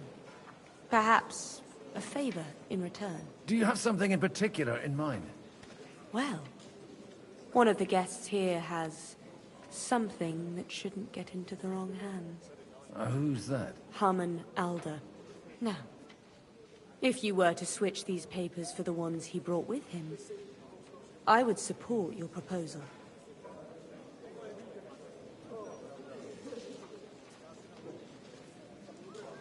And the papers I'm supposed to plant on Alder? Just insignificant documents. If the incriminating ones disappeared without a trace, it would arouse suspicion. And these papers I'm supposed to switch, what do they concern? My relatives somehow dug up some trade contracts between myself and certain undesirable parties. You were dealing with the enemy. They were not the enemy at the time. My conscience is clear, but I'll rest easier when those papers are in my hands. All right, I'll help you. Or at least I'll give it a try. Alder will surely have the papers in his saddlebags, which he left in the shed on the outer courtyard. Bring them to me, and put these there instead. But watch yourself. Odorin's groom has eyes everywhere.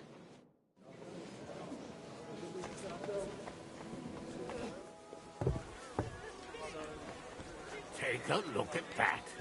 A nightingale surrounded by hawks.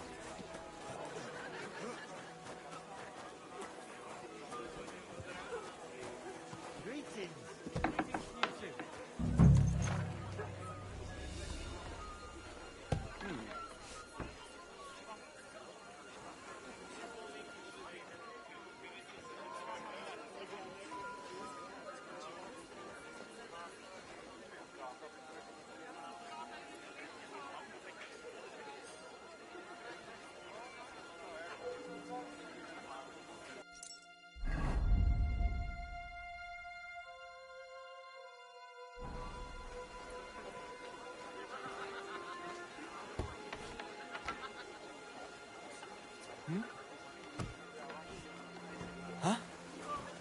What? What do you want? And as slippery as a bag of eels. Even though you're... May I have a word with you, sir? You?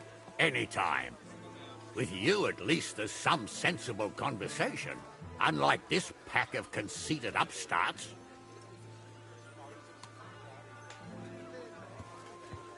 Young Lord Capon is finally free again. Let's hope he'll take better care of himself now. He got a harsh lesson. But at least he might remember to lay off that tomfoolery of his for a while. But if not, war will make a man of him soon enough. Do you think there's really going to be a war? I mean a proper one, not just sitting around and talking about it. I sincerely hope so. Whoever sits around risks nothing. It's time to get off our asses and take action. Have you got something against the Kuttenberg nobles? Their forefathers lived up to their ears in dung. But thanks to the royal mines, they were born with silver spoons up their asses. And they think that can turn their blood blue. But surely they're not all like that. And they are our allies. Allies or not, someone ought to show them their place. What do you think about Jobst? Are you testing me? Jobst called this assembly and he wants things to turn out well. We have to trust him.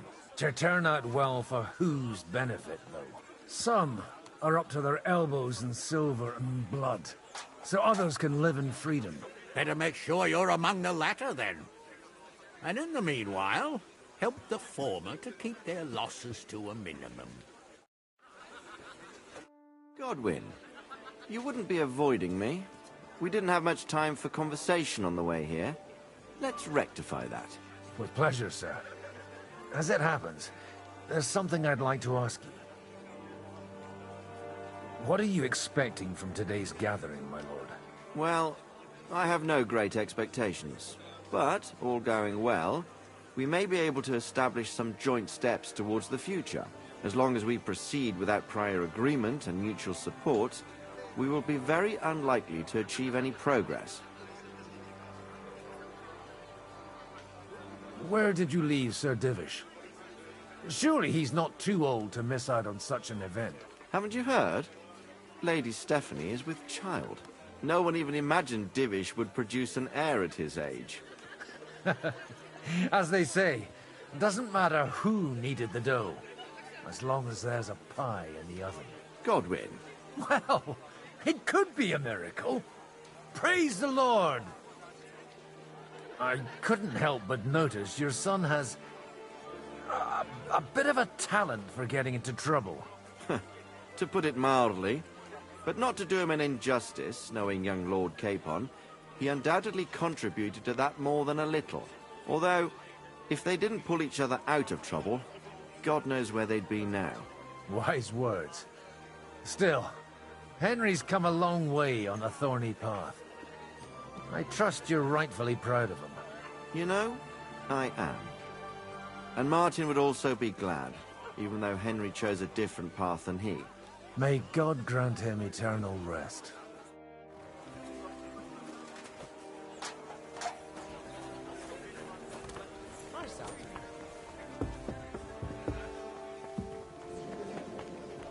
I've got those papers from Alder for you. Quiet! You don't have to announce it to everyone. Milady, with all the clamor going on here, I can hardly hear my own thoughts. Here they are. You're more capable than I expected. Thanks for the help. You're welcome. And now you're part of the bargain. As agreed. I will support Liechtenstein's proposal with both words and money. Thank you, noble lady. God will... Yes, quite. But let's drink to our bargain, Godwin. How could I refuse a toast with such a fine lady? To your health, Lady Anna. And to the success of our efforts.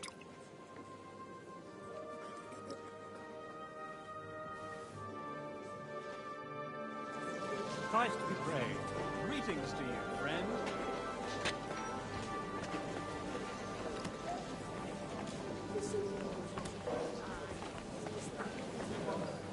I'll tell you, nobody has the likes of these. Not even Bocek? Not even Bocek. And he's a great lord. That's hard to believe. Martin likes to exaggerate. He was talking about the sorry nags of one they on someone else. are the Look best out. thoroughbreds east of Prague.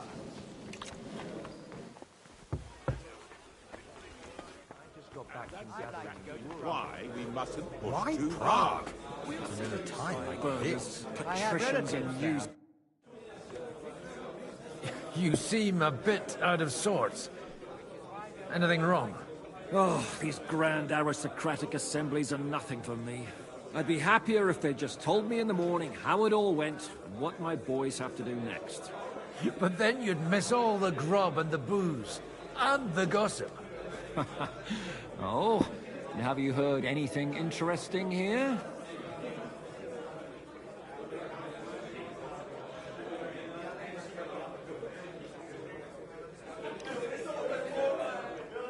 Let's hope young Lord Capon manages to stay free for a while longer.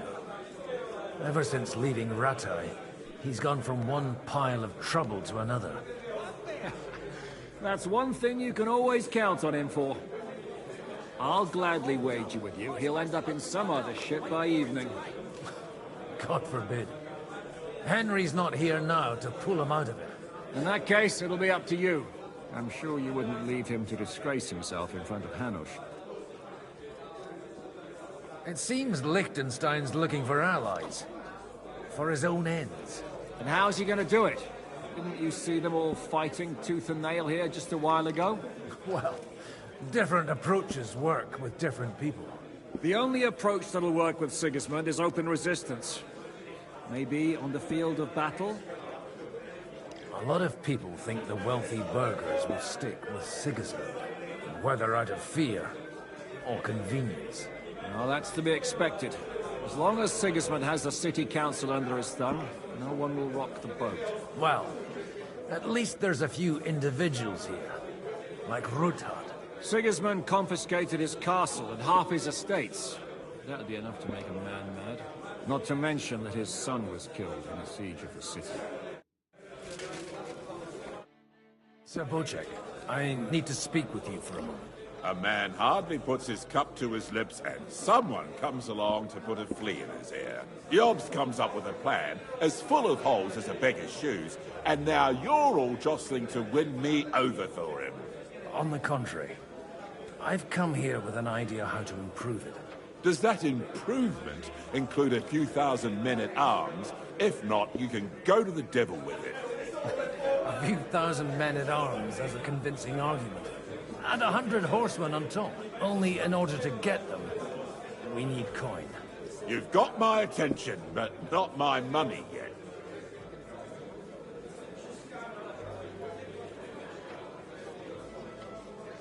Don't worry, it's not just your money I want to draw on. Believe it or not, we've gained other patrons for our cause too. Really? Name at least one of those lunatics, then. Anna of Volstein, for instance. Truly? Well, let's see about it, then. I wouldn't mention the word lunatic. All right, let's discuss it, candidly. I have a lot of property, lots of subjects to look after, and along with that, the Lord blessed me with a large family.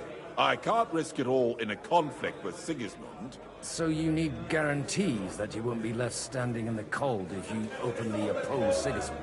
My guarantee is called Yitka. She's my niece. If I succeeded in marrying her off to another strong house, I'll have the certainty that I won't be left alone. Maybe it's enough to find a suitable groom among the allies. Perhaps someone of suitable standing who Yitka would also gladly accept. I don't want her to be unhappy.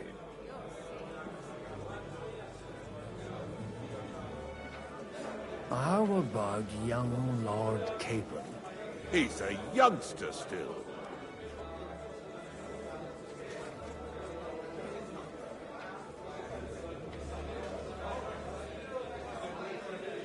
What's wrong with him?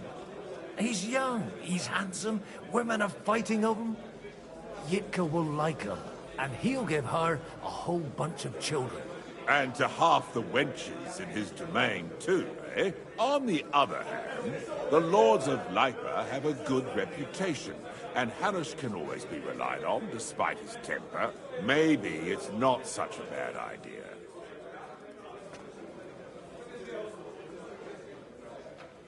I'll convey your offer to Lord Capon. If he agrees, we can celebrate our lives. I don't care what the young lord thinks. Hanush is the one to decide. If he agrees, I'll be happy to support your plan. Pushing a friend to tie the knot to save the kingdom. Things have come to a pretty pass. The kingdom will not forget his sacrifice. Now stop dilly-dallying and go and tell Hanush.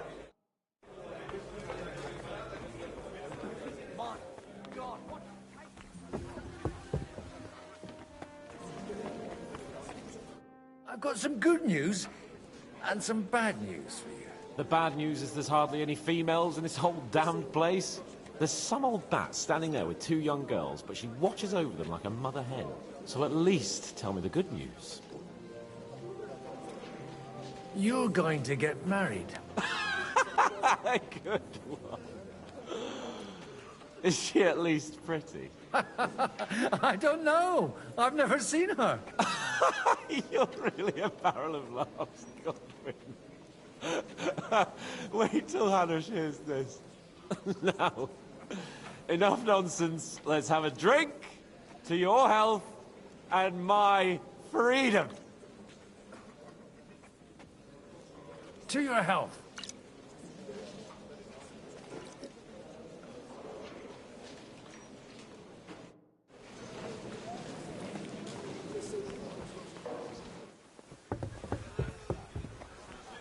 Take a look at that. Sir Hanush, I bring happy tidings. You do? Let's hear it then. I've gained us a powerful ally. And who is it? I hope it's not one of those Kuttenberg stuffed guts. On the contrary, it's Bocek, the Elder of Kunstadt and Podjebrad. Kunstadt? My Christ, he's the last one I'd have expected to step up. How the hell did you do it? Well, there's one little catch. I had to promise him... I don't even know how to begin. Out with it. Lord Kunstadt has a niece, so... I arranged a betrothal for young Lord Capon, with your blessing, if you agree. Hans Capon is to marry Yitka of Kunstadt. Godwin, you conniving old bastard! Oh, fuck. I don't believe it. So, young Hans is to marry Kunstadt's daughter? Niece. If you're serious, I'll make sure that you get the Rattay parish. Or you could make me the abbot of Sassa. Or what about a bishopric? Forget it. Soon I'll be paying for a wedding. Not a word to Hans. I want to tell him myself. But let's drink to it, shall we? Cheers! Cheers to you, and to your parlaying skills. I already told him.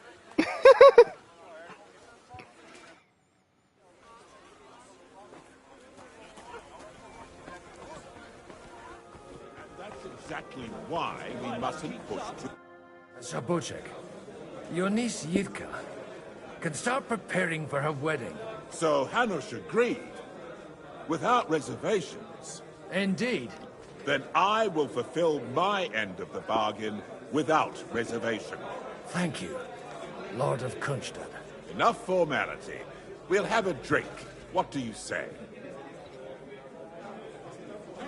Cheers to the beautiful Lady Yitka and the unhappy Lord Capon. Here's to a good bargain.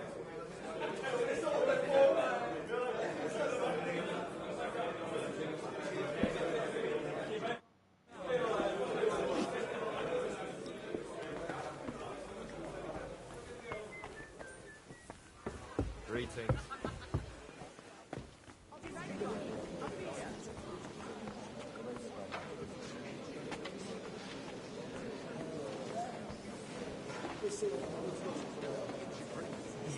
Tell you anything?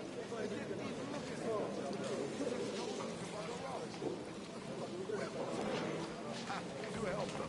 But when it comes to me, you don't give a fuck. I'd like to check your horses out and see if they're as good as you say.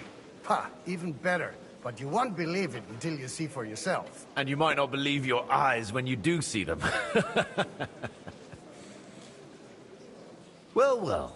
We have a new guest. I wanted to... You wanted to apologize for crashing into my home without it by your leave. Or to harass my guests some more? I want to have a word with Older. Well, I'm having a word with you. I apologize, Father. For interrupting our conversation? Or just for being you? Is that your... Unfortunately. Speak up, then. What are you doing here?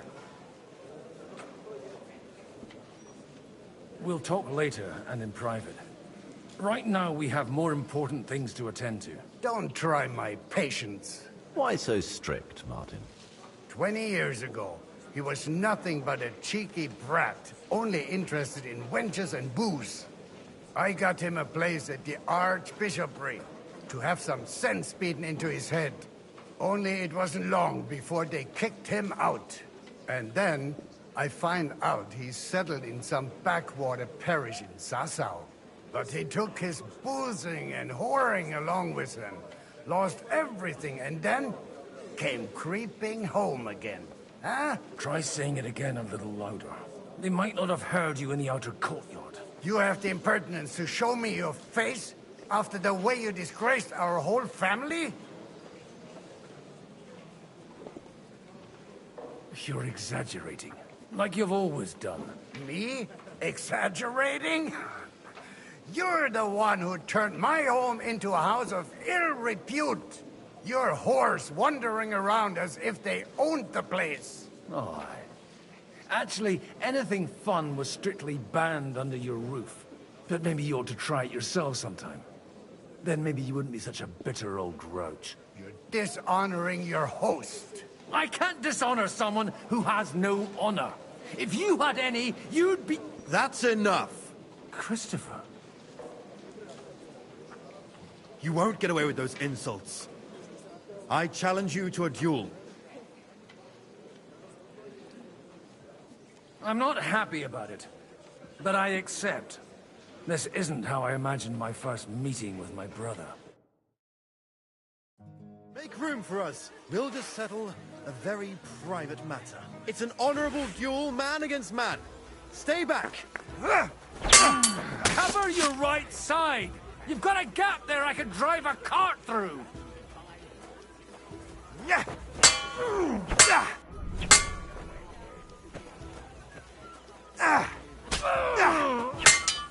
What's wrong with your legs?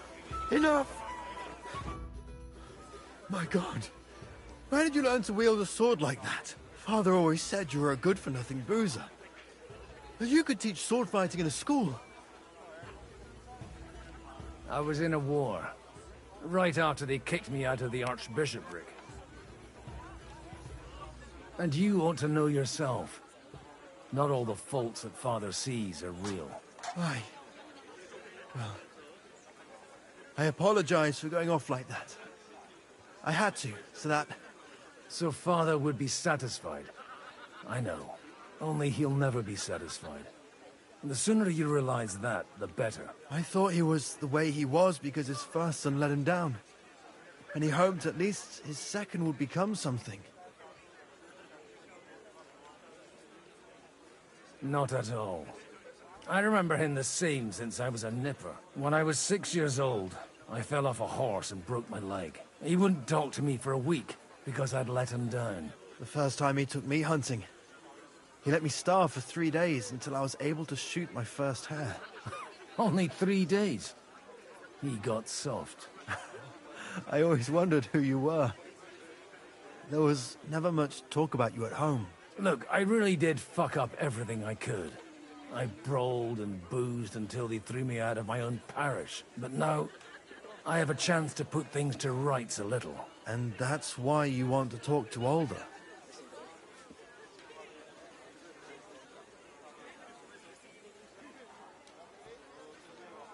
Aye. The outcome of this war depends on it. That sounds very important, considering you and Alder are both pretty small players. After your encounter with Father, it won't be easy to get to Alder. Actually, I I don't think you should even attempt it. Unless you want to anger Father even more. What else can I do, though? I'll talk to him myself. He'll hear me out for sure. But you'll have to trust me. And tell me what it's all about. All right, then. You've heard Yob's plan, right? It's a nice idea, but we can't wait around without an army to back us up. Only no one's going to pay for one, because that would be an outright admission of rebelling against Sigismund. Alder's got some clout with the councillors and burghers who are loyal to Sigismund. If he agrees, they'll follow. I expect Alder's not the only one you're after. You got that right. Leave Alder to me. The plan sounds sensible, and he's no fool. I don't know how to thank you. You can drag me to a tavern sometime. Pa doesn't need to know about it. You're starting to sound like a brother.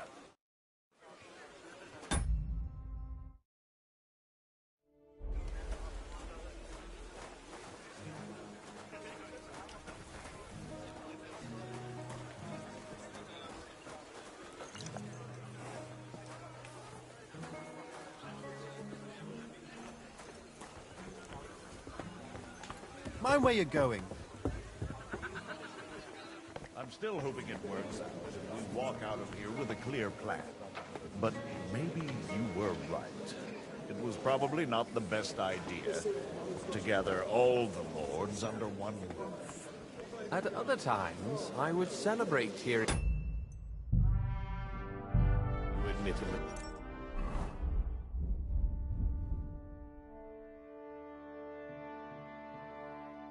Mistake, Margrave. Gentlemen, I think we can raise our goblets to the successful conclusion of the negotiations. Is this supposed to be your secret weapon? Like I said, miracles happen where you least expect them. Tell me, Godwin of the House of Odorin, what news do you bring us? I bring nothing from the House of Odorin. But the widow of Waldstein and Sir Bocek of Kunstadt will support our cause. Both of them? Good heavens, what did you promise them? This is going to be a long story, and I could use a drink. So if you'll excuse me. My lords?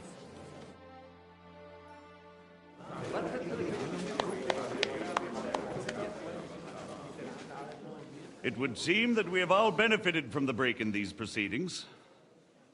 New alliances have been formed. And I have also changed my plans. We shall still wait for Sigismund to withdraw his troops of his own accord. But we will wait with an army at our backs. Yes. And how are we to raise an army? Wasn't it made clear at the meeting that no one wants to take the risk? The only thing made clear was that each of us alone is weak, and that we could not find common ground. But that has now changed.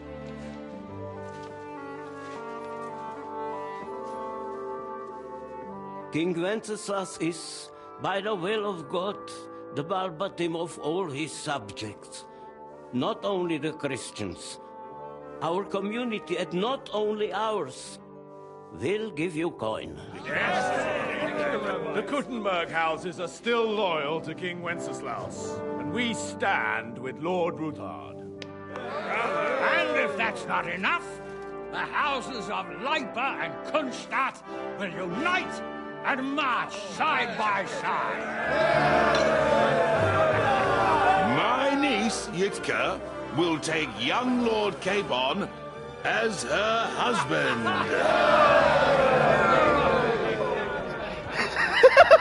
His face!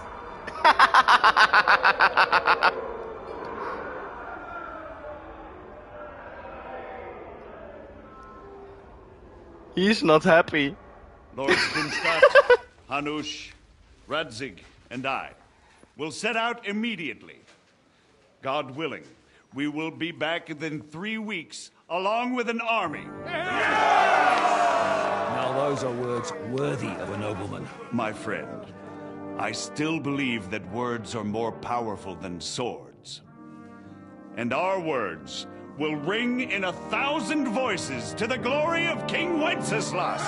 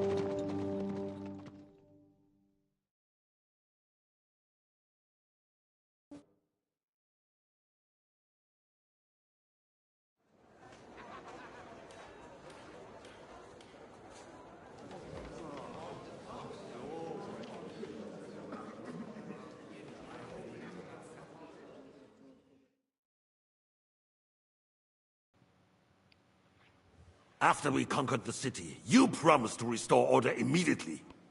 And then I find out things are even more disordered than before. Your Majesty, we are sorry. We will put it to rights. You've already said that. I want to hear real solutions. We will put more guards on the roads and toughen penalties. We can have a few captured bandits executed as an example to others. We do not care about bandits. We care about rebellious nobles and burghers. What will you do with them? How will you solve the chaos in the town administration, the rebellious miners, and the dismal yields? And how is it even possible that a rebellion against the king is smoldering here in the city? What do you mean, sire? I hear the resistance is coming from the Jewish quarter, from right under your noses. Why haven't you done anything? We don't know who is behind this. Without evidence, we cannot punish them. Otto von Berghoff did not ask questions in Prague either. He acted. And I advise you to do the same. Find a couple of wretches in a hole somewhere, point them to the Jewish quarter, and give them free rein to do anything. The city's Jewish community was and still is on Wencesla's side.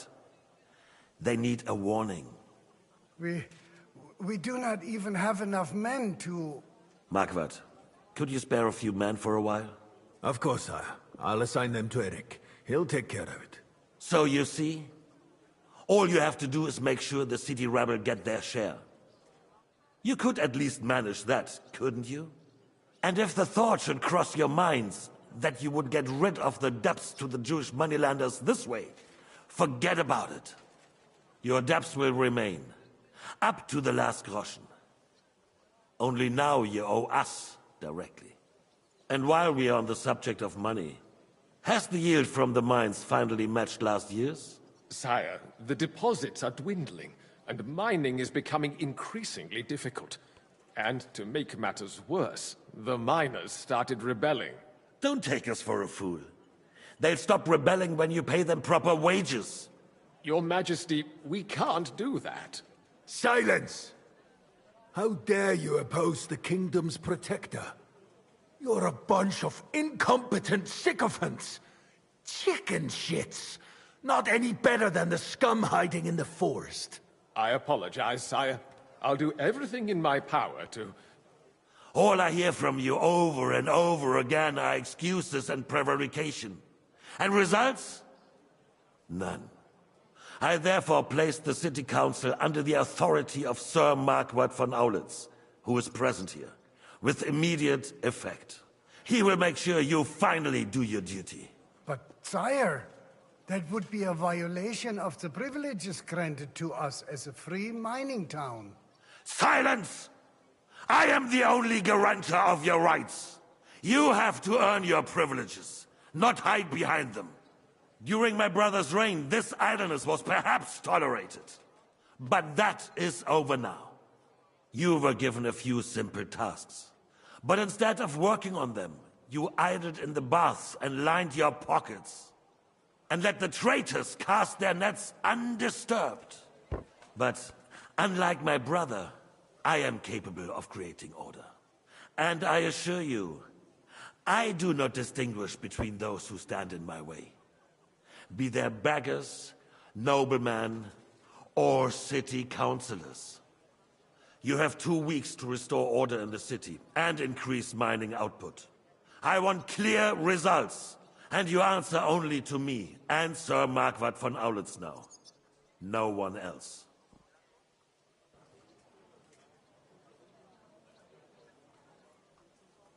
The council is dismissed. You, don't go anywhere, boy. Be so kind and remain here. Our throat has become rather dry. And we still wish to speak with our friend von Aulitz. Yes, sire. As you wish, sire. Between the two of us, Marquardt.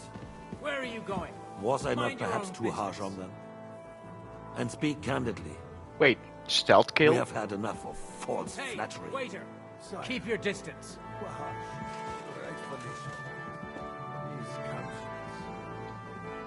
to be shown their place. You suffered their insolence for far too long. And the same is true of the Jews. We know. Otto repeated to us several times that it is time to strike against them. We are glad he's not here.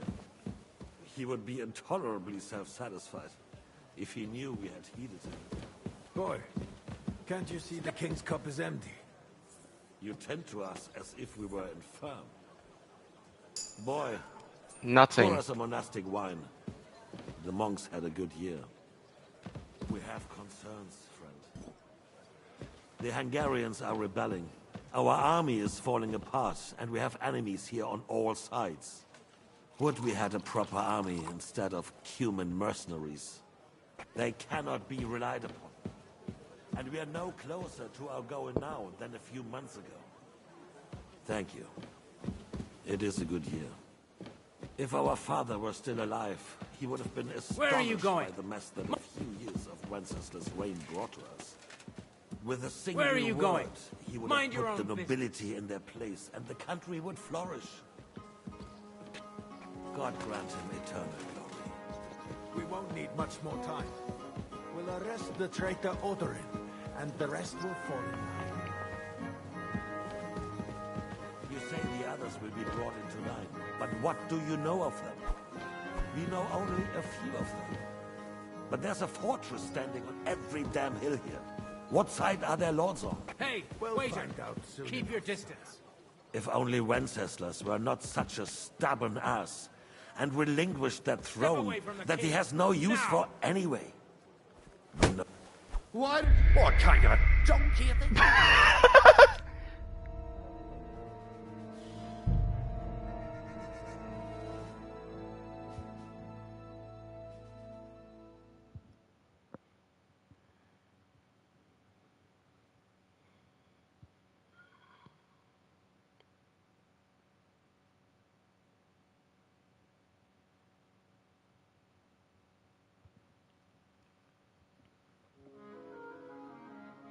Between the two of us, Margaret.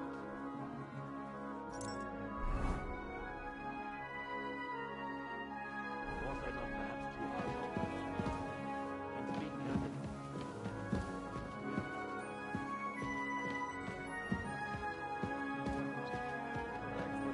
These councils, they need to be shown their place. You suffered their insolence for far too long. And the same is true. we know. Otto repeated to us several times that it is time to strike against them. We are glad he's not here. He would be intolerably self-satisfied if he knew we had heeded him. You tend to us as if we were infirm. Where are you going? Boy, mind your own. pour us a monastic wine. The monks had a good year. I'm sorry. We have concerns. The Hungarians are rebelling.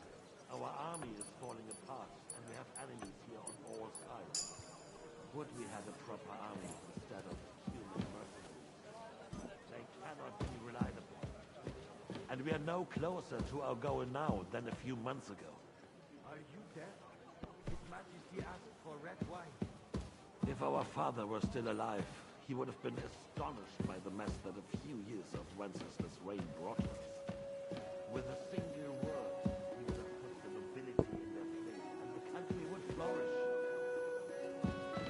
God grant him eternal glory. We'll arrest the traitor Odorin, and the rest will fall in line. You say the others will be brought into line, but what do you know of them? We know only a few. But there's a fortress standing on every damn hill here. What side are their lords on? We'll find out soon enough. If only Wenceslas were not such a stubborn ass, and relinquished that throne that he has no use for anyway. The nobility. Found a ruler like him very good. They made a puppet out of him. Once you restore order, they'll join you. All you have to do is promise them the privileges they lost during Wenceslas' reign. First, they'd have to be willing to make peace at least among themselves. Yops does everything he can to sow chaos, so that he himself emerges victorious in the end. This business makes me thirsty. Pour me some of that red, boy. I think Yops is just waiting for the right moment. He'll switch sides when it suits him. Maybe. But first I'll have to conquer a few more cities, and get a couple more lords on my side. Then they take the threat of war seriously. And Hungary. If Bohemia is the wasteland, then Hungary is the final place. You will follow in his footsteps, sire, as soon as you get the chance.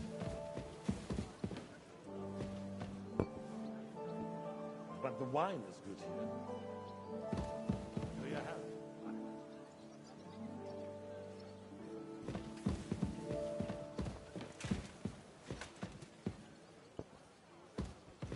And to your health too, boy. May your children grow in the land ruled by a good king. Thank you, sire.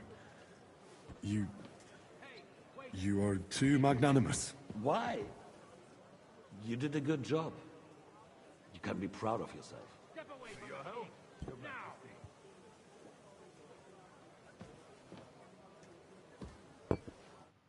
What kind of a donkey have they sent me? Are you only deaf or completely stupid as well? I've never been so ashamed in my life. And in front of the king himself. Be glad I'm not having you whipped like an unruly brat. Get out.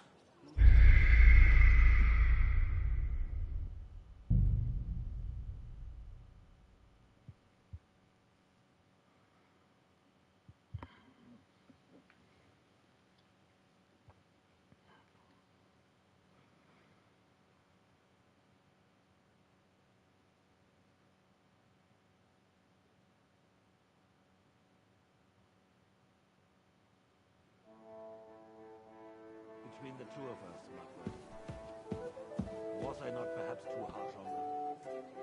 And speak candidly. We have had enough.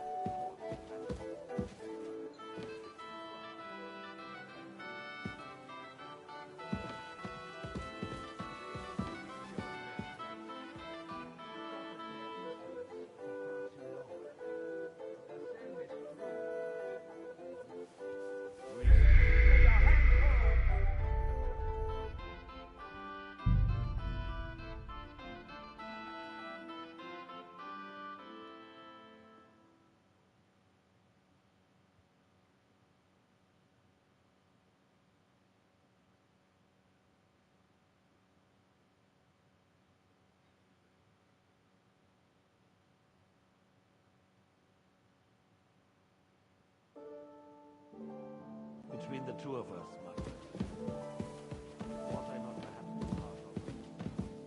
And speak.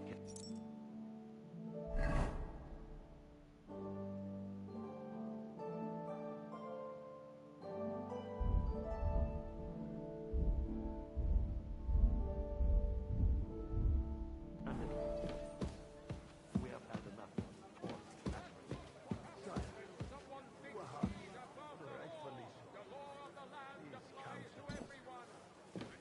To be shown their place. You suffered their insolence for far too long. And the same is true of the Jews. We know. Otto repeated to us several times that it is time to strike against them. We are glad he is not here. He would be intolerably self-satisfied if he knew we had heeded him. Boy, can't you see the king's cup is empty? You tend to us as if we were infirm. Boy, pour us a monastic wine. The monks had a good year. We have concerns. The Hungarians are rebelling. Our army is falling apart, and we have enemies here on all sides. Wish we had a proper army instead of human mercenaries. They cannot be relied upon. And we are no closer to our goal now than a few months ago. Thank you. It is a good year. If our father were still alive, he would have been astonished by the message. With a single word,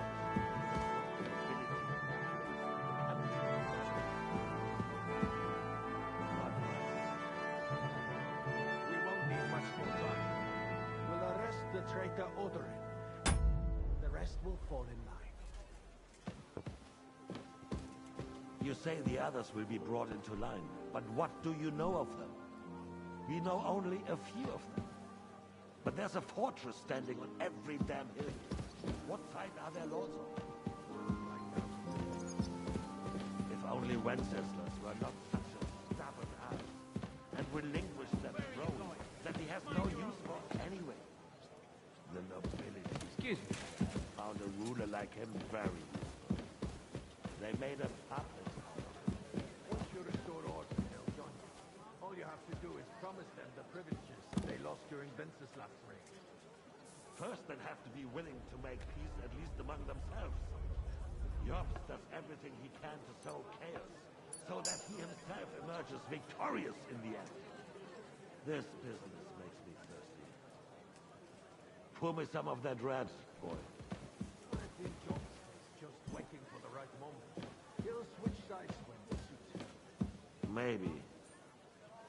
But first I'll have to conquer a few more cities, and get a couple more lords on my side. Then they take the threat of war seriously. And Hungary. If Bohemia is a wasp nest, then Hungary is a viper's lair. You will follow in his footsteps, sire, as soon as you get the chance. But the wine is good today. To your health, Margaret.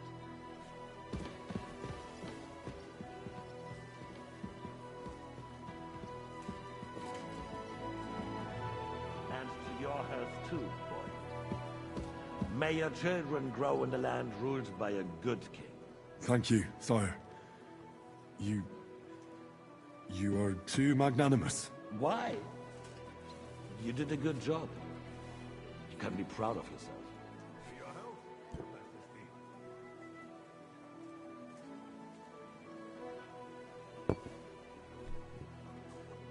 First, you need to crack down on the biggest troublemakers.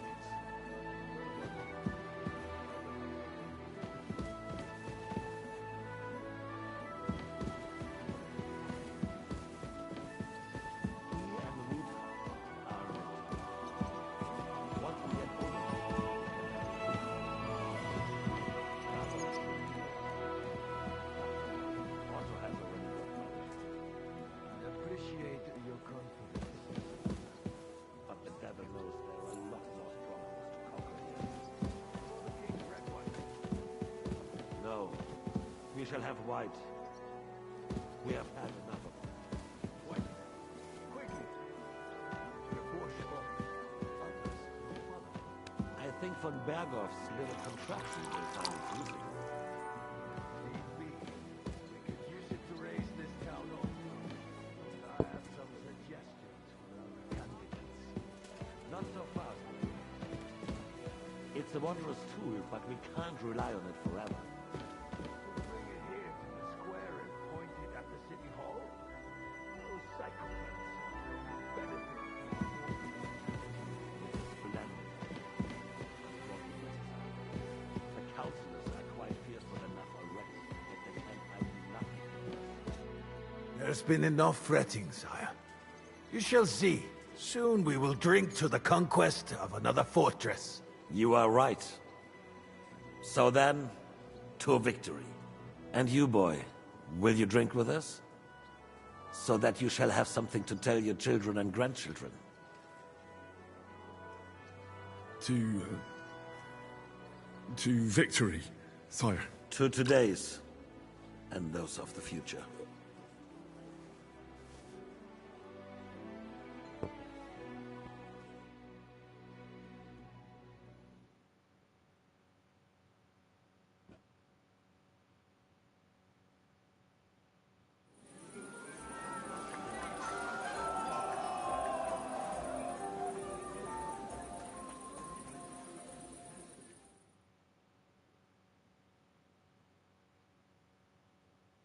Margaret Lobster. I filled with grief. That was going to the roast was calling out. So begging to be left a long time ago. I swear to God. Hunger, poverty, and plague. It's too much for a man to taste. Even men of faith are cowering, faced by evil overthrown. Excuse-moi, half of the French court knows me by that name. Well, you're not in France now. Must Here, be made in nobody North knows Sea. that. Irish priestess going to him, sweating at the altar, nearly drops his soul to Alleluia Domine, Alleluia Domine. Give me a hand. How'd you like our wine, Chevalier? The art of winemaking has a long tradition in La Belle France. Recipes are passed on from father to son, and each generation brings them to perfection. I myself was practically raised on wine. How many I have tasted? Even the French royal court took note of my refined taste. The king himself had wine delivered for his table according to my advice.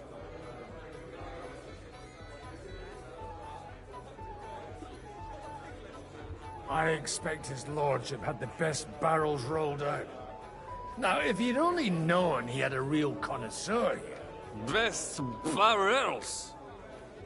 Mon ami, this wine would perhaps be suited to the infirmary, where it would suffice for cleaning wounds and easing pain. For that, the taste is of little consequence.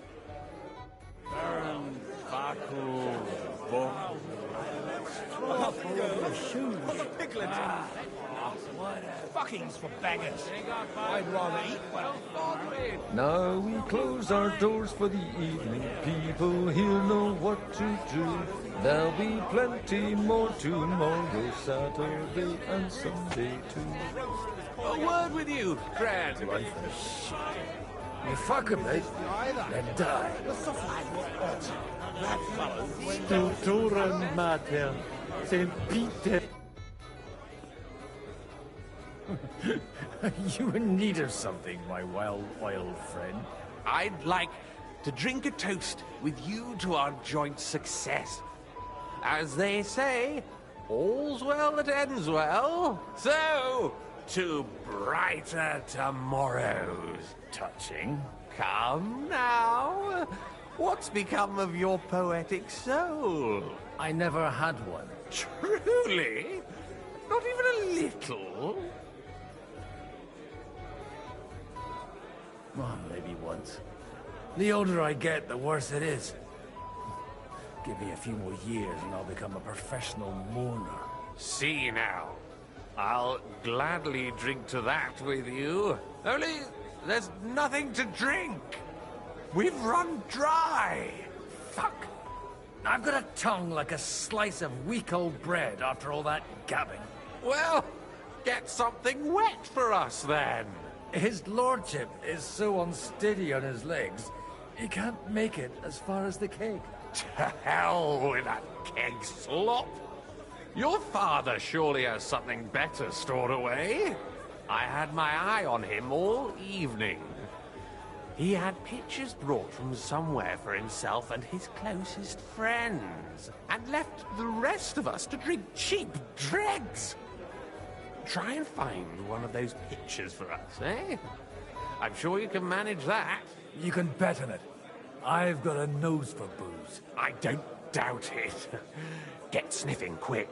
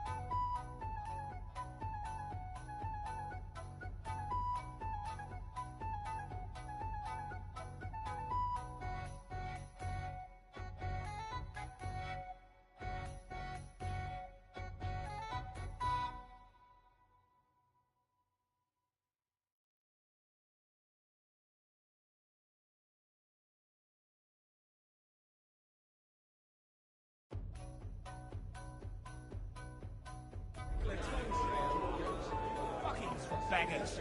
I'd rather eat well. Clear my name. I will charge the enemy with cavalry. Kind of like that poor snout.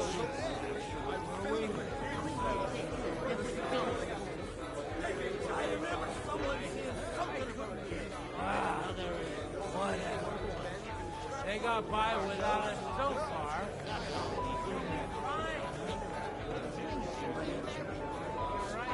Girls, or the piglet.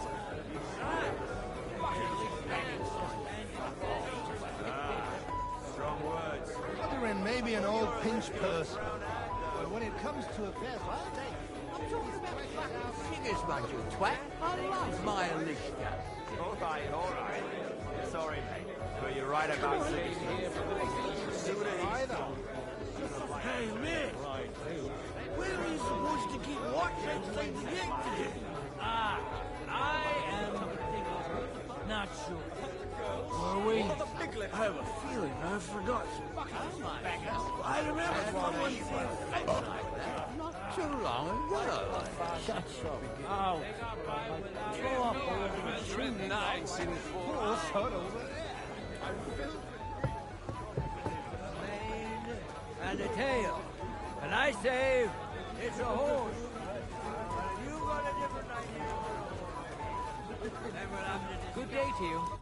Having a good time? He's a fucking bore. These old farts here have no idea what fun is. Well, what are you missing? There's wine, food, even a few females worth the sin.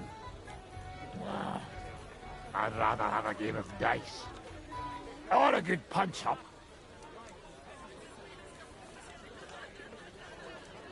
Don't you dare get into a fight with anyone. You know what a fuck-up that would be. Aye, I forgot. Only the younger Lord of Rabors is allowed to give anyone here a pasting. And his own kin at that. Leave it out. They forced my hand. Well, they wouldn't have to force me. That young nitwit was asking for it anyways. Well, let's have a game then. But for what? For coin. What else?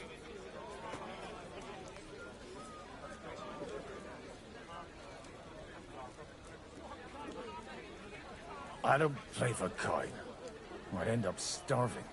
Well, you can stuff yourself enough here to last you a week. Suit yourself.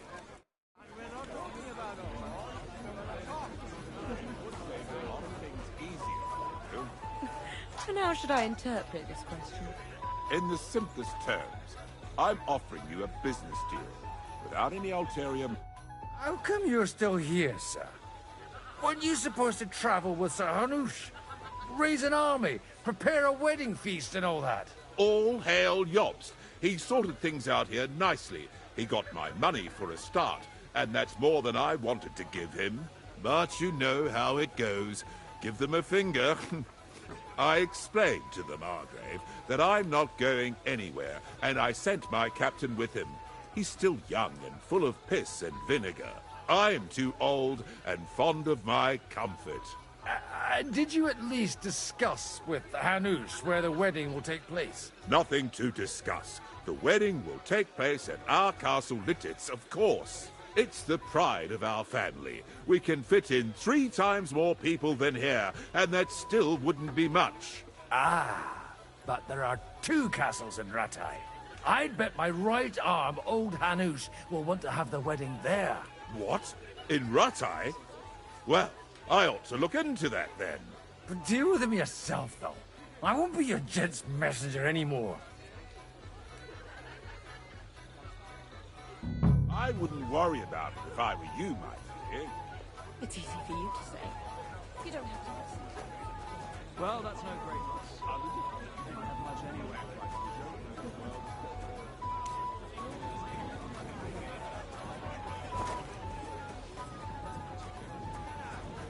Don't mispronounce the name.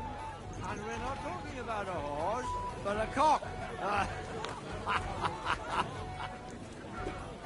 Look at him. Stand straight, Martin. Pull on. You're changing the subject. Maybe I I should have. Sorry, have you got some time to spare? From cleaning up this pigsty? Any time.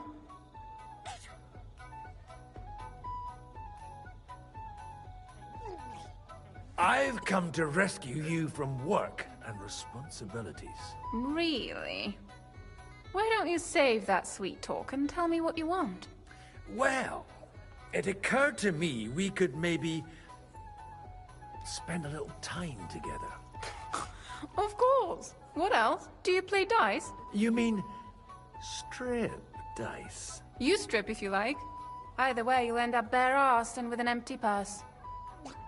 I'll give that a miss, thanks. Not up to it? Eh? Look, if you want a bit of fun, go and see Dasha. She slept with half the fortress. And the whole village. I need help with something. Do you know where I might be able to find the wine pitchers? I mean the ones with the really good wine that the Lord saves for his nearest and dearest. And you're one of those?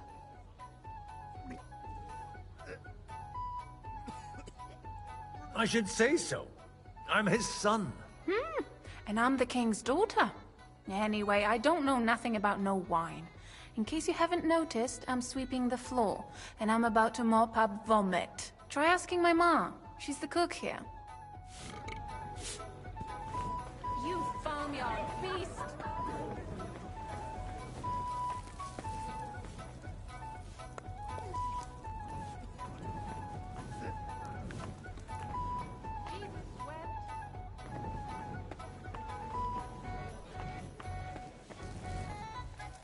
Good day. What would you like? Sorry, I don't want to interrupt. But are you busy? What do you think? A fortress full of hungry mouths and half of them noble lords accustomed to all kinds of debauchery. I haven't eaten so well in a long time. Lord Odoran was fortunate in his choice of cook. He didn't have to choose me. My old ma spent her whole life in this kitchen, and my grandmother before her. God rest them both. Wait, you're Kvieta's daughter, Madlenka. It's been a long time since anyone has called me by that name. I was afraid you'd forgotten me. You haven't changed at all. But I have. And you've changed too. You left a haughty young pup, and now you return... An old dog. Not at all. The years have been kind to you.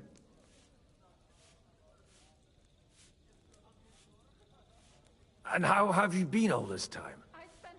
Did my father give you a hard time? Not really. When he remarried and had another son, his mood improved quite a bit. I also got married. And soon I had my little Elishka running around under my feet in the kitchen. Young Sir Christopher used to come and play with her sometimes. He was always a very nice lad. And your husband? Kuba? He died when Elishka was just a baby. He got bitten by a dog, and the wound festered. It was quick. God grant him eternal life. Tell me more about Elishka. She's a big girl now. She's a maid here for now, but I'm sure they'll find her a better job soon. Well, aren't you worried about her? A young girl doesn't have it easy in life. Even as a little girl, she used to beat up the boys in the village. I put up with all sorts of things without a peep, but not her. Why don't we go somewhere together? Somewhere private. And reminisce about the old days. You really haven't changed at all. You ought go and have a drink and stop chasing girls.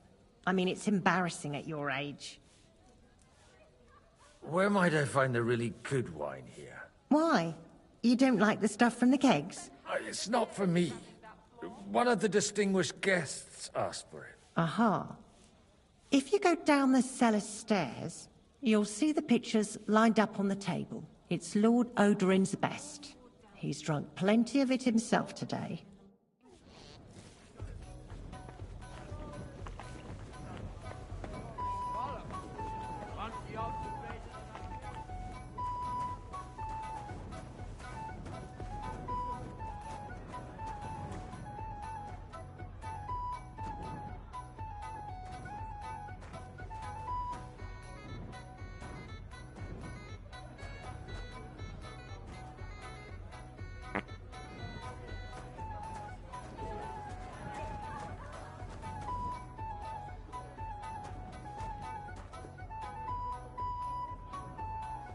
The red'll be good, I hope.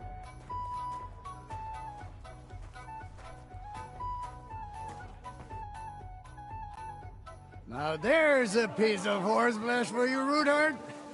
Not like that nag of yours. What the hell do you feed it with? It looks more like a damn bull. Sir! Sir! There's some horsemen right out front of the fortress. Ah, that's Peter of Pisac. Wouldn't come to the council, but he is coming happily to the celebration, you old fox.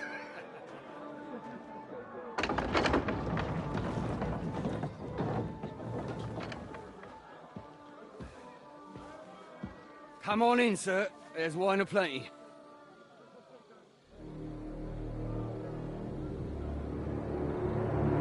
Oh, from Burgo.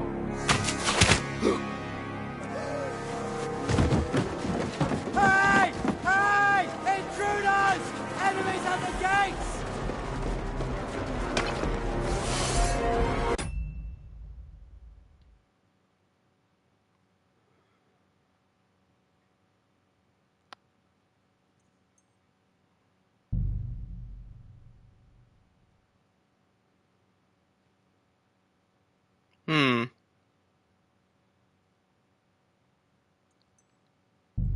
Know what?